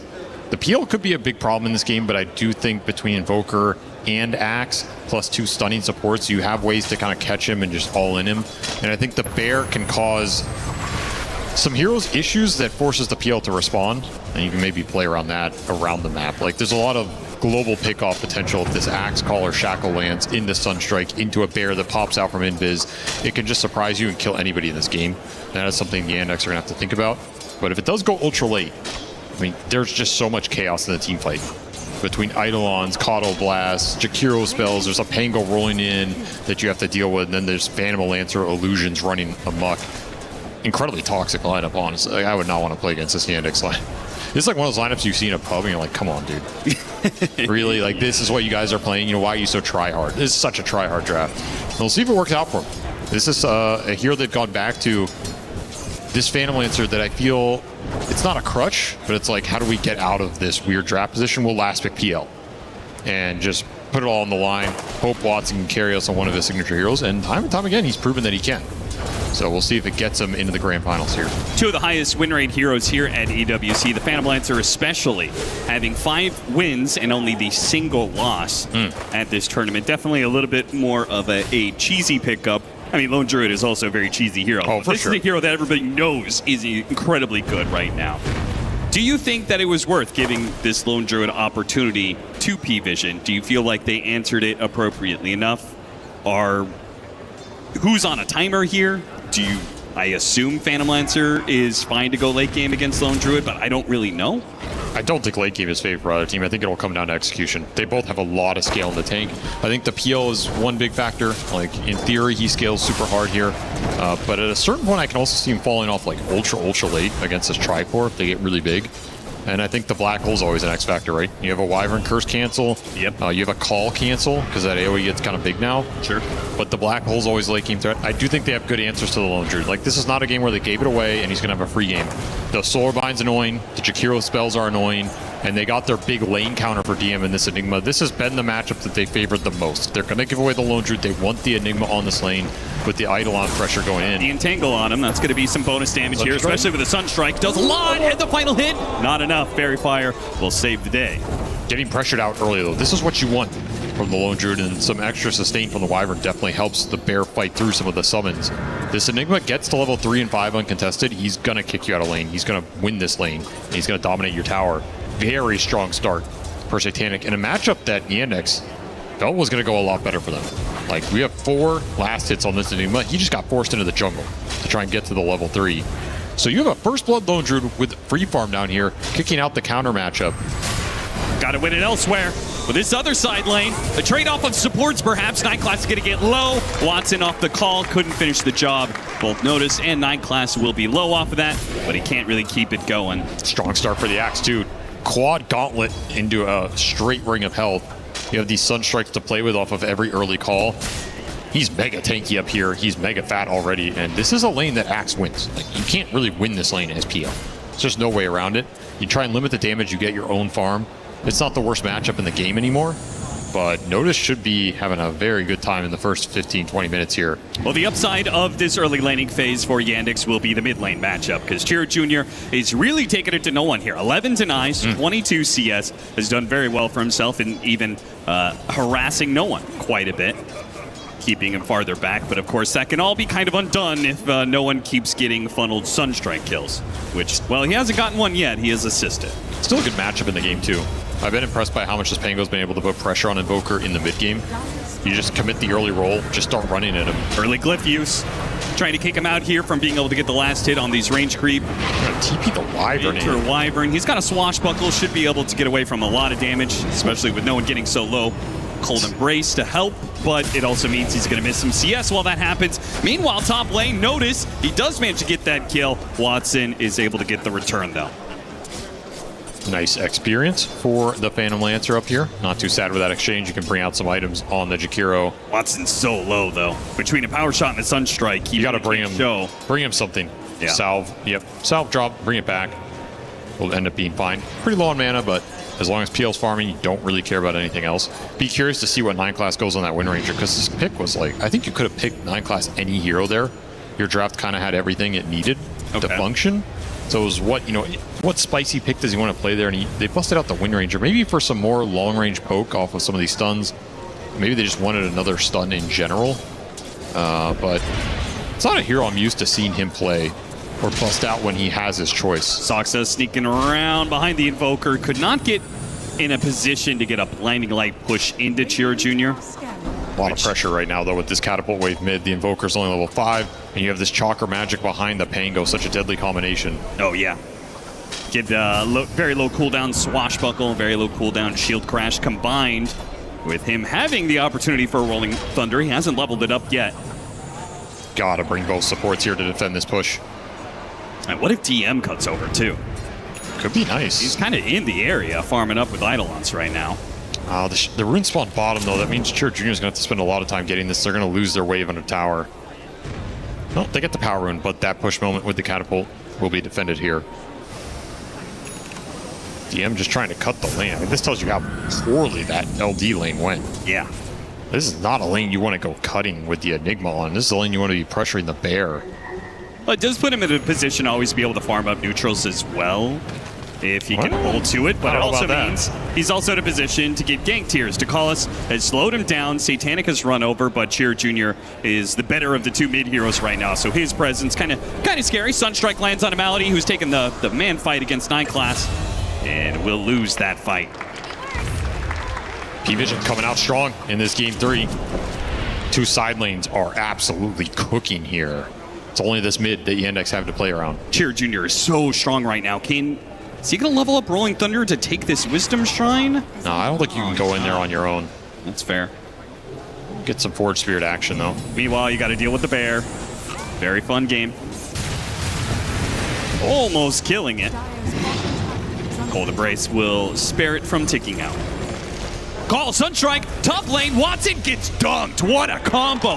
They snuck that one in out of nowhere on Watson. Just Axe rounding the corner, catching him on the call, and then Sunstrike dunk in just rapid succession. And we're going to see a couple more of these at least this game. The call is just so deadly because you're going to get called into Guaranteed Sunstrike, into Power Shot, into some Wyvern spells. Like, there's so much follow-up on every Axe play in this game. It's going to be a problem around the map, especially if the bear can get a fast Silver Edge online, then he's contributing to map pressure and some threat around them. This is where the map can just become really difficult to play, which to me has been the theme of this series. It's like, how do you get the lanes out without dying, and how do you threaten the enemy cores when they're trying to get the lanes in? Enigma will still kick these heroes out of here. That is how powerful the Eidolons are with the drum. Well, you combine that with Chiro Jr. also rotating out of lane. There's no way for them to fight this. So will be an early tower advantage, it's looking like, for Yandex. That'll help offset the gold lead that P-Vision currently has off of winning their side lanes. See how much damage they can get done on the map with the Enigma being able to run in enemy areas in this Pango. Should have a pretty nice timing on the defusal, and then Chakra Magic behind him. Children taken off by the Tornado. I just got to keep defending this mid-tier 1 if you're P-Vision. Keep giving space to no one. Keep looking for some Sunstrike kills. Relieve the pressure from the Invoker. Look to play through your 2 side laners a little bit if you can keep doing it. 9 Class enjoys this battle with Malady because he's got Windrun, where a large share of the damage early on from Jakiro comes from that Liquid Frost. Chiro Jr. is now hitting mid tower. And at some point, P-Vision, are you going to say enough is enough and try and stop these? Maybe they don't really have the option to, especially since, I mean, who's going to rotate out of these side lanes? Certainly not Satanic. Winter Wyvern's not terribly strong right now. You just got to keep out spamming it. Yeah. You're not going to bring your 2 side lane cores to this mid lane. The Axe is getting way too much right now. He's power farming. And this Lone Druid is not a hero that joins early fights. So you just got to make do with what you have around the mid lane. Does mean you have support freedom to bring this Wyvern and Wind Ranger into any play you want. There's some benefit there. Just got to play for your first item timing. Try and keep this mid tower alive through the power of the Invoker. That's where that Enigma swinging behind mid could have been nice early in this game, but I think his lane just went too bad. He's just too low level to make that kind of rotation. If he had dominated this lane, taken the bottom tier 1 quickly, he could have gone for that mid swing, and it could have swept this tempo up considerably, but you just got to play it a little slower here. Does have Black Hole online. Could be a nice early game threat if you can have the supports back you up. Malady zooming the Haste Rune. That's a tanky Axe, man. It's a tanky Axe, it's a tanky bear. There are a lot of tanky things sitting in front of Yandex that they just can't really threaten in these side lanes. But all the meanwhile, P-Vision are probably very happy. They've almost got no one to his Meteor Hammer, which will help him start chipping away at this mid tower, but also increase his farm rate. As long as the tier 1 standing mid for P-Vision, I think they're very happy with what's going on. Diffusal Pango will pick the game up, but you're still a ways away from there. So you got some more time to work with, and Axe is doing Axe things, man. You got a lot of early armor with this phase boots into the Splint Veil. Almost level 10. You're always a threat on Watson with the Sunstrike backup. Like, you get called into Power Shot Sunstrike, you get chopped. So you can't get too aggressive up here with the Phantom Lancer. Depends on what supports you see on the map. See 9 Class mid, okay, you can kick him out of lane. You don't see the supports on the map, it gets a lot spookier to go for that kind of simple play. And there are some ancient stacks being cleared by Chiro Jr. here. Yeah, once again, Yandex seem to be okay with, I feel like they have the heroes to make moves, but they're okay just chilling and hitting a better timing later on. That'll be that Diffusal Blade timing. Get to that. I don't mind that just because this Enigma lane did not go the way they wanted it to. So your whole game slows down as a result, and you just have to respect that, not force any bad moves. Vessel's going to be the build-up for the Enigma. A lot of no early need game for an investment. early blink dagger, that's for sure. You will have to get something done with this Enigma build-up, though. If you go Vessel on this hero, you need to go fight. You need to get some charges, start punishing some heroes around the map. Take that mid tower. I mean, we'll scale a little bit here, I guess, against some of the anti-healing. You can throw it on the bear, but... Yeah, they'll have some, like, it'll be a little difficult to use good cold embraces, because there might be a macro pyre, they do have a Vessel. It sets up for the Illuminate Blast of Soxa. There is some magic damage to punish it, at least early on. We're gonna smoke noticed. He went ring into Splint Mail into Blink. A very unexpected Blink if you're sitting here as the Yandex. It could pay off in a big way. He's about to get a two-man call. The Sunstrike placed onto Soxa. One calling plate now. Attempted roll-up, but a really great Winter's Curse. They're going to troll him for so long, get the meter on him, and another dunk. What a surprise pickup from Notice. That plays off beautifully. It's a third kill they're going to get off of this play. Chop. Oh my, that is just so sick. That is could have just played it slow. Oh, that is the best outcome you could possibly hope for with rushing the Blink over more farming and like Blade Mail and doing Ancients or something. Not only do you get 3 heroes off this play, you get them in beautiful fashion. The Invoker's involved. You steal some of the Ancients. You get chops out of it. And you lose nothing. Yeah, Blink Dagger just paid for itself, basically. 100%. Sick move. And you slow down that Diffusal on the Pango, which is the one item you want to slow down in this game. Absolutely. I mean, that is just an immaculate move. You even get that mid tower, yeah, with the hammer. That's a 4-5K net worth equivalent play right there off of a surprise blink. And you're just not thinking about that at all because you're looking at this axe. He has Splint Mail, he has Ring. All right, he's going to finish up the Blade Mail, right? This is standard build up. The Rings for the regen. He's going to go do some Ancients, and then he'll have Blink. You're thinking he's still like 1,000 off of that, maybe 1,500. And then all of a sudden he's just jumping you on your Ancients. Satanic. Heads up call. Going to be a bit too late to contest the Wisdom Shrine again. His positioning not there for it, but he almost has his Mjolnir. Him and the axe top the net worth chart, and Watson's trying to catch up, but it's just a slower farming hero. Manta will speed that along a little bit more, but it's time for Yandex to strike back here. But they'll get something just getting to call us off of this, not going to be super happy. It's free though. That's true. But Chakra Magic, all these plays are free with the Pango. You're going to get something off of this move, but you're right. It's not a big target. It's the hero that P-Vision are happy to give away here, especially with 3 cores all farming the map right now. And there's the Blade Mill for the axe. So this axe call just got a lot deadlier. Top tower is going to fall for free. They'll cut another wave, and they can absolutely bring him into another play. This is where the map becomes a little scarier to play, particularly around that mid lane. You smoke that axe in a mid, he gets a nice call. It's going to set the whole team fight up because there's so much follow-up off of this stun and no way to really disengage from it in this game. Nobody can really create a buffer unless you just blink Black Hole. Oh, you can't lose the Pango here again. Notice blinks past Cheer Jr. Cheer Jr. gets the low ground, but does get shackled up. Here comes the Sunstrike. Got him throwing the no. The call comes through first. Noticed again, and now the Winter's Curse on the Enigma with the Eidolons in tow. So DM takes a heap of damage. He's going to go down again. Noticed. He is cleaning house this game. What a monster. Level 13 in this game right now. No one's even level 12. Does lose his courier Eidolons though. That's a little unfortunate. But he's already got some early chop armor. 9 armor harvested by the 16-minute mark. Oh, no one trying to make a solo play here. Can he get out fast enough? It's close. He does die to Watson. So that was actually a bit of a gift there for Yandex, who are in a bit of a bad spot. And there's the Manta for the Fan Lancer. So he gets Manta completed plus that gold injection. Yeah, nice pickup for him. They're going to need the PL to salvage a little bit of this game. This axe is doing work. Blink Dagger next for DM. He's got Vessel charges, so you get this blink, you can definitely start getting involved in the game in a big way.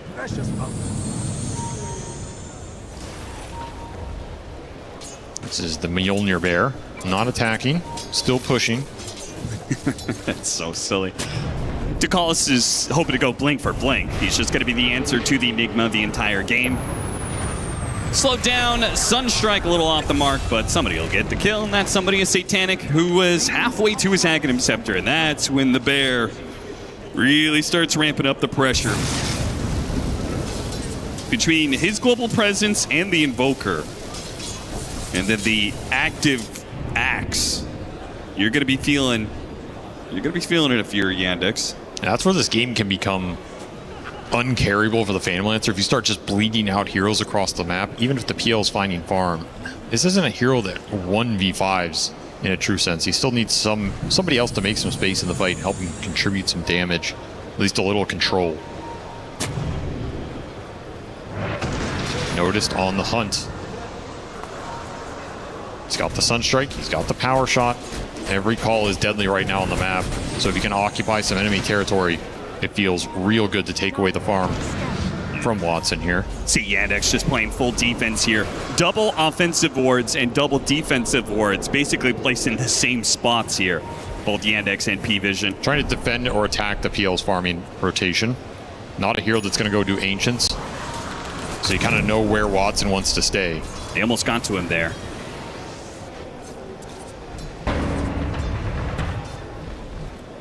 Both carries just trying to get to their Ags uncontested, and the Lone Druid is very uncontested. They do have an amp damage on Shira Jr., and he finished his blink, so they're going to smoke, bring Watson into this play. They say he's strong enough to join the fight right now. I think they've already seemed to have made the read because they had this Lotus Ward on the right side of the map that spotted DM's movement. Well, they also had this obs right where they smoked around this like hard camp near the mid-tier 2. So heads up ops placement from 9 class earlier will bail them out of this amp damage timing. 9 class will lead him on a little chase here. And he may eventually die for it. Actually tucks himself into the corner and TP's out successfully. So nice absolutely nothing gained for what is essentially like 4 heroes all hunting. And that's the risk with making these big plays, bringing the carry into it. That basically it cost you 1,000 net worth. As these other cores are just mopping up the map. That's why it's oftentimes so easy just to be the ones to sit back and farm, which is where that notice, again, that early Blink Dagger pickup was so cool, because if they don't find that kill, right, he starts falling behind. Oh, 100%. Misses his timings. Very few players would go for that play. Especially in a stressful game like this. Noticed. Do they see the Sees a camp that just got farmed. Gets the call into the Pango. Sunstrike and a Culling Blade. Sunstrike is all it takes. He is on a rampage in this game, 7-1-2. Just making everything happen right now. I mean, he's probably gotten this Invoker an extra like 1,000 plus gold just off of his plays, right? He's gotten the Bear another 1,000 or 2,000 with all the space that Satanic's had to farm because there's no pressure going into him. Ags is already done here for the Panda, now also level 15. So the map pressure is going to pick up considerably right now. Yeah, now it's no longer the Lone Druid Bear with the Mjolnir just pushing out the bottom lane. He's going to take that off lane tower, make the map smaller. If you give Satanic this much space, if he can farm out all of his jungle with the hero, continue to push waves with the Bear, this lead is going to exponentially increase here. You just don't have the same amount of space to keep up. You needed some more fights going your way with this Pangolier. You needed to maybe get 1 or 2 extra kills with Black Hole, be on their side of the map with the Enigma. You're losing too much ground right now. This lead is gonna explode. Eidolon spreading out through the map. Now they need little mobile wards to try and read these rotations to make sure that Watson is still farming uncontested, which he has been. He wasn't the one caught by the axe earlier. That was CJ. Jump on a 9 class here, win run. Gonna make it difficult for them, but ultimately he will die, right? He'll die. Okay, yeah, just to make sure they got him. Get a little extra TP, you know? More value off that kill, but again, not a big target. Yeah. I think that's a thing that P-Vision have consistently been better at, is putting their supports in a position that they just don't bleed anything from many of these smokes. Malady spotted on the Lotus by no one. See ya. That's a freebie. They didn't even need to pop the smoke on the other 2 heroes. They could still look for an axe play. And of course, he can go in solo because you have the global backup of that Sunstrike. And he's going to get the call on the Phantom Lancer. Sunstrike not being thrown out. He didn't have the mana for it. Broker, TP away. Do they've got Winter's Curse. They've got enough to stop this one. No Doppelganger to get away. Another Culling Blade. While the Bear is pushing bottom, it took the offlane tower. Now it's taking your Ancient stack. Everything is being ripped away from Yandex right now. Oh, this is highway They gotta get robbery. at least the Bear. The Malefice Slowdowns should be more than enough to get that bounty. It'll be 315 for Cheer Jr. That helps, but it does not rectify these pickoffs. Have to find a way to regroup on this map. We're at the point in this game, past 20 minutes, Tormentor's online, Roche is there. You keep bleeding some of these kills, you're going to pay a way bigger price than you have so far in this game. Oh, man. Okay, so Malady just, they had a ward, and they saw the Wyvern up here in this Lotus area. He placed a sentry saying, okay, he placed a ward somewhere over here. They found the old ward. They didn't find the new ward. So that could be pretty massive if Yandex, try and make a move through this area, try and take a fight on Tormentor.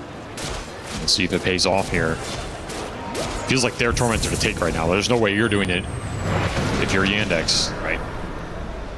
You do have Blink Black Hole available, and that is an X factor here on these objective fights. Rolling Thunder, also pretty good around like Roche Pit Tormentor. Yeah, they definitely wanted to contest. Malady, he's going to work his way, trying to get through the gate. No one is setting up. No one. He's going to be caught here at the same time as the Jakiro. Bigger kill. Wow, that was a lot for it. They already had him controlled with the Rolling Thunder, but they dropped the Black Hole just to ensure. It's 1,000 gold. Eidolons will spot the heroes rushing through the gate. You just do not want to let them get out of here. Blink for Blink. 9 class trying to catch him off the shackle shot. Does manage to land it on DM, but a bit too far out initially, but the Axe is still going to blink for it. Hit a Battle Hunger on CJ, slowing him down. Quickly reprieve there as Swashbuckle cleanses that one off.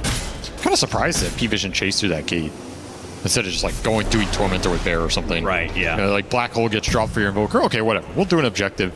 Maybe you can still do it here now anyway. Black Hole's a long cooldown, which could be an issue in this game, honestly. If you become more and more dependent on that spell to teamfight, along with Rolling Thunder, if your ults are down, what happens in the interim? Especially with the lineup that can do objectives pretty fast, push the waves out pretty quickly.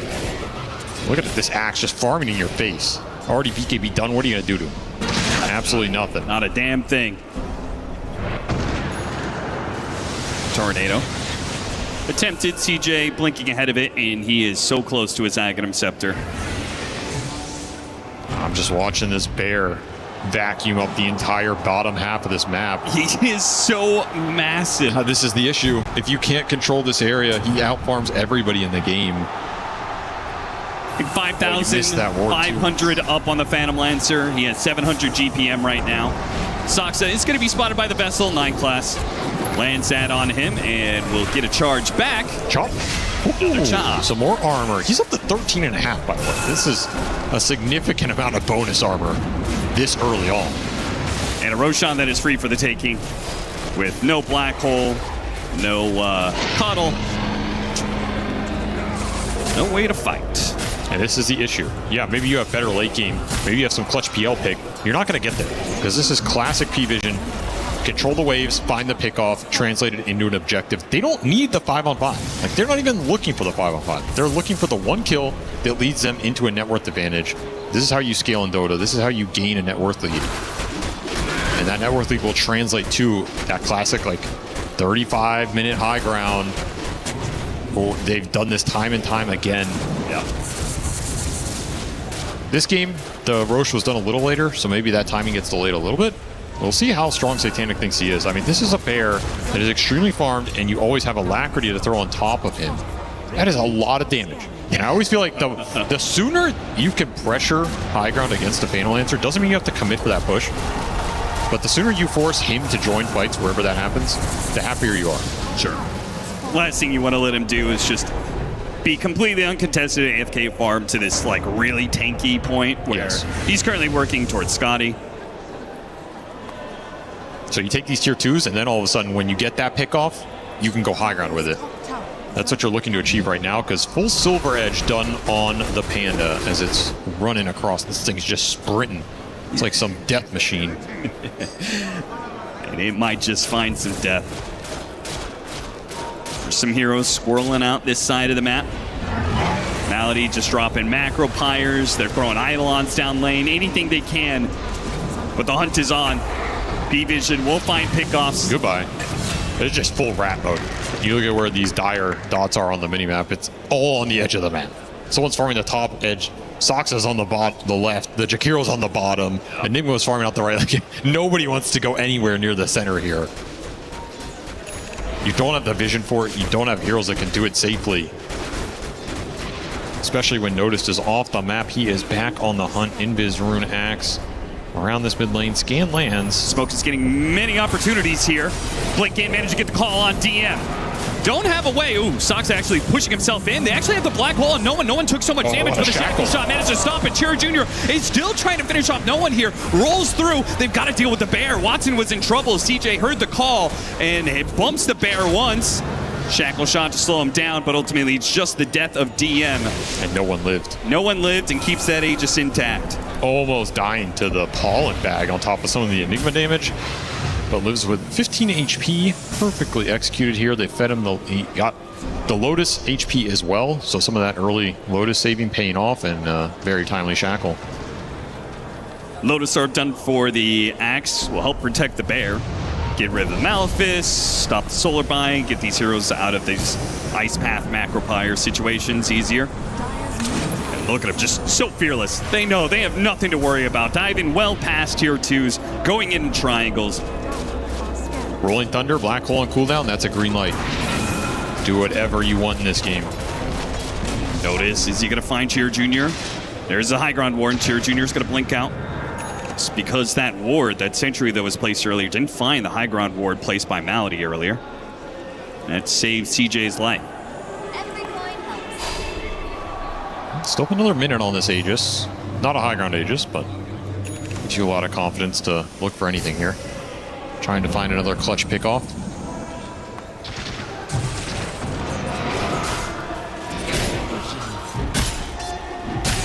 That net worth lead is just growing and growing. Oh yeah.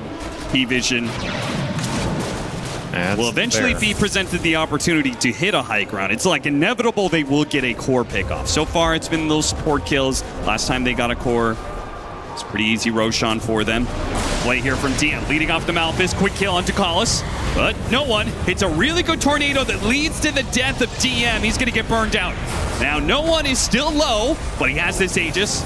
He may die to this Rolling Thunder. Meanwhile, Notice did manage to get the initiation on Soxa. They cleaned up the Aegis. Is CJ going to get out, though? His Rolling Thunder is now gone. And with Notice slowing him down off the Battle Hunger, trying to get away from this bear. Slowing him down a bit with the inhibitor, the Diffusal Blade, but eventually you're going to be entangled. And there's the core kill they were looking for. Leads off a godlike spree for Notice. Fights are too chaotic. Especially if the PL can't stick in the middle of it. That's your chaos to throw back at them. But until Watson's ready to take an entire fight, the bear is just going to slowly kill you. This axe is going to find you. Well, and the bear is also going to, when you win that fight, quickly kill buildings. Oh, yeah. Oh, he found the PL. A big kill if they can get it. Slow down this Scott. He Watson, he jukes him. He had the right target. Makes the TP out. Whoa, he got the curse, though, to Collis with the backup plan. Stops Watson's TP away, and there's no out for him now. The bear will hunt him down. What a game from Notice. Absolutely showing up in this game 3. Oh, and No One. A Force Staff forward. DM. So much damage, though. The Force Staff doesn't help him survive. Just picking him apart. Dies anyway. Dissection here. And P-Vision tipping their old teammate in DM.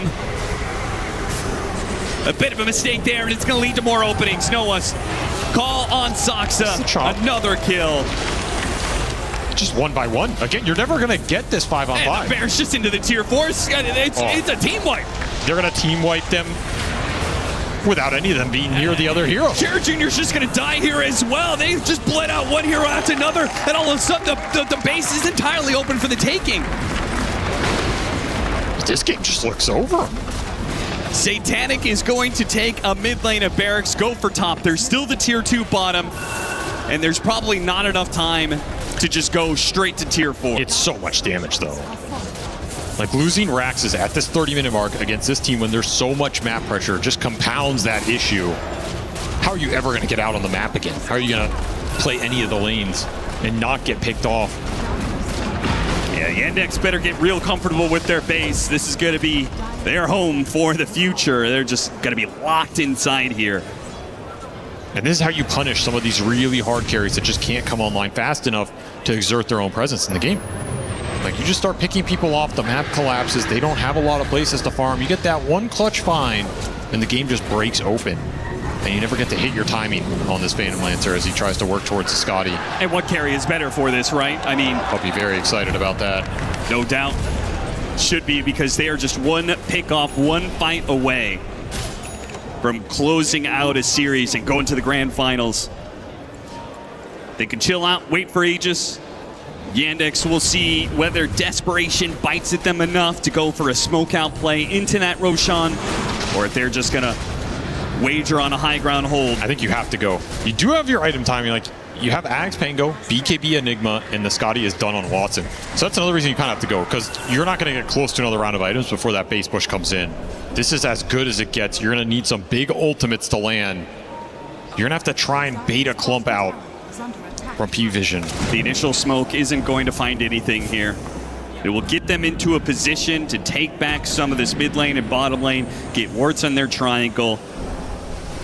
But ultimately, time is kind of against them here as P-Vision can just wait things out, wait for a better opportunity, some sort of pick.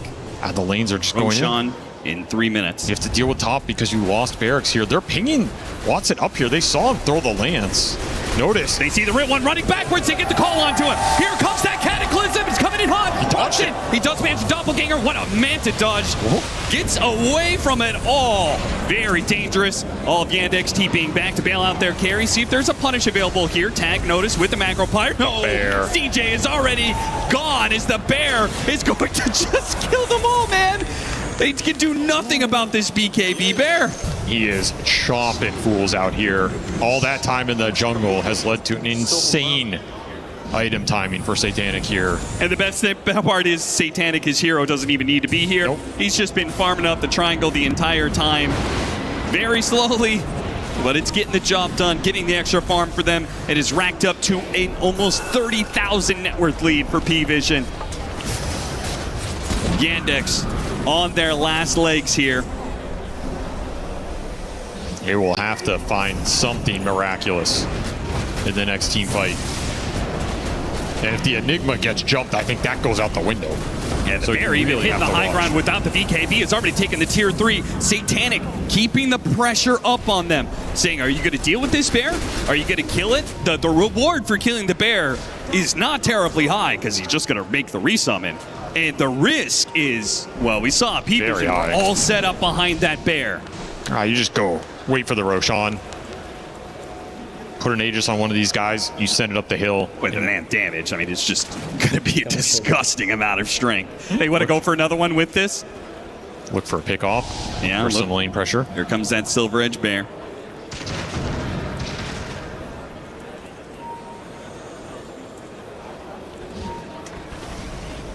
He sends it in bottom. He's looking on like the one camp they can farm. It's like, I know you're here. I'm going to take your camp anyway. Oh, Malady just saw his life flash before his eyes. As if he was on that camp, he would have been the one to die to that amp damage instead of the neutral creeps. I mean, the disgusting part is if P-Vision really want to slow play this, they can. You have the Invis Bear, you have the Invoker with all of his rat action. Yeah, just keep throwing things at buildings. You could just throw these units up the bottom lane. You have the other two lanes. And what are they going to do, right? You can never do Roshan until you see them all in base, then you do Roshan. Gonna get an Ag Synth for the bear to have a true 6 slot. And Roche is up. And Yandex are not in a position to be able to contest. No, they were never going to be in a position to contest this. You just have to play for the base defense. See how fast this bear chops it down. Pretty damn fast here.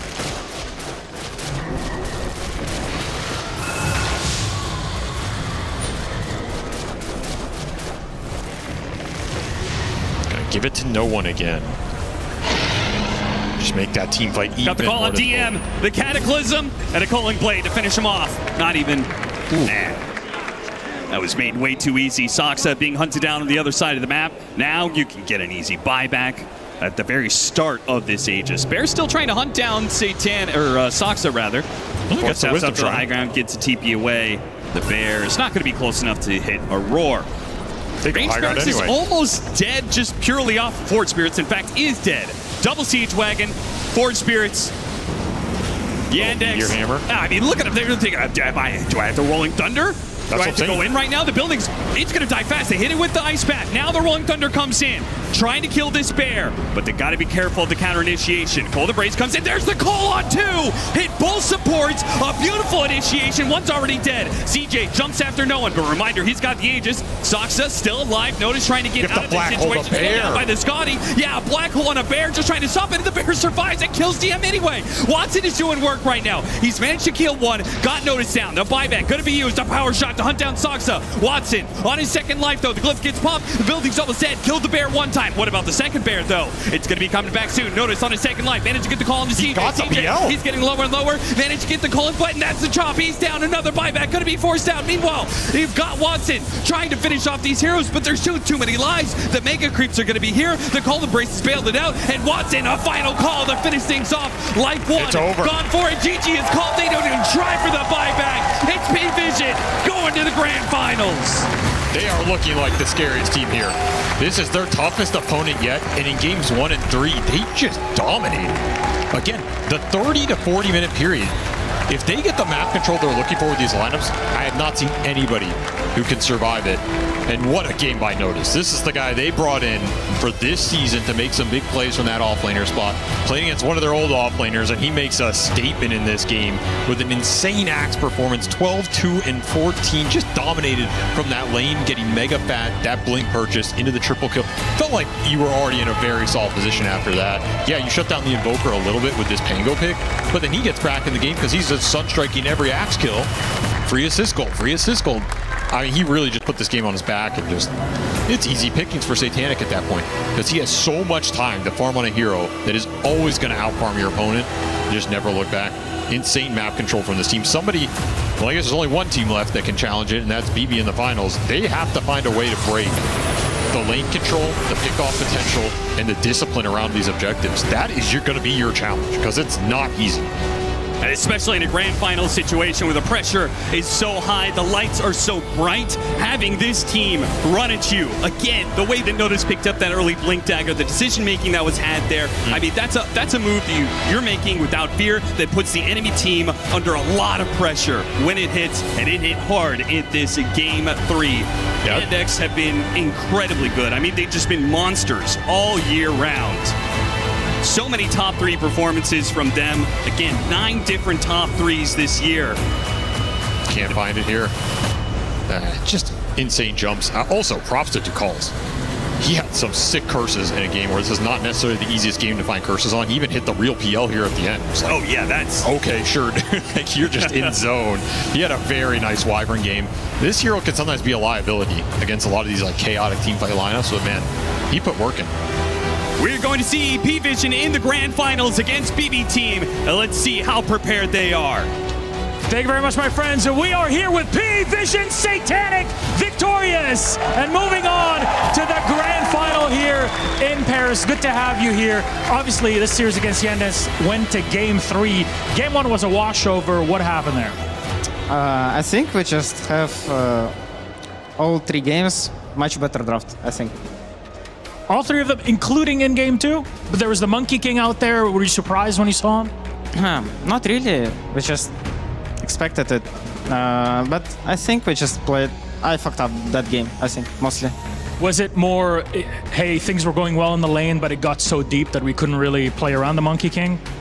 I would say it was super free game. We just... I just went on edge and lost edges. We should have make big lead and win this game.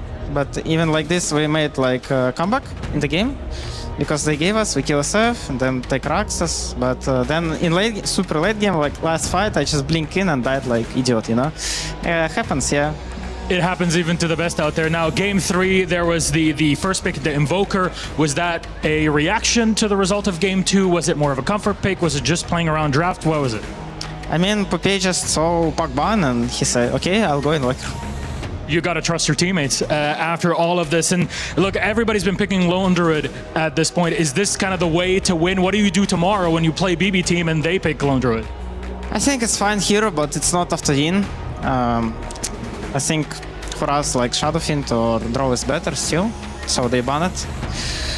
I don't think it's like super imba, so Yandex knew it as well, and they didn't really pick it because we were winning it in Clan Wars as well, and we know how to deal with it. So it's not really that big of a deal, I think. Fair enough. And a lot of people calling this game between P-Vision and Yandex as kind of a prelude to the grand final. Might as well be a grand final in the semis. Do you think this game will be tougher than the grand final tomorrow against BB Team? I think Yandex was anyway the toughest opponent for us, but we'll see tomorrow.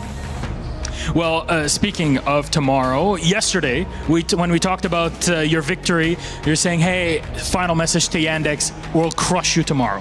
Ended up happening. Look at this camera right here in front of us. You got BB Team on the other side. What do you want to say to them before the final? We're coming for you guys. They're coming for you. That's Satanic. That's P-Vision. And of course, that means that you get to crush Yandex's key. So please, come on over, no one. Get everybody up in here. Do you think you're going to crush it this time around, or going to give it to someone else? I'll give it for Noticed for sure. Oh, there's the team play. All right, then we're all together. Let's walk on up to a crusher. You're used to it at this point. There's only one more time left. That'll be tomorrow. Big moment and day for P-Vision. We'll remind you, last year, they only made it to third place. Here, they're already in the grand final. And Notice is the one to do the crushing.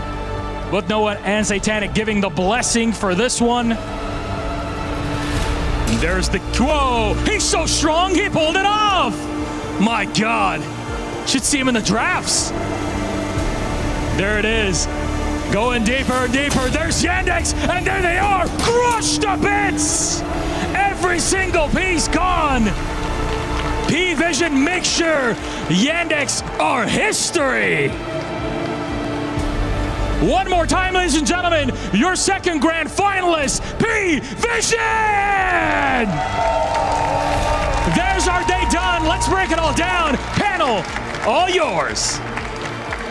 I must say, that crushing felt different. That hit hard, and this game 3 hit even harder. This was not a close game. We had the first 2 games of this best of 3 series, you know, methodical, back and forth, cool. First one maybe a little bit more dominant, but this one, Lacoste, this one was not close at all.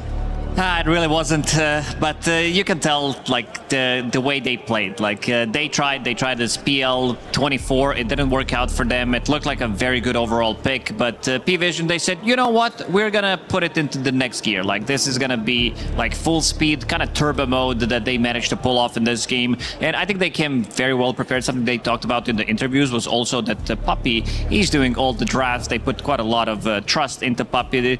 We don't know anything, you know, he's gonna do it. We just click the heroes, and they're clicking pretty well because everything is working. But you can definitely feel some Puppy magic behind it, and quite a lot of you know, if we see what happened, like they let him pick Lone Druid because they feel very confident about the Lone Druid getting through. They beat it 4 times, and then they knew that Enigma's gonna come, so they preemptively pick Wyvern, and they crush him in the lane as well.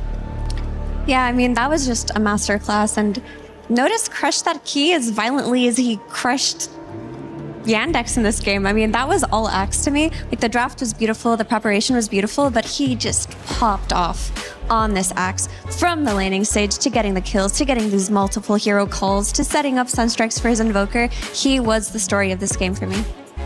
Yeah, he crushed his former team with that as well. Of course, both of these teams, they swapped offlaners mid-season, basically.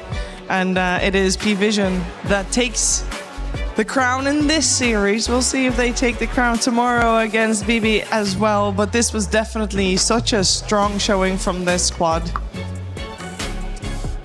They're just looking like raid boss. Chiefs. Yes, they really are. I love the overall, not the overall last pick, but their last pick of Wind Ranger as well. It's not your typical 9-class hero, I feel like, because we've seen him on it, but it worked out so well. It did. It looked like, you know, pick that's not going to be doing any crazy stuff, but again, he did pull off some really big shackles. He was playing with Axe when he needed to. He allowed Axe to get the insane amount of farm in the laning stage. And Ducalis as well, he really stepped it up in this one, like playing out of his mind. Some really nice curses coming out, finding the real PL in the end, clutching it with the heals as well. Just his positioning was top tier. This is the dude that has been grinding for a really long time, and with this team, he gets to shine. Yeah, he said we haven't really been tested. Before the series, we saw him say that we feel like we haven't really been tested, but maybe we're just good. I think it's the latter at this point. Maybe they're just good. That's something Ducalis, should be realizing right about now, that's for sure. I believe also you've chosen some points in this game, Lacoste, that you'd like to highlight for us. Yeah, I really like the way that they played around Axe, because he was on top of the network. He was the one that was causing quite a lot of issues for the enemy team, and this is relatively early on in the game. This is 12 minutes. If you look at his items, Phase Boots, Ring of Health, and casual armor item, because he is laning against PL, and he finds one of the best calls that he could find. Like, I don't think it can get better than this at the start, and you can see others also immediately playing with him. Again, very good curse coming up from Ducalis. They're gonna get another chop for noticed, and then you see 9 class coming up from a different angle, understanding exactly where Malady is going to come from, which is going to be extra bit of an armor, extra bit of a gold coming into his pocket, and he's going to be snowballing that whole game. And there's going to be another one where he jumps over him, another smoke. You can see that 9 class again is playing with him. Shackle that he kind of read where he's going to go, immediately gets him, and again the trio, a lot of the time you see Invoker playing with the 2 supports. This time it was Axe, because they have that global presence with the Sunstrike on top of that, and getting another kill. Enigma, he got ruined in the lane, and he got ruined throughout the whole game because he was unable to play against this Winter Wyvern who had his number. Yeah, and if an Axe is that dominant early on in the game, then this idea that you have with PL as Yandex just isn't effective, because you think it's fine to pick PL versus Axe because the laning stage is good.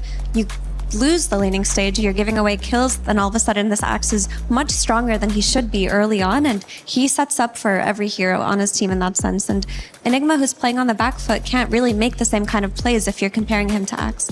And infinite scaling, coats of blood coming noticed way with that Axe as well. A lot of dunks done by him for this one, and we had to give it to Noticed.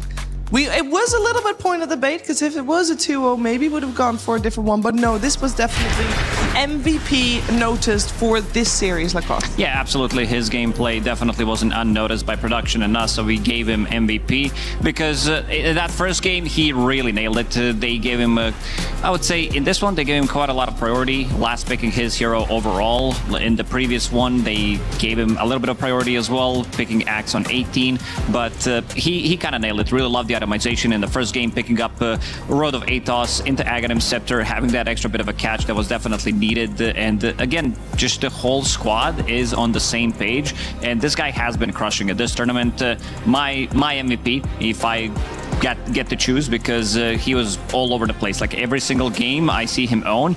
There was one point of the tournament during the group stage where his KDA was like 30 or something, and he was sitting at the 0.6 deaths average per game. It did go up, but still less than 2 at the moment.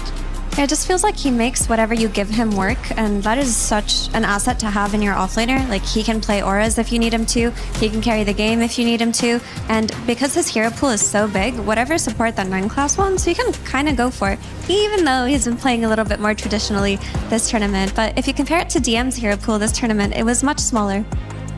It really was. Also, speaking of 9 class, he gets to play in the grand finals tomorrow on his birthday. That's also kind of special and cool. We'll see if he gets the ultimate birthday present with taking the victory there.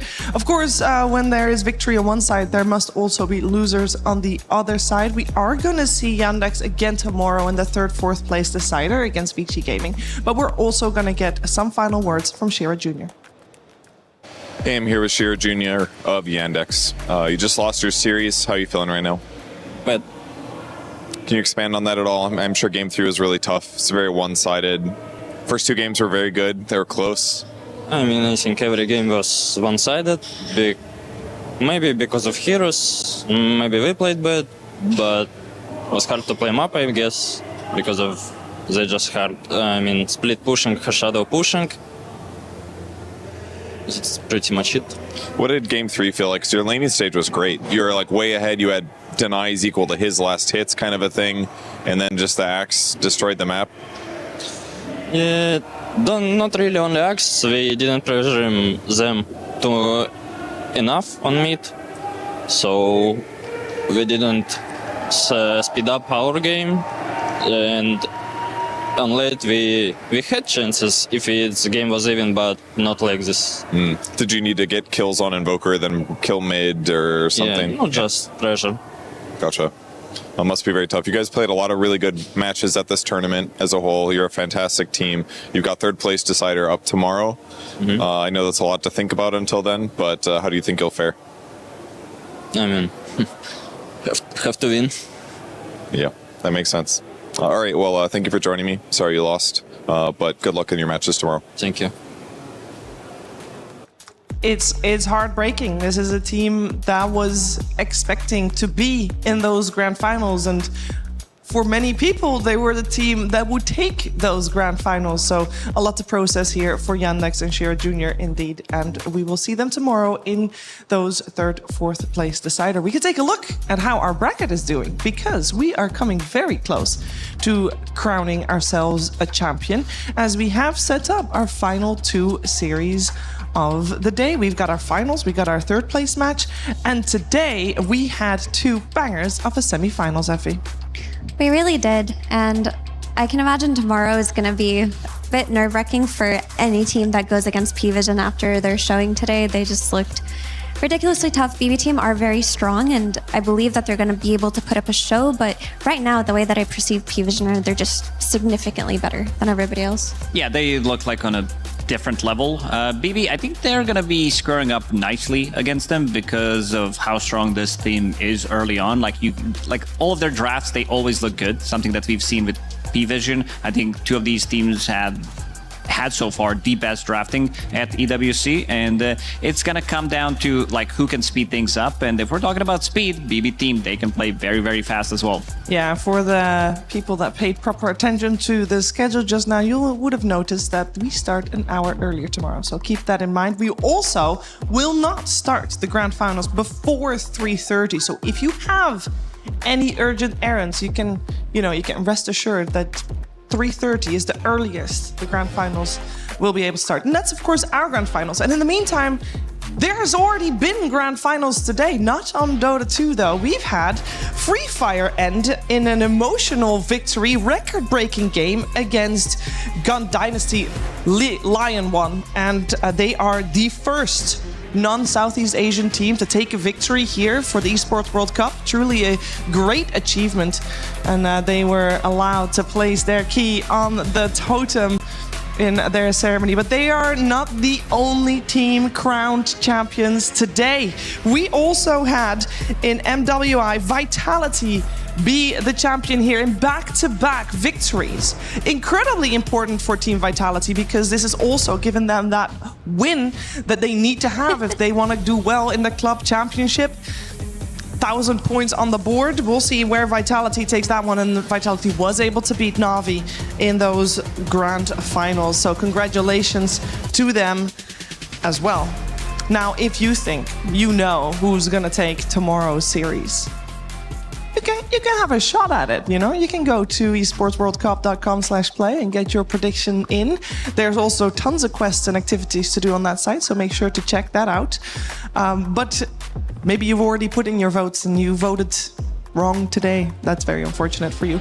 I think today was very cool. I think maybe, Lacoste, we were expecting a little bit more of a back and forth in BB versus Vici this morning. Yeah, especially with the way Vici played, like the way they came here, kind of being in the middle of the group and then eliminating one dub, then eliminating one more team as well. It just felt like they powered up, especially yesterday. But today, it seems like they kind of got figured out because they played so many matches. There was a lot of information what they did. The TikTok also, like the heroes, maybe the other teams also watched some of these TikToks and reels and got ideas what to build against them, because it was very effective. And so far, we only had one series, Shiver, that was 2-1 in the playoffs, which is a bit of a surprising one considering like the competition. Well, maybe it comes down to teams being kind of equally matched in this one, because you make a mistake, the teams are at so high level that they're going to punish it.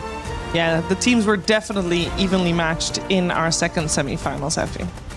They were. I mean, it's a shame to not have it be repeated tomorrow, but I do think that we are going to get a very similarly matched skill level, I would hope, in the grand finals tomorrow. And the EV team are a team that you can never write off, even if they don't look like the strongest in the tournament and just look like, you know, a second, third place team. Sometimes on that day, they can wake up and just prove everyone wrong. Well, thank you so much, both of you, for your thoughts today. That was it from us from today. Our semifinals are done. We know our two finalists. We know who is going for the third, fourth place tomorrow. So 2 series coming your way tomorrow, an hour earlier than today. Looking forward to that one already, but we will not leave you empty-handed, of course. We'll see you tomorrow, but for now, enjoy the SDC recap of the day.